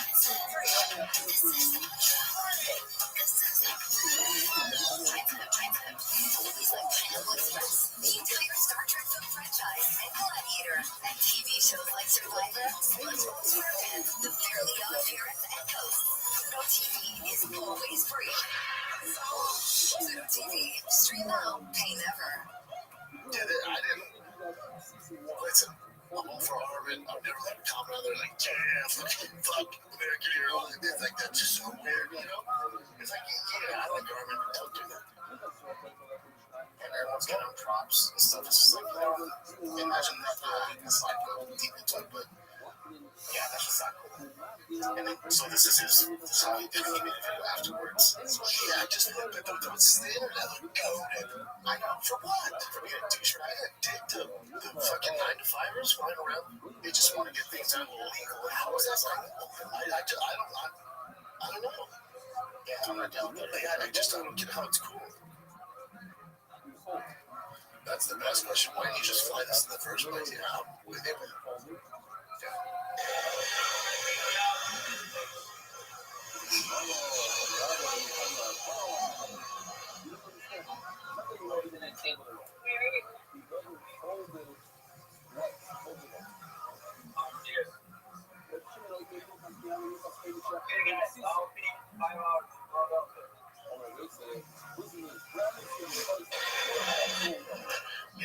Cool, man. What do you think about that move, though? Like, even though it went viral and everything, you know,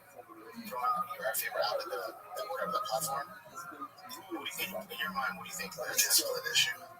That's really fucked up. Yeah, discipline issue. Yeah, so yeah, it's a discipline. Again, I like Armin.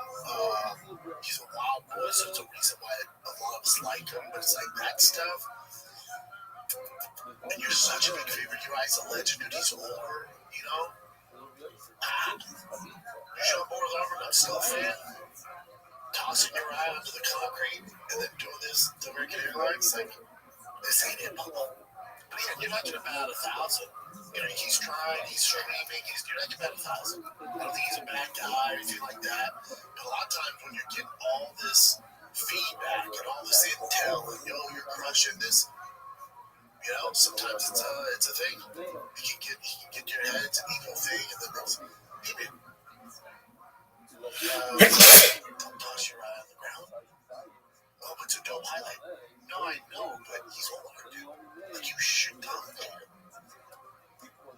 Like, he was kind enough, you know, and thank God Armin took the fight too, but the wrestling match was also like, man, your guy's older, he's a legend, like, you should respect him. I'll drive him with the cement. Yeah, but I got views. No, I know.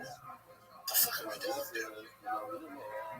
No pile drive your favorite in the cement. That's a discipline issue. Don't take down the fucking drink train or take out, sit in your seat. All this is discipline. All this is discipline. And as good as he is, and he's amazing. He's amazing. As good as he is, and I'm not saying this for a fact, but when you have discipline issues outside of training, you can't be crazy disciplined in your sport and then just crazy undisciplined outside the sport, and then it all works out. It usually seeps in, and he's so talented, so good. It works really hard. But if you're, again, who knows? This could just be a weekend thing. I don't know. But I'm just saying, if you see a guy who's doing undisciplined things online, there's no way he's checking all the boxes with his regular day. There's just not. Doesn't work that way. You can't turn that on and off. I mean, you can either do things the right way, or sometimes you do things the right way, and sometimes you don't. There's some people that do things the wrong way all the time. Well, that's just even that, you know, in professional, like he was doing this stare off with that hooker and fucking headbutting in the nose. Like, you can't, that's where it seeps into his professionalism. And all these people, like, cheering him on for doing this kind of shit is kind of like, what are you drawing the line? You know? Yeah, it's almost like you need different friends. But again, if he's the cash cow, so I'm sure with his entourage, like, he's paying for everybody. He's doing so they're not going to question the guy who's leading the charge. They're doing along with him. Yeah, but if you don't have the friends, like, hold up, dude, just sit in your seat. Just sit in your seat. Let's get there, and then when we're there, let's ask nice. Let's see each other smooth. Not the end of the world. So your friend's bigger, or you're just tiny. It's not like it's two big dudes sitting next to each other. You know what I'm saying? It's not like me and Jelly Roll sitting next to each other. Both big dudes. Tiny, but those seats are big enough for you. If I can fit next to a big guy, you can fit. Guarantee it.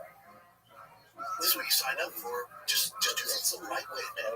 But again, online, oh yeah, fuck American Airlines. Get him, bro. Dude, I wish he spiked your eye harder. Okay.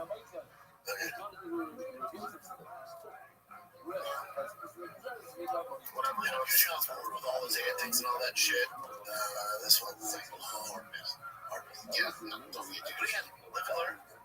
Doesn't make you a bad guy, doesn't make this, but if you see a tendency of this discipline shit, it's gonna bite you in the ass because you know who's not doing this. Dylan Newport, Islam Makhachev. Do you ever see any of this stuff with him? Ever? Do you ever see any issues? And that's who you gotta take the help from, you know? Good luck, but again, Armin's so talented, it's working right now. And we'll see if it still works, you know, if he keeps doing this wild shit, we'll see. Dana not giving him the opportunity to fight for the title right away. It's like, I'm getting now, I'm kind of this is why. Yeah, there's like, you guys don't know the shit we do behind the scenes. It's just wild shit. And it's fun, it builds a fan base, stuff like that, but maybe this is what. Thoughts on this? Conor Ben getting another, well, he's signed now a multi-year deal with Super Boxing. The whole thing's weird. It's just like, if you watch his fight, you would be like, oh my god, I'm gonna see the guy fight again. I think I'm talking about Conor Ben versus Ryan Garcia. Yeah, he said that's the whole thing is, did he sign his multi-year deal? So did he just sign a five-fight deal? Is that $15 million? I highly doubt it. Well, you're not going to go from $15 million to $1 million. Maybe that's like the bonus because he signed with Seafood, so he's like, boom, here's a whole bunch of money right now, but then if you want to be with us, we'll give you this much afterwards. We go through it and think about how much more he gets paid than any fighter in the UFC. Yeah, even the champs. Because you're not one fight for $15 million. That's not a bonus. He fought that fight on Netflix. Let's say you cut that to what, dude? Let's say it's $10 million. Okay. They say supposedly that's what Alex Bolton's getting. $10 million per fight. You're talking about the guy who's about to be a fucking 3-division champ? Conor Ben, make it make fucking sense. You tell me this dude brings more eyeballs, he's more valuable than Volkanovski, Ilya, Islam, make more money than him. Tom Aspinall. Do you think he's doubling down on the whole, like, the Eddie Hearn thing? Like, this is what I'm doing for I'm getting this much more, blah, blah. Because he has the funds through that Turkey I'll shoot, I'm sure, to do this. Yeah, that's where Box is at. But just to show off, they show off even more. Even if he's not thinking that Conor Ben's like this incredible star. But I think Eddie's like, okay, you overpaid for it. It's just bad business. Here it is, Anthony Joshua. Who seems to be very, very low. So. But it's also, Conor Ben's good. He's good. Yeah, he's good. He's not fucking $15 million good. He's not, there's no way you make your money off this guy. Yeah, that's what I'm thinking. Where's this fucking return?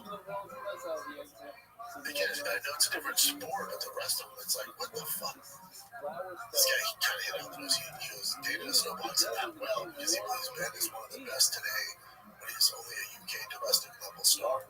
He is.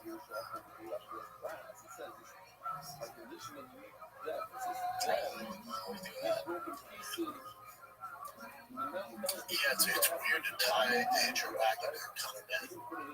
Again, solid, good fighter. I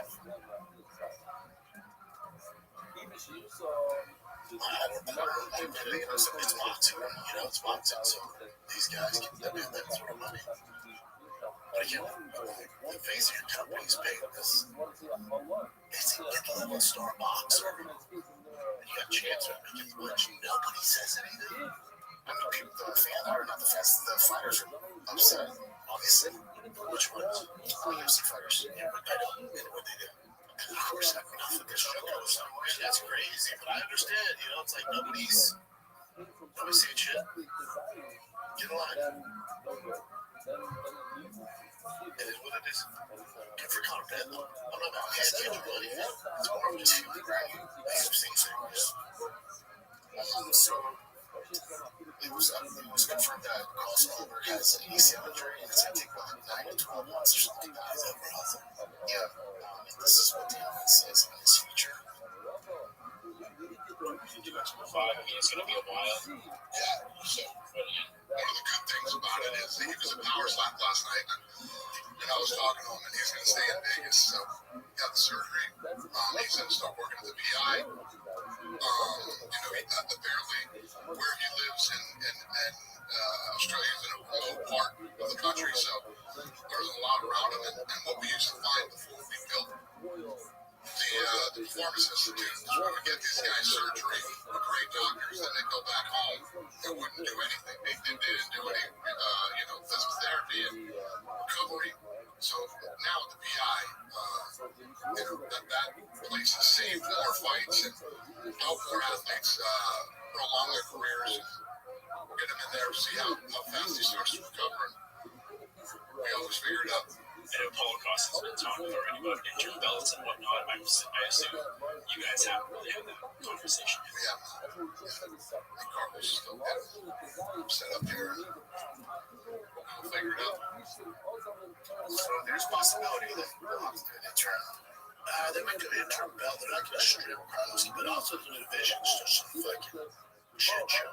Like there's no problem, like champ that they would want to, to take away from Goldberg and designate. It's just the division is shit, so it's actually helped Carlos Goldberg out like against Rabbi. And also there's peptide like BC157, he did a bunch of shit. All that stuff we didn't really know about until like recently too, like fairly recently. I think it's illegal though, but there's some that like I remember there were some that was okay. I forgot which ones, but yeah.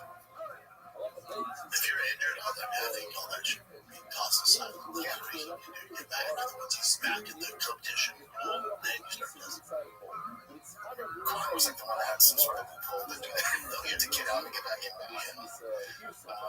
Alright, so Sean Strickland heard this interview with Hamza, and Hamza said something like, if something happened on the streets, and if he dies, he dies. Like, kind of, if something really did happen, he could die, right?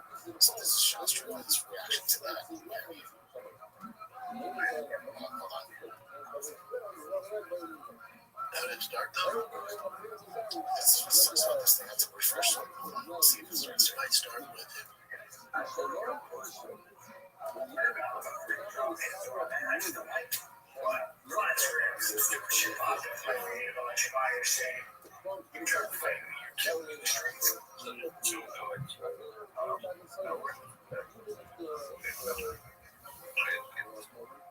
I was like 10 minutes from the gym. I was dropping jabs, locations, all day on my Instagram. Your homies, you train with you, follow me. You're a superstar. You had to know where I was at. 10 minutes from your gym, or right to the street. Life thought, party thought, as we all know, it's constantly pulled your car, hold it back, hold it back. Man, I'm like the last dude in America you should write a I guess I'm sure. So guys, I generally don't post more location. Yeah, I get it. I don't know. It's weird to post with guns in the Vatican. It's like, wait, what's happening? It's your posture. Like, yeah, I know. I'm the last dude. Are you gonna shoot him? He builds the fight, though. It'd be great if Hamza shut up. Dude, I cannot wait for this fight, dude. That's such a good fucking fight. Like, it's on sight if they see each other. That's why I love the fact that Dana was like, no, we're not putting them together on pre-fight. We're not announcing something, especially during the press conference. But it's just crazy, dude. This fight's so fucking good. Yeah. So Hamza also signed with RAF, and this is Dana White's reaction to it. This is how you know it's dude. Well, before he plays, I saw this thing.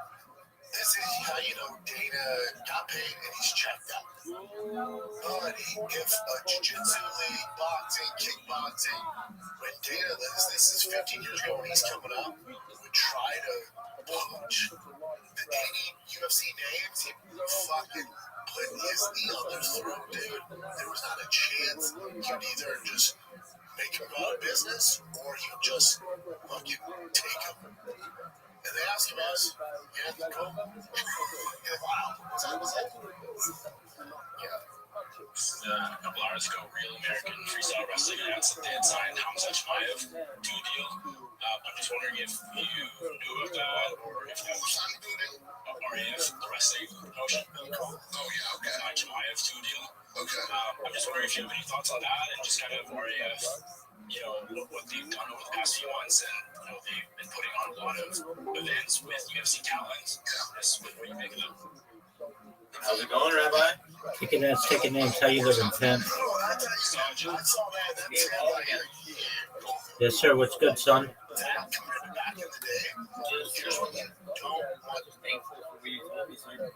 Absolutely. All right. So, did you create a Rumble account? All right, I'm gonna walk you through. I'm gonna hold your hand like you're a toddler, and we're gonna watch you grow before our very eyes on my stream. Sound like a plan? Good, sir. Excellent. All right. So let me know when you've created the Rumble account, okay? You're welcome, my friend.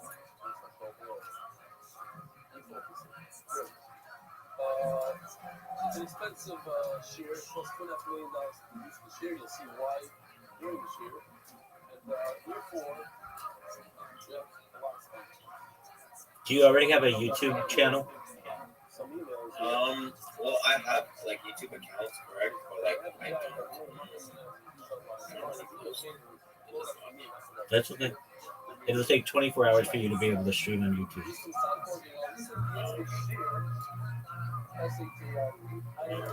Should I always use the same username? Yeah, so let's talk about that for a second. You want to be a serious streamer, right? Correct. Okay, what's your username? My username is just All right, is it that on TikTok? I mean, it is, but like I have a different name, so I should focus on changing the name to one, right? That's the thing. That's what I'm able to do. That's what Aiden Ross is able to do. Hey, go to Aiden Ross on Kick, on YouTube, on Instagram. We're all the same thing. I'm Rabbi Rothschild everywhere. That's what you want for yourself. So, the first thing that I would do, even before making your Rumble account, is so do you have Just Pashi on Instagram? I'm pretty sure I do. I have everything on my computer already. So. All right, well, take your time, check it out.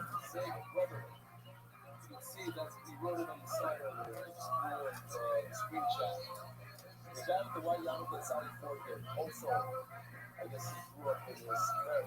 It was there at City Beauty, and what the doctor could truly be a place where healing happens, where you find out unity, promise and comfort, and passion through. Everyone family, everyone is us, by the way. America's not the enemy. Everyone family is God, families find their way to select this message. Anyone who can know that kind of pain. Check the roads back home again. They really built them.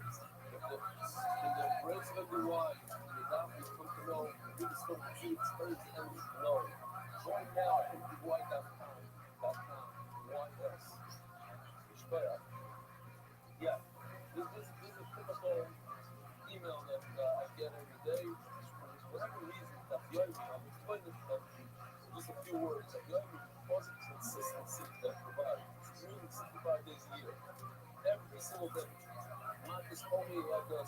Okay, should I also should I always be authenticating all my work so that no one can access it? Authenticated apps, Doug, that becomes such a pain in the ass. You got to say dude, it becomes such a pain in the ass. And then if you break your phone, you're fucked. You can't get into any of that shit. Okay, so here's the thing with that. Right now, nobody cares about you. No offense. Nobody wants to hack you. When you become bigger, yeah, then do all that shit. When you have 100,000 followers on something, or maybe before then, even just 1,000, okay, then do all that shit. But right now, you're going to be authenticating your ass all fucking day if you do that. And every time you log in, it's a large process.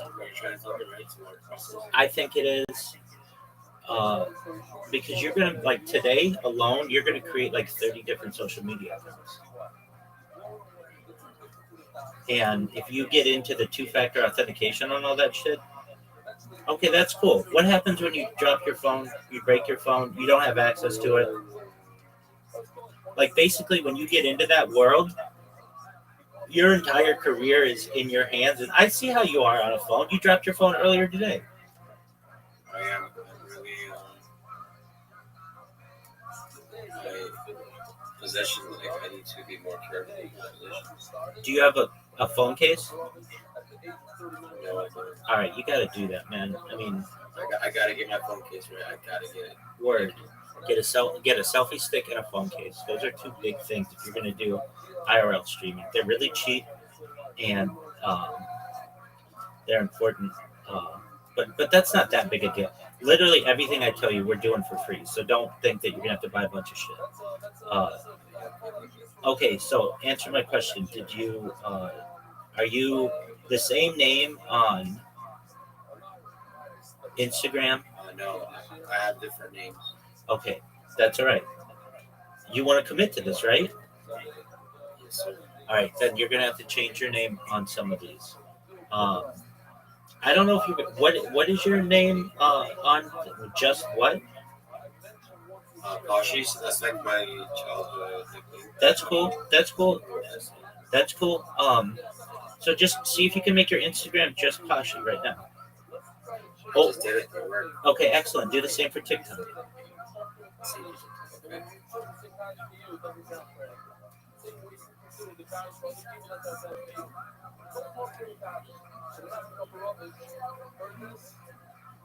And he's like, yeah, I want to start this first 5,000. Now, he's that kind of guy. There's so much we have an idea. What else do we have? Oh, we have 30-something satellite locations in Israel. We have a couple here in Florida. We have one in Lake Shore. I can't do it on TikTok because You're good. I do that shit all the time. Hey, it worked. Let's Okay, go. excellent. Let's go is right. All right. So those are the two big, like probably two of the the hardest ones to get. So you should be good on everything else, especially because you're not just going with a common name. Your name isn't John Smith, and you're trying to get John Smith everywhere. You know that kind of stuff's going to be taken. All right. So now what you want to do is go to Linktree. linktRee.com.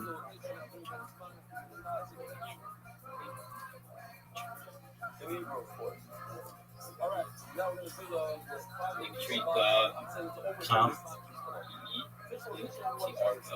Yeah, there's that too. That's fine. But just linktree.com. Yeah, linktree.com is the main site. Get started for free. Yes, sir. And you're gonna get just Pashi on that. Yes, sir. Just Pashi on that. Yeah.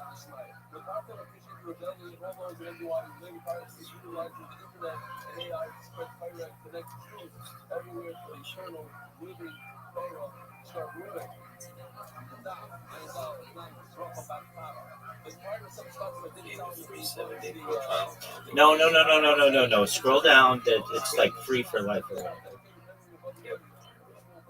Radio. This is my link in bio. Here to discover content creators and to grow my audience. Excellent. And again, everything I tell you is free, so don't. My link in bio. Okay, that's my first step right now, right? We're gonna build my link. Yeah, we're gonna build out your profile. Okay, so theme.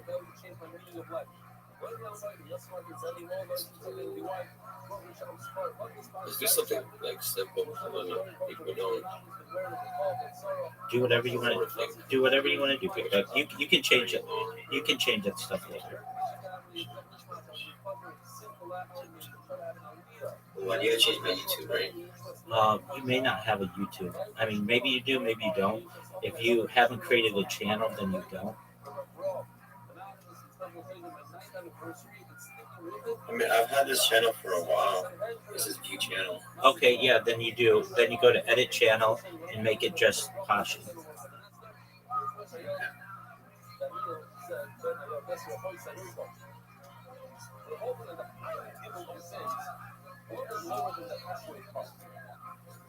Yesterday we had a small sheet. 11 minutes this one already? Okay. Here's the question. Can a non-Jew bring a partner? So the answer is the lemma plagas. What Nikita says, a non-Jew can bring one partner only, that's the others. The partner is, I believe you can bring all women profiles. Are you able to change it to just Pashi? Yeah, Tight. Okay, it worked. that's great. All right, so now you're starting to build your brand, and I'm gonna give you all the tools that you need to be successful. And by the end of today, like you're not gonna leave this call for a few hours. If you have to, you can. But I mean, you're gonna be like making accounts and making logos and all kinds of stuff. And you're gonna be making your bio and stuff. But by the end of it, you're gonna be a force. You're gonna be a company. So be ready. And the name of your company is Just Passion. Exactly. Which is a really great name, by the way. It's connected to you, and it doesn't have numbers in it. There are no underscores. Is it JUSTPOSHE or Y? JUSTPOSHI. Oh, perfect. Okay, great. So it is kind of just how it's spelled. There's nothing like IE or anything like that. Like it's pretty easy to pronounce. It's not easy to make fun of. The worst somebody's gonna say is just pussy. That's so whatever. Like you know what I mean? I'm looking at Not too harsh. yeah, exactly. I'm looking at all the stuff that people are gonna use to make fun of you online and all that stuff, and you're pretty solid with that name. Okay. Did you create your link tree and make it /just Pashi? I am currently also. So I see that there's different. Like I have X, I have Facebook, I have this. So I'm just trying to change my name. Yes, do that. See if I can first change it. Yep, you can. And do the link tree, you know. Save profile. You're over. Oh yeah, okay, do that. Just try again later. What said Let's try again later. What said please try? Okay, I guess I should say it again. What said please try again later? Spotify. Yeah, no big deal. Okay. I was just trying to change my email. It wouldn't work. That's okay. Let's see on X.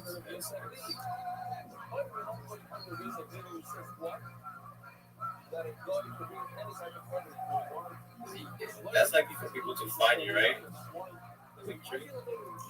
It's the thing. It's the link that you put in your bio so that people are able to connect with you on all your social media. Yeah.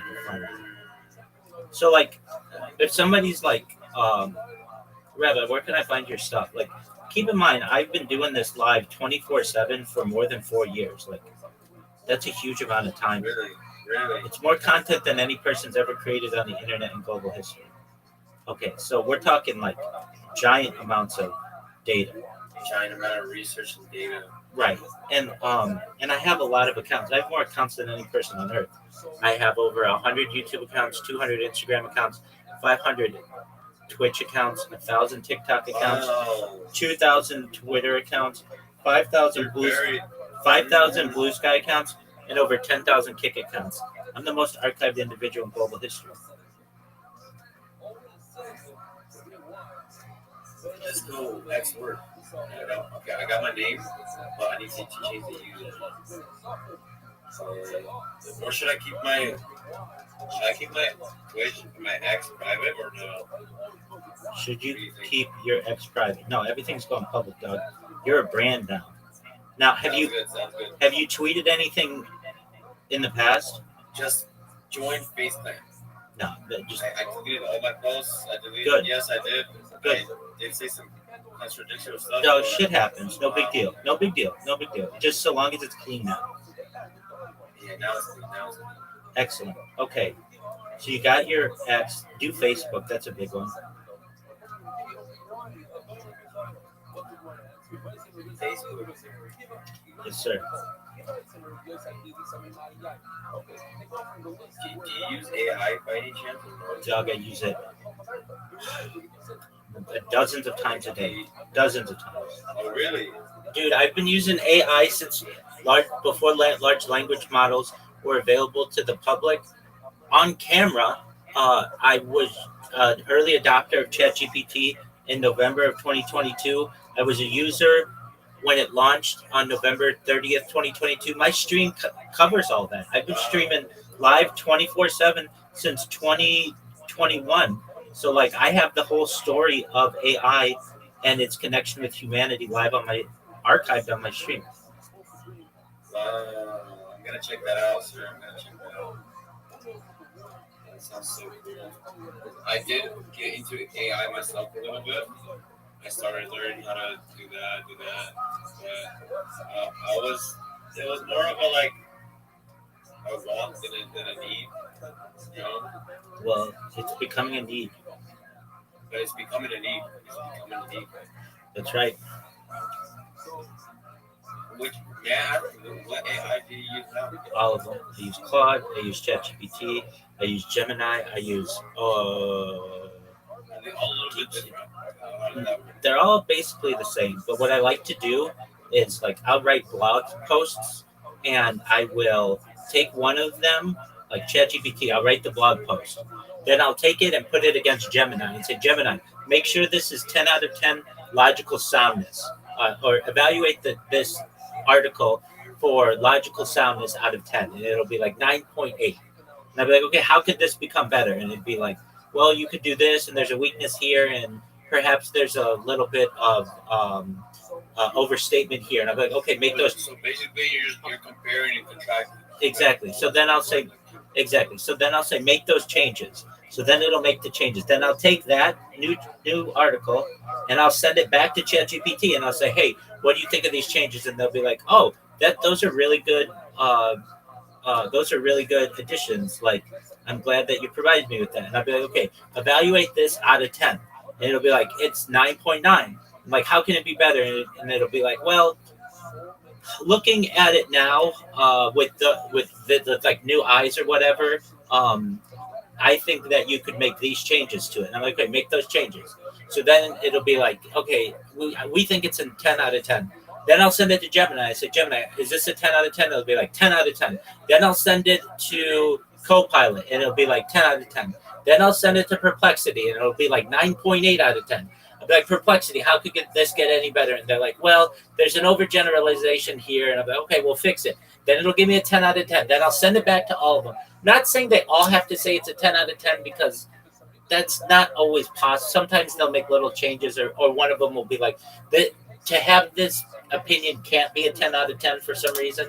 But I'll get them all in either 9.5 and above to 10, that any normie who's reading this on the internet is like, this is the best thing I've ever read.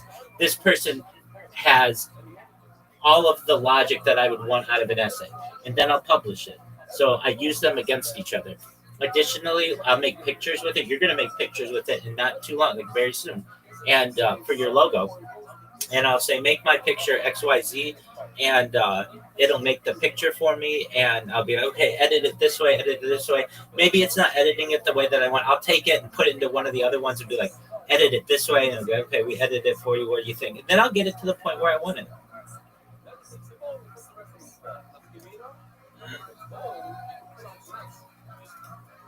Using it to your own benefit, but not to a certain degree that it's you're doing, like, people, you know, they have their own opinion on AI. Bro, like AI, it helps us. And that's my opinion. Sure, Doug. Thank you so much, bro. Every information that you tell me.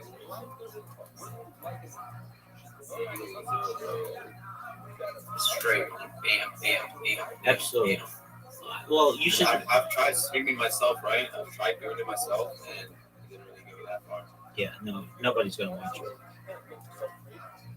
Especially if you're.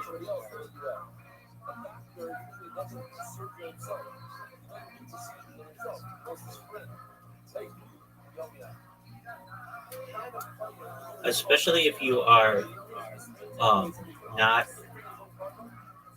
If like you just create your account and you don't have a biography, and you don't have a logo, nobody's gonna take you seriously. Yeah, if you just say things like things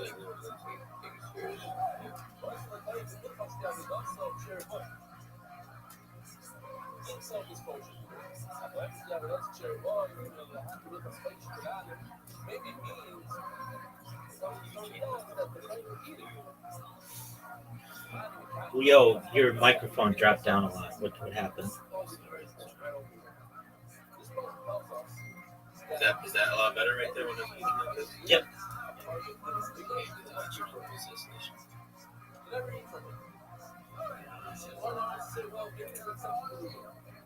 Just trying to configure some settings to see if like right now I'm not really satisfied with that was nothing right. Okay. I tend to focus on the details. That's a good thing.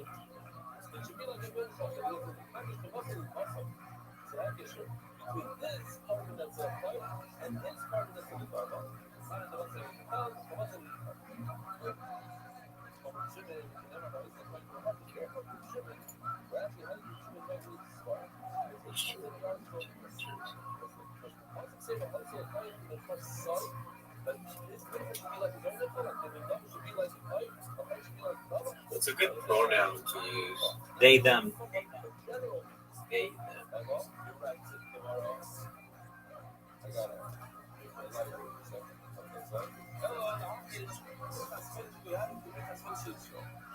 The reason why is it's just easier. If you refer to people as they, them, as opposed to he, she, you don't have to think about it, and you'll always be right.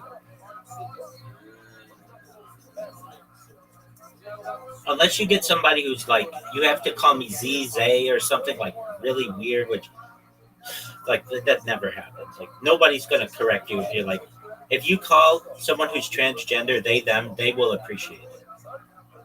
Really? Okay. 100%, as opposed to misgendering them. 100%. You don't want to make somebody feel badly. So, Right. another thing you can learn is just call people by their name. So, like, let's say somebody's in your chat and they're like, yo, go check out the UFC fight.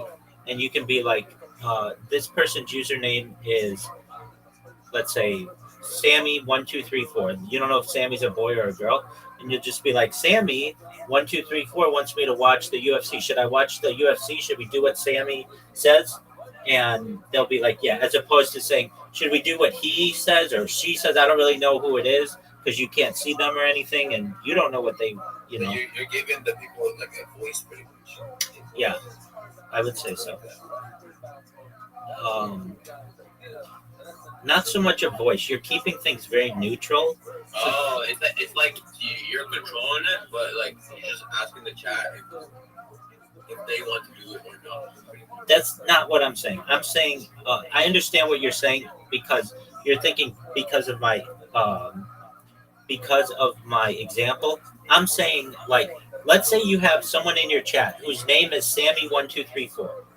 You don't know if Sammy is a boy or a girl, right? Yeah. You don't want to identify that. You don't want to identify them incorrectly. Exactly. So you can either say, whenever you refer to them, Sammy1234 wants us to watch the Super Bowl or the NBA championship or whatever. Or you can say they want us to watch the Super Bowl or the NBA championship. If you just say they, them, you're never going to offend them.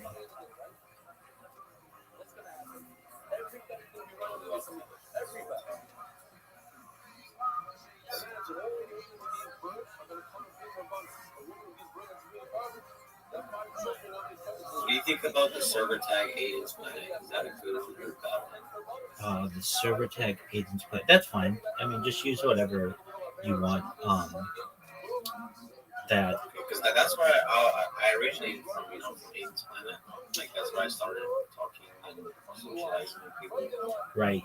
Well, I mean, you're gonna have your own. I'm gonna have my own. You're gonna have your own Discord. But no, you don't have to disassociate because that costs money. You have to boost your server and stuff. You're not gonna get that right away. So, you can keep it for right now.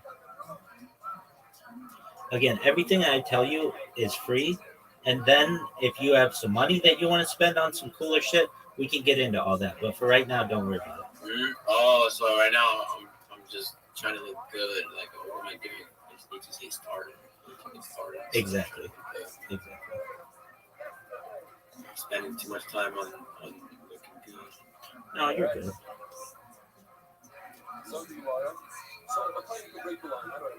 Because then in the future you can always get, you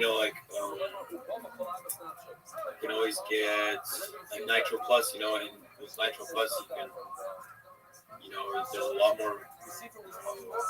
lot more categories where you can update this, update that, you can use this there, you can use that. There's more features. That's correct. Okay, so when I write my bio, right, what are some important things I should keep in mind? Yeah, so we're gonna do that in a second. Are you ready to write your bio? Let me get to that link. I'm sorry. Yeah. Did you change your Facebook yet? Change the. That's the one thing I didn't do. That's okay.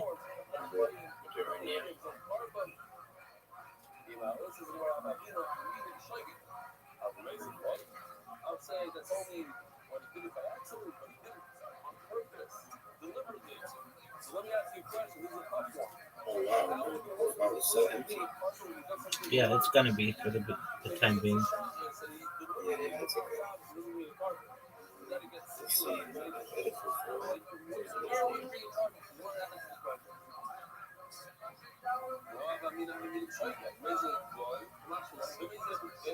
Can I have my Facebook just as my name or my last name?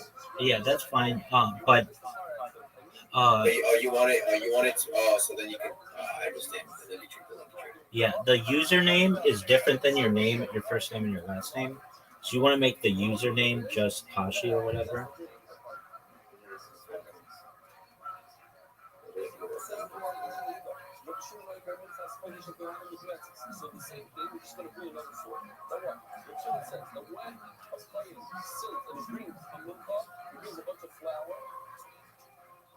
He takes the three fingers, repeats it by himself, puts it on his back, and then he takes the rest and puts it on his back.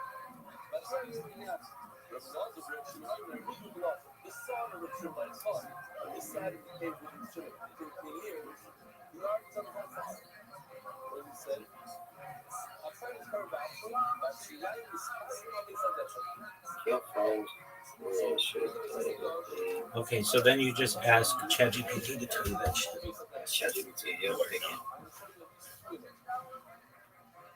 Do you use Sora AI? Yeah, dude, but it stops in 5 days.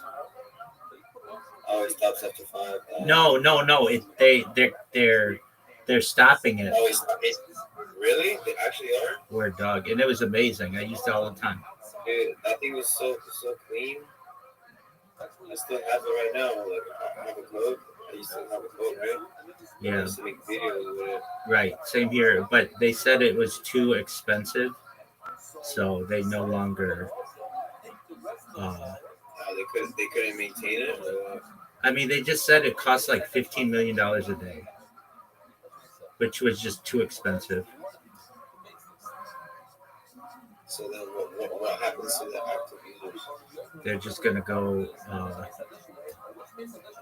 dormant. Yes, sir.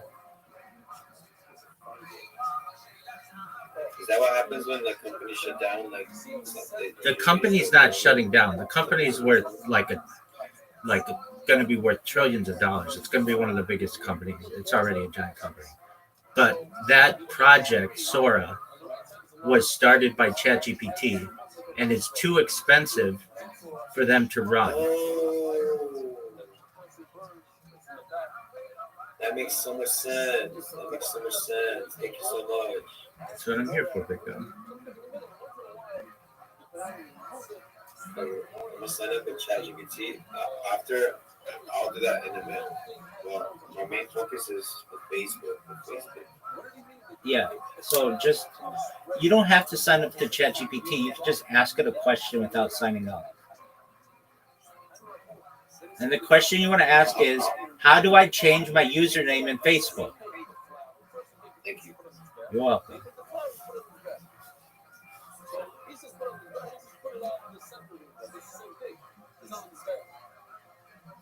So is that how you guys started streaming? You just started using the AI to help you? Oh, is that how I got? Or that's one of the things that you did? Now, I was streaming before AI was a thing. Oh, really? Yeah. How was that? How was streaming before AI? It made shit a lot harder because you had to like hand type everything and like hashtags and all that shit and biographies.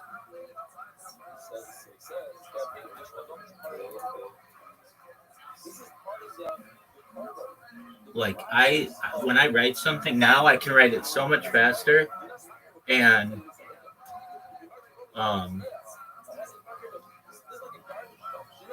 I can make it in different languages and all kinds of things, like the push of a button.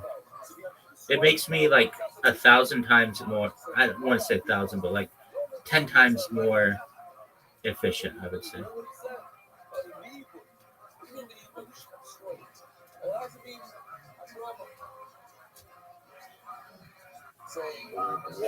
Okay, can I give you a question? You can ask a question. Yeah, can I ask you a question? Absolutely, you just did. Let's say you have not the best social footprint, right? Yeah. How can I improve my social footprint? That's what we're doing right now, man. We're going to make you a nice logo, a nice biography. Everything's going to be linked. We're going to create a bunch of different social media accounts. You're going to connect them all. By the end of the day, you're going to have a huge footprint, and then that's going to start getting crawled by Google. And in like a week, when you Google Just Pachi, you're going to be the top 10 results.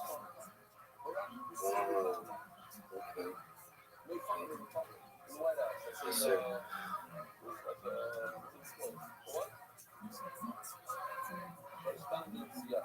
He said something to the fact to the point that you'll never know, you'll never be the president. And at that moment, he said, I want to be. And Rothschild should be probably really what it is, because I think it's a great gift for sideshows.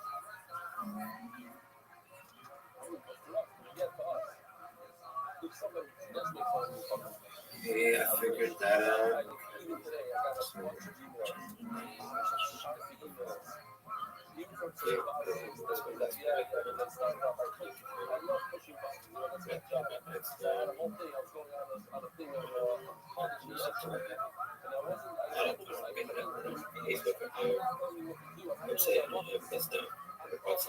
Should I do WhatsApp, but it's not important for now? Yeah, you want to do all that stuff. Here, I'll send you the list.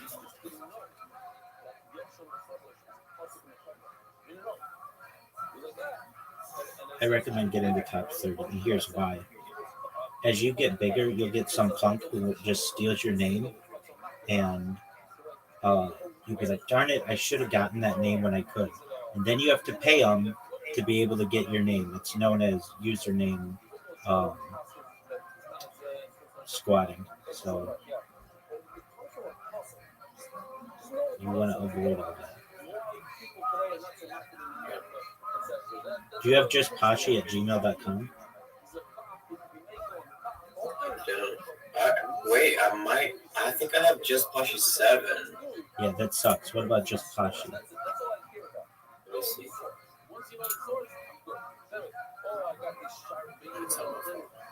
This one and that one and the house. You don't even have a beard. Two people. You don't even have a beard. You know that this one is not have a beard. Like giving you muscle that you should be knocking on the just no. I know this is shaving your beard. At least I know that. I want you to know that this is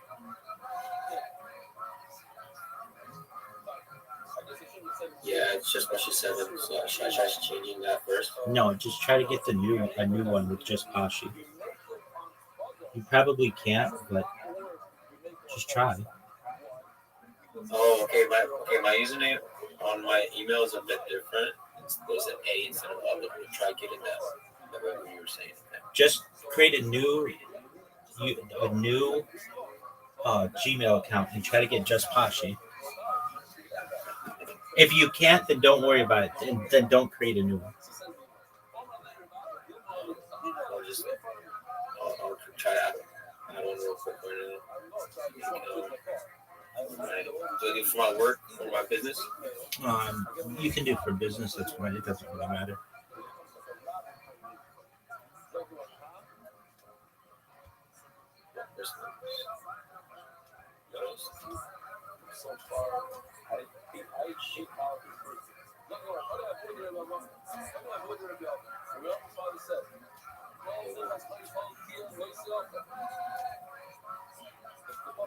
May I ask, where were you born, sir? United States. Nice. I'm based out of Irvine, California. What about you, big dog? Well, I was born in Russia originally, in a small little city called Ivanov. I moved when I was 3 years old to the States, to Northern Oregon. Waller.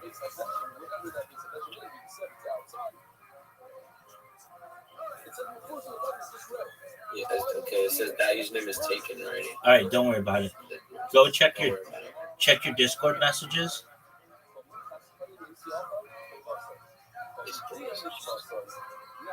And I sent you the list that you need to go through. Okay, you sent me all the things I need to do. Yes, sir. And Telegram is next. yeah. I already have Facebook, I already have Instagram, TikTok, I already have the Snapchat, I have the... Okay, so I have like half the list already. Okay. That's good. So connect all your shit to Linktree. And then also I'm gonna send you, like, I've helped, oh man, probably at this point. What about Pachi Just? I mean, that's no big deal. You've got just Pasha 7 for right now. Okay, so the next thing I'm gonna do, I'm gonna send you somebody else who I helped, and I'll send you a couple of them. It's whatever you want, but take a look at it. You're gonna want to make your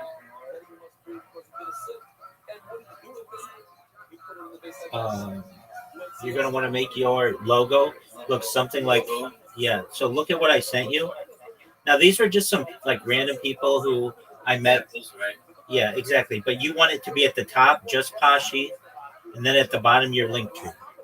Right now, you're just a random Discord. Like, honestly, I'll tell you this 100%.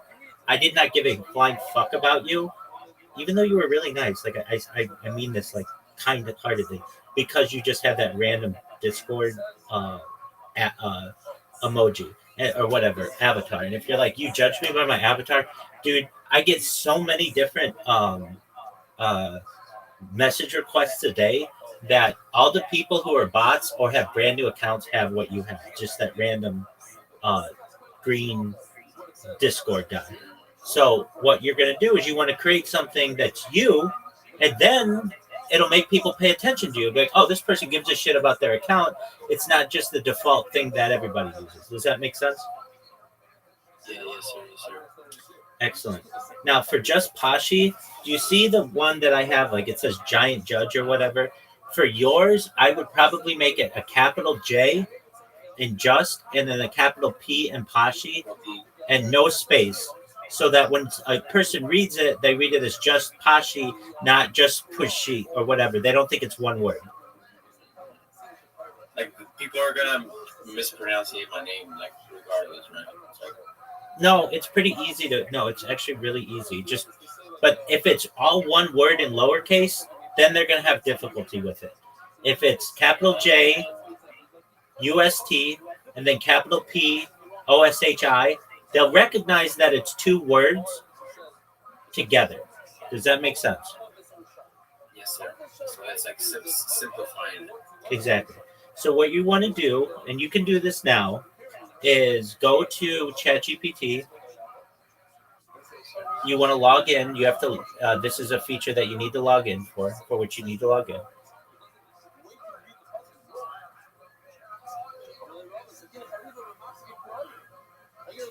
I have an account already, but change my profile.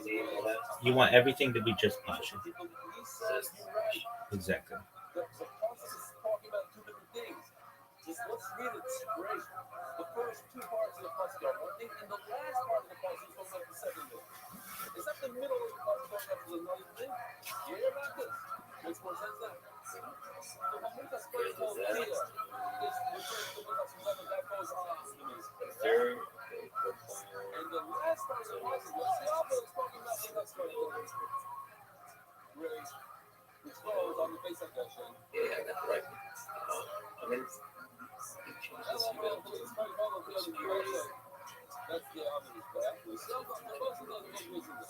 as the more available, and I'll take a look at the screen for a second. Maybe we can reverse it. In other words, see that? Maybe the beginning of the puzzle is talking about something that's quite the misunderstanding of this payout. Look at this. I'm going to show you this. The technology. Check this out. You see that? April, maybe we flip it. So like the first step in the content creation is just like putting yourself out there. People need to be able to find you in order to follow you. Let me put it to you this way. If you created these accounts right now and didn't touch them in 10 years, you will have 1,000 followers on every single one of them. Just randomly, people will follow you. If you don't have the accounts created in 10 years, you will have 0 followers. The algorithm? Exactly. You're very intellectual, man. Word, dog.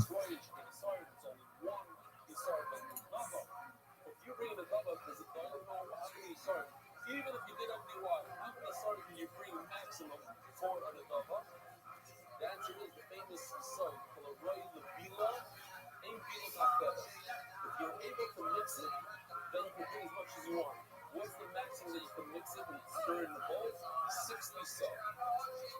So you can bring the 60 salt. So it's 60 times the amount. I'll be right back. I'm going to use the restroom. So just two things that are similar. Okay, that's good. We had 3 things that are similar to Rabbi. So 3 is more than 2. And that's why 3 is. Next sugya, Rabbi. I believe that's quite quality and it's up on the avenue. What I'm going to do with the cost of that, with Shimon just learned that the player, when he brings his milk up, he takes a pizza and then he puts the rest on his bed. I know he's going to call the others up, and then the violence inside of the room, the any other way, it's all possible, the point of myself. So here, just to show you what Elliot happened, you can see that together. Just to make it easier, upper Tetzvav is the upper, when you're looking at the Torah, what comes first? Tetzvav, then Tetzvav. So if you're holding the Torah upward like it started, so Tetzvav is above Tetzvav. So it's called the Elliot. Elliot is the top topic.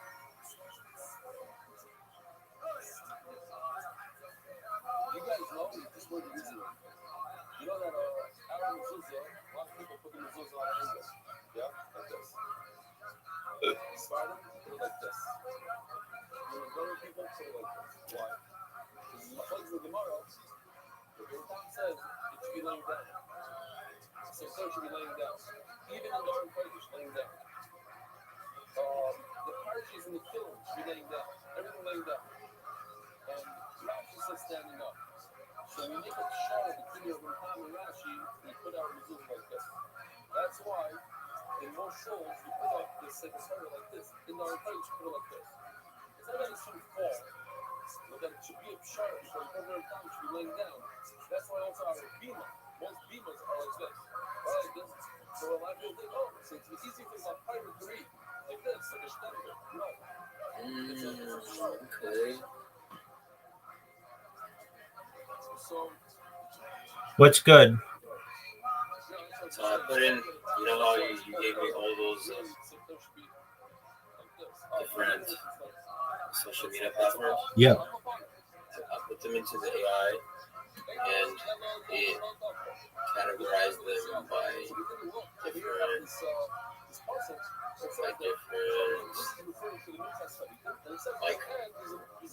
like media, audio, microblogging, communication, social media. It's separated them a little bit. Right, I got you.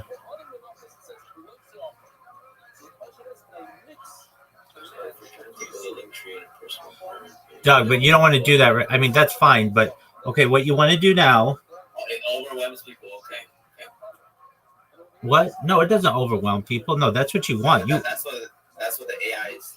You want to overwhelm people. You don't have a social media footprint right now. Yes, sir. You want all your shit in Linktree so that if somebody's using, I don't know, they like to use Snapchat and they know you're on Snapchat, they're going to connect with you there. If they like, you have to go to where the people are. You can't force the people to go to where you are.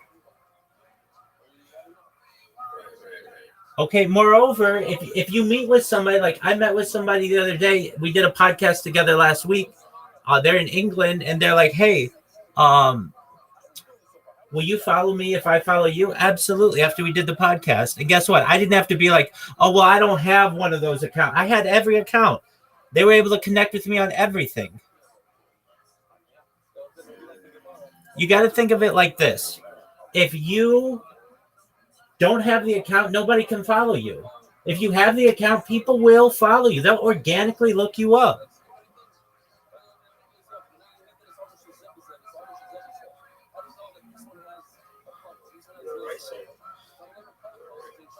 All right, so here's what you want to do, though. Okay, so you know how I sent you 2 examples of pictures or logos or whatever? Yeah.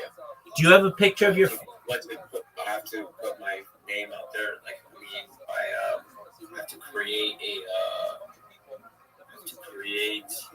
a profile picture so that people can, once they see the profile pic, it's gonna...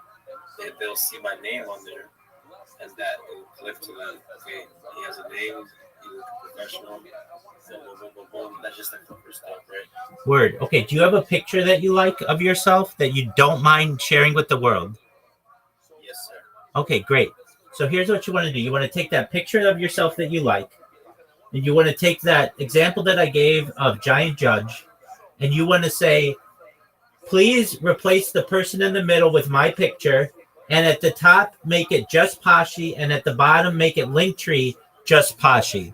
And you want to make sure that you don't have everything all capitalized. It should be capital J, small u, small s, small t, capital P, small s, small h, small I. Does that make sense? Yes, sir. Excellent.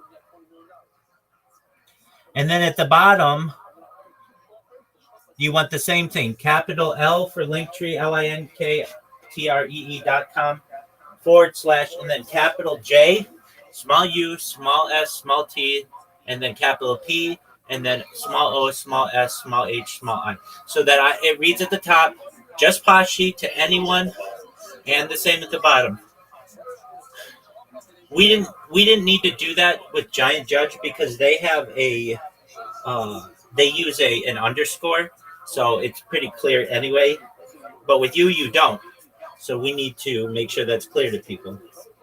And then what's your color scheme? What colors do you want your stream to be? Probably like red, white, and blue. Okay. I like the red, white, and blue. I do like the configuration of the different colors. So like it could be red, blue, white, or white, blue, red. Do whatever. It really have to be in that order. Do whatever you want to do. I would say for yours, do whatever you want to do. That works because it's the Russian flag. It also works for the United States flag. It's a cool blending of who you are, and it shows patriotism in the United States. So how would I do it? So you're going to want to tell ChatGPT, make the ring red, the text white, and I would say make the ring red, the text white, put a black border around the text. So I said make a red, the ring is red, the text is white. Ring red, text white, black border around the text.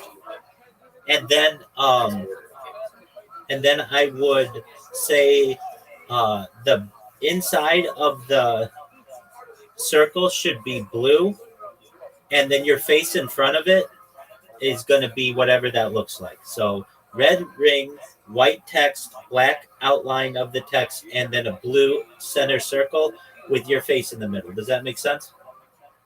Yes, sir.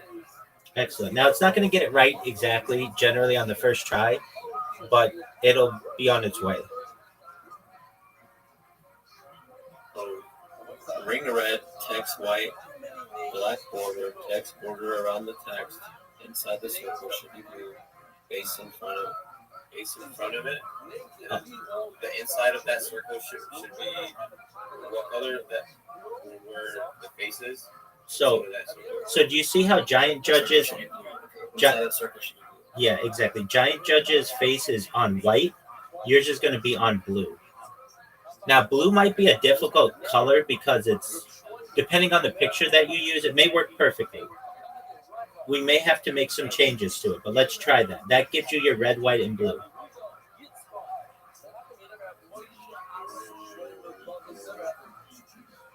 So interesting. And when you've got a version that you like, send it to me.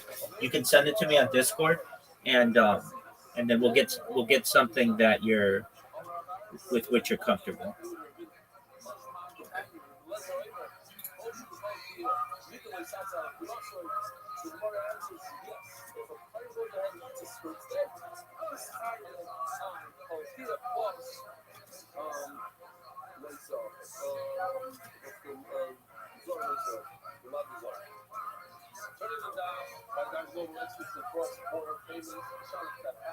Please rent the shit up today, but every shit up that happened is for the Okay. Stop letting it be money. Second issue. Milk's way high. Well, Milk's way was here. What's the kind of shit about China? Every milk that a cold is, before the form top, right? We have to bring a milk cost, you know, something that is called a milk cost. Or any milk that's very good. Now, the time level of budget, check this out. If you haven't seen this, it's bad. The time level has to do this twice a day. You hear what's his name again? What's your name? No, it's fine. What's your name? Jordan, take a look at this. A playing level has to bring 2 of these a day. 5 in the morning and 5 in the afternoon. Boom. That's how the class, the middle class is playing Mashiach. The middle class is playing level. The middle class, the suffering is there. And when you bring the suffering, in all these 3 things, so 100% of this bad, nobody gets to eat a single time. They ain't going to have nothing behind it. Zero. Nothing bad is bad with that brand. This is something that's bad, has more power than a pain. Right? You said, get to the bad ones. Stand up and shoot bread, so you bring on chores together with the 2 sheets. There, left upon him. And the 12 breads that are on the shulchan and the bad meat every single Shabbos. Now, all the behind him, 100% goes to the Kohanim. They went on his back, and 0 goes his back. It's the exact opposite of what we said before. We said, but how did the back on his back? We're not going to explain why the Mishnah have to say, and this is something that the Kohanim are shorting in his back. That's the word. So, like, what the you can't find height for bars that don't want to extend in his back. What is the famous idols? The carbon idols, 100% of his back. 0 goes to the Kohanim. What's the answer? It's not 0. There's a certain percentage of the animal that goes to the Kohanim, which is what? The highest.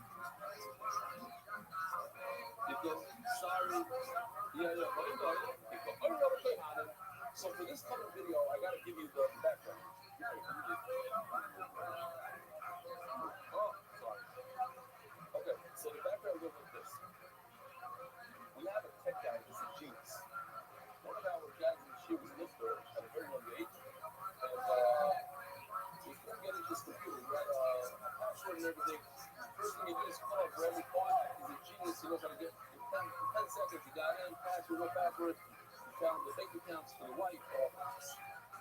So, with that, he goes to our CEO and says, listen, we're doing a big event this day, right? Which actually, there's a lot of people there. go to all these different places. I didn't know about it, but you got to know came from our CEO and focus on it. I come in to the office, which I built. I built a big fridge and the offices with my money. That's a different story, but I'm saying this because I think it's personal. It's like here's these offices I built them for my artists. I want my artists to sit in a beautiful state-of-the-art room, not clutter everything so they can focus. I walk in there and they say to me, this is learn Schwarzenegger. I see these giant, what do you call them? These Republican cases, what are they called? These traveling boxes. For every speaker gets a pack. Well, what's going on here? This is really on my phone. I said, why are you driving it? Recording, you don't know what you're doing. You're putting my listen. You never know that. That's the guys are making fun of me. Basically, the Kobe bus. And just today, we got one of those giant containers. You know that they have on ships, the shipping container. So we bought one of those, and we were storing all our audio and the extra cheer.com stuff, the spears, putting them there, etc. Good. So now that you know the background, now maybe you understand this video. It's more of a personal joke, but whatever. We wanted to say that from what I thought, even though the audio is only in depth, but the height, the kind of good. Now, this guy I've already told him looks exactly like him, and he does try to test that it's not that tall. Everything is high over here, plus the Pelican cases, or whatever you want to call those cases, at the end of the video. Enjoy.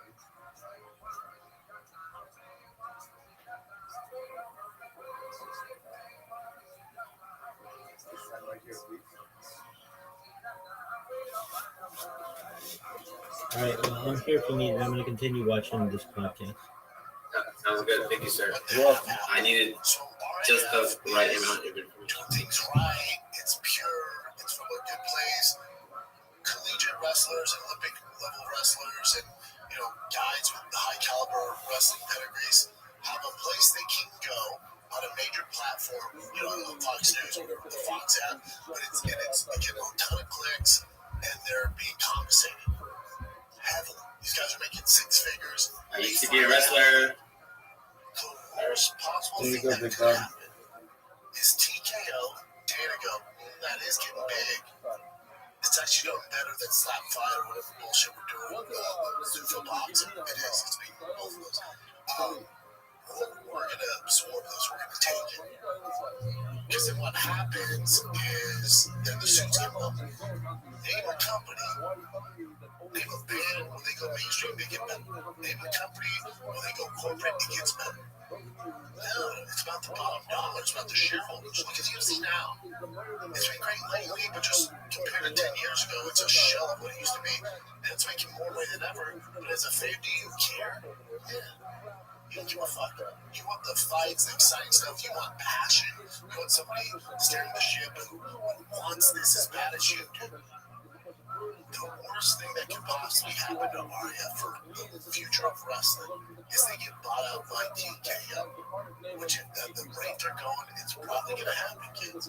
Because what happens is then the suits go, cool, thank you, we'll take it from here. How much are you giving these guys? Oh, no, that's not happening. We're going to do a flat fee across the board. We're going to do this. And then the compensation and the elite wrestlers don't have a place to go. Oh, you guys have sponsors and stuff? No, not anymore. You're going to wear this singlet. We're going to do these matchups. It'd be a disaster. Because right now, for the most part, some of the matchmakers like McMahon or Ozzy Shelby, they know fighting. They're passionate about fighting. But then you look at some of the matchups, some of the cards, it's like those are the suits doing that. It's just about a dollar.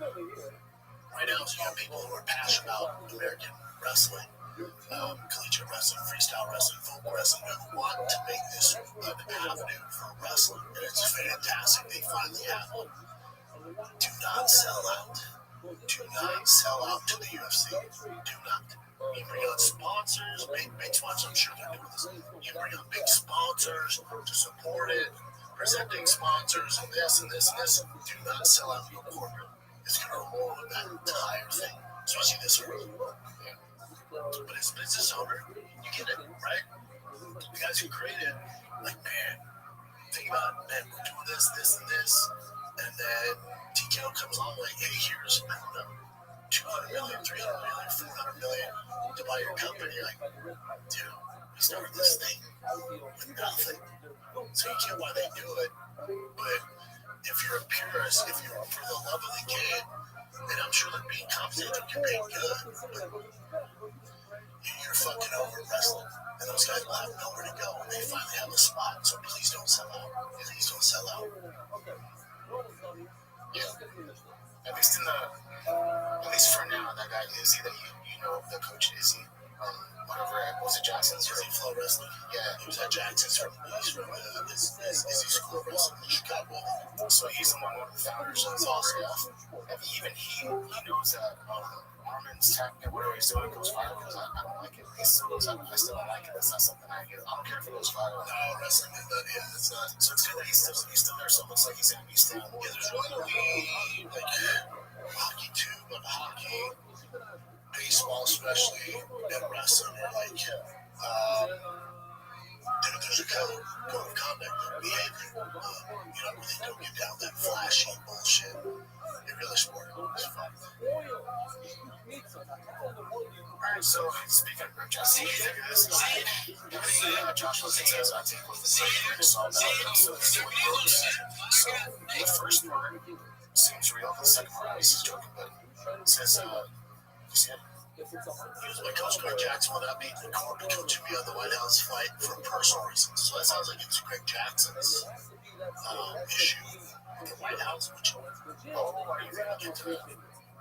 know, but I have no clue. I don't know where Greg's at on the political scene, nor do I give a fuck. But when I read this, my coach, Greg Jackson, will not be coaching me on the White House fighting for personal reasons.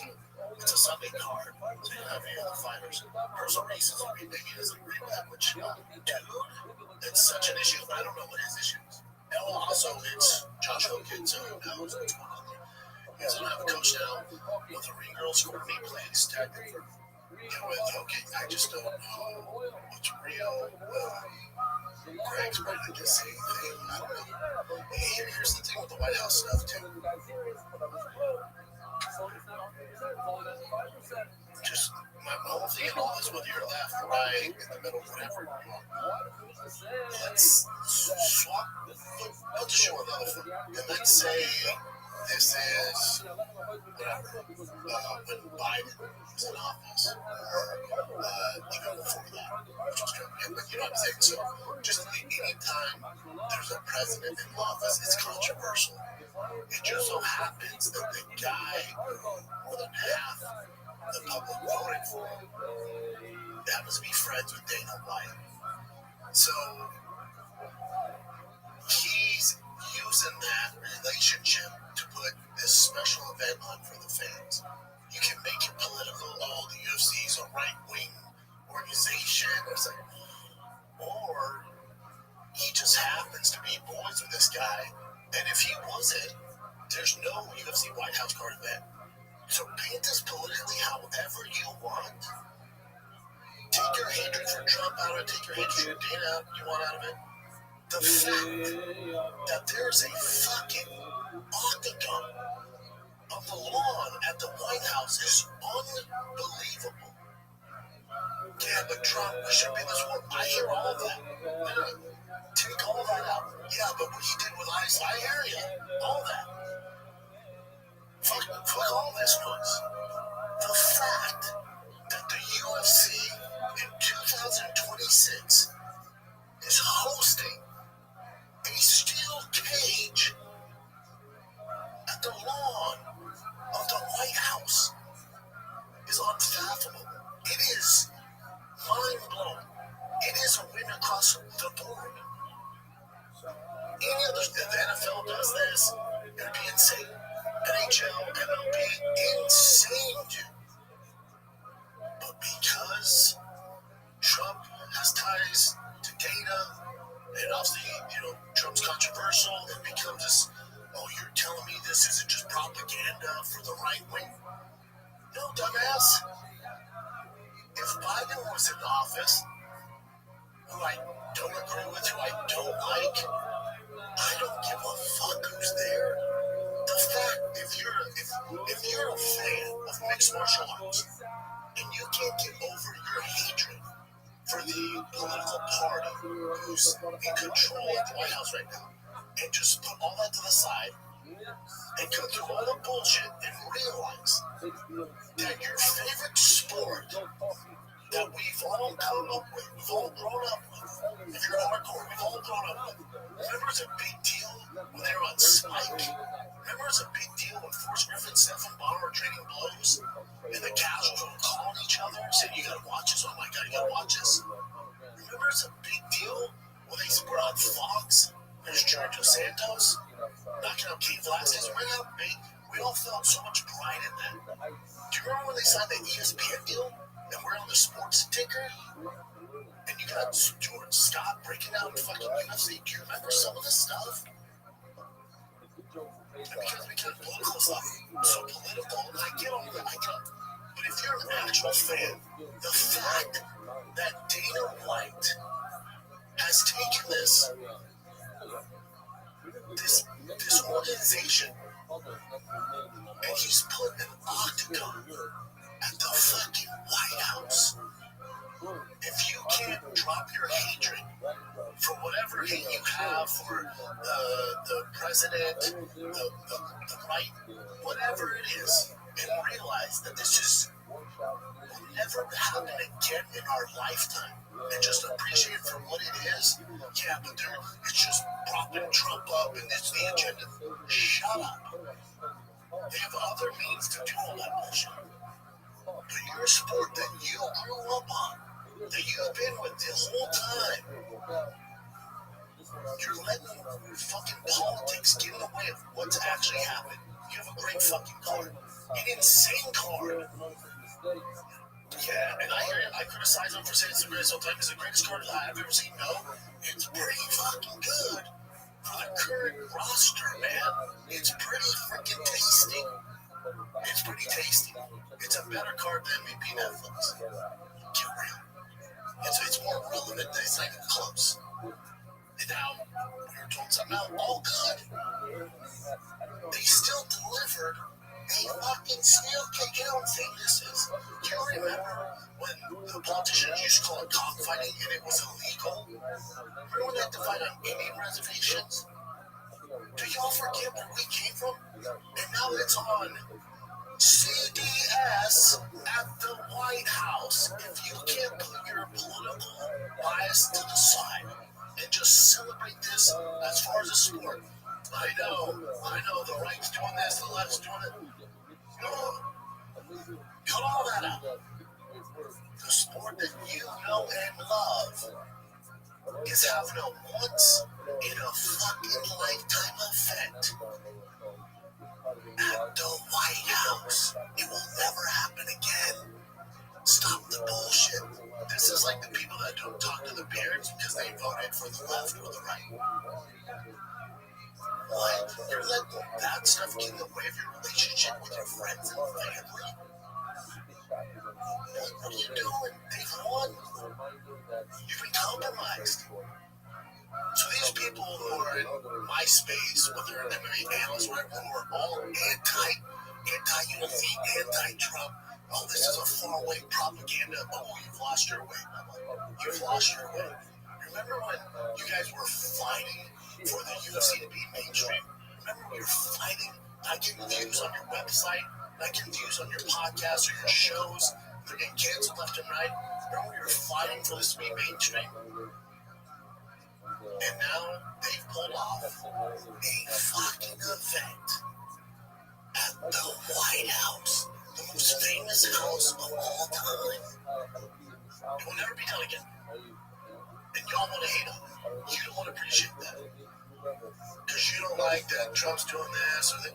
What president do you agree with 100%? Which one I'd love to hear? But you're letting all that get in the way of what they have accomplished. Do I have any issues with the UFC? Yeah. I have issues with the MLB. I have issues with the NBA, NFL. Yeah, sure. But I don't not watch it. I'm not that big of a pussy where I get offended when the UFC puts stop racism and they're taking knees and doing all this woke shit. Okay. When Disney's putting out this woke weird shit, which I don't agree with, I don't care. I don't go to Disney. It's not gonna affect my life. It's not that. What? It's crazy. It's crazy to me. People are letting their political polarization take away from what is going on. Can you criticize the cabinet when Trump's there? Absolutely.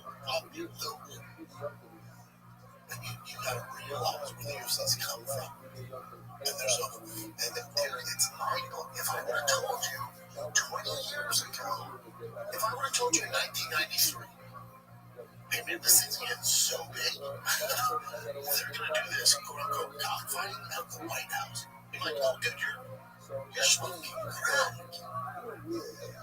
And y'all want to hate on it. Y'all want to criticize it because you don't agree that Trump's buddies, he's doing NATO favors. Shut up. Shut the fuck up. Your sport that you love, that you make money off of, criticizing or celebrating every fucking week, is putting up on at the goddamn White House. Shut the fuck up. The buck stops there.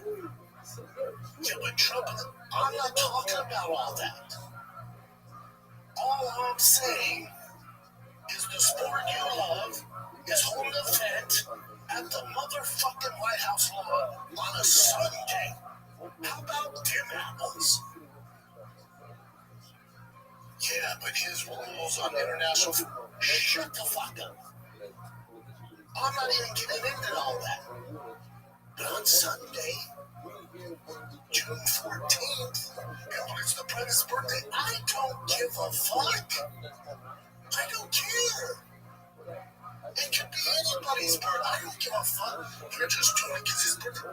Cool. If that gets it done, fucking do it. Your sport that you've been fighting for how long, fellas? How long? How long? Mainstream, bitch. We're at the White House. Fuck your couch. We're at the White House. And if you can't put your political bias to the side, I can easily.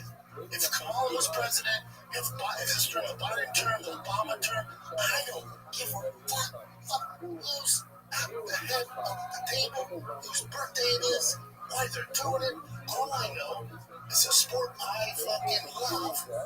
As an event at the White House on a Sunday, we're going Sicily. Yeah, but they're just propping themselves up for 2028. Shut the fuck up. Shut up, man. Shut up. Is that a chip? That's it. Let's get us some bad questions. Yeah, I just want to think sports the fire, Chin, and I'm on a rant, buddy. That's what I do, dude. You know, fight night this weekend. We'll get into it on Thursday's show. Aljo has a tough one against the Rockin' Devil. My God, it's a tough fight for Aljo. These older heads, they're trying to kill off, dude. I'm a huge Aljo fan. Roshesha, my God, that was my dude. Yeah, Adolfo and Roshesha on the same card. Heavy jiu-jitsu royalty on there. We'll get into this card on Thursday. But let's get to some fan questions. Alright, let's get to these fan questions. Chin. And for you guys, on Mondays, you can DM me the questions. I see them on there. I post Mondays and usually Wednesdays or Thursdays for the fan questions. The best way to get your fan questions answered is in the YouTube comment section. So submit them there. Jen and Nick see them. And when you put a fan question, it makes it super easy on us. So love you guys. Let's get to it for Monday's episode. This is Devin33. Who's the most slept on performance trainer, MMA trainer that you'd like to see get more credit? Who's who like Jackson's, people like Chocolate out there in Vegas. I'd like to hear thoughts on some of the low-key guys. Dwayne Ludwig, yeah, Ricky Mondale, yeah. Easton BJJ in Denver, yep. Everyone knows that. We're going to go old school, talk about Pat Belichick. Everyone knows him, though, too, Big Dog. Who's the most slept on? Thanks for all you do. Dad King, yes, sir. Man, I'd say the one who didn't become like the household name was Mark Henry, it was Frank Eggers, a lot of guys trying. And not to be confused with the WWE, giant black guy. Mark Henry's based out of New Jersey. He had a pizza joint. He helped me game plan for the Pro Cop fight. He was Chris Weidman, Frankie Edgar, a lot of boys, a lot of guys. He's amazing. Sabit's guy. Oh, he was in Chris Weidman too. Sabit, Barboza, all the badasses. Mark Henry, all the answers. Mark Henry for $5,000.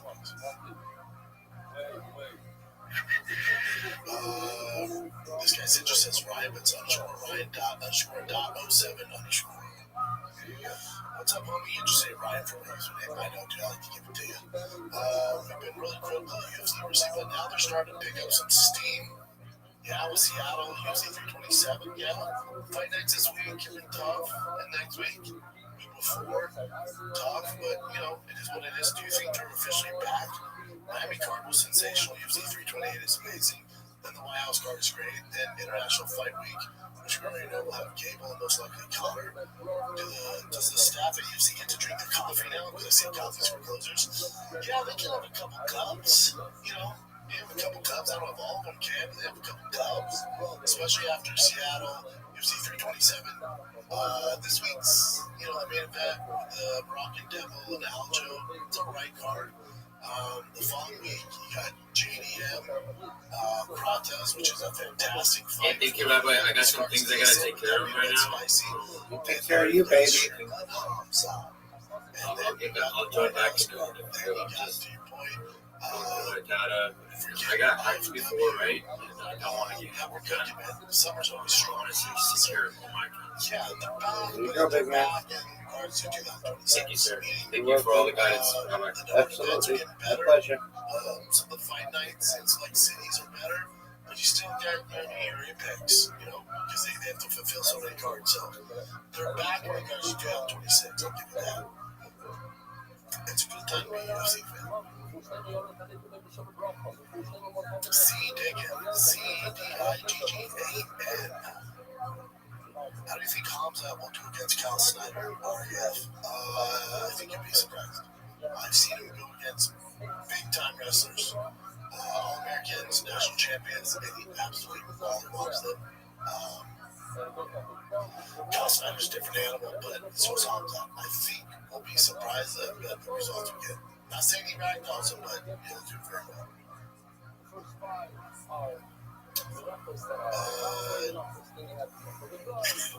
Jagrl Dad HK808. That's DAGRL Dad HK808. Michael Lumpkins is for it. Have you seen the King of the Streets on Instagram? Is it real or am I getting duped like Cal into AI? Also, short to Joe Rogan's everything he wanted in fighting. After watching it, it's cool. It's not as appealing as cage fighting. Your thoughts? You ever seen it? Yeah, King of the Streets. No rules. No limit, no rules. Are they in a prison?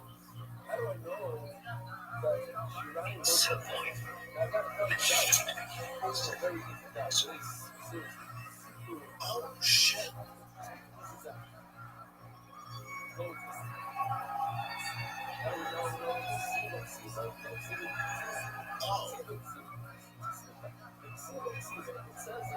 Is it like gay versus gay?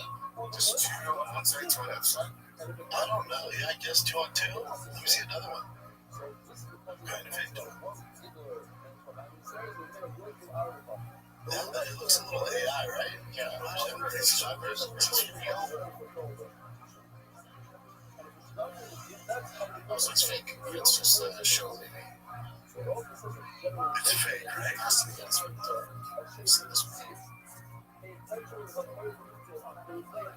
2 versus 2. That was true. I think the problem is they're messing with AI too much, but it's also real, so you think it's all fake. And they have to be careful of the AI.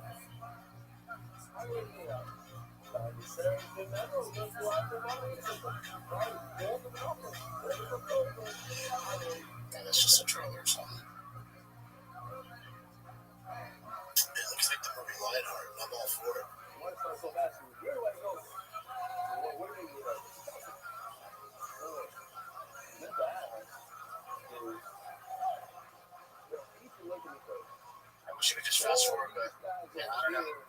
most of them are all for me. That was my problem. This list over here. Oh, it's straight up Fight Club shit. That's not all these guys are. No, that's what I'm on. What else? Oh, that guy who was doing all that just watched.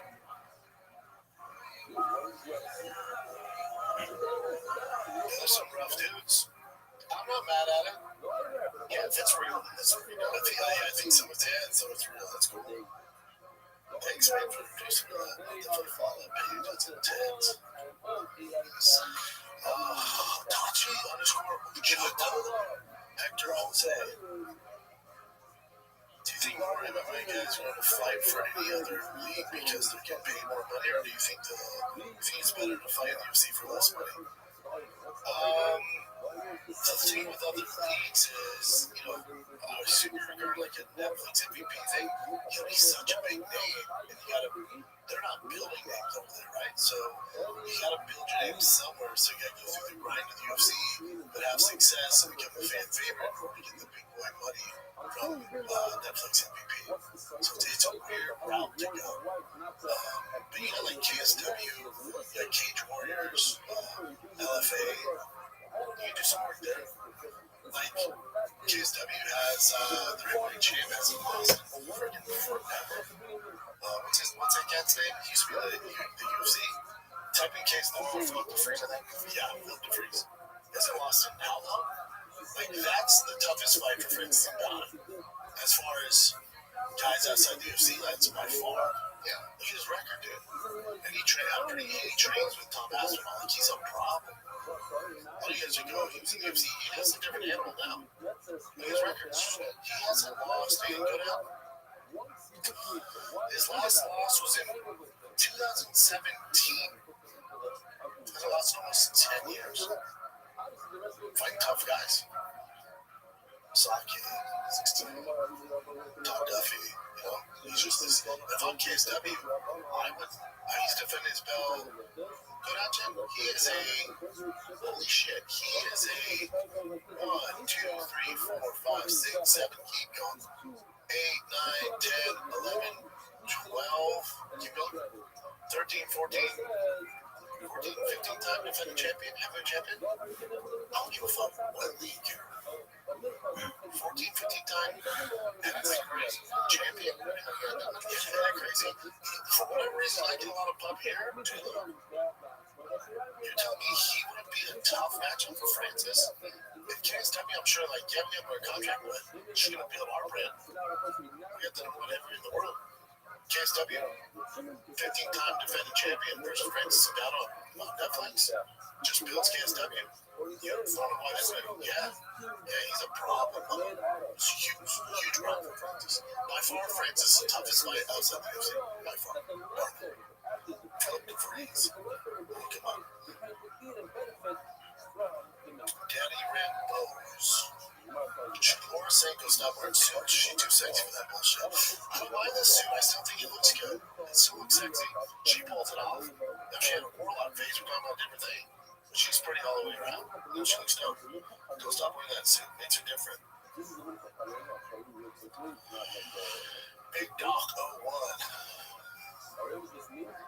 Fan question from Monday's podcast. With MMA being a melting pot of all versatile fighting, making a true test of skill, if you were to get the current world champion from individual disciplines, boxing, wrestling, BJJ, have them fighting their style against each other like UFC 1, which discipline would ultimately be crowned the champion? Fighters all the same weight class. Just had my third child on Friday. Keep it dad chats being real. That's still a podcast and 2 part takes, but appreciate it. Shout out to your kiddos. If this is like back in 1993, it's old disciplines.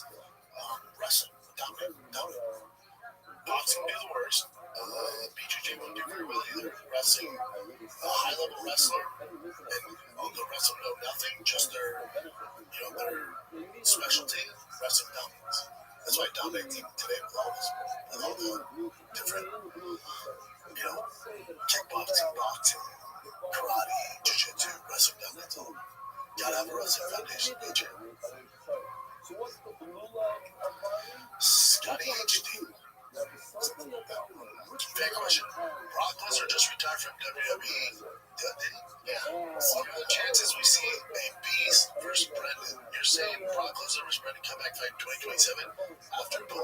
stop melting the urine testing cups, of course. Dude, I'm talking about some crazy stuff. I know I'm like big right now.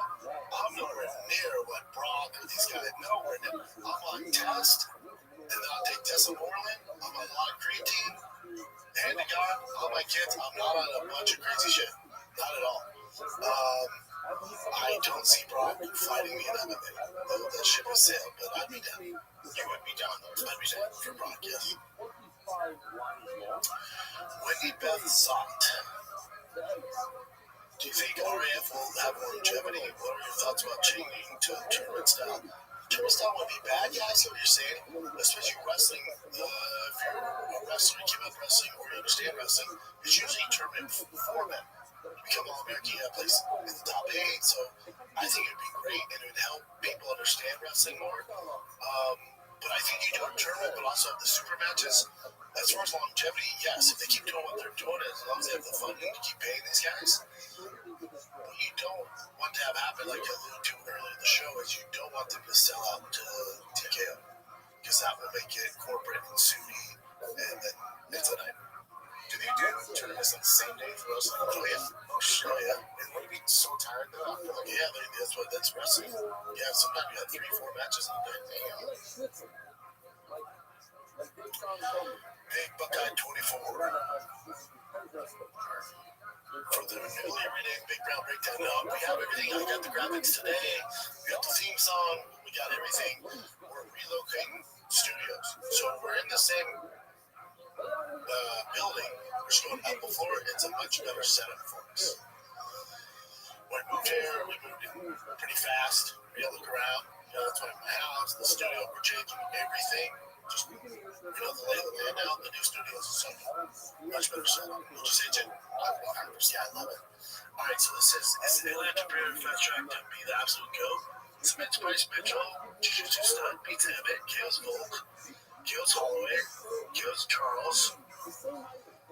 Other than him taking a couple hard shots, he literally has no weaknesses. Yeah, not that we've seen yet. Is it too early to say right now in this moment, in this prime?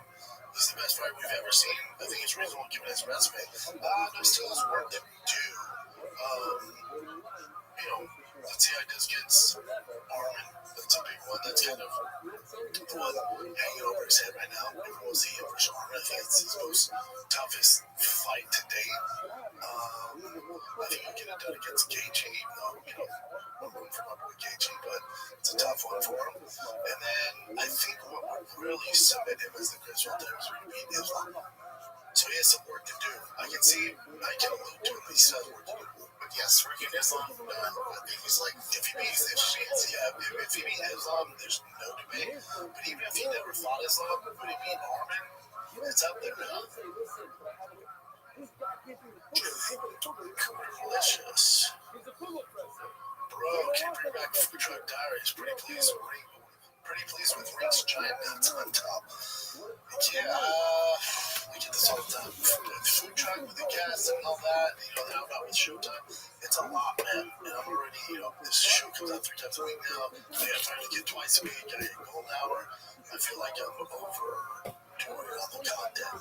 Less is more in a certain aspect. So if I got more time, I would do it. If something gave, if for whatever reason I stopped doing golden hour for a kid, then maybe I'd consider some of that stuff. But between that, I got my TV show right now. I got other stuff. So never say never, but it'd be tough right now. There's a lot of food trucks in Austin. I'll give you that. Maybe some more roasts every now and then. Yeah. Cruise_OC. Do you think people, including yourself, put too much stock in Tom Aspinall? You have to bring up strength of schedule, but it just doesn't seem as tough or comparable with John Jones in a different time period, but he can't control it. Especially when it comes to facing fighters in the prime. Yeah. Also, do you think Aspinall will be able to beat the prime DCs, Steve Hayes, Cain Velasquez? I don't know. I just feel like Aspinall hasn't fully proved himself yet, especially with how good the heavyweight division seems right now. Yeah, he's the king of the bullshit heavyweight division. Again, if he was born in a certain time period, it's not his fault. But on paper, and then also when you see him compete inside that octagon, his movement and his technique and his athletic abilities, that's why we're so high on top. But unfortunately, he hasn't had a chance to prove that. So we'll see. We'll see how he does against their guys in the Sergon rematch. But even if he beats Sergon, Potan, compared to like real heavyweights back in the day, that's not going to do it. If you're going to take out like Francis, maybe that would help. His issue is he's just fighting at a terrible time to be heavyweight. There's not the DCs, there's not the John Jones, there's not the Barnetts and the Orlovskis and the Frank Bears and the Verdums and the Canes and the Steve Bay and JDF and the list goes, Travis Brown, the list goes on and on. That's not his fault. So, but on paper, in person, seeing his athletic ability when he fights, he poses a lot of problems. But unfortunately, can't prove forever. Dame_624. Do you think Dana adding the Lewis Hogan fight late notice validates what you have been saying about Dana not really being interested in the UFC anymore? I've seen Dana on multiple platforms and he has had multiple meetings with Trump and his team about the card specifically. Also seems like Trump hasn't seen the card until recently. I agree. Trump hasn't got one. I think Trump would have asked about Derek not being on the card almost immediately. Agree. Maybe I'm reading too much. The whole situation seems weird. Dana knows Trump's favorite fighters, Derek Lewis, should have been the first call about the White House. From the way Dana told the story, sounds like Derek was never called to that night. Again, could be wrong. No, I agree. Dana's just not that involved. Yeah, but he's alluded to it. I'm not outing him or even criticizing him. I don't blame him. He made all the money, got the UFC and fight at the White House. But tonight, Dana or Trump's at UFC 327. He said, hold on, where's Derek Lewis? Let you know. Really haven't got him that card. Nor does Trump building fighters on that card. Yeah, all good. They made it happen. At Chase Fuller, the Chase Fuller. Patty saying International Fight Week, Congress alluded to International Fight Week could be. Again, I'm all for it, and I talked about it on the show, I broke it down, but I'm all for it. It makes all the sense. I would have said Patty can fight Connor, and I think you'd come to this extent, but I just don't know what you do because Connor's not going to fight at 55. If he's at 55, no brainer. This is the fight they're going to make. But if Patty beats him, he goes to 170, and he's coming down. What's it really do for Patty's career besides give him a whole high level of fame, being the unicorn Conor McGregor? But at 55 and the rankings, what's it do? But again, we're the UFC 2026, so it doesn't really matter. I do think you get Patty versus Conor. I think they're waiting to announce it once more White House news comes out, and then once steal the spotlight from that, because that's bigger than any fight on the White House. Okay.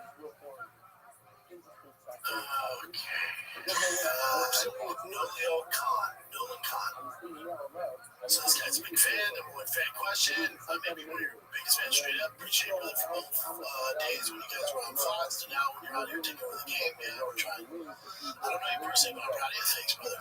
Also big fan of the recent crew, the OGs, obviously with Jen, Callan, OG Nick. But the new Nick is great too. I love hearing his beanies and wrestling. He says, okay, enough glazing. If you, Bishop, were an MLB athlete, what position do you think you play? You're right, pitcher or first base. Yeah. But I'm curious if you'd ever consider that as your boys played ball. I grew up playing ball, but boxing was in my blood, so I ended up being my main pursuit. I was always wondering what fighters would be the best at certain positions. For example, I think Izzy would be a good pitcher, same as Moton. I think guys like DC would be a good catcher, that's because he's thick. Can you make any comparisons to fighting playing specific positions in baseball? Yeah, I think fighting in baseball are very specific talents, and it takes a lot of work. So, just because someone's a good athlete isn't going to make him a good fighter or isn't going to make him a good baseball player. You're not going to go very far just based off having a fast 40 or a crazy vertical. Like, it takes specific techniques and it takes a lot of time and discipline to execute them. So, like, for Max Muncy, for instance, what other professional sport can Max Muncy play with his height, his weight, right? He's a little chubby. Football, not a chance. Basketball, not happening.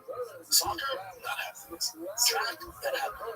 But he has a specific skill set, his hand-eye coordination, and his glove work, and the 10,000 hours he's put in to hone his craft makes him a very special baseball player. He's one of my favorites. He ain't played anywhere else. He's just not. Then you get some guys like Aaron Judge, Bryce Harper, the Otanis of the world, all these freak athletes, Taylor Cruz, right? Those are athletes that put the work in and become really good at baseball, and then they got where they did. So I think baseball and MMA, they're not the best athletes. It takes a lot of discipline to get really, really good. So it's one of the few sports in the world that you can't just show up in. Because you're a good athlete, you're going to have success. You have to work very, very hard to get good. Fighting, you got to work very, very hard to get good. Baseball, you got to work very, very hard to get good. You're not going to get by just your athleticism. That's the similarities between these. Riley.Curtin. Hey, Brendan, this podcast has been a great listen for me over the year. Being a big UFC fan from Australia, I'm joining the Army start next week. I won't be able to listen for 3 months. Damn, dude, listen to the podcast. Any tips or nerves? I would be greatly appreciated. Tips for nerves, whenever you got nerves, breathe. And then what's making you nervous? Play the unknown, right? We can't control it. So try not to assume what's going to happen or assume what you're going to do. Just take it day by day and breathe, my man. Anxiety comes from the unknown, but you can't control it. So there's no reason for it, dude. You can't do anything about it. You don't know what's going to happen. Just take it day by day. Don't overthink.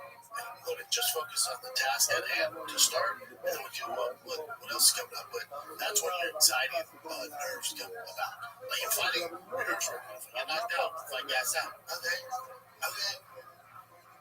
You know? And there's a saying, we fear more in imagination than exact reality. That's where anxiety comes from. It's the unknown. That's it. All right, kids, thanks for the questions. Ken, if you want your questions read on the next 2 episodes, just submit your questions in the comments below. Put fan question, Nick and Jen will see them. I will answer them. That's it. I love you guys. I have to go shoot a commercial in LA, so the episode might come out late on Friday, but I'll make sure you guys have one on Friday and one on Sunday, all right? Love you guys.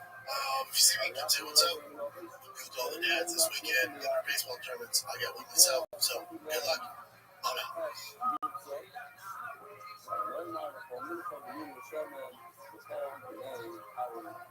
This is our country right here. I'm going to go to the show from that. Okay. We have our culture.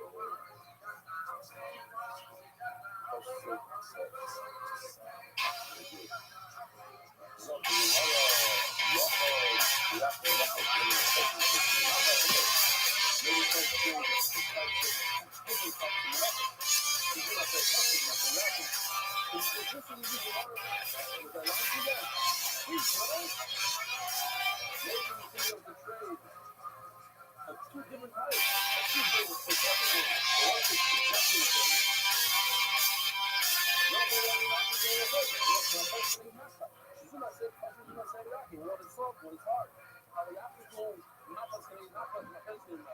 Maybe I'll trade the same exact item for the same item. They go, what does it mean? Let's say I'm a fan, I'm going to be in the English on Wednesdays. You're here on Tuesdays. So I tell you what, I'll give you tomorrow, I'll give you take my shirt, I'll take your shirt. In other words, we fine. I don't know how to look now. It's not enough now. Every point gets a very small piece. So you build it up. You build it up. The trade is a different time. No, here is the same item. I don't know if I hear them coming out here.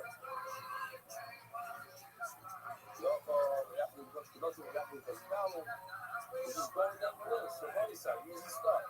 So you know the list of question. So let's say, by the way, this is important to know. What's a linfer on both sides? Is a linfer punching or punching sides? It's a touchy punching. Does everybody agree with them?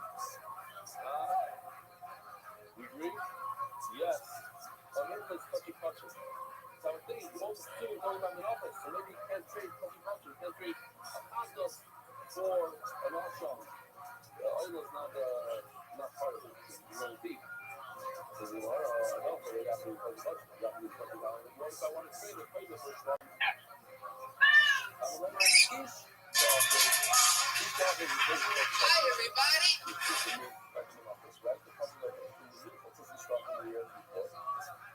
Well, you're like, yeah, fuck them. This is.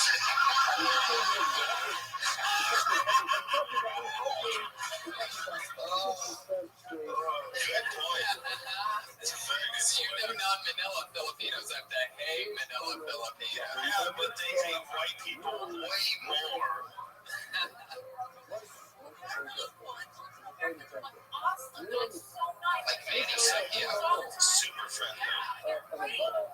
best pool players in the world. Did you know that? I'm telling you, man. Everett is the greatest pool player arguably of all time. Manny Pacquiao's one of the most likable guys. Every time I see him on TV, he's singing karaoke for some reason. Every Filipino I've ever met is like second to the most friendly, family-oriented Asian. See how many good things? That second type is that's amazing. Who's the first type? There's a lot of different kinds of Asian people, so that's amazing. Vietnamese. Yeah, but it's That's why they put Oh, yeah. Had to ruin a moment. Dare you? You guys found the good in Filipino. I can't find anything good about Cambodians. Look at the Cambodians. I'm sorry, honestly, that you ran into a bunch of people that poorly represented Filipino people, but I can't think of, like, if I had to pick like one race that's like almost first to front. Yeah. Oh, yeah. So what race are you, by the way? Really, like, friendly, nice. But I'll tell you this real quick. Is it? What were you saying?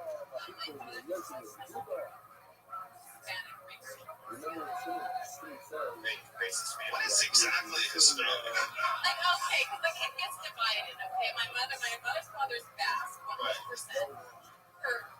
That makes it cool. Okay. I forgot. I don't like them either. I don't like that.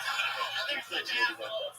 No, So, like, a bunch of different countries. well, there's only a few Spanish and Mexican on the mom's side, and Basque, which is like they all Spanish want to fight.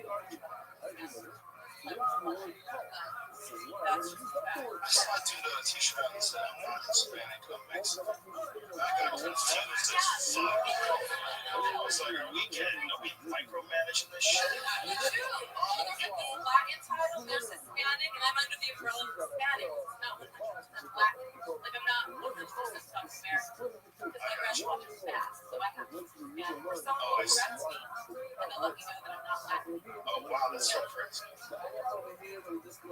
What else are you? Oh, my dad's black. How many times have you That next question was for you. that part's fucking with you, trust me. Yeah, that part too is very impressive. It's Italians, they're crazy people. Yeah, they come from a mad monkey people who live on a rock somewhere. That's what they are. I tried more than Italian girl. That's my people. I got rid of those when I was young. I cut that off at an early age. It was like, one of these things is not like the other. I remember that show. They're engineering for you. Yeah, they just swing at you and shit. They will fucking swing at you. Oh, yeah, exactly. Not all of them are generalizing. Just the ones who are willing to fuck me at the top of it. We're all there swinging at me too. And that's a good, that's like bitches. They are. That's an Italian thing. Savages. Look at them, man. It's a product of Italian people. Look, don't get me wrong, they make awesome food. Of course, Yeah. Really, really There's smart. a lot of great shit about Great artists. a lot of Italians, great people. Just I can't handle it. Have you ever punched a guy? Really? Okay. I was asleep and I was having a bad dream and I swung and I didn't realize that I was swinging in real life and I punched in the stomach. It was really seconds with the nicest friend. David, I felt so wrong. Just in the stomach? Was it? Just punch. If a girl hits you as hard as she can in the stomach, how hard would that be from like a laying position? Are you white about it? I have no idea. What kind of ferocious ground and pound do you have, sister? They're gonna sign you up. It's Joshua. So you ground and pounded him with like some sort of a rich hand type? I think I actually kind of like came around and down. I doubt you did. I have no idea how it feels. I won't tell you, but based on what I know about the human body, that would really happen. All I know is that I felt my fist hit his stomach and I woke up and his eyes were like popping out of his head and I was like, oh shit. Did you get turned on by the moment? Like, shit just went crazy? Just a little steroid out of nowhere, bitch! Tony, oh my god, I can't believe I thought I was dreaming of hitting you. It's crazy. It was in that dream-like state in the morning. When you wake up, because you have some pain. Just wailed right in the liver. If he had broken up with me, I would have understood. I looked at his face. You understood? Oh my god. relationship's done. What did he say? Well, he didn't say that much. This guy sounds like a real pusher. Like, he didn't say anything. Sounds like a real tool. The first thing he said was he's super nice. Well, he was, okay? I It's mean, like, what kind of douchebag is this guy? Is he Mr. Polite? Just goes around thanking people for nothing. thank you. Oh, hello, good day. How are you? Please don't punch me. But stop it. I'm trying to get some sleep. Oh, shit. I just buried her ex-boyfriend. He's got a point there. I mean, he wasn't a fighter. He was a golfer.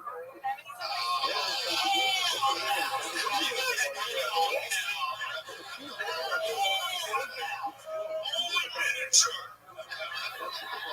Manager, nothing. Take it serious. Fuck you. Out there chasing your score, you fucking asshole. I'm on the bar. Super nice. That translates to small freckle cock. Anybody else hungry? How many times you done stand up? Sorry. How long have you been doing it? Did you do a lot? Oh, wow. Is that hard to do? If it's not a commercial, it shows that Did you start it out?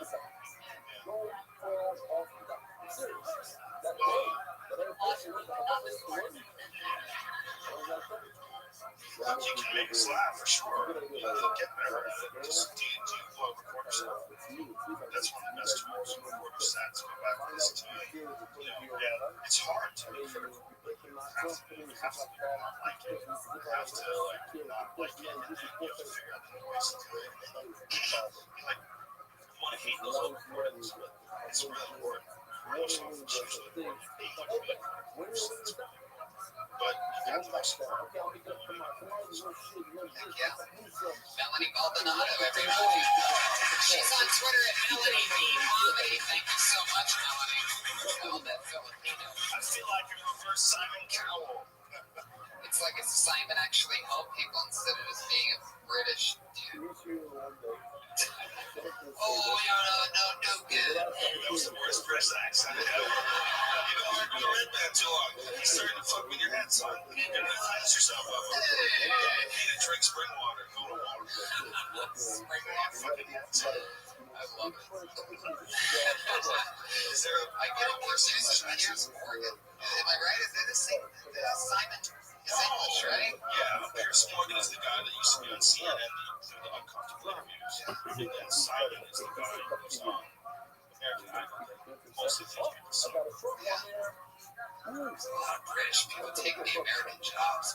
Isn't it funny though that it's fascinating? I mean, like I was listening American Idol with a British accent though. CNN is America's News, America's News, and American Idol. Oh, welcome to America. It's like it doesn't make any sense. It's not the same show.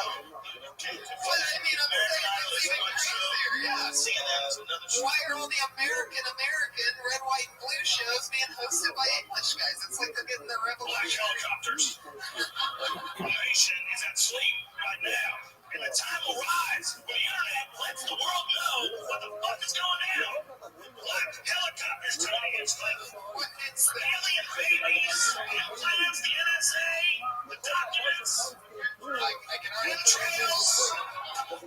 Bigfoot was a CIA implant. They put him in the desert to lure out susceptible hikers. I didn't know about any of this. I didn't know black helicopters were a thing until right now. It's very important to know. You gotta protect yourself from the chemtrails. Special hoodies. You gotta get hoodies that it's gotta be all cotton. Chemtrail absorbing. All cotton to absorb the chemtrails. that nylon stuff, it just slides right off you and into your pants. Let's get another comedian up here, everybody. He goes by the name of Brad Sachs.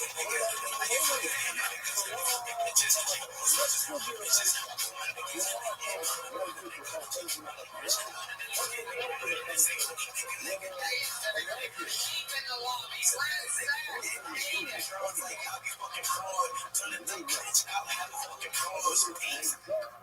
Hi guys, sorry about that.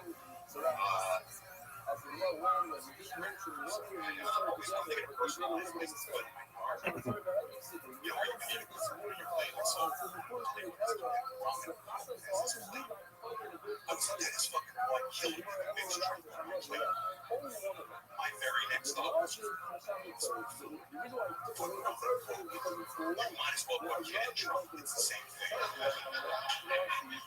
You ever had anybody call you by the wrong name? And they do it so many times and no apology. That's happening to me right now. There's this guy that always calls me Russell. And my name's Brad. And he's always excited. He's like, hey, Russell, come here, Russell. Good to see you, Russell. Over here, Russell. Sit down, Russell. Yo, just call me Russell. It's cool.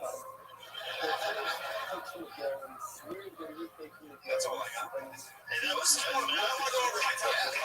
57 seconds of Man Thunder for Brad Sachs. That's fun, too. Yeah. How long have we done that?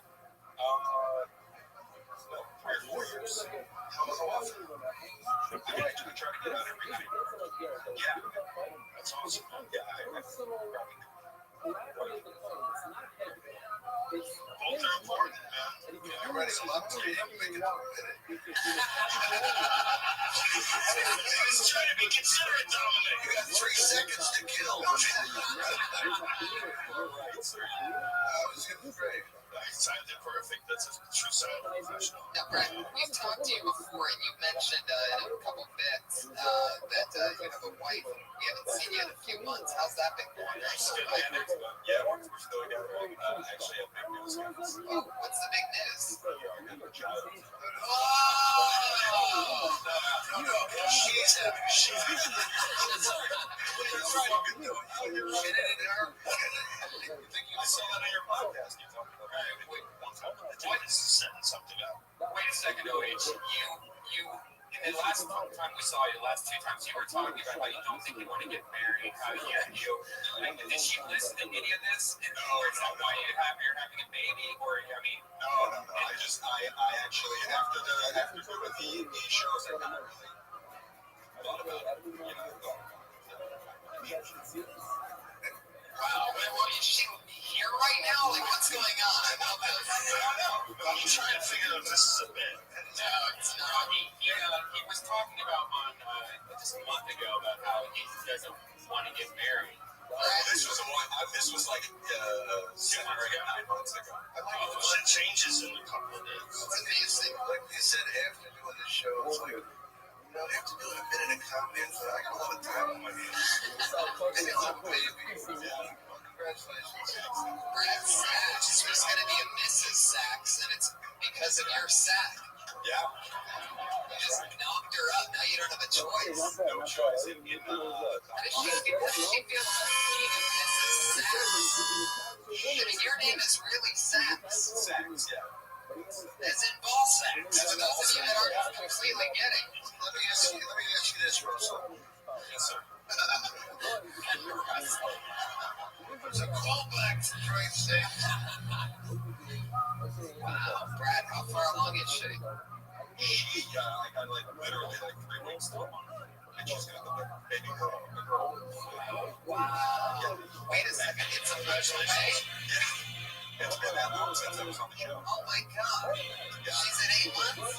Yes, sir. I need to try all the things at the beginning, like popcorn, a lot of stuff like that. What's that? Let me ask you this. Do you think the baby is going to take on your look at all that Ghostbusters 2 bad guy? That look that you have going on? It's possible. Vigo, come alive, Vigo! You have the face of a comedian, sir. Don't let him fuck with you. Of course, definitely. No, definitely has the face of a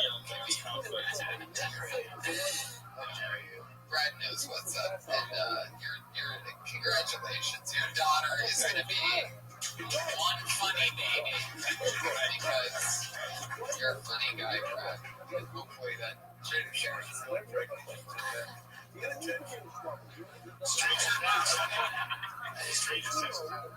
been 8 months. That's crazy. I'm trying to tell you how long all this is. They fucking having a fucking baby. That's all. Brad, congratulations. What are you gonna do?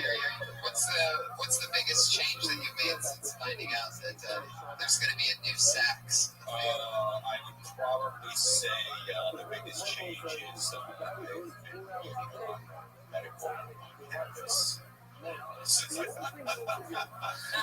just kidding. I started to save more money, of course. Wait, were you really kidding, or was that the truth coming out? I do both. Well, then next time, don't do the laugh and say I was kidding. Follow through with it. I got grown here, like. Oh, whatever. You give up on it. You're just, the changes that happen from things are things that you can talk about that will be therapeutic for you, especially now that you're about to go through all that crazy shit. Yeah. Right? True. Yeah. So have fun with it. I can't believe I didn't know that you're having a baby, bro. Yeah. Who's the godfather of the baby? No, I'm kidding. I don't want to be a godfather. I didn't even know what that has to do with. I just heard the music and I thought it'd be a funny place to go. Well, Brad, I'm going to get another comedian up here. Thank you so much. Brad Sachs. It's on Twitter at Brad Sachs. That's SACHS for you listeners out there following along. Oh, how fun. Should we get one more for the regulars? All right. Normally we would move on to our two lovely regulars, but instead we're going to put one more name since so many people came out and traveled so far. Yeah, it's a great travel, by the way. Heck yeah, you are. Brandon's going to be your next comedian. It's Dennis Wilson.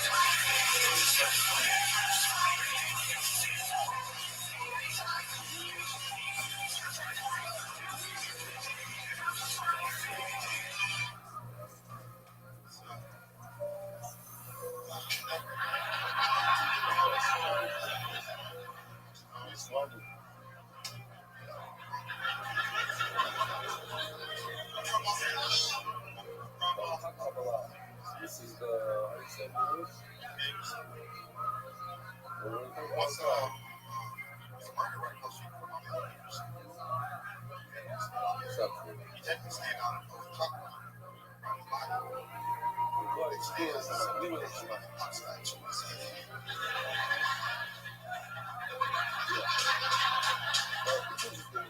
I was got arrested for identity theft. It was a horrible.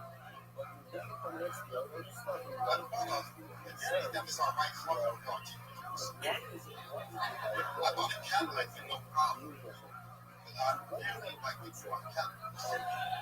The next day, they called the police. He's like, guess it's black people bought daddy.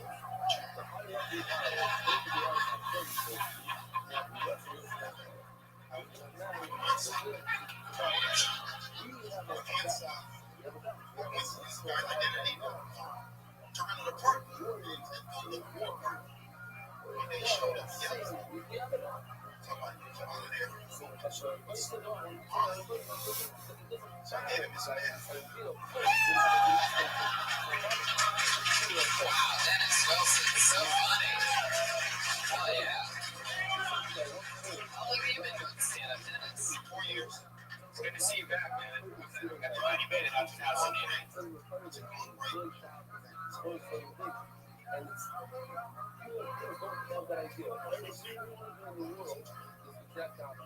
long did you do before that? 4 years. And you're back 4 years.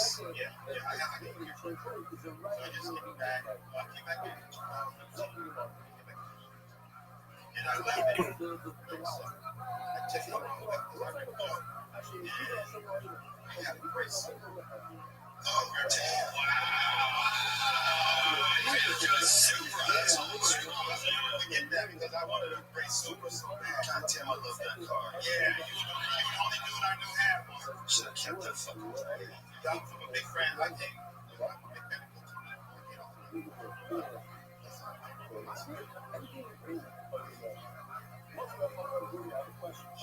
I love Federer. Yeah. Great cross. Great cross. Exactly. That's the beautiful thing about it. Thank you very much. Yeah. Thank you, sir. It's funny, man. First of all, I love you. I wish you the best. Thank you for taking care of your daughter. It's not your wife. There's nothing funny I can say. Just good luck. Oh, God, you got big fucking hands. And you can play the basketball, right? Oh, shit. Oh, shit.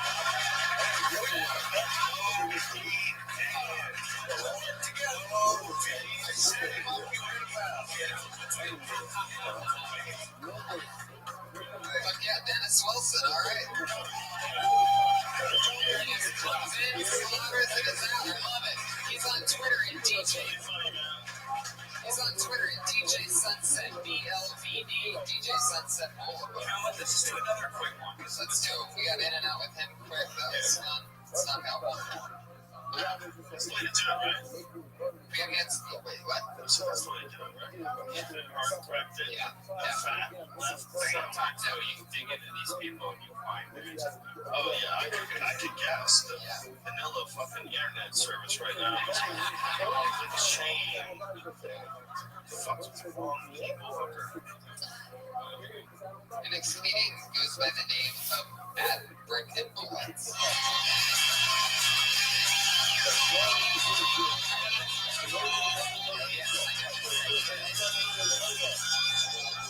Brick and Bullets. Is that what you signed up as?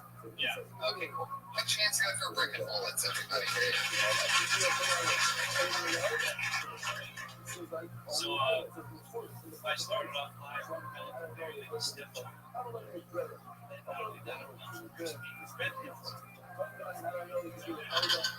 Universe being funny presents me with my own redheads. Now that I've been on both sides, I understand. I have a stepchild, loving your stepchild. It's like loving turkey backwards. You only love it because somebody else tells you. You go to the doctor, it doesn't like you got like this. You put it around your head. Like, you better just act like you do.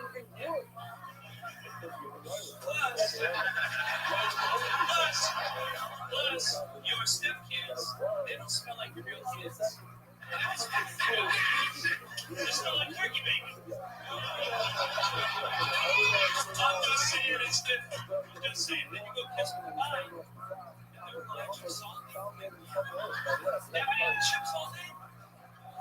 Then we got bricks and bullets.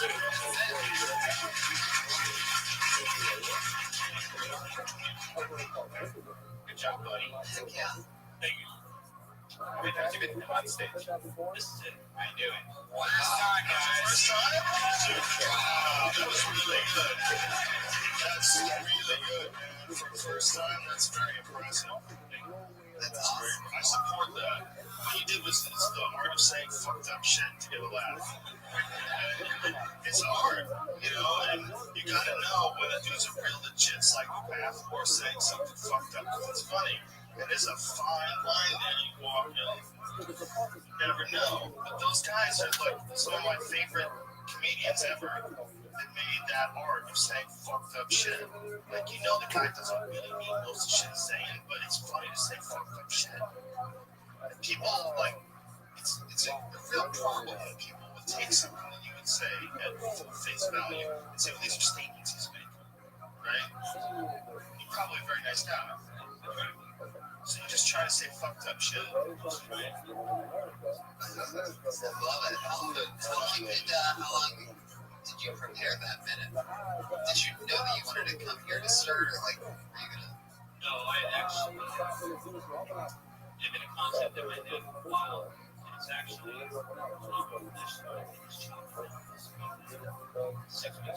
so dark. It's funny. They're like, oh shit, they don't smell like your kids. It's so funny. It's funny, man. It's funny.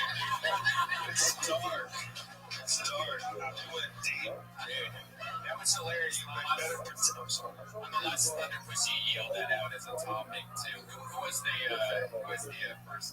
Yeah, Jim. That was hilarious. Congratulations, man, for your first time. We got that was very, very good. Good job. Is it brick and bullets? Is that right? Bricks and bullets. Especially for such a dark subject. Dom, what do you got for bricks and bullets? Nuts. What, you don't speak Italian?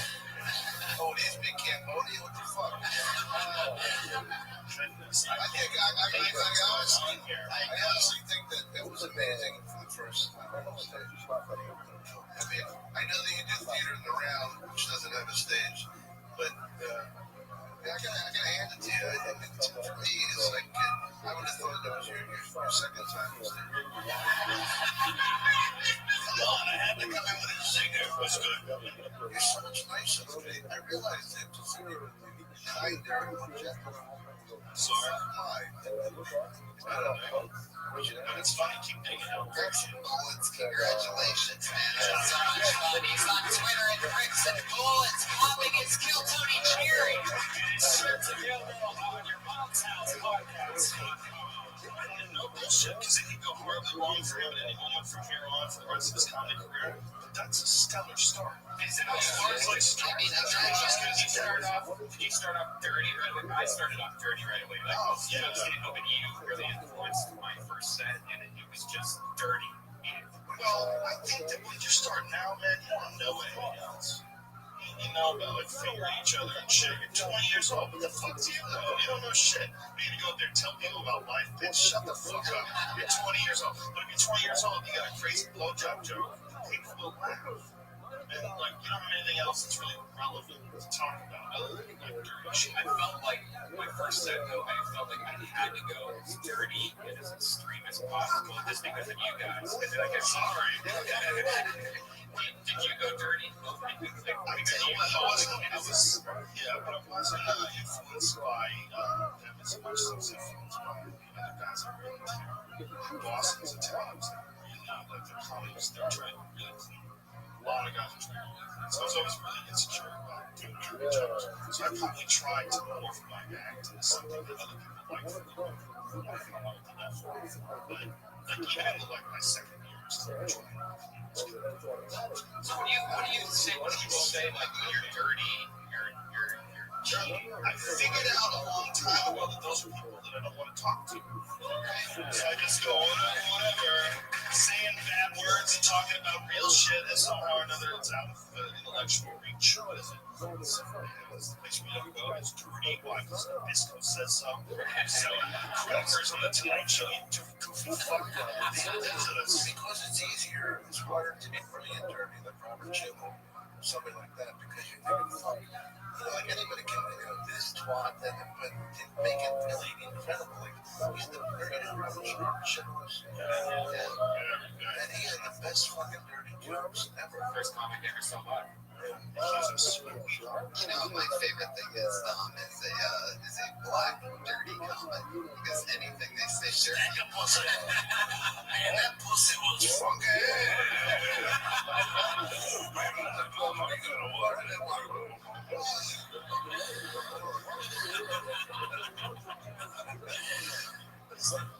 At the end of every episode of the show,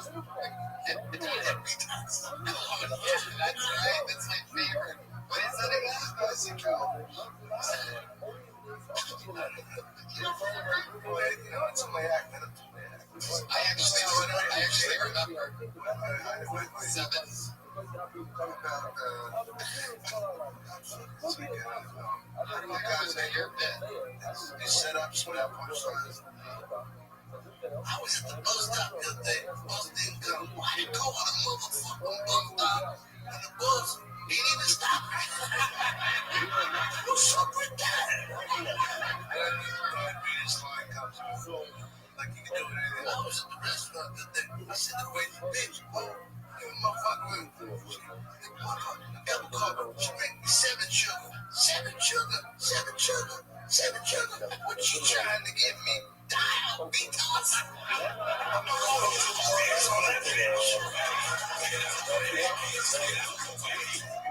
Joey Diaz and I'll be here next weekend.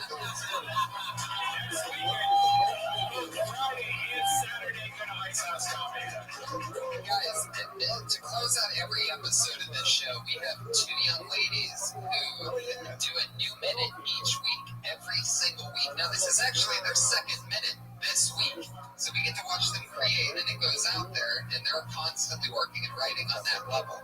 At a minute a week, or at least trying to, they're pushing it that They far. almost have an hour worth of material because they've got a minute every single week. Right. Don't talk to them.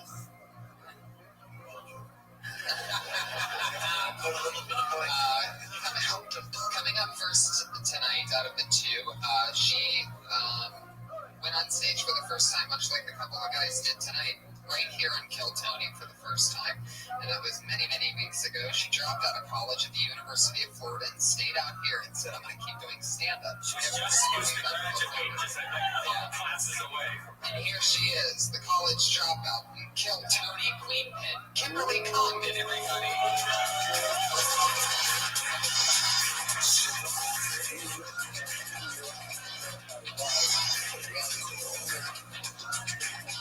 Kim Condon, everybody, come on! Hey guys, I'm from Compton. I read the other day that a guy went to prison for 4 years for leaving his child in the car, in a really hot car. Way to judge the car on its looks. Right?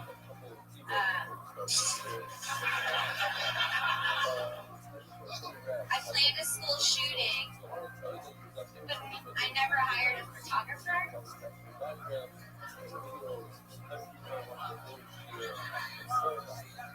I was really pushing to get plastic surgery, but plastic said it fell off.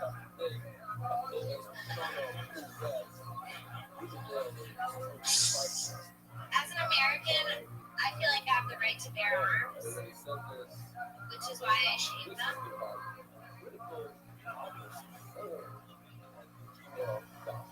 This guy told me he liked my brain, and I was like, I didn't do it either. Oh, can I do my last one? Yeah, go ahead. I like to follow the speed limit. Because who likes to do too much speed? Bear, go, get back in there, Angry West Hollywood Bear. Kimberly Condon, everybody. Completely changing style. I don't know how many of you listen to Kiltony, but I've been listening to her for maybe 50 some weeks, and she's never been a one-liner comedian. What's up with this little test? I was just trying it. I was just writing some jokes. I tried one-liners. It's interesting. I know. Two real natural comedians on the show, and with one-liners. That's okay, right? It's just, I just find it interesting. It's very interesting. You do it a whole minute a week. How challenging is that? It's really hard. It's really hard because when I go to open mics, I also want to work on my material. The show. In no sense, so that I have, this extra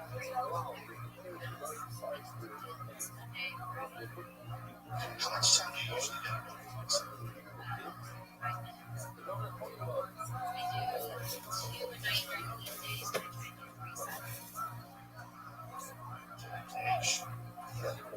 That's awesome.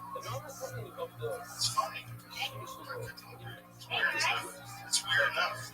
what's up? Dom, what do you think of Kim Condon? It's very courageous.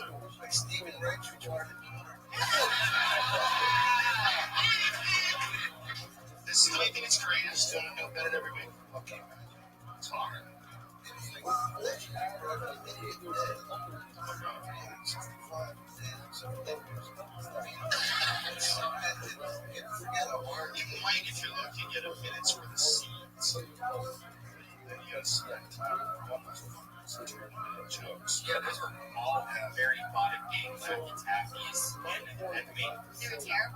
No, they weren't. They were actually really, really good. But your style and all the timing and stand-up that you worked on is all talking about real stuff so far. So your timing with those jokes wasn't on, but the jokes were extremely well written. But you don't know how to really. I mean, it's not that you don't know how. It's just you haven't gone done. You think if you could take those jokes and you could say funny though? I don't think so. I think they were very apt. Oh, you really know it, right? Oh, yeah, that might be Such a fucked up way of putting it. Why do you think they would take those jokes and make them funny? I mean, I know that's exactly what I just said. You do. Oh yeah, exactly. Say one of them again. The quickest one. That's why in the school shooting, but I never hired a photographer. That's how I'm hiding. You know me, damn old school. From Northern New Jersey, we know how to hide in the bushes. Just keep going, it'll be fun. Yeah, you do. You'd be like, what? That's school show. We laugh at it on school show. I just talk about anything that was funny. I ain't shooting nobody in school. It's great. I feel like we just have a good point of, you know, what you want to do is you just want to let it rip if you Listen, I don't think you did anything wrong. You're doing a minute a week. It's fucking hard. Some of those jokes aren't going to make it. I'll go back to your Some of them are making, some aren't going to make it. So it always is. But if you're making a minute every week, that's just how it goes. That's nothing you can really do. Yeah. I got two more to you. Forrest Gump. Oh my goodness. Here's what I did. Nobody else is talking about. You're going to be at the top of Hollywood in no time, kid. I'll tell you. If you're up for a Forrest Gump bit, you can do it, young lady. Sit on daddy's lap while you're at the show. Oh my goodness. I personally, as a man, I'm offended. Well, join us. Hello. So politically correct and scary. I can't say anything around you anymore. Let's not fight in front of them. Can we wait till we get home? Sorry. Don't listen to them. Yeah, it was great. I mean, it was just shocking because I'm not really used to that. Yeah, it was interesting. I was freaking out, and I put my phone in here and I was peeking. Because I'm just so used to telling a story where it just comes out naturally, and I'm just talking about, you know, like being a crazy girl for business.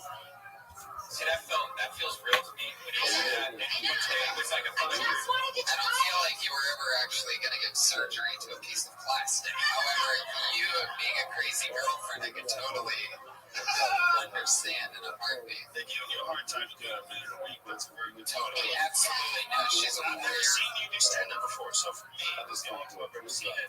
So for me, I thought it was good. It's hard. A minute a week is very difficult. Yeah. Right time we're here for legit.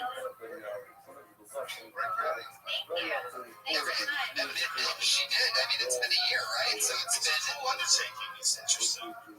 It's been a year, right? A little bit over a year, a new minute each week. Yeah, there you go. Do you take all that stuff from home?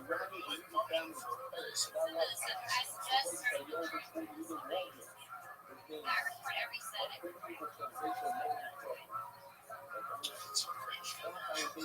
I'll start something. You gotta do that. I knew that was coming. It was like watching a drunk friend get knocked out. Like, oh, shit. No. Jesus, what did you think about that set? Oh, there you go. That's a callback to BC right there. Kimberly, that was very fun. What do you think about this whole one-liner thing? You gonna keep rocking it, or just keep trying different things out? Switch it up. You can do a little of that, a little of this. Yeah. It'd be fun to see you do a minute of crowd work sometime. That might be fun. I was gonna do that last week, but You're just trying to steal my time. Here is Kimberly Compton, everybody. She did it again. Live from the Ice House for the very first time. Tony. And the other regular and your final comedian of the night, another one of our regulars and favorites. She is a regular on social media, the Dysentery Podcast. Very funny and wealthy sense of humor. Actually takes something small and he pours it up and it gets much bigger than it is. It's always funny. Sarah White.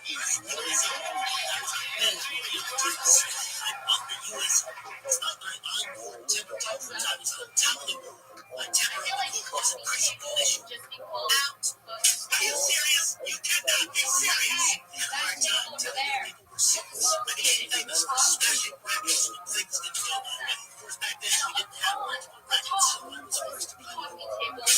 place that coffee table.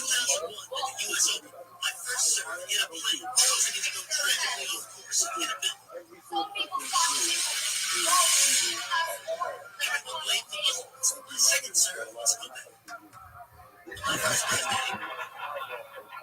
Who has enough coffee to make it through an entire book? Coffee table books, or really just picture books. And the fault is letting their kid drink coffee. Yeah, 55 seconds of coffee table. Many people are wondering. Last week it was corn on the cob holders. The week before that it was the crock pot. Everything's beginning with C lately. Crock pot, corn on the cob, coffee table. Coffee table. That's a frustrating one. Yeah. You know, one thing that I thought of that I think might be able to actually help that in a way is redefining it for people that might not have the clear vision of what exactly that is. I feel like that could make it. Well, that's a short in height table, normally in front of the couch type of thing, correct? Yeah. I mean, if we're all picturing something different, then that's my point exactly, is what I'm saying. When you got 1 minute, you gotta like slice a vegetable. Dude, it was long as a cup. It was like, what is this bitch talking about? Like sometimes it's important to not have like ongoing things to spell out. Right? Yeah. If everybody knew what she was saying, then I get it, but I just don't know. I didn't get this. Good. Take it.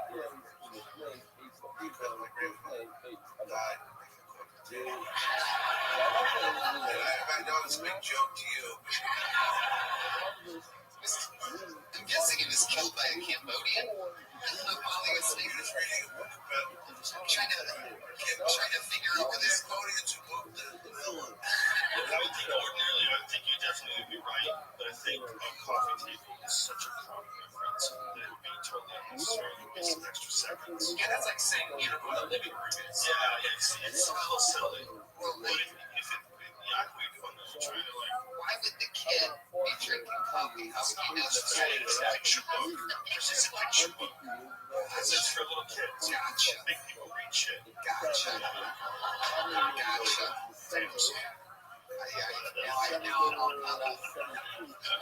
picture book is worth 1,000 words. It's hard to do, right? You're doing the same thing. You're writing a whole subject. One that will be very difficult in your ways even more. Because once you commit to a thing, you're fucking skiing down the mountain. Whoa! You fucking non-stop until you hit that 1 minute, right? Yeah, just one topic that is even more difficult, probably. But you know, there's something to that. In my opinion, I always love people that take a bit and like bring it out. Like I saw Richard Jennings. Yeah, I know for real, right? Maybe you guys are laughing, but as comics, Richard Jennings was a guy I don't think gets nearly enough credit. He unfortunately killed himself a couple years back. He was suffering from depression. But he was a great comedian. And I saw him in the 80s, late 80s, early 90s. Comics would go, like where he wasn't sitting back home watching. And one of the things that was awesome, I would do a bit like on Jaws and heavy up that he flung that fucking thing down and you were crying by the end of it. Just see, and what you did is kind of what you're trying to do is kind of similar way. You're getting by choosing a subject matter this big thing, big creative thing happening. Like you'll set like a thing going off in a person's mind.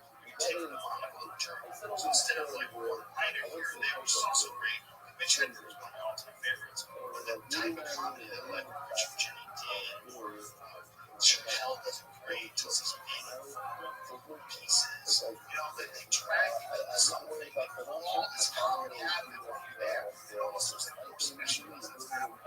So when you guys, I love the most difficult one. This is the best to me.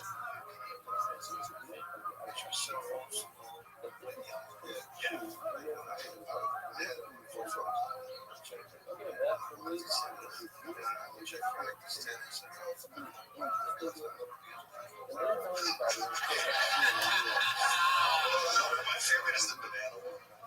Someone said, "Do you want a frozen banana?" I said, "No, but I want a regular banana later." So yes. That is just. I used to do drugs. I still do, but I used to too. I like that he has Trevor because he is a drug dealer and he does not know it. Crazy. Three one-liners right there. Just destroy this. He was a rare cat. He was very unique. He was very uniquely him. You know, he would do a joke about the Nathan Double Tree. He'd be crying laughing. Every week you were very negative, and you tried one week to be really the exact opposite. Have you tried that again? Have you tried mixing it up? Because I mean, I just want to know what game 15 minutes set from you guys, because it feels like I would just want to kill myself after the end, because you just seem to be attacking everything. No, because even my positive set, it makes me understand what I like really negative. So, like, for me, if I feel fiery about something, then I'm excited to talk about it. What the fuck is wrong with me? Like, that's what excites me, which is kind of crazy, but, like, I don't really see myself, like, talking about rainbows and, like, family.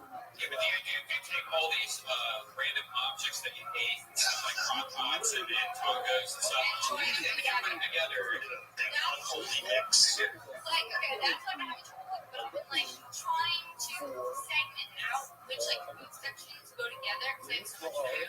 So I'm like, okay, we have a poultry corner over here, cool. We have, like, yeah. I don't know. It's stuck with my hands. I'm working on it. Alright, well, hopefully on this year you're going to be doing hopefully maybe a 3 to 5 minute set, so that you and Kim, so that we could just see it. How long have you been doing comedy? 3 years. How often? I try to get up, like, 3 times a week. That's awesome. You're doing it in a very difficult way. To do it on the internet, on television show, do a minute every week, it's very brave. Both you guys, very brave. And you know, you can with that kind of style you're doing is attacking things like coffee tables. It can be hilarious. The more ridiculous you get, you just gotta get real ridiculous. Yeah. And it's one of those things where the people will catch on with your cadence and your timing and your style as the years go on. You know what I mean? So if you just keep stockpiling stuff the way that you do it on specific topics, by the time you pop, you're going to be able to kick out a crazy amount of stuff. Yeah, because you can fucking hate everything. You like fuck tricycles and tricycles. And your audience who knows your style go, oh shit, tricycles is the next thing. It's the next wine chain. What's fucking next? Oh, you know what really irks me? Love seats. Nobody's loving on them. Am I right? Madison Square Garden and Sarah Wine Chain. It's great too. I mean, these girls are fucking knocking it out. You know what I mean? And makes me very happy. It's interesting when you said the thing about coffee tables when you were fucking around.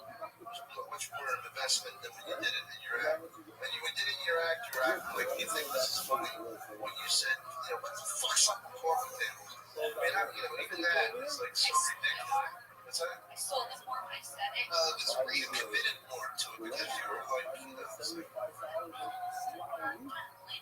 respect it so much. But where's the bear?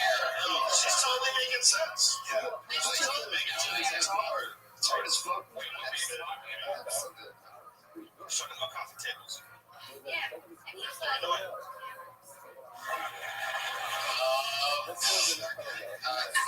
Wineshank, thank you so much. That was Kimberly Condon and Sarah Wineshank. It's on Twitter. And Kimberly Condon and Sarah's at Princess Shank, SHENK. I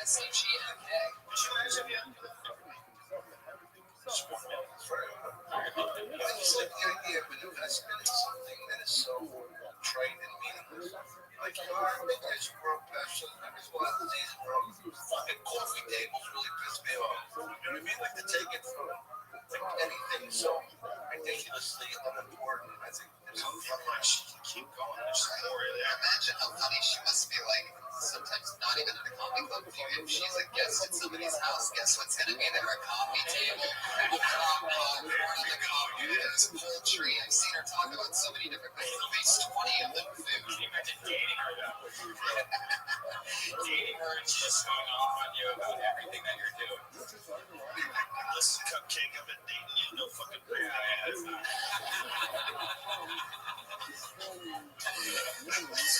Well, guys, we did it. Yeah. Let's get Tony. Joe Rogan, Dom Irvin, thank you guys so much.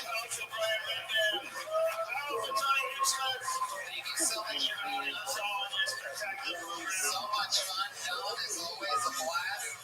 The great Dom Irvin. Yeah, the number live in the Land Factory. You know, a couple of episodes was great. Yeah. Ryan's what's so awesome there is Kirkwood's all the time. It was a classic episode. I enjoyed it. I didn't want to be in my office. Yeah, we've all been on it. You're at Dom Irvin on Twitter. Or Joe Rogan. Part of the club. I want to be Dom. You're one of my favorite comedians. I'm glad that you made it up to you. Yeah, it was awesome. GPS. I just want to say that Dom Herrera became my friend when I was a scrub, and he was super cool. Way back in the day. I paid to see Dom Herrera before I ever did comedy. So becoming friends with Dom Herrera, like when I was just starting out, was like one of the coolest things ever happened. I totally agree. And you did the same time. I didn't want to say anything, but there's a Cambodian right behind you right now. Philippines. Jesus Christ, everybody is on Twitter and Kevin Lee White. He was the Patriot tonight. Live audience, Pasadena, we did it. We made history. It's the first Keltonian in Pasadena. Big thanks to our producers, John Smart. You can find him on Twitter, John Smart. You guys are going to be at Comic Con 2014, July 23rd and 24th at the American Comedy Club. You want to thank our sponsor, Squatter. The Thirst Quencher.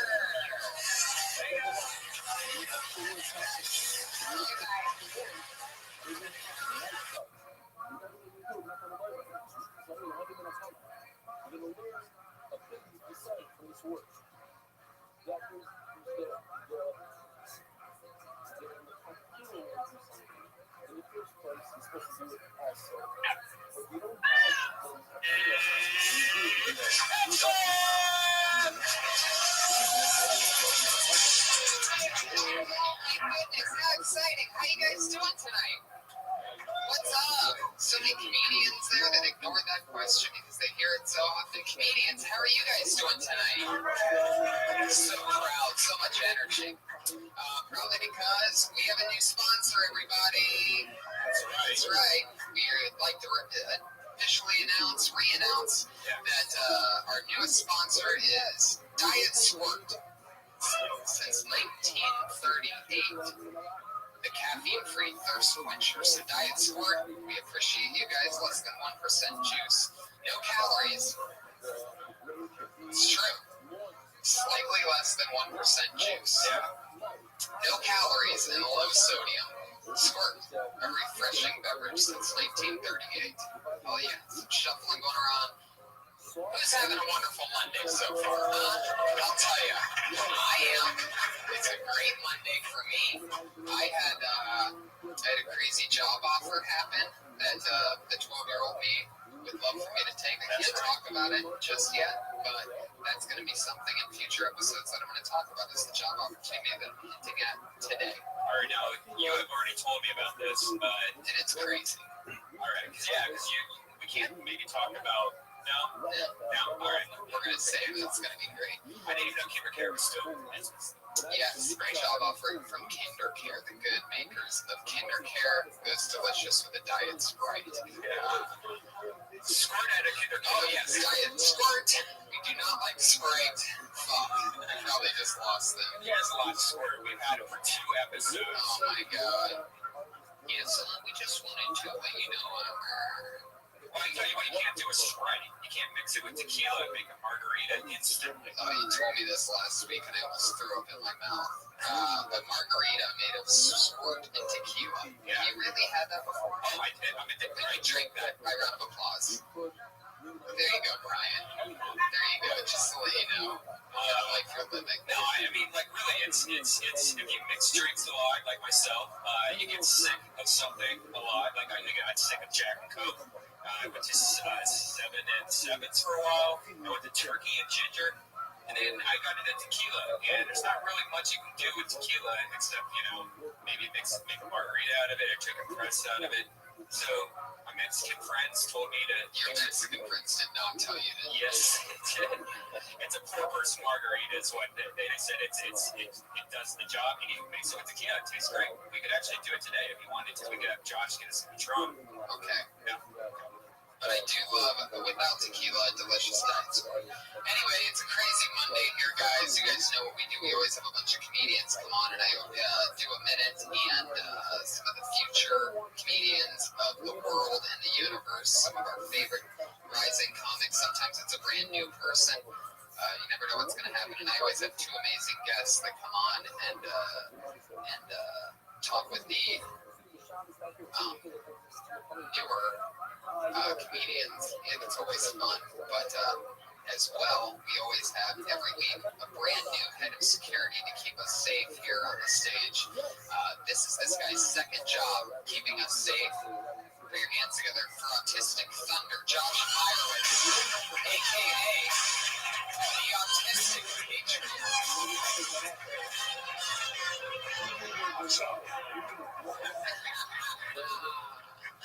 Can you imagine if, like, a Iron Patriot really did do that? He'd just, killed all his enemies and then apologize. It's true, the Autistic Patriot gives more apologies than any other superhero. You're really filling that suit out, huh? I think you're the first one to not have a lot of extra slack. That's fun. What diet is that? I'm really excited.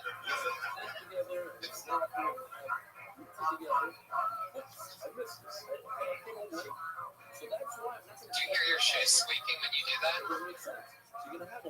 Yeah. Yeah, don't do that. It's very annoying. Back to you, Diet Man. The sound of shoes squeaking. Are you really on a diet? Like Weight Watchers?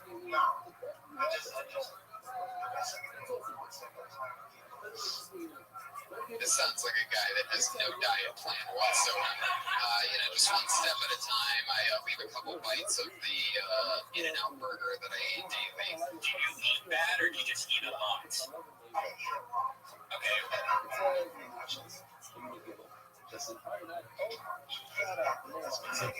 What did you eat today? Tell the truth, by the way. It's going to be much funnier. Oh, yes. I almost forgot.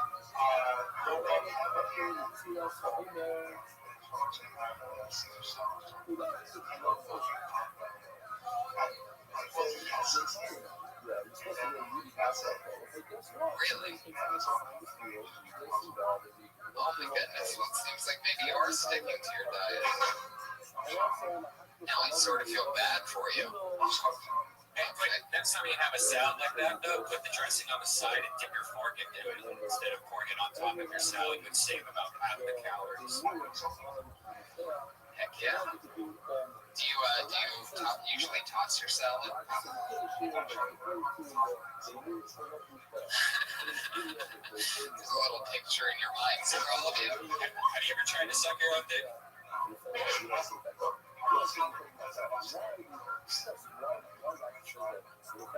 Probably not even close, huh?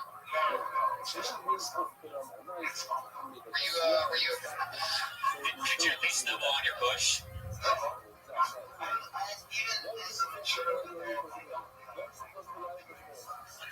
A lot of pubes. Well, since you said that in the singular, I'm gonna say how about one? Just one thick pube. You know, to this very day, I just don't have very many pubes. You're 30? Oh my goodness, period's gonna for the biggest 11-year-old I know, turning 30. Love it. And you must be excited, Josh, because I know for a fact that you're a pro wrestling fan. I'm talking to the man under the mask for a second here. So what do you think about Roddy Piper being here? Can you get maybe if there's somebody in the crowd who doesn't know, maybe you can give a little short background on the man, the myth that is going to be on this show. All right, that's not a good start. Just go with the stuff that you do know, Josh.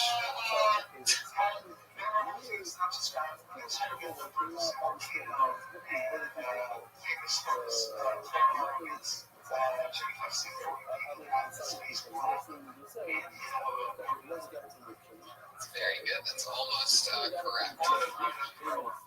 Very good. Definitely the best promos. It's the first comedian to improvise his own segment on wrestling. It was called Piper's Pit. And he always improvised it. And these pro wrestlers weren't always, had a lot of comedic background and stuff. So he'd really have to improvise. I mean, that's digging deep. He's also a 36-time champion, the star of the movie They Live, and many other great movies. And we're very excited to have him here in a bit. Awesome. And thank you, Josh.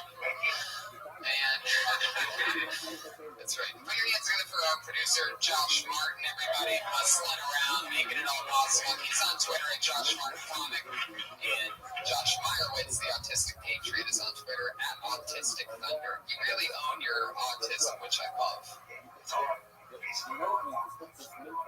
We had a really good show Friday at the Ice House with Joe Rogan and Dom Herrera, and it was just exciting to have the show on the road. Are you going to be at Comic-Con 2014 this year?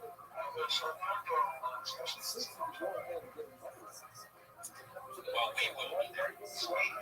July 23rd and 24th, we're going to be there doing shows. So any of the comics listening to this at home, sign up. You'll be able to go to the American Comedy Co. on July 23rd, an hour before the show, and get on stage, hopefully. So it's going to be a lot of fun. So try to make it down there, Josh.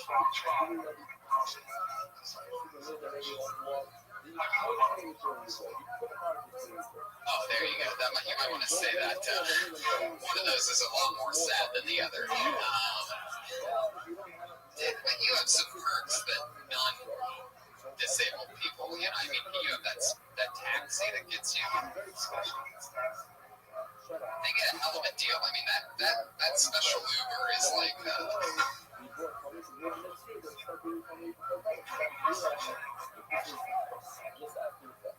We'll have to try that one out when you get 60 seconds one Monday. All right. Much love indeed. If you don't know, that is Josh Meyerowitz's catchphrase, much love, because he can't help but to say it. It's his way of closing up everything by giving extra love. Sometimes we'd all be a lot better people if we had autism. Put your hands together for Josh Meyerowitz joining us. So fun, so exciting. Josh, are you here? We got 2 thumbs up. Okay, really blew that cover. Very good. Good job, Josh. We can talk real quick about, what I learned about autistic people, Josh, is that the Army and stuff, they love autistic people, and they try to get as many autistic people in the Army as possible because they kick ass at certain jobs.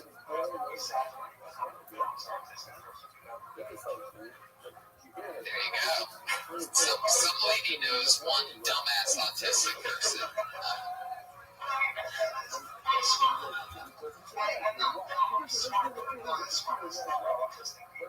But you obsess about stuff.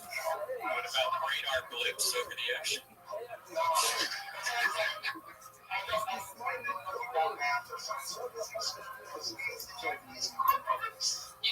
Josh, you're actually, now that I think about it, not even our first autistic patriot. You are, however, our first diagnosed autistic patriot.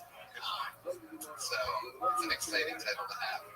Now, let's talk more about this diet for just a second, since we have a half a minute to talk about it. banana, an apple, and a salad is what you eat today. Are you really hungry right now? I can't. I can tell. Water, though. I need some protein in that water.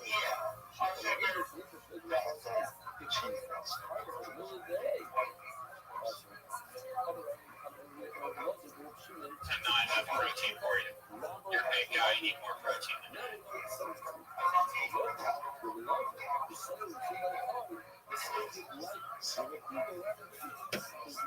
Well, we love it. We're glad to have you. One more time for the Patriot of the Day, Josh Meyerowitz, the Autistic Patriot. Let's move on with the show, guys. You ready for our guests or what? Come on, guys. It's fucking Monday night, Kill Tony 57, and we're about to make magic happen. Are you ready for a crazy show? Put your hands together for tonight's guest, the hilarious Annie Letterman, and the super funny and awesome legend and man himself, Roddy Piper!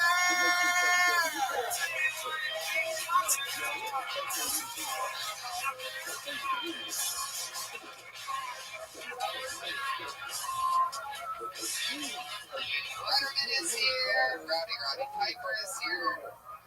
You guys are meeting each other for the first time, I do believe. Two of my favorite people. Annie, one of the fast-rising comedians of the world, all over E! and Comedy Central, and so many fun things. And TV. I mean, it just goes on forever, guys. Haven't you heard of me? Oh, you haven't? Cool.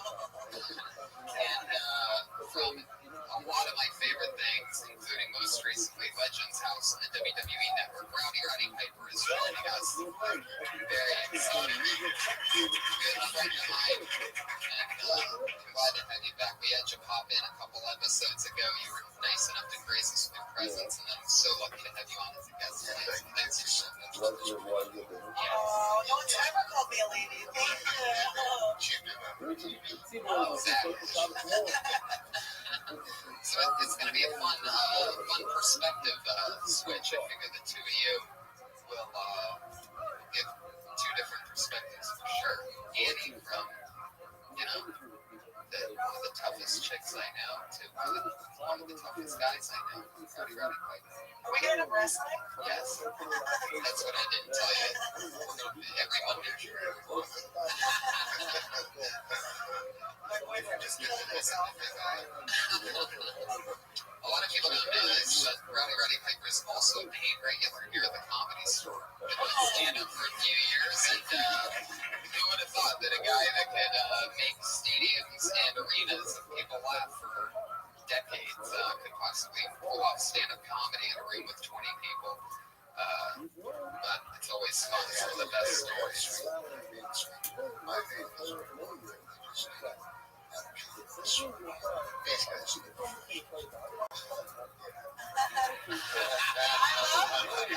I love that it takes an autistic guy to take dieting advice from Red Band.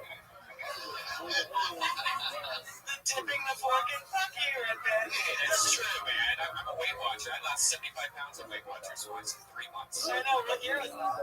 Year I had 8. Oh, sorry, was that too mean, you assholes in the belly room of the fucking Comedy Store? No, I don't know if you caught. I don't think you caught the beginning of the very beginning of the show, Piper. So let me update you. Our Patriot today. We always have a new head of security. Our Patriot today is Josh Meyerowitz. He is autistic. He's an amazing stand-up comedian who talks about his autism so he can handle it. But he just announced today that he's on a new diet, and all he ate today was an apple and a banana and a Caesar salad. So, I figure it's a diet that seems like it'll last for about another 2 hours. I used to do it in middle school. It's called anorexia. But Piper, I'd imagine from your years having to be in front of the camera and being tip-top shape, you might have some kind of advice to give get it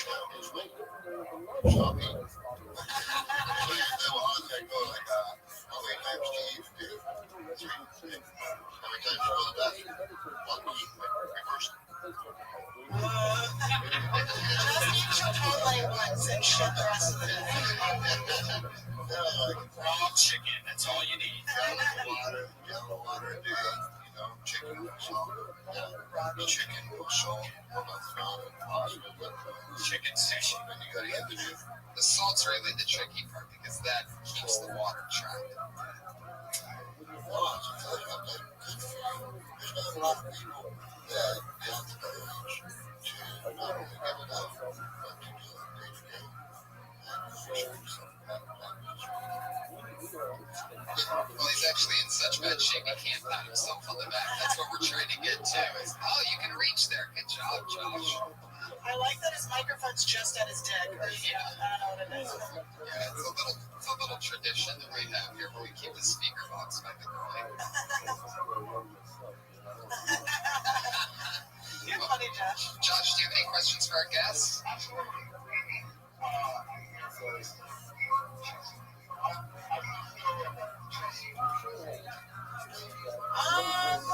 I don't care. I'm not going to be on it. Who gives a shit? No, I'm just kidding. No, I don't know. I think that's cool. It could be like interesting to change Netflix up a little bit. She seemed obviously really bored with her show. Does that make it uncensored? Is she allowed to do I think it will be uncensored. I feel like she was so close to being uncensored on E. But I think when you get like caught in that show and you're like, all right, I come out, I do my monologue, then I do this, then I have to be endless, and I go like that gets boring. So maybe you have to completely jump ship. But so it probably will be pretty cool. I know she didn't want to do the late night, or I've heard that she didn't want to do the late night because it would be censored. That would be going the opposite way. It's like watching Fallon now. You know, he used to have a really good show when it was late. He was a little bit more loose than the other shows, but now he's actually, I think, go backwards, doing more Leno humor. You can actually see the censorship in his Yeah, it's just like yeah. How about for Piper? You have a question for Piper? Yes.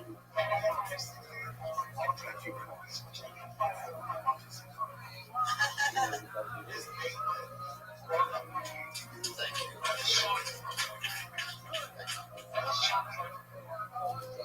John Clark, he's a little eccentric, you know. He's very frail guy. And, you have to be sensitive when you talk to him. But it makes him a good director because he gets inside you. And so it helps him pull it out. But as far as the action is concerned, he left the action.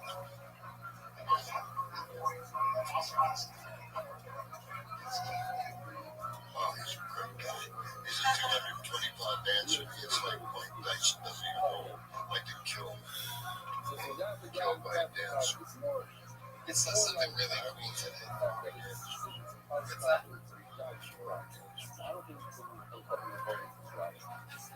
that from? Oh, yeah.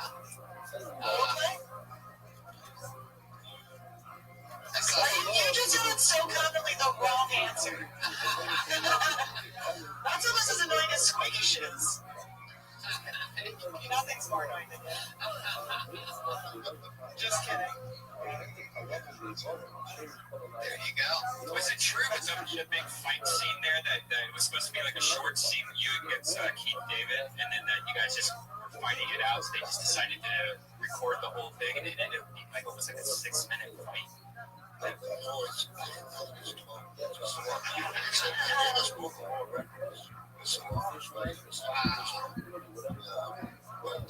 John Carpenter wanted the fight that was longest before that was John Wayne era, the Quiet Man. Carpenter wanted a fight between two friends and then follow the art of the script. So it was a little more difficult, but it paid off. And it's where real punches thrown, right?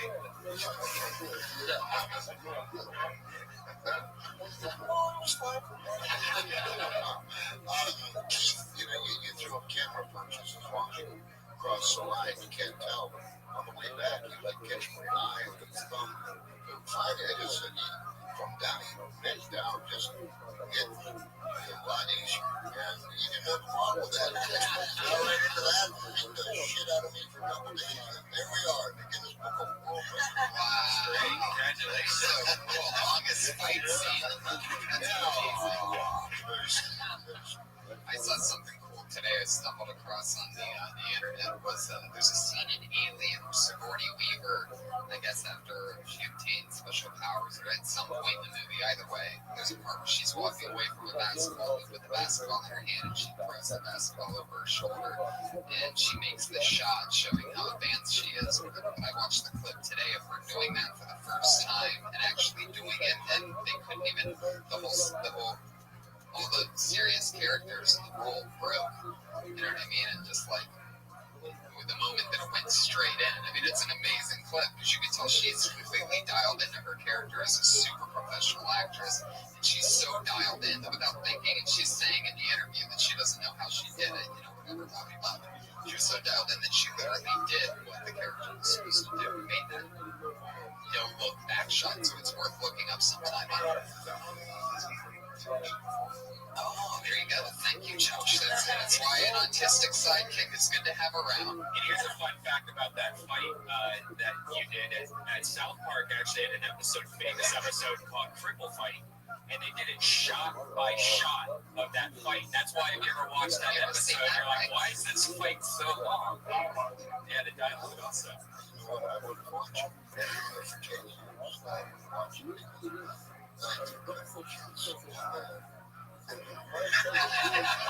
But it's construction chamber. One time I had on the flying this little boy. This cripple nigga she was laughing about. And then I thought, okay, that's how I say the N-word too. I need like one black person laughing at singing video games. The South Park guys have a real knack for making people laugh at their own problems. Like a lot of people don't know, but the Book of Mormon, those people love it more than anything. Like Mormons are way into the Book of Mormon while they're making fun of it. They have ads in their pamphlet and all this stuff. They're doing a run of shows in Salt Lake City, which are already sold out because Mormons dig it the most. It's the biggest joke. They make fun of everything. That's why they can get away with it.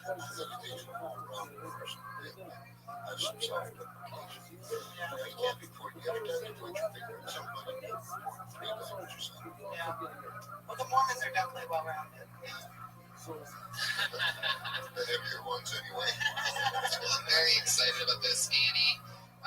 You've been doing stand-up a long time from New York, and Piper, you've been all over the world, so let's have some fun, give some perspective to some people just starting out. For those of you just joining us for the first time, we're comedians in the room. You know that 60 seconds is up when you hear the meow of the kitty. So wrap up whatever you're talking about then, or else you're going to bring out the angry West Hollywood bear.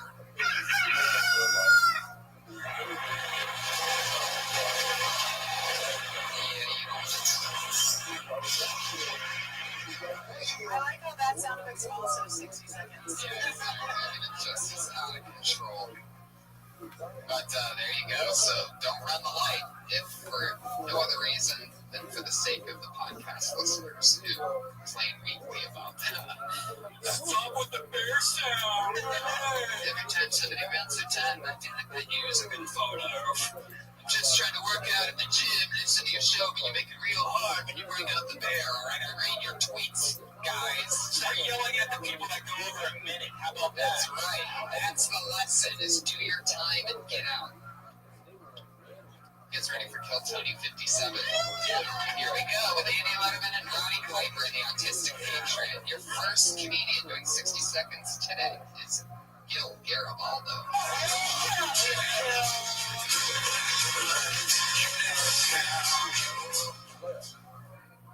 Oh man, had a parent-teacher conference recently, and got a pretty great compliment from the teacher. She's like, your kid speaks at a very high level, and I can tell that's all you. Wow, that's great. Respect the person who really give me that type of confidence. Well, you don't really give that kind of stuff, And she told me but I did overhear a pretty mature conversation he had. I was like, talking about politics? I don't know what's going on. And she's like, well, he said he fucked the shit out of a lunch lady.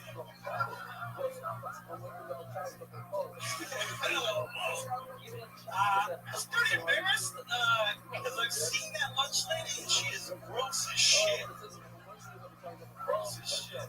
Trying to help him out with his homework and stuff, but you know, I'm like trying to be pretty helpful. Come over here, let me check out that homework. It's like, yeah, I don't know, fractions. Yeah, man, take the homework. Sometimes that bear comes out very quickly. All right. There you go. That was 45 seconds to lead up to your first joke, and I thought it worked and I thought it paid off. I thought it was funny, but I don't know. You think that's too long? You say you're teaching at the place? Well, no, it's parent teacher conference. Oh, and you have a son? Yeah. How old's your son? 12. Oh, wow. So what was the what I would want to know as an audience member is like, what was the context of the conversation when he said that he fucked the shit out of it? Did he say he would fuck the shit out of the lunch lady, or that he did? He was bragging to his friends about it. But joking. Ah, gotcha. Yeah, so interesting.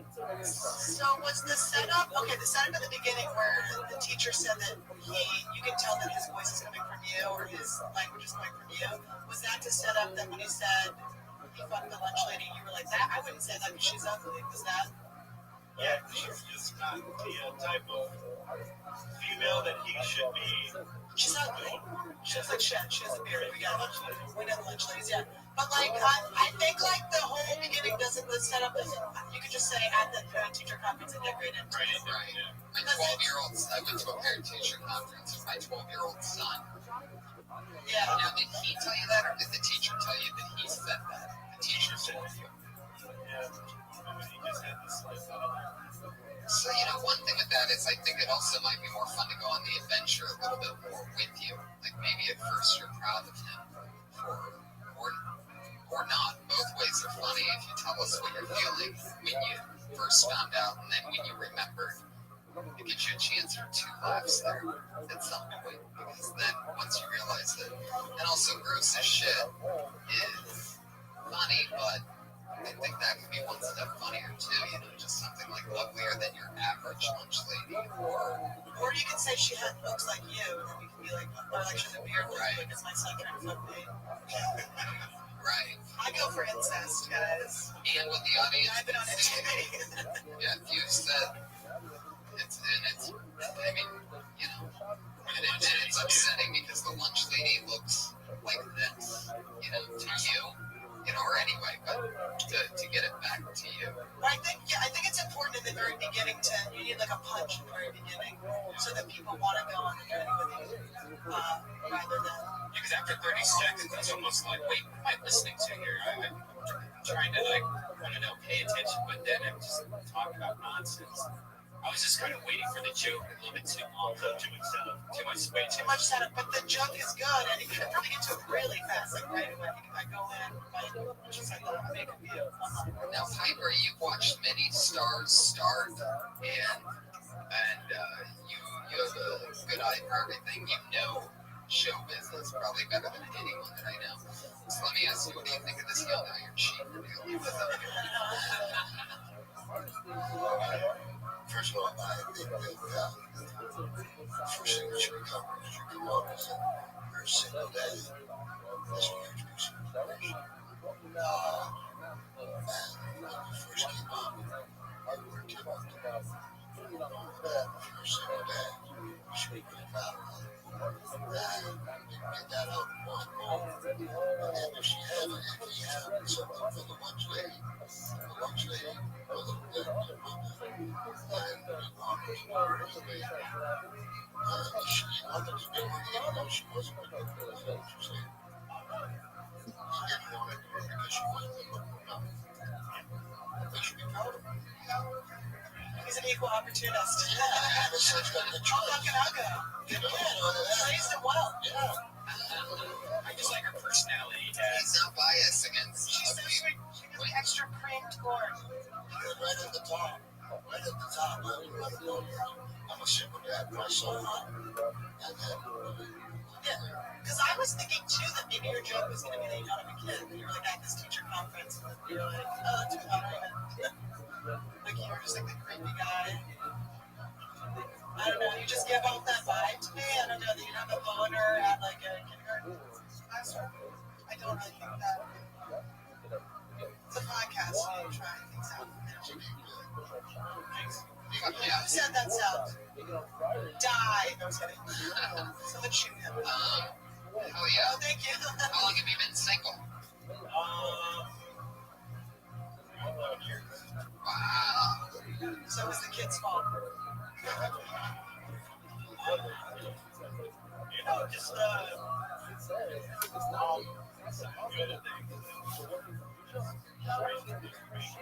What the other things, your friends?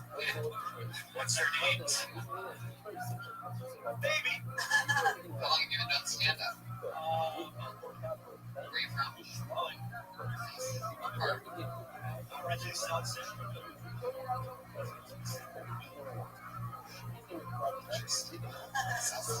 How long have you been there for? 9 years. First night. What are your tattoos of? Let's see. I tell people that's my face, and then when I explain to them that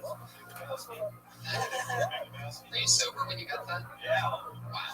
And then let's just say a chick with a American flag band in her face. You understand? So, like chicks. Love graffiti. So, I think you might not like when they shut the fuck up. They wrap their face, their mouth shut. American So that's just a random chick. yeah. get that after you lunch. I'm never married. Gotcha. 9-year-old kid. Oh wow, that's amazing.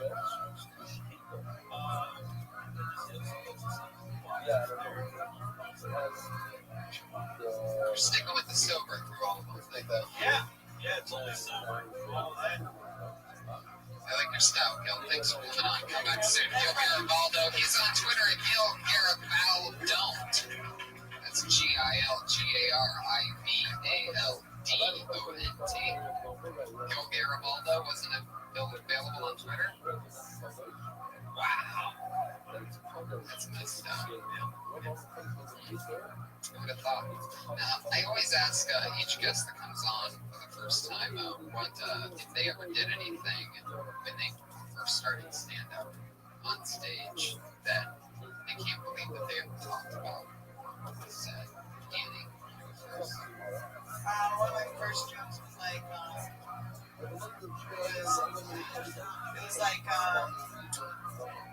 one was the best sex I ever had was with a homeless guy. He really fucked me like I was gonna make him a sandwich. She was like, he was homeless. He wasn't homeless. It's not embarrassing at all. Homeless. And then years later, I moved to LA and I was living in my car. So what a fucking hypocrite.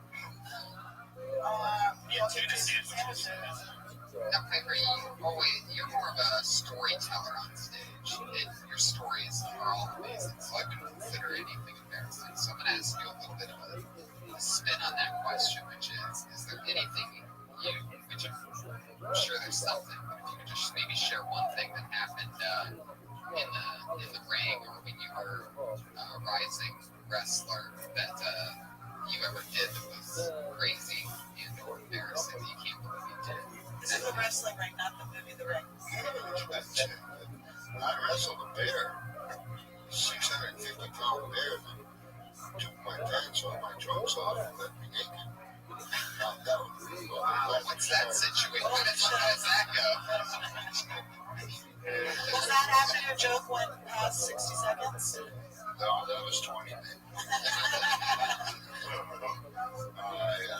I've done things I got big myself with black. Oh, yeah. Yeah, we remember you told us that story last time. I had to go home and watch it one more time. It's so funny. My job was to That's such a sensitive, really such a nice guy.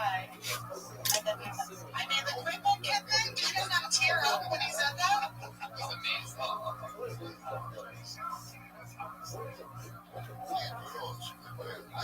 call Bruno a walk. Boston Art. I said I was driving here for an old tire went flat all the way here. Went his hair and then his core stood up in his eyes and just and then like that night. And like 20 years later, my son called me. That's your son, big man. And I called him and said, Cole, this is Peter Medina. First thing he said, you didn't call me a walk. 20 fucking years later, Bruno. You know, stuff like that. I love it. We're going to roll on to our next comedian, and it will be Brad Sachs.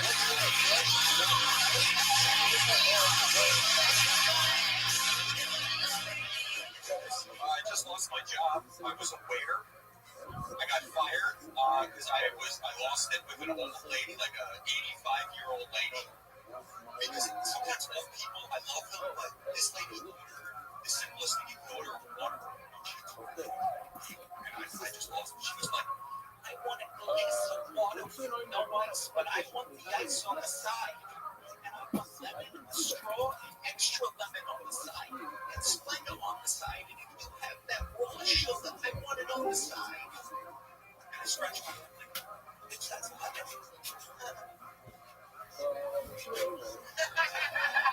No. The only reason I worked there to get laid, I had sex. Best place never worked is a restaurant. And the place I worked at for 13 years, they told me, basically, given the application, it was their question. Work for a restaurant. Question 2, are you open to employee? I got no phone. Thank you. Great. The rest of you, nothing. That's cool. That's cool. There you go, Brad Sachs. Thank you guys. Brad Sachs. Firing off some Nolans. It was someone like your mother, yes. Grandma. Okay. Maybe you should perform to autistic.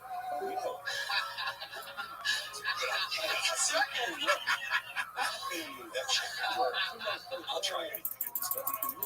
Were you really a waiter? Yes. Where at? A place called Stan. You believe it? A place called Stanley's in Toronto. What kind of restaurant is it? I would say it's like casual, upscale, really big.